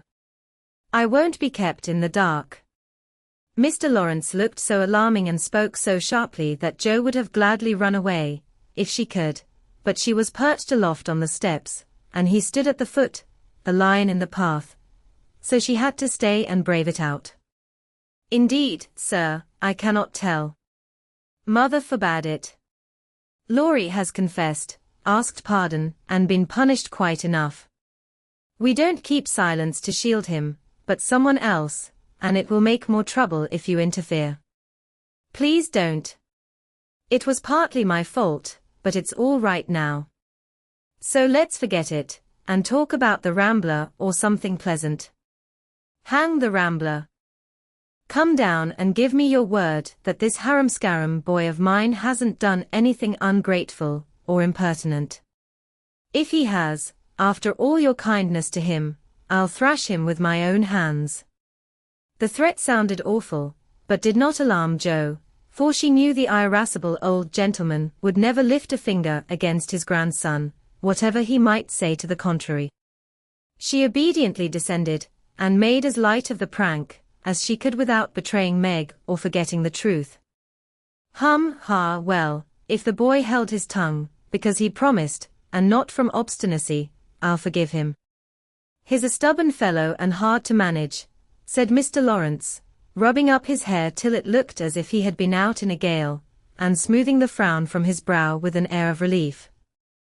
So am I, but a kind word will govern me when all the king's horses and all the king's men couldn't, said Jo, trying to say a kind word for her friend, who seemed to get out of one scrape only to fall into another. "You think I'm not kind to him, hey?" was the sharp answer. "Oh, dear no, sir. You are rather too kind sometimes, and then just a trifle hasty when he tries your patience. Don't you think you are?" Jo was determined to have it out now, and tried to look quite placid, though she quaked a little after her bold speech. To her great relief and surprise, the old gentleman only threw his spectacles onto the table with a rattle and exclaimed frankly, "You're right, girl, I am. I love the boy, but he tries my patience past bearing, and I know how it will end, if we go on so. I'll tell you, he'll run away." Jo was sorry for that speech the minute it was made. She meant to warn him that Laurie would not bear much restraint, and hoped he would be more forbearing with the lad. Mr. Lawrence's ruddy face changed suddenly, and he sat down, with a troubled glance at the picture of a handsome man, which hung over his table. It was Laurie's father, who had run away in his youth, and married against the imperious old man's will. Jo fancied he remembered and regretted the past, and she wished she had held her tongue. "He won't do it unless he is very much worried, and only threatens it sometimes, when he gets tired of studying. I often think I should like to, especially since my hair was cut. So if you ever miss us, you may advertise for 2 boys and look among the ships bound for India." She laughed as she spoke, and Mr. Laurence looked relieved, evidently taking the whole as a joke. "You hussy, how dare you talk in that way? Where's your respect for me, and your proper bringing up? Bless the boys and girls. What torments they are, yet we can't do without them," he said, pinching her cheeks good-humoredly. "Go and bring that boy down to his dinner, tell him it's all right, and advise him not to put on tragedy airs with his grandfather. I won't bear it. He won't come, sir. He feels badly, because you didn't believe him when he said he couldn't tell. I think the shaking hurt his feelings very much." Jo tried to look pathetic, but must have failed, for Mr. Laurence began to laugh, and she knew the day was won. "I'm sorry for that, and ought to thank him for not shaking me, I suppose. What the dickens does the fellow expect?" And the old gentleman looked a trifle ashamed of his own testiness. "If I were you, I'd write him an apology, sir. He says he won't come down till he has won, and talks about Washington, and goes on in an absurd way. A formal apology will make him see how foolish he is, and bring him down quite amiable. Try it. He likes fun, and this way is better than talking. I'll carry it up, and teach him his duty." Mr. Laurence gave her a sharp look, and put on his spectacles, saying slowly, "You're a sly puss, but I don't mind being managed by you and Beth. Here, give me a bit of paper, and let us have done with this nonsense." The note was written in the terms which one gentleman would use to another after offering some deep insult. Jo dropped a kiss on the top of Mr. Lawrence's bald head, and ran up to slip the apology under Laurie's door, advising him through the keyhole to be submissive, decorous, and a few other agreeable impossibilities. Finding the door locked again, she left the note to do its work, and was going quietly away, when the young gentleman slid down the banisters, and waited for her at the bottom, saying, with his most virtuous expression of countenance, "What a good fellow you are, Jo. Did you get blown up?" he added, laughing. "No, he was pretty mild, on the whole. Ah? I got it all round. Even you cast me off over there, and I felt just ready to go to the deuce," he began apologetically. "Don't talk that way, turn over a new leaf and begin again, Teddy, my son. I keep turning over new leaves, and spoiling them, as I used to spoil my copybooks, and I make so many beginnings there never will be an end," he said dolefully. "Go and eat your dinner, you'll feel better after it. Men always croak when they are hungry," and Jo whisked out at the front door after that. "That's a label on my sect," answered Laurie, quoting Amy, as he went to partake of humble pie dutifully with his grandfather, who was quite saintly in temper, and overwhelmingly respectful in manner, all the rest of the day. Everyone thought the matter ended and the little cloud blown over, but the mischief was done, for though others forgot it, Meg remembered. She never alluded to a certain person, but she thought of him a good deal, dreamed dreams more than ever, and once Jo, rummaging her sister's desk for stamps, found a bit of paper scribbled over with the words, Mrs. John Brooke, whereat she groaned tragically and cast it into the fire, feeling that Laurie's prank had hastened the evil day for her. Chapter 22, Like sunshine after a storm were the peaceful weeks which followed. The invalids improved rapidly, and Mr. March began to talk of returning early in the new year.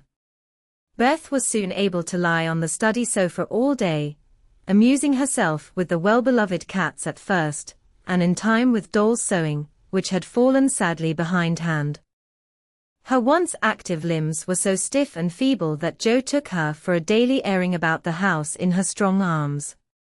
Meg cheerfully blackened and burned her white hands cooking delicate messes for the dear, while Amy, a loyal slave of the ring, celebrated her return by giving away as many of her treasures as she could prevail on her sisters to accept. As Christmas approached, the usual mysteries began to haunt the house, and Jo frequently convulsed the family by proposing utterly impossible or magnificently absurd ceremonies in honor of this unusually merry Christmas.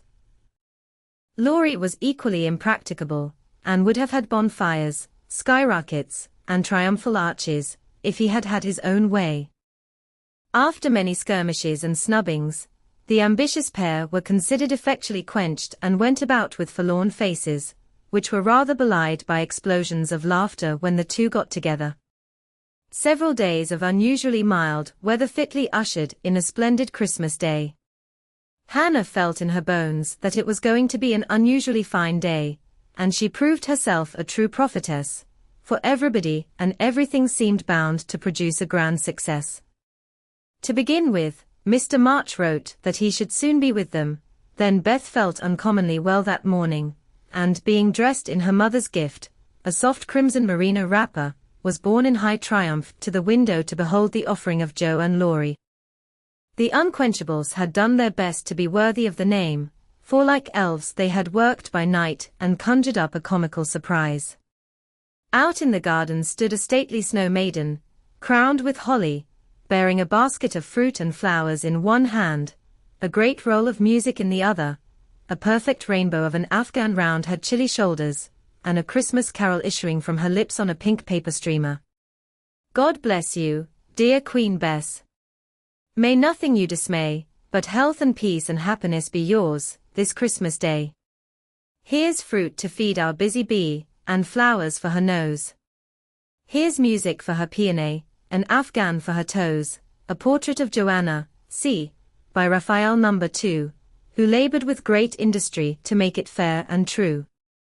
Accept a ribbon red, I beg, for Madame Purr's tail, an ice cream made by lovely Peg, a morn blank in a pail. Their dearest love my makers laid within my breast of snow. Accept it, and the Alpine maid, from Laurie and from Jo. How Beth laughed when she saw it, how Laurie ran up and down to bring in the gifts, and what ridiculous speeches Jo made as she presented them. I'm so full of happiness, that if Father was only here, I couldn't hold one drop more, said Beth, quite sighing with contentment as Jo carried her off to the study to rest after the excitement, and to refresh herself with some of the delicious grapes the Jungfrau had sent her. So am I, added Jo, slapping the pocket wherein reposed the long-desired Undine and Sintram. I'm sure I am, echoed Amy, poring over the engraved copy of the Madonna and Child, which her mother had given her in a pretty frame.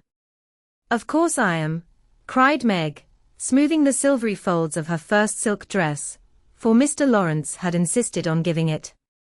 How can I be otherwise, said Mrs. March gratefully, as her eyes went from her husband's letter to Beth's smiling face, and her hand caressed the brooch made of grey and golden, chestnut and dark brown hair, which the girls had just fastened on her breast. Now and then, In this workaday world, things do happen in the delightful storybook fashion, and what a comfort it is. Half an hour after everyone had said they were so happy they could only hold one drop more, the drop came. Laurie opened the parlor door and popped his head in very quietly. He might just as well have turned a somersault and uttered an Indian war whoop, for his face was so full of suppressed excitement and his voice so treacherously joyful that everyone jumped up, though he only said, in a queer, breathless voice, "Here's another Christmas present for the March family." Before the words were well out of his mouth, he was whisked away somehow, and in his place appeared a tall man, muffled up to the eyes, leaning on the arm of another tall man, who tried to say something and couldn't. Of course there was a general stampede, and for several minutes everybody seemed to lose their wits, for the strangest things were done, and no one said a word. Mr. March became invisible in the embrace of 4 pairs of loving arms. Jo disgraced herself by nearly fainting away, and had to be doctored by Laurie in the china closet. Mr. Brooke kissed Meg entirely by mistake, as he somewhat incoherently explained. And Amy, the dignified, tumbled over a stool, and never stopping to get up, hugged and cried over her father's boots in the most touching manner. Mrs.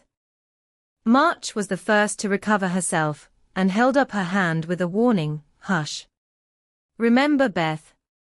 But it was too late. The study door flew open, the little red wrapper appeared on the threshold, joy put strength into the feeble limbs, and Beth ran straight into her father's arms. Never mind what happened just after that, for the full hearts overflowed, washing away the bitterness of the past and leaving only the sweetness of the present. It was not at all romantic, but a hearty laugh set everybody straight again, for Hannah was discovered behind the door, sobbing over the fat turkey, which she had forgotten to put down when she rushed up from the kitchen. As the laugh subsided, Mrs. March began to thank Mr. Brooke for his faithful care of her husband, at which Mr. Brooke suddenly remembered that Mr. March needed rest, and seizing Laurie, he precipitately retired. Then the 2 invalids were ordered to repose, which they did, by both sitting in one big chair and talking hard. Mr. March told how he had longed to surprise them, and how, when the fine weather came, he had been allowed by his doctor to take advantage of it, how devoted Brooke had been, and how he was altogether a most estimable and upright young man. Why Mr. March paused a minute just there, and after a glance at Meg, who was violently poking the fire, looked at his wife with an inquiring lift of the eyebrows, I leave you to imagine. Also why Mrs. March gently nodded her head and asked, rather abruptly, if he wouldn't like to have something to eat. Jo saw and understood the look, and she stalked grimly away to get wine and beef tea, muttering to herself as she slammed the door, "I hate estimable young men with brown eyes." There never was such a Christmas dinner as they had that day. The fat turkey was a sight to behold when Hannah sent him up, stuffed, browned, and decorated. So was the plum pudding, which melted in one's mouth, likewise the jellies, in which Amy revelled like a fly in a honeypot. Everything turned out well, which was a mercy, Hannah said, for my mind was that flustered, Mum, that it's a miracle I didn't roast the pudding, and stuff the turkey with raisins, let alone bilin of it in a cloth. Mr. Laurence and his grandson dined with them, also Mr. Brooke, at whom Jo glowered darkly, to Laurie's infinite amusement. 2 easy chairs stood side by side at the head of the table, in which sat Beth and her father, feasting modestly on chicken and a little fruit. They drank healths, told stories, sang songs, reminisced, as the old folks say, and had a thoroughly good time. A sleigh ride had been planned, but the girls would not leave their father, so the guests departed early, and as twilight gathered, the happy family sat together round the fire. Just a year ago, we were groaning over the dismal Christmas we expected to have. Do you remember? Asked Jo, breaking a short pause, which had followed a long conversation about many things. Rather a pleasant year on the whole, said Meg, smiling at the fire, and congratulating herself on having treated Mr. Brooke with dignity. "I think it's been a pretty hard one," observed Amy, watching the light shine on her ring with thoughtful eyes. "I'm glad it's over, because we've got you back," whispered Beth, who sat on her father's knee. "Rather a rough road for you to travel, my little pilgrims, especially the latter part of it. But you have got on bravely, and I think the burdens are in a fair way to tumble off very soon," said Mr. March, looking with fatherly satisfaction at the 4 young faces gathered round him. "How do you know?" "Did Mother tell you?" asked Joe. "Not much. Straws show which way the wind blows, and I've made several discoveries today." "Oh, tell us what they are," cried Meg, who sat beside him. "Here is one." And taking up the hand which lay on the arm of his chair, he pointed to the roughened forefinger, a burn on the back, and 2 or 3 little hard spots on the palm. "I remember a time when this hand was white and smooth, and your first care was to keep it so. It was very pretty then, but to me it is much prettier now, for in this seeming blemishes I read a little history. A burnt offering has been made to vanity. This hardened palm has earned something better than blisters, and I'm sure the sewing done by these pricked fingers will last a long time. So much goodwill went into the stitches. Meg, my dear, I value the womanly skill which keeps home happy more than white hands or fashionable accomplishments. I'm proud to shake this good, industrious little hand, and hope I shall not soon be asked to give it away." If Meg had wanted a reward for hours of patient labor, she received it in the hearty pressure of her father's hand and the approving smile he gave her. "What about Joe? Please say something nice, for she has tried so hard and been so very, very good to me," said Beth in her father's ear. He laughed and looked across at the tall girl who sat opposite, with an unusually mild expression in her face. "In spite of the curly crop, I don't see the son Joe whom I left a year ago," said Mr. March. "I see a young lady who pins her collar straight, laces her boots neatly, and neither whistles, talks slang, nor lies on the rug as she used to do. Her face is rather thin and pale just now, with watching and anxiety, but I like to look at it, for it has grown gentler, and her voice is lower. She doesn't bounce, but moves quietly, and takes care of a certain little person in a motherly way which delights me. I rather miss my wild girl, but if I get a strong, helpful, tender-hearted woman in her place, I shall feel quite satisfied. I don't know whether the shearing sobered our black sheep, but I do know that in all Washington, I couldn't find anything beautiful enough to be bought with the $25 my good girl sent me." Joe's keen eyes were rather dim for a minute, and her thin face grew rosy in the firelight, as she received her father's praise, feeling that she did deserve a portion of it. "Now, Beth," said Amy, longing for her turn, but ready to wait. "There's so little of her, I'm afraid to say much, for fear she will slip away altogether, though she is not so shy as she used to be," began their father cheerfully. But recollecting how nearly he had lost her, he held her close, saying tenderly, with her cheek against his own, "I've got you safe, my Beth, and I'll keep you so, please God." After a minute's silence, he looked down at Amy, who sat on the cricket at his feet, and said, with a caress of the shining hair, "I observed that Amy took drumsticks at dinner, ran errands for her mother all the afternoon, gave Meg her place tonight, and has waited on every one with patience and good humor. I also observe that she does not fret much nor look in the glass, and has not even mentioned a very pretty ring which she wears, so I conclude that she has learned to think of other people more and of herself less, and has decided to try and mold her character as carefully as she molds her little clay figures. I am glad of this, for though I should be very proud of a graceful statue made by her, I shall be infinitely prouder of a lovable daughter with a talent for making life beautiful to herself and others." "What are you thinking of, Beth?" asked Joe, when Amy had thanked her father and told about her ring.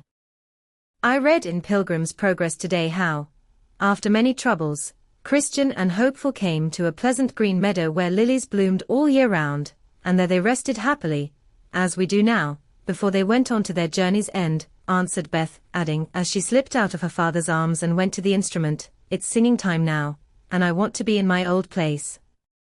I'll try to sing the song of the shepherd boy which the pilgrims heard. I made the music for father, because he likes the verses. So, sitting at the dear little piano, Beth softly touched the keys, and in the sweet voice they had never thought to hear again, sang to her own accompaniment the quaint hymn, which was a singularly fitting song for her. He that is down need fear no fall, he that is low no pride. He that is humble ever shall have God to be his guide. I am content with what I have, little be it, or much. And, Lord, contentment still I crave, because thou savest such. Fullness to them a burden is, that go on pilgrimage. Here little, and hereafter bliss, is best from age to age. Chapter 23. Like bees swarming after their queen, mother and daughters hovered about Mr. March the next day, neglecting everything to look at, wait upon, and listen to the new invalid, who was in a fair way to be killed by kindness. As he sat propped up in a big chair by Beth's sofa, with the other three close by, and Hannah popping in her head now and then to peek at the dear man, nothing seemed needed to complete their happiness. But something was needed, and the elder ones felt it, though none confessed the fact. Mr. and Mrs. March looked at one another with an anxious expression, as their eyes followed Meg. Jo had sudden fits of sobriety, and was seen to shake her fist at Mr. Brooks' umbrella, which had been left in the hall. Meg was absent-minded, shy, and silent, started when the bell rang, and colored when John's name was mentioned. Amy said, everyone seemed waiting for something, and couldn't settle down, which was queer, since father was safe at home, and Beth innocently wondered why their neighbors didn't run over as usual. Laurie went by in the afternoon, and seeing Meg at the window, seemed suddenly possessed with a melodramatic fit, for he fell down on one knee in the snow, beat his breast, tore his hair, and clasped his hands imploringly, as if begging some boon. And when Meg told him to behave himself and go away, he wrung imaginary tears out of his handkerchief, and staggered round the corner as if in utter despair. What does the goose mean? Said Meg, laughing and trying to look unconscious. He's showing you how your John will go on by and by. Touching, isn't it? Answered Jo scornfully. Don't say my John, it isn't proper or true, but Meg's voice lingered over the words as if they sounded pleasant to her. Please don't plague me, Jo. I've told you I don't care much about him, and there isn't to be anything said, but we are all to be friendly, and go on as before. We can't, for something has been said, and Laurie's mischief has spoiled you for me. I see it, and so does mother. You are not like your old self a bit, and seem ever so far away from me. I don't mean to plague you and will bear it like a man, but I do wish it was all settled. I hate to wait, so if you mean ever to do it, make haste and have it over quickly, said Jo pettishly. I can't say anything till he speaks, and he won't, because father said I was too young, began Meg, bending over her work with a queer little smile, which suggested that she did not quite agree with her father on that point.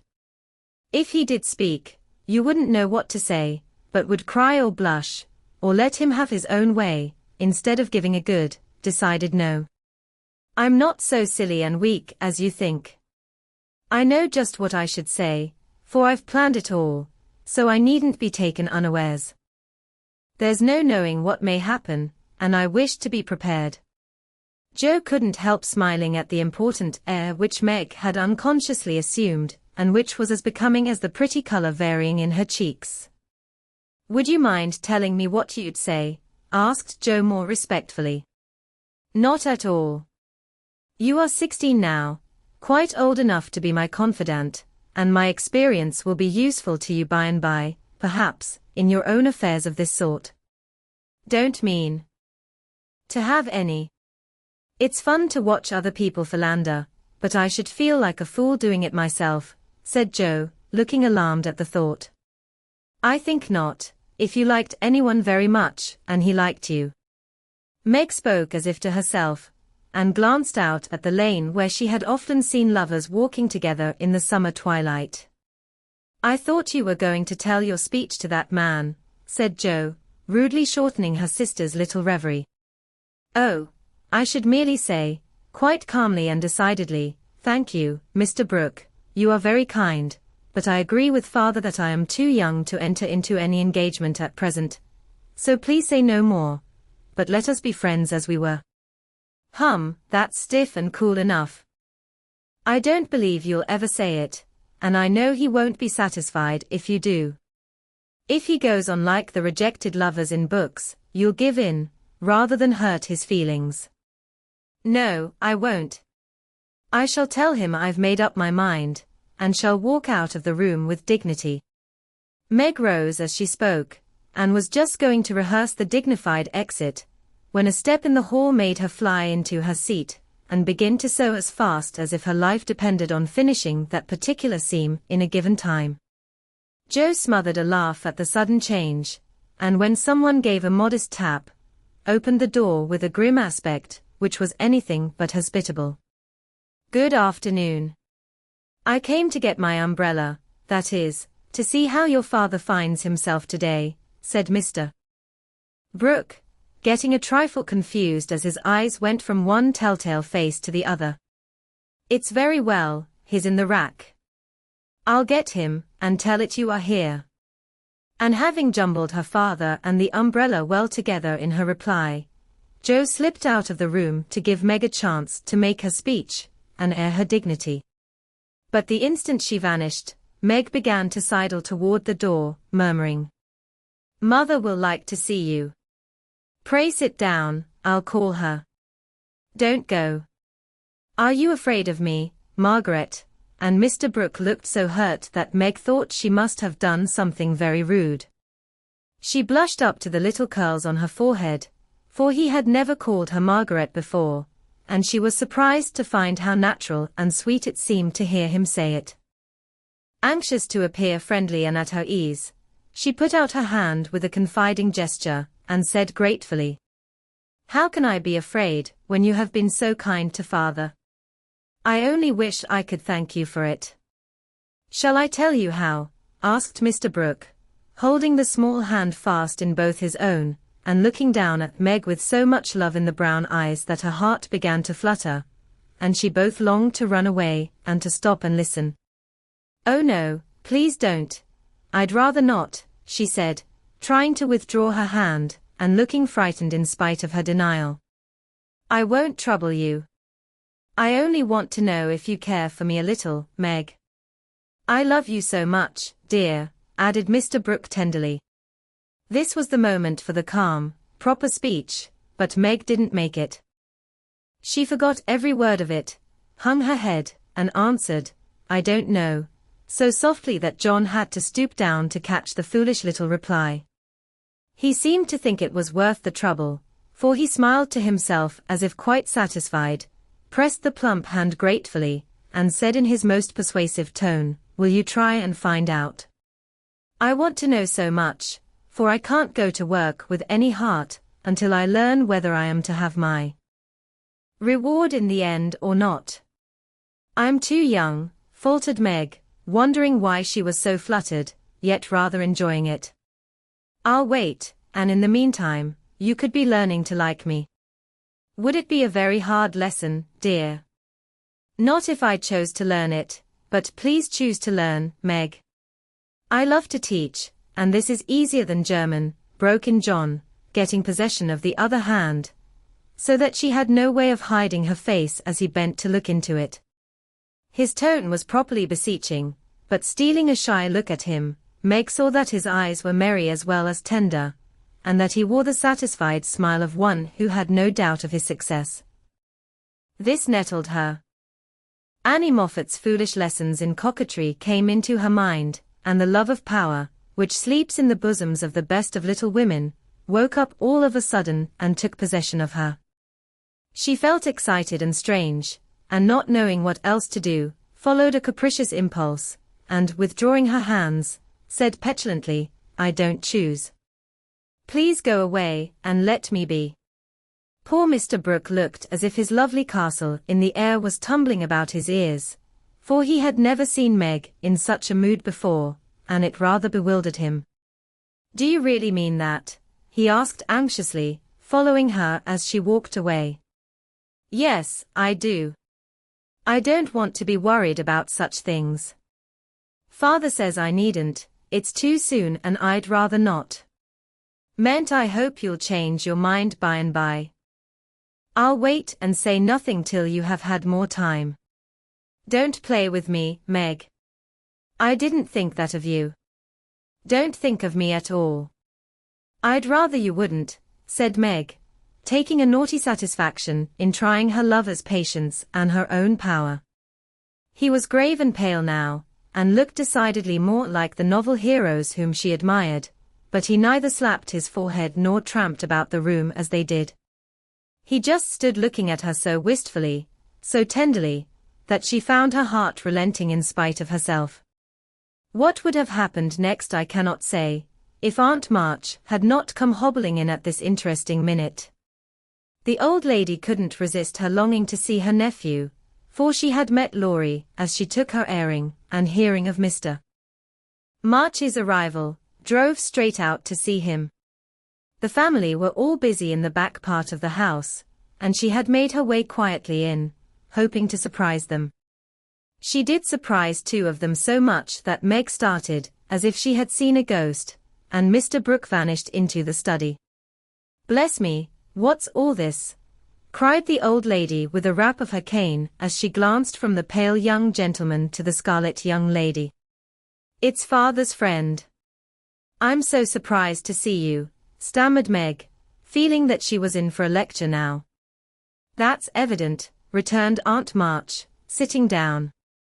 But what is father's friend saying to make you look like a peony?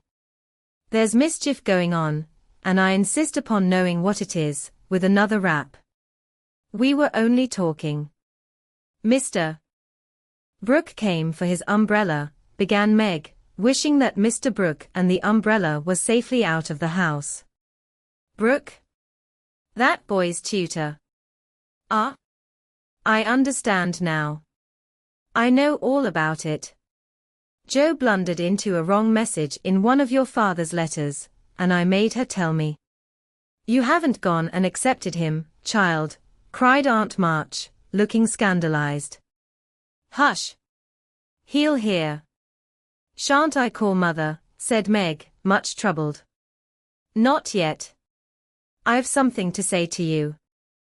And I must free my mind at once. Tell me, do you mean to marry this cook? If you do, not one penny of my money ever goes to you. Remember that, and be a sensible girl, said the old lady impressively. Now Aunt March possessed in perfection the art of rousing the spirit of opposition in the gentlest people, and enjoyed doing it. The best of us have a spice of perversity in us, especially when we are young and in love. If Aunt March had begged Meg to accept John Brooke, she would probably have declared she couldn't think of it, but as she was peremptorily ordered not to like him, she immediately made up her mind that she would. Inclination, as well as perversity, made the decision easy, and being already much excited, Meg opposed the old lady with unusual spirit. I shall marry whom I please, Aunt March, and you can leave your money to anyone you like, she said, nodding her head with a resolute air. Highty-tighty. Is that the way you take my advice, miss? You'll be sorry for it by and by, when you've tried love in a cottage, and found it a failure. It can't be a worse one than some people find in big houses, retorted Meg. Aunt March put on her glasses and took a look at the girl, for she did not know her in this new mood. Meg hardly knew herself, she felt so brave and independent, so glad to defend John and assert her right to love him, if she liked.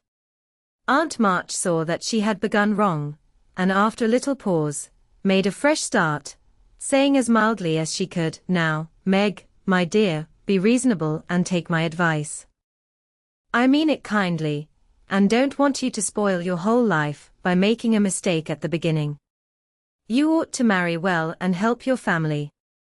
It's your duty to make a rich match, and it ought to be impressed upon you. Father and mother don't think so. They like John though he is poor.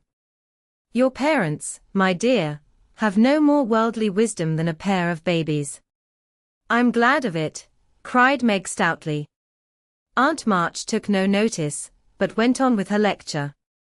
This rook is poor and hasn't got any rich relations, has he? No, but he has many warm friends. You can't live on friends. Try it and see how cool they'll grow. He hasn't any business, has he? Not yet. Mr. Laurence is going to help him. That won't last long. James Laurence is a crotchety old fellow, and not to be depended on. So you intend to marry a man without money, position, or business, and go on working harder than you do now, when you might be comfortable all your days by minding me and doing better. I thought you had more sense, Meg. I couldn't do better if I waited half my life. John is good and wise, he's got heaps of talent, he's willing to work and sure to get on, he's so energetic and brave. Everyone likes and respects him, and I'm proud to think he cares for me, though I'm so poor and young and silly, said Meg, looking prettier than ever in her earnestness. He knows you have got rich relations, child. That's the secret of his liking, I suspect. Aunt March, how dare you say such a thing? John is above such meanness, and I won't listen to you a minute if you talk so, cried Meg indignantly, forgetting everything but the injustice of the old lady's suspicions. My John wouldn't marry for money, any more than I would. We are willing to work and we mean to wait. I'm not afraid of being poor, for I've been happy so far, and I know I shall be with him, because he loves me, and Meg stopped there, remembering all of a sudden that she hadn't made up her mind, that she had told her John to go away, and that he might be overhearing her inconsistent remarks. Aunt March was very angry, for she had set her heart on having her pretty niece make a fine match, and something in the girl's happy young face made the lonely old woman feel both sad and sour. Well, I wash my hands of the whole affair. You are a willful child, and you've lost more than you know by this piece of folly. No, I won't stop. I'm disappointed in you, and haven't spirits to see your father now. Don't expect anything from me when you are married. Your Mr. Brooks' friends must take care of you. I'm done with you forever. And slamming the door in Meg's face, Aunt March drove off in high dudgeon. She seemed to take all the girls' courage with her, for when left alone, Meg stood for a moment, undecided whether to laugh or cry. Before she could make up her mind, she was taken possession of by Mr. Brooke, who said all in one breath, I couldn't help hearing, Meg. Thank you for defending me, and Aunt March for proving that you do care for me a little bit. I didn't know how much till she abused you, began Meg. And I needn't go away, but may stay and be happy, may I, dear? Here was another fine chance to make the crushing speech, and the stately exit, but Meg never thought of doing either, and disgraced herself forever in Joe's eyes by meekly whispering, yes, John, and hiding her face on Mr. Brooks' waistcoat. 15 minutes after Aunt March's departure, Joe came softly downstairs, paused an instant at the parlor door, and hearing no sound within, nodded and smiled with a satisfied expression, saying to herself, she has seen him away as we planned and that affair is settled. I'll go and hear the fun, and have a good laugh over it. But poor Joe never got her laugh, for she was transfixed upon the threshold by a spectacle which held her there, staring with her mouth nearly as wide open as her eyes. Going in to exult over a fallen enemy and to praise a strong-minded sister for the banishment of an objectionable lover, it certainly was a shock to behold the aforesaid enemy serenely sitting on the sofa, with the strong-minded sister enthroned upon his knee and wearing an expression of the most abject submission. Joe gave a sort of gasp, as if a cold shower bath had suddenly fallen upon her, for such an unexpected turning of the tables actually took her breath away. At the odd sound the lovers turned and saw her. Meg jumped up, looking both proud and shy, but that man, as Joe called him, actually laughed and said coolly, as he kissed the astonished newcomer, "Sister Joe, congratulate us." That was adding insult to injury, it was altogether too much, and making some wild demonstration with her hands, Joe vanished without a word.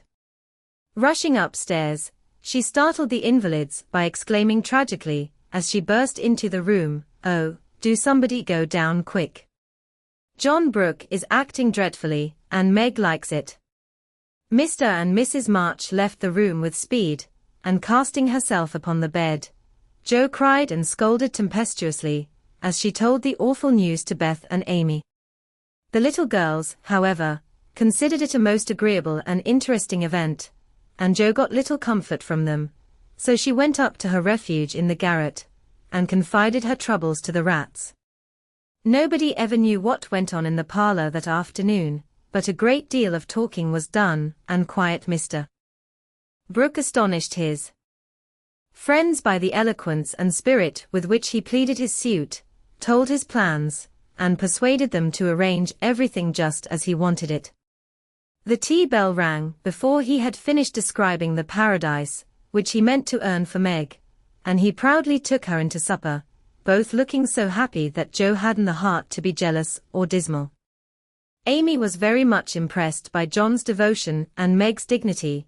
Beth beamed at them from a distance, while Mr. and Mrs. March surveyed the young couple with such tender satisfaction, that it was perfectly evident Aunt March was right in calling them as unworldly as a pair of babies. No one ate much, but everyone looked very happy, and the old room seemed to brighten up amazingly when the first romance of the family began there. "You can't say nothing pleasant ever happens now, can you, Meg?" said Amy, trying to decide how she would group the lovers in a sketch she was planning to make. "No, I'm sure I can't. How much has happened since I said that?" "It seems a year ago," answered Meg, who was in a blissful dream lifted far above such common things as bread and butter. "The joys come close upon the sorrows this time, and I rather think the changes have begun," said Mrs. March. "In most families there comes, now and then, a year full of events. This has been such a one, but it ends well, after all." "Hope the next will end better," muttered Joe, who found it very hard to see Meg absorbed in a stranger before her face, for Joe loved a few persons very dearly and dreaded to have their affection lost, or lessened in any way. "I hope the third year from this will end better. I mean it shall, if I live to work out my plans," said Mr. Brooke, smiling at Meg, as if everything had become possible to him now. "Doesn't it seem very long to wait?" asked Amy, who was in a hurry for the wedding. "I've got so much to learn before I shall be ready, it seems a short time to me," answered Meg, with a sweet gravity in her face never seen there before. "You have only to wait. I am to do the work," said John, beginning his labors by picking up Meg's napkin, with an expression which caused Joe to shake her head, and then say to herself with an air of relief as the front door banged, "Here comes Laurie. Now we shall have some sensible conversation." But Joe was mistaken, for Laurie came prancing in, overflowing with good spirits, bearing a great bridal-looking bouquet for Mrs. John Brooke, and evidently laboring under the delusion that the whole affair had been brought about by his excellent management. "I knew Brooke would have it all his own way, he always does, for when he makes up his mind to accomplish anything, it's done though the sky falls," said Laurie, when he had presented his offering and his congratulations. "Much obliged for that recommendation. I take it as a good omen for the future, and invite you to my wedding on the spot," answered Mr. Brooke, who felt at peace with all mankind, even his mischievous pupil. "I'll come if I'm at the ends of the earth, for the sight of Joe's face alone on that occasion would be worth a long journey." "You don't look festive. What's the matter?" asked Laurie, following her into a corner of the parlor, whither all had adjourned to greet Mr. Laurence. "I don't approve of the match, but I've made up my mind to bear it, and shall not say a word against it," said Joe solemnly. You can't know how hard it is for me to give up Meg, she continued with a little quiver in her voice. You don't give her up. You only go halves, said Laurie consolingly. It can never be the same again. I've lost my dearest friend, sighed Jo. You've got me, anyhow. I'm not good for much, I know, but I'll stand by you, Jo, all the days of my life. Upon my word I will, and Laurie meant what he said. I know you will, and I'm ever so much obliged. You are always a great comfort to me, Teddy, returned Jo, gratefully shaking hands. Well, now, don't be dismal, there's a good fellow. It's all right, you see. Meg is happy. Brooke will fly round and get settled immediately. Grandpa will attend to him, and it will be very jolly to see Meg in her own little house. We'll have capital times after she is gone, for I shall be through college before long, and then we'll go abroad on some nice trip or other. Wouldn't that console you? I rather think it would, but there's no knowing what may happen in 3 years, said Jo thoughtfully. That's true. Don't you wish you could take a look forward and see where we shall all be then? I do, returned Laurie. I think not, for I might see something sad, and everyone looks so happy now. I don't believe they could be much improved. And Jo's eyes went slowly round the room, brightening as they looked, for the prospect was a pleasant one. Father and mother sat together, quietly reliving the first chapter of the romance, which for them began some 20 years ago. Amy was drawing the lovers, who sat apart in a beautiful world of their own, the light of which touched their faces with a grace the little artist could not copy. Beth lay on her sofa, talking cheerily with her old friend, who held her little hand as if he felt that it possessed the power to lead him along the peaceful way she walked. Jo lounged in her favorite low seat, with the grave quiet look which best became her, and Laurie, leaning on the back of her chair, his chin on a level with her curly head, smiled with his friendliest aspect, and nodded at her in the long glass, which reflected them both. So the curtain falls upon Meg, Jo, Beth, and Amy. Whether it ever rises again, depends upon the reception given the first act of the domestic drama called Little Women. Part in order that we may start afresh and go to Meg's wedding. Chapter 24 In order that we may start afresh and go to Meg's wedding with free minds, it will be well to begin with a little gossip about the Marches. And here let me premise that if any of the elders think there is too much lovering in the story, as I fear they may, I'm not afraid the young folks will make that objection. I can only say with Mrs. March, what can you expect when I have 4 gay girls in the house, and a dashing young neighbor over the way? The 3 years that have passed have brought but few changes to the quiet family. The war is over, and Mr.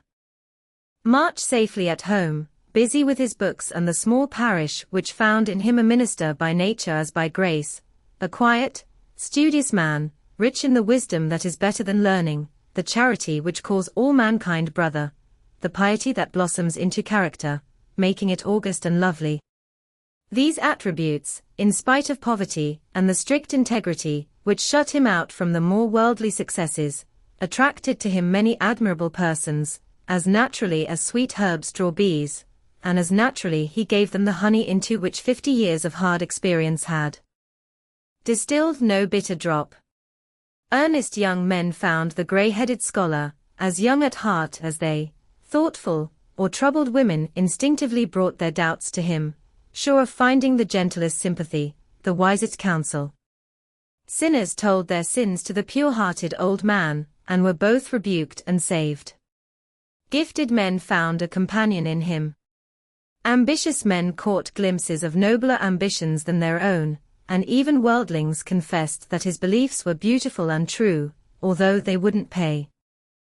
To outsiders the 5 energetic women seemed to rule the house, and so they did in many things, but the quiet scholar, sitting among his books, was still the head of the family, the household conscience, anchor, and comforter, for to him the busy, anxious women always turned in troublous times, finding him, in the truest sense of those sacred words, husband and father. The girls gave their hearts into their mother's keeping, their souls into their fathers, and to both parents, who lived and labored so faithfully for them.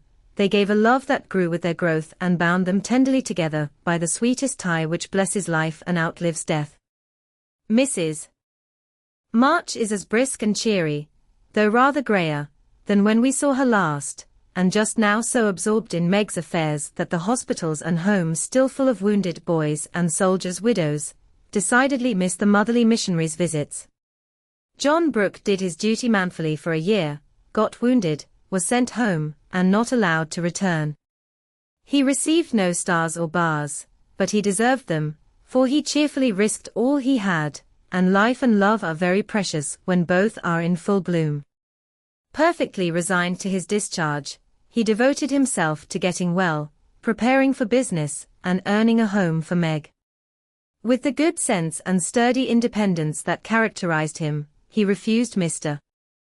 Lawrence's more generous offers, and accepted the place of bookkeeper, feeling better satisfied to begin with an honestly earned salary than by running any risks with borrowed money. Meg had spent the time in working as well as waiting, growing womanly in character, wise in housewifely arts, and prettier than ever, for love is a great beautifier.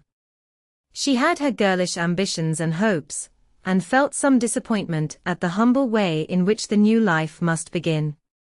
Ned Moffat had just married Sally Gardner, and Meg couldn't help contrasting their fine house and carriage, many gifts, and splendid outfit with her own, and secretly wishing she could have the same. But somehow envy and discontent soon vanished, when she thought of all the patient love and labor John had put into the little home awaiting her, and when they sat together in the twilight, talking over their small plans, the future always grew so beautiful and bright that she forgot Sally's splendor and felt herself the richest, happiest girl in Christendom. Jo never went back to Aunt March, for the old lady took such a fancy to Amy that she bribed her with the offer of drawing lessons from one of the best teachers going, and for the sake of this advantage, Amy would have served a far harder mistress. So she gave her mornings to duty, her afternoons to pleasure, and prospered finely. Jo meantime devoted herself to literature and Beth, who remained delicate long after the fever was a thing of the past. Not an invalid exactly, but never again the rosy, healthy creature she had been, yet always hopeful. Happy, and serene, and busy with the quiet duties she loved, everyone's friend, and an angel in the house, long before those who loved her most had learned to know it. As long as the Spread Eagle paid her $1 a column for her rubbish, as she called it, Jo felt herself a woman of means, and spun her little romances diligently. But great plans fermented in her busy brain and ambitious mind, and the old tin kitchen in the garret held a slowly increasing pile of blotted manuscript, which was one day to place the name of March upon the roll of fame. Laurie, having dutifully gone to college to please his grandfather, was now getting through it in the easiest possible manner to please himself. A universal favorite, thanks to money, manners, much talent, and the kindest heart that ever got its owner into scrapes by trying to get other people out of them, he stood in great danger of being spoiled, and probably would have been, like many another promising boy, if he had not possessed a talisman against evil in the memory of the kind old man who was bound up in his success, the motherly friend who watched over him as if he were her son, and last, but not least by any means, the knowledge that 4 innocent girls loved, admired, and believed in him with all their hearts. Being only a glorious human boy, of course he frolicked and flirted, grew dandified, aquatic, sentimental, or gymnastic, as college fashions ordained, hazed and was hazed, talked slang, and more than once came perilously near suspension and expulsion. But as high spirits and the love of fun were the causes of these pranks, he always managed to save himself by frank confession, honorable atonement, or the irresistible power of persuasion, which he possessed in perfection. In fact, he rather prided himself on his narrow escapes, and liked to thrill the girls with graphic accounts of his triumphs over wrathful tutors, dignified professors, and vanquished enemies. The men of my class were heroes in the eyes of the girls, who never wearied of the exploits of our fellows, and were frequently allowed to bask in the smiles of these great creatures, when Laurie brought them home with him. Amy especially enjoyed this high honor, and became quite a belle among them, for her ladyship early felt and learned to use the gift of fascination, with which she was endowed. Meg was too much absorbed in her private and particular John to care for any other lords of creation, and Beth too shy to do more than peep at them and wonder how Amy dared to order them about so. But Jo felt quite in her own element, and found it very difficult to refrain from imitating the gentlemanly attitudes, phrases and feats, which seemed more natural to her than the decorums prescribed for young ladies. They all liked Jo immensely, but never fell in love with her, though very few escaped without paying the tribute of a sentimental sigh or two at Amy's shrine. And speaking of sentiment brings us very naturally to the Dovecot. That was the name of the little brown house Mr. Brooke had prepared for Meg's first home. Laurie had christened it, saying it was highly appropriate to the gentle lovers who went on together like a pair of turtle doves, with first a bill and then a coo. It was a tiny house, with a little garden behind and a lawn about as big as a pocket handkerchief in the front. Here Meg meant to have a fountain, shrubbery, and a profusion of lovely flowers, though just at present the fountain was represented by a weather-beaten urn, very like a dilapidated slop bowl. The shrubbery consisted of several young larches, undecided whether to live or die, and the profusion of flowers was merely hinted by regiments of sticks to show where seeds were planted. But inside, it was altogether charming, and the happy bride saw no fault from garret to cellar. To be sure, the hall was so narrow it was fortunate that they had no piano, for one never could have been gotten whole. The dining room was so small that 6 people were a tight fit, and the kitchen stairs seemed built for the express purpose of precipitating both servants and china pell-mell into the coal bin. But once get used to these slight blemishes, and nothing could be more complete, for good sense and good taste had presided over the furnishing, and the result was highly satisfactory.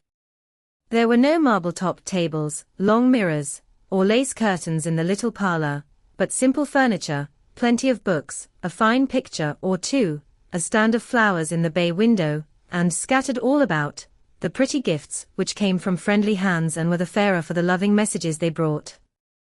I don't think the pie and Psyche Laurie gave lost any of its beauty because John put up the bracket it stood upon, that any upholsterer could have draped the plain muslin curtains more gracefully than Amy's artistic hand, or that any storeroom was ever better provided with good wishes, merry words, and happy hopes than that in which Jo and her mother put away Meg's few boxes, barrels, and bundles. And I am morally certain that the spandy new kitchen never could have looked so cozy and neat if Hannah had not arranged every pot and pan a dozen times over, and laid the fire all ready for lighting the minute Miss Brooke came home. I also doubt if any young matron ever began life with so rich a supply of dusters, holders, and piece bags, for Beth made enough to last till the silver wedding came round, and invented 3 different kinds of dishcloths for the express service of the bridal china. People who hire all these things done for them never know what they lose, for the homeliest tasks get beautified if loving hands do them, and Meg found so many proofs of this that everything in her small nest, from the kitchen roller to the silver vase on her parlor table, was eloquent of home love and tender forethought. What happy times they had planning together, what solemn shopping excursions, what funny mistakes they made, and what shouts of laughter arose over Laurie's ridiculous bargains. In his love of jokes, this young gentleman, though nearly through college, was as much of a boy as ever. His last whim had been to bring with him on his weekly visit some new, useful, and ingenious article for the young housekeeper. Now a bag of remarkable clothespins, next, a wonderful nutmeg grater which fell to pieces at the first trial, a knife cleaner that spoiled all the knives, or a sweeper that picked the nap neatly off the carpet and left the dirt, labor-saving soap that took the skin off one's hands, infallible cements which stuck firmly to nothing but the fingers of the deluded buyer, and every kind of tinware, from a toy savings bank for odd pennies, to a wonderful boiler which would wash articles in its own steam with every prospect of exploding in the process. In vain Meg begged him to stop. John laughed at him, and Joe called him Mr. Toodles. He was possessed with a mania for patronizing Yankee ingenuity, and seeing his friends fitly furnished forth. So each week beheld some fresh absurdity. Everything was done at last, even to Amy's arranging different colored soaps to match the different colored rooms, and Beth setting the table for the first meal. Are you satisfied? Does it seem like home, and do you feel as if you should be happy here? Asked Mrs. March, as she and her daughter went through the new kingdom arm in arm, for just then they seemed to cling together more tenderly than ever. Yes, Mother, perfectly satisfied, thanks to you all, and so happy that I can't talk about it, with a look that was far better than words.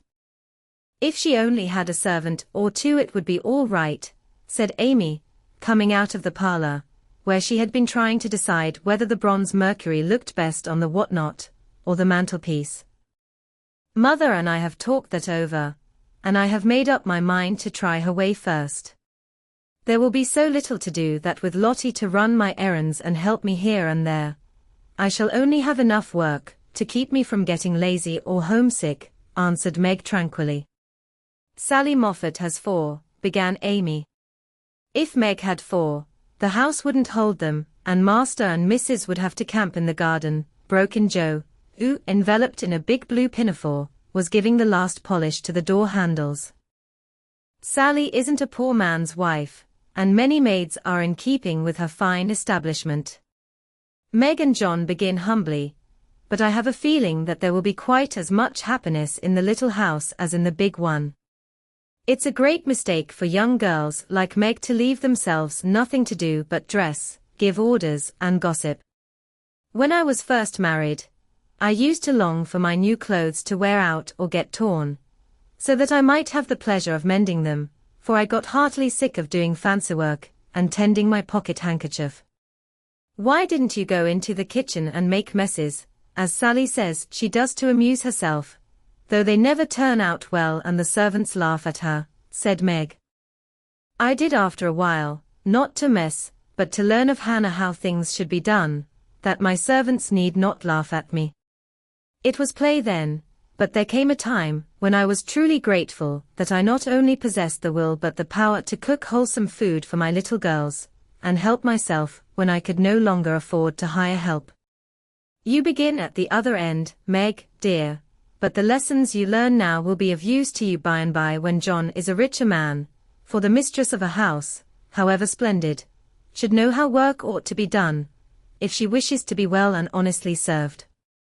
Yes, Mother, I'm sure of that, said Meg, listening respectfully to the little lecture, for the best of women will hold forth upon the all-absorbing subject of housekeeping. Do you know I like this room most of all in my baby house, added Meg, a minute after, as they went upstairs, and she looked into her well-stored linen closet. Beth was there, laying the snowy piles smoothly on the shelves and exulting over the goodly array. All three laughed as Meg spoke, for that linen closet was a joke. You see, having said that if Meg married that Brooke she shouldn't have a cent of her money, Aunt March was rather in a quandary when time had appeased her wrath and made her repent her vow. She never broke her word, and was much exercised in her mind how to get round it, and at last devised a plan whereby she could satisfy herself. Mrs. Carroll, Florence's mamma, was ordered to buy, have made, and marked a generous supply of house and table linen, and sent it as her present, all of which was faithfully done, but the secret leaked out, and was greatly enjoyed by the family, for Aunt March tried to look utterly unconscious, and insisted that she could give nothing but the old-fashioned pearls long promised to the first bride. That's a housewifely taste, which I am glad to see. I had a young friend who set up housekeeping with 6 sheets, but she had finger bowls for company and that satisfied her, said Mrs. March, patting the damask tablecloths, with a truly feminine appreciation of their fineness. I haven't a single finger bowl, but this is a set-out that will last me all my days, Hannah says. And Meg looked quite contented, as well she might. A tall, broad-shouldered young fellow, with a cropped head, a felt basin of a hat, and a flyaway coat, came tramping down the road at a great pace, walked over the low fence without stopping to open the gate, straight up to Mrs. March, with both hands out and a hearty "Here I am, Mother." "Yes, it's all right." The last words were an answer to the look the elder lady gave him, a kindly questioning look which the handsome eyes met so frankly that the little ceremony closed, as usual, with a motherly kiss. For Mrs. John Brooke, with the maker's congratulations and compliments. "Bless you, Beth. What a refreshing spectacle you are, Joe.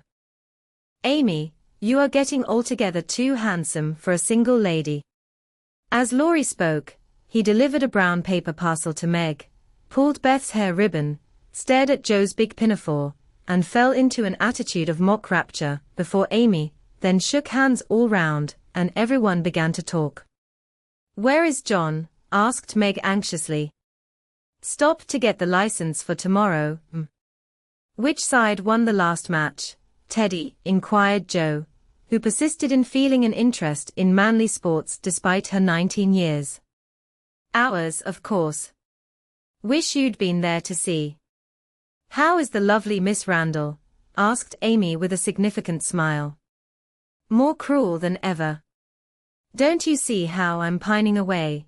And Laurie gave his broad chest a sounding slap, and heaved a melodramatic sigh. "What's the last joke?" "Undo the bundle and see, Meg," said Beth, eyeing the knobby parcel with curiosity. "It's a useful thing to have in the house in case of fire or thieves," observed Laurie, as a watchman's rattle appeared, amid the laughter of the girls. "Any time when John is away and you get frightened, Mrs. Meg, just swing that out of the front window, and it will rouse the neighborhood in a jiffy. Nice thing, isn't it?" And Laurie gave them a sample of its powers that made them cover up their ears. "There's gratitude for you. And speaking of gratitude reminds me to mention that you may thank Hannah for saving your wedding cake from destruction. I saw it going into your house as I came by, and if she hadn't defended it manfully I'd have had a pick at it, for it looked like a remarkably plummy one." "I wonder if you will ever grow up, Laurie," said Meg in a matronly tone. "I'm doing my best, but can't get much higher, I'm afraid, as 6 feet is about all men can do in these degenerate days," responded the young gentleman, whose head was about level with the little chandelier. "I suppose it would be profanation to eat anything in this spick and span bower, so as I'm tremendously hungry, I propose an adjournment," he added presently. "Mother and I are going to wait for John.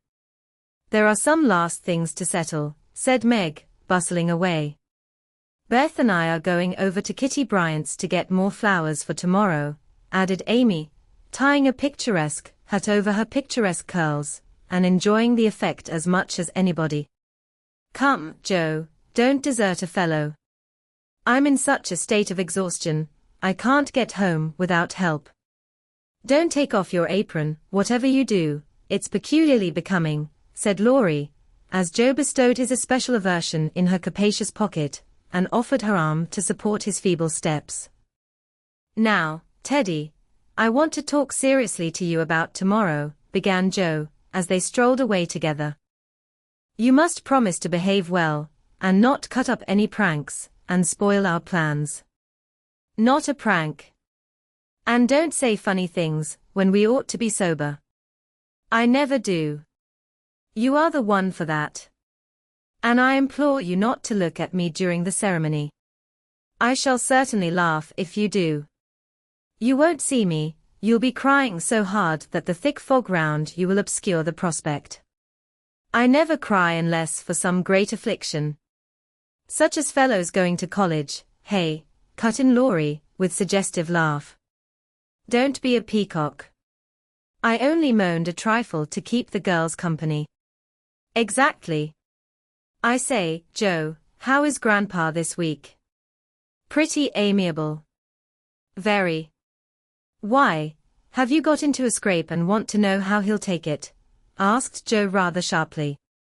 "Now, Joe, do you think I'd look your mother in the face and say all right, if it wasn't and Laurie stopped short, with an injured air. No, I don't. Then don't go and be suspicious. I only want some money, said Laurie, walking on again, appeased by her hearty tone. You spend a great deal, Teddy. Bless you. I don't spend it, it spends itself somehow, and is gone before I know it. You are so generous and kind-hearted that you let people borrow, and can't say no to anyone. We heard about Henshaw, and all you did for him. If you always spent money in that way, no one would blame you, said Joe warmly. Oh, he made a mountain out of a molehill. You wouldn't have me let that fine fellow work himself to death, just for want of a little help, when he is worth a dozen of us lazy chaps, would you? Of course not, but I don't see the use of your having 17 waistcoats, endless neckties, and a new hat every time you come home. I thought you'd got over the dandy period, but every now and then it breaks out in a new spot. Just now it's the fashion to be hideous, to make your head look like a scrubbing brush, wear a straight jacket, orange gloves, and clumping square-toed boots. If it was cheap ugliness, I'd say nothing, but it costs as much as the other, and I don't get any satisfaction out of it. Laurie threw back his head, and laughed.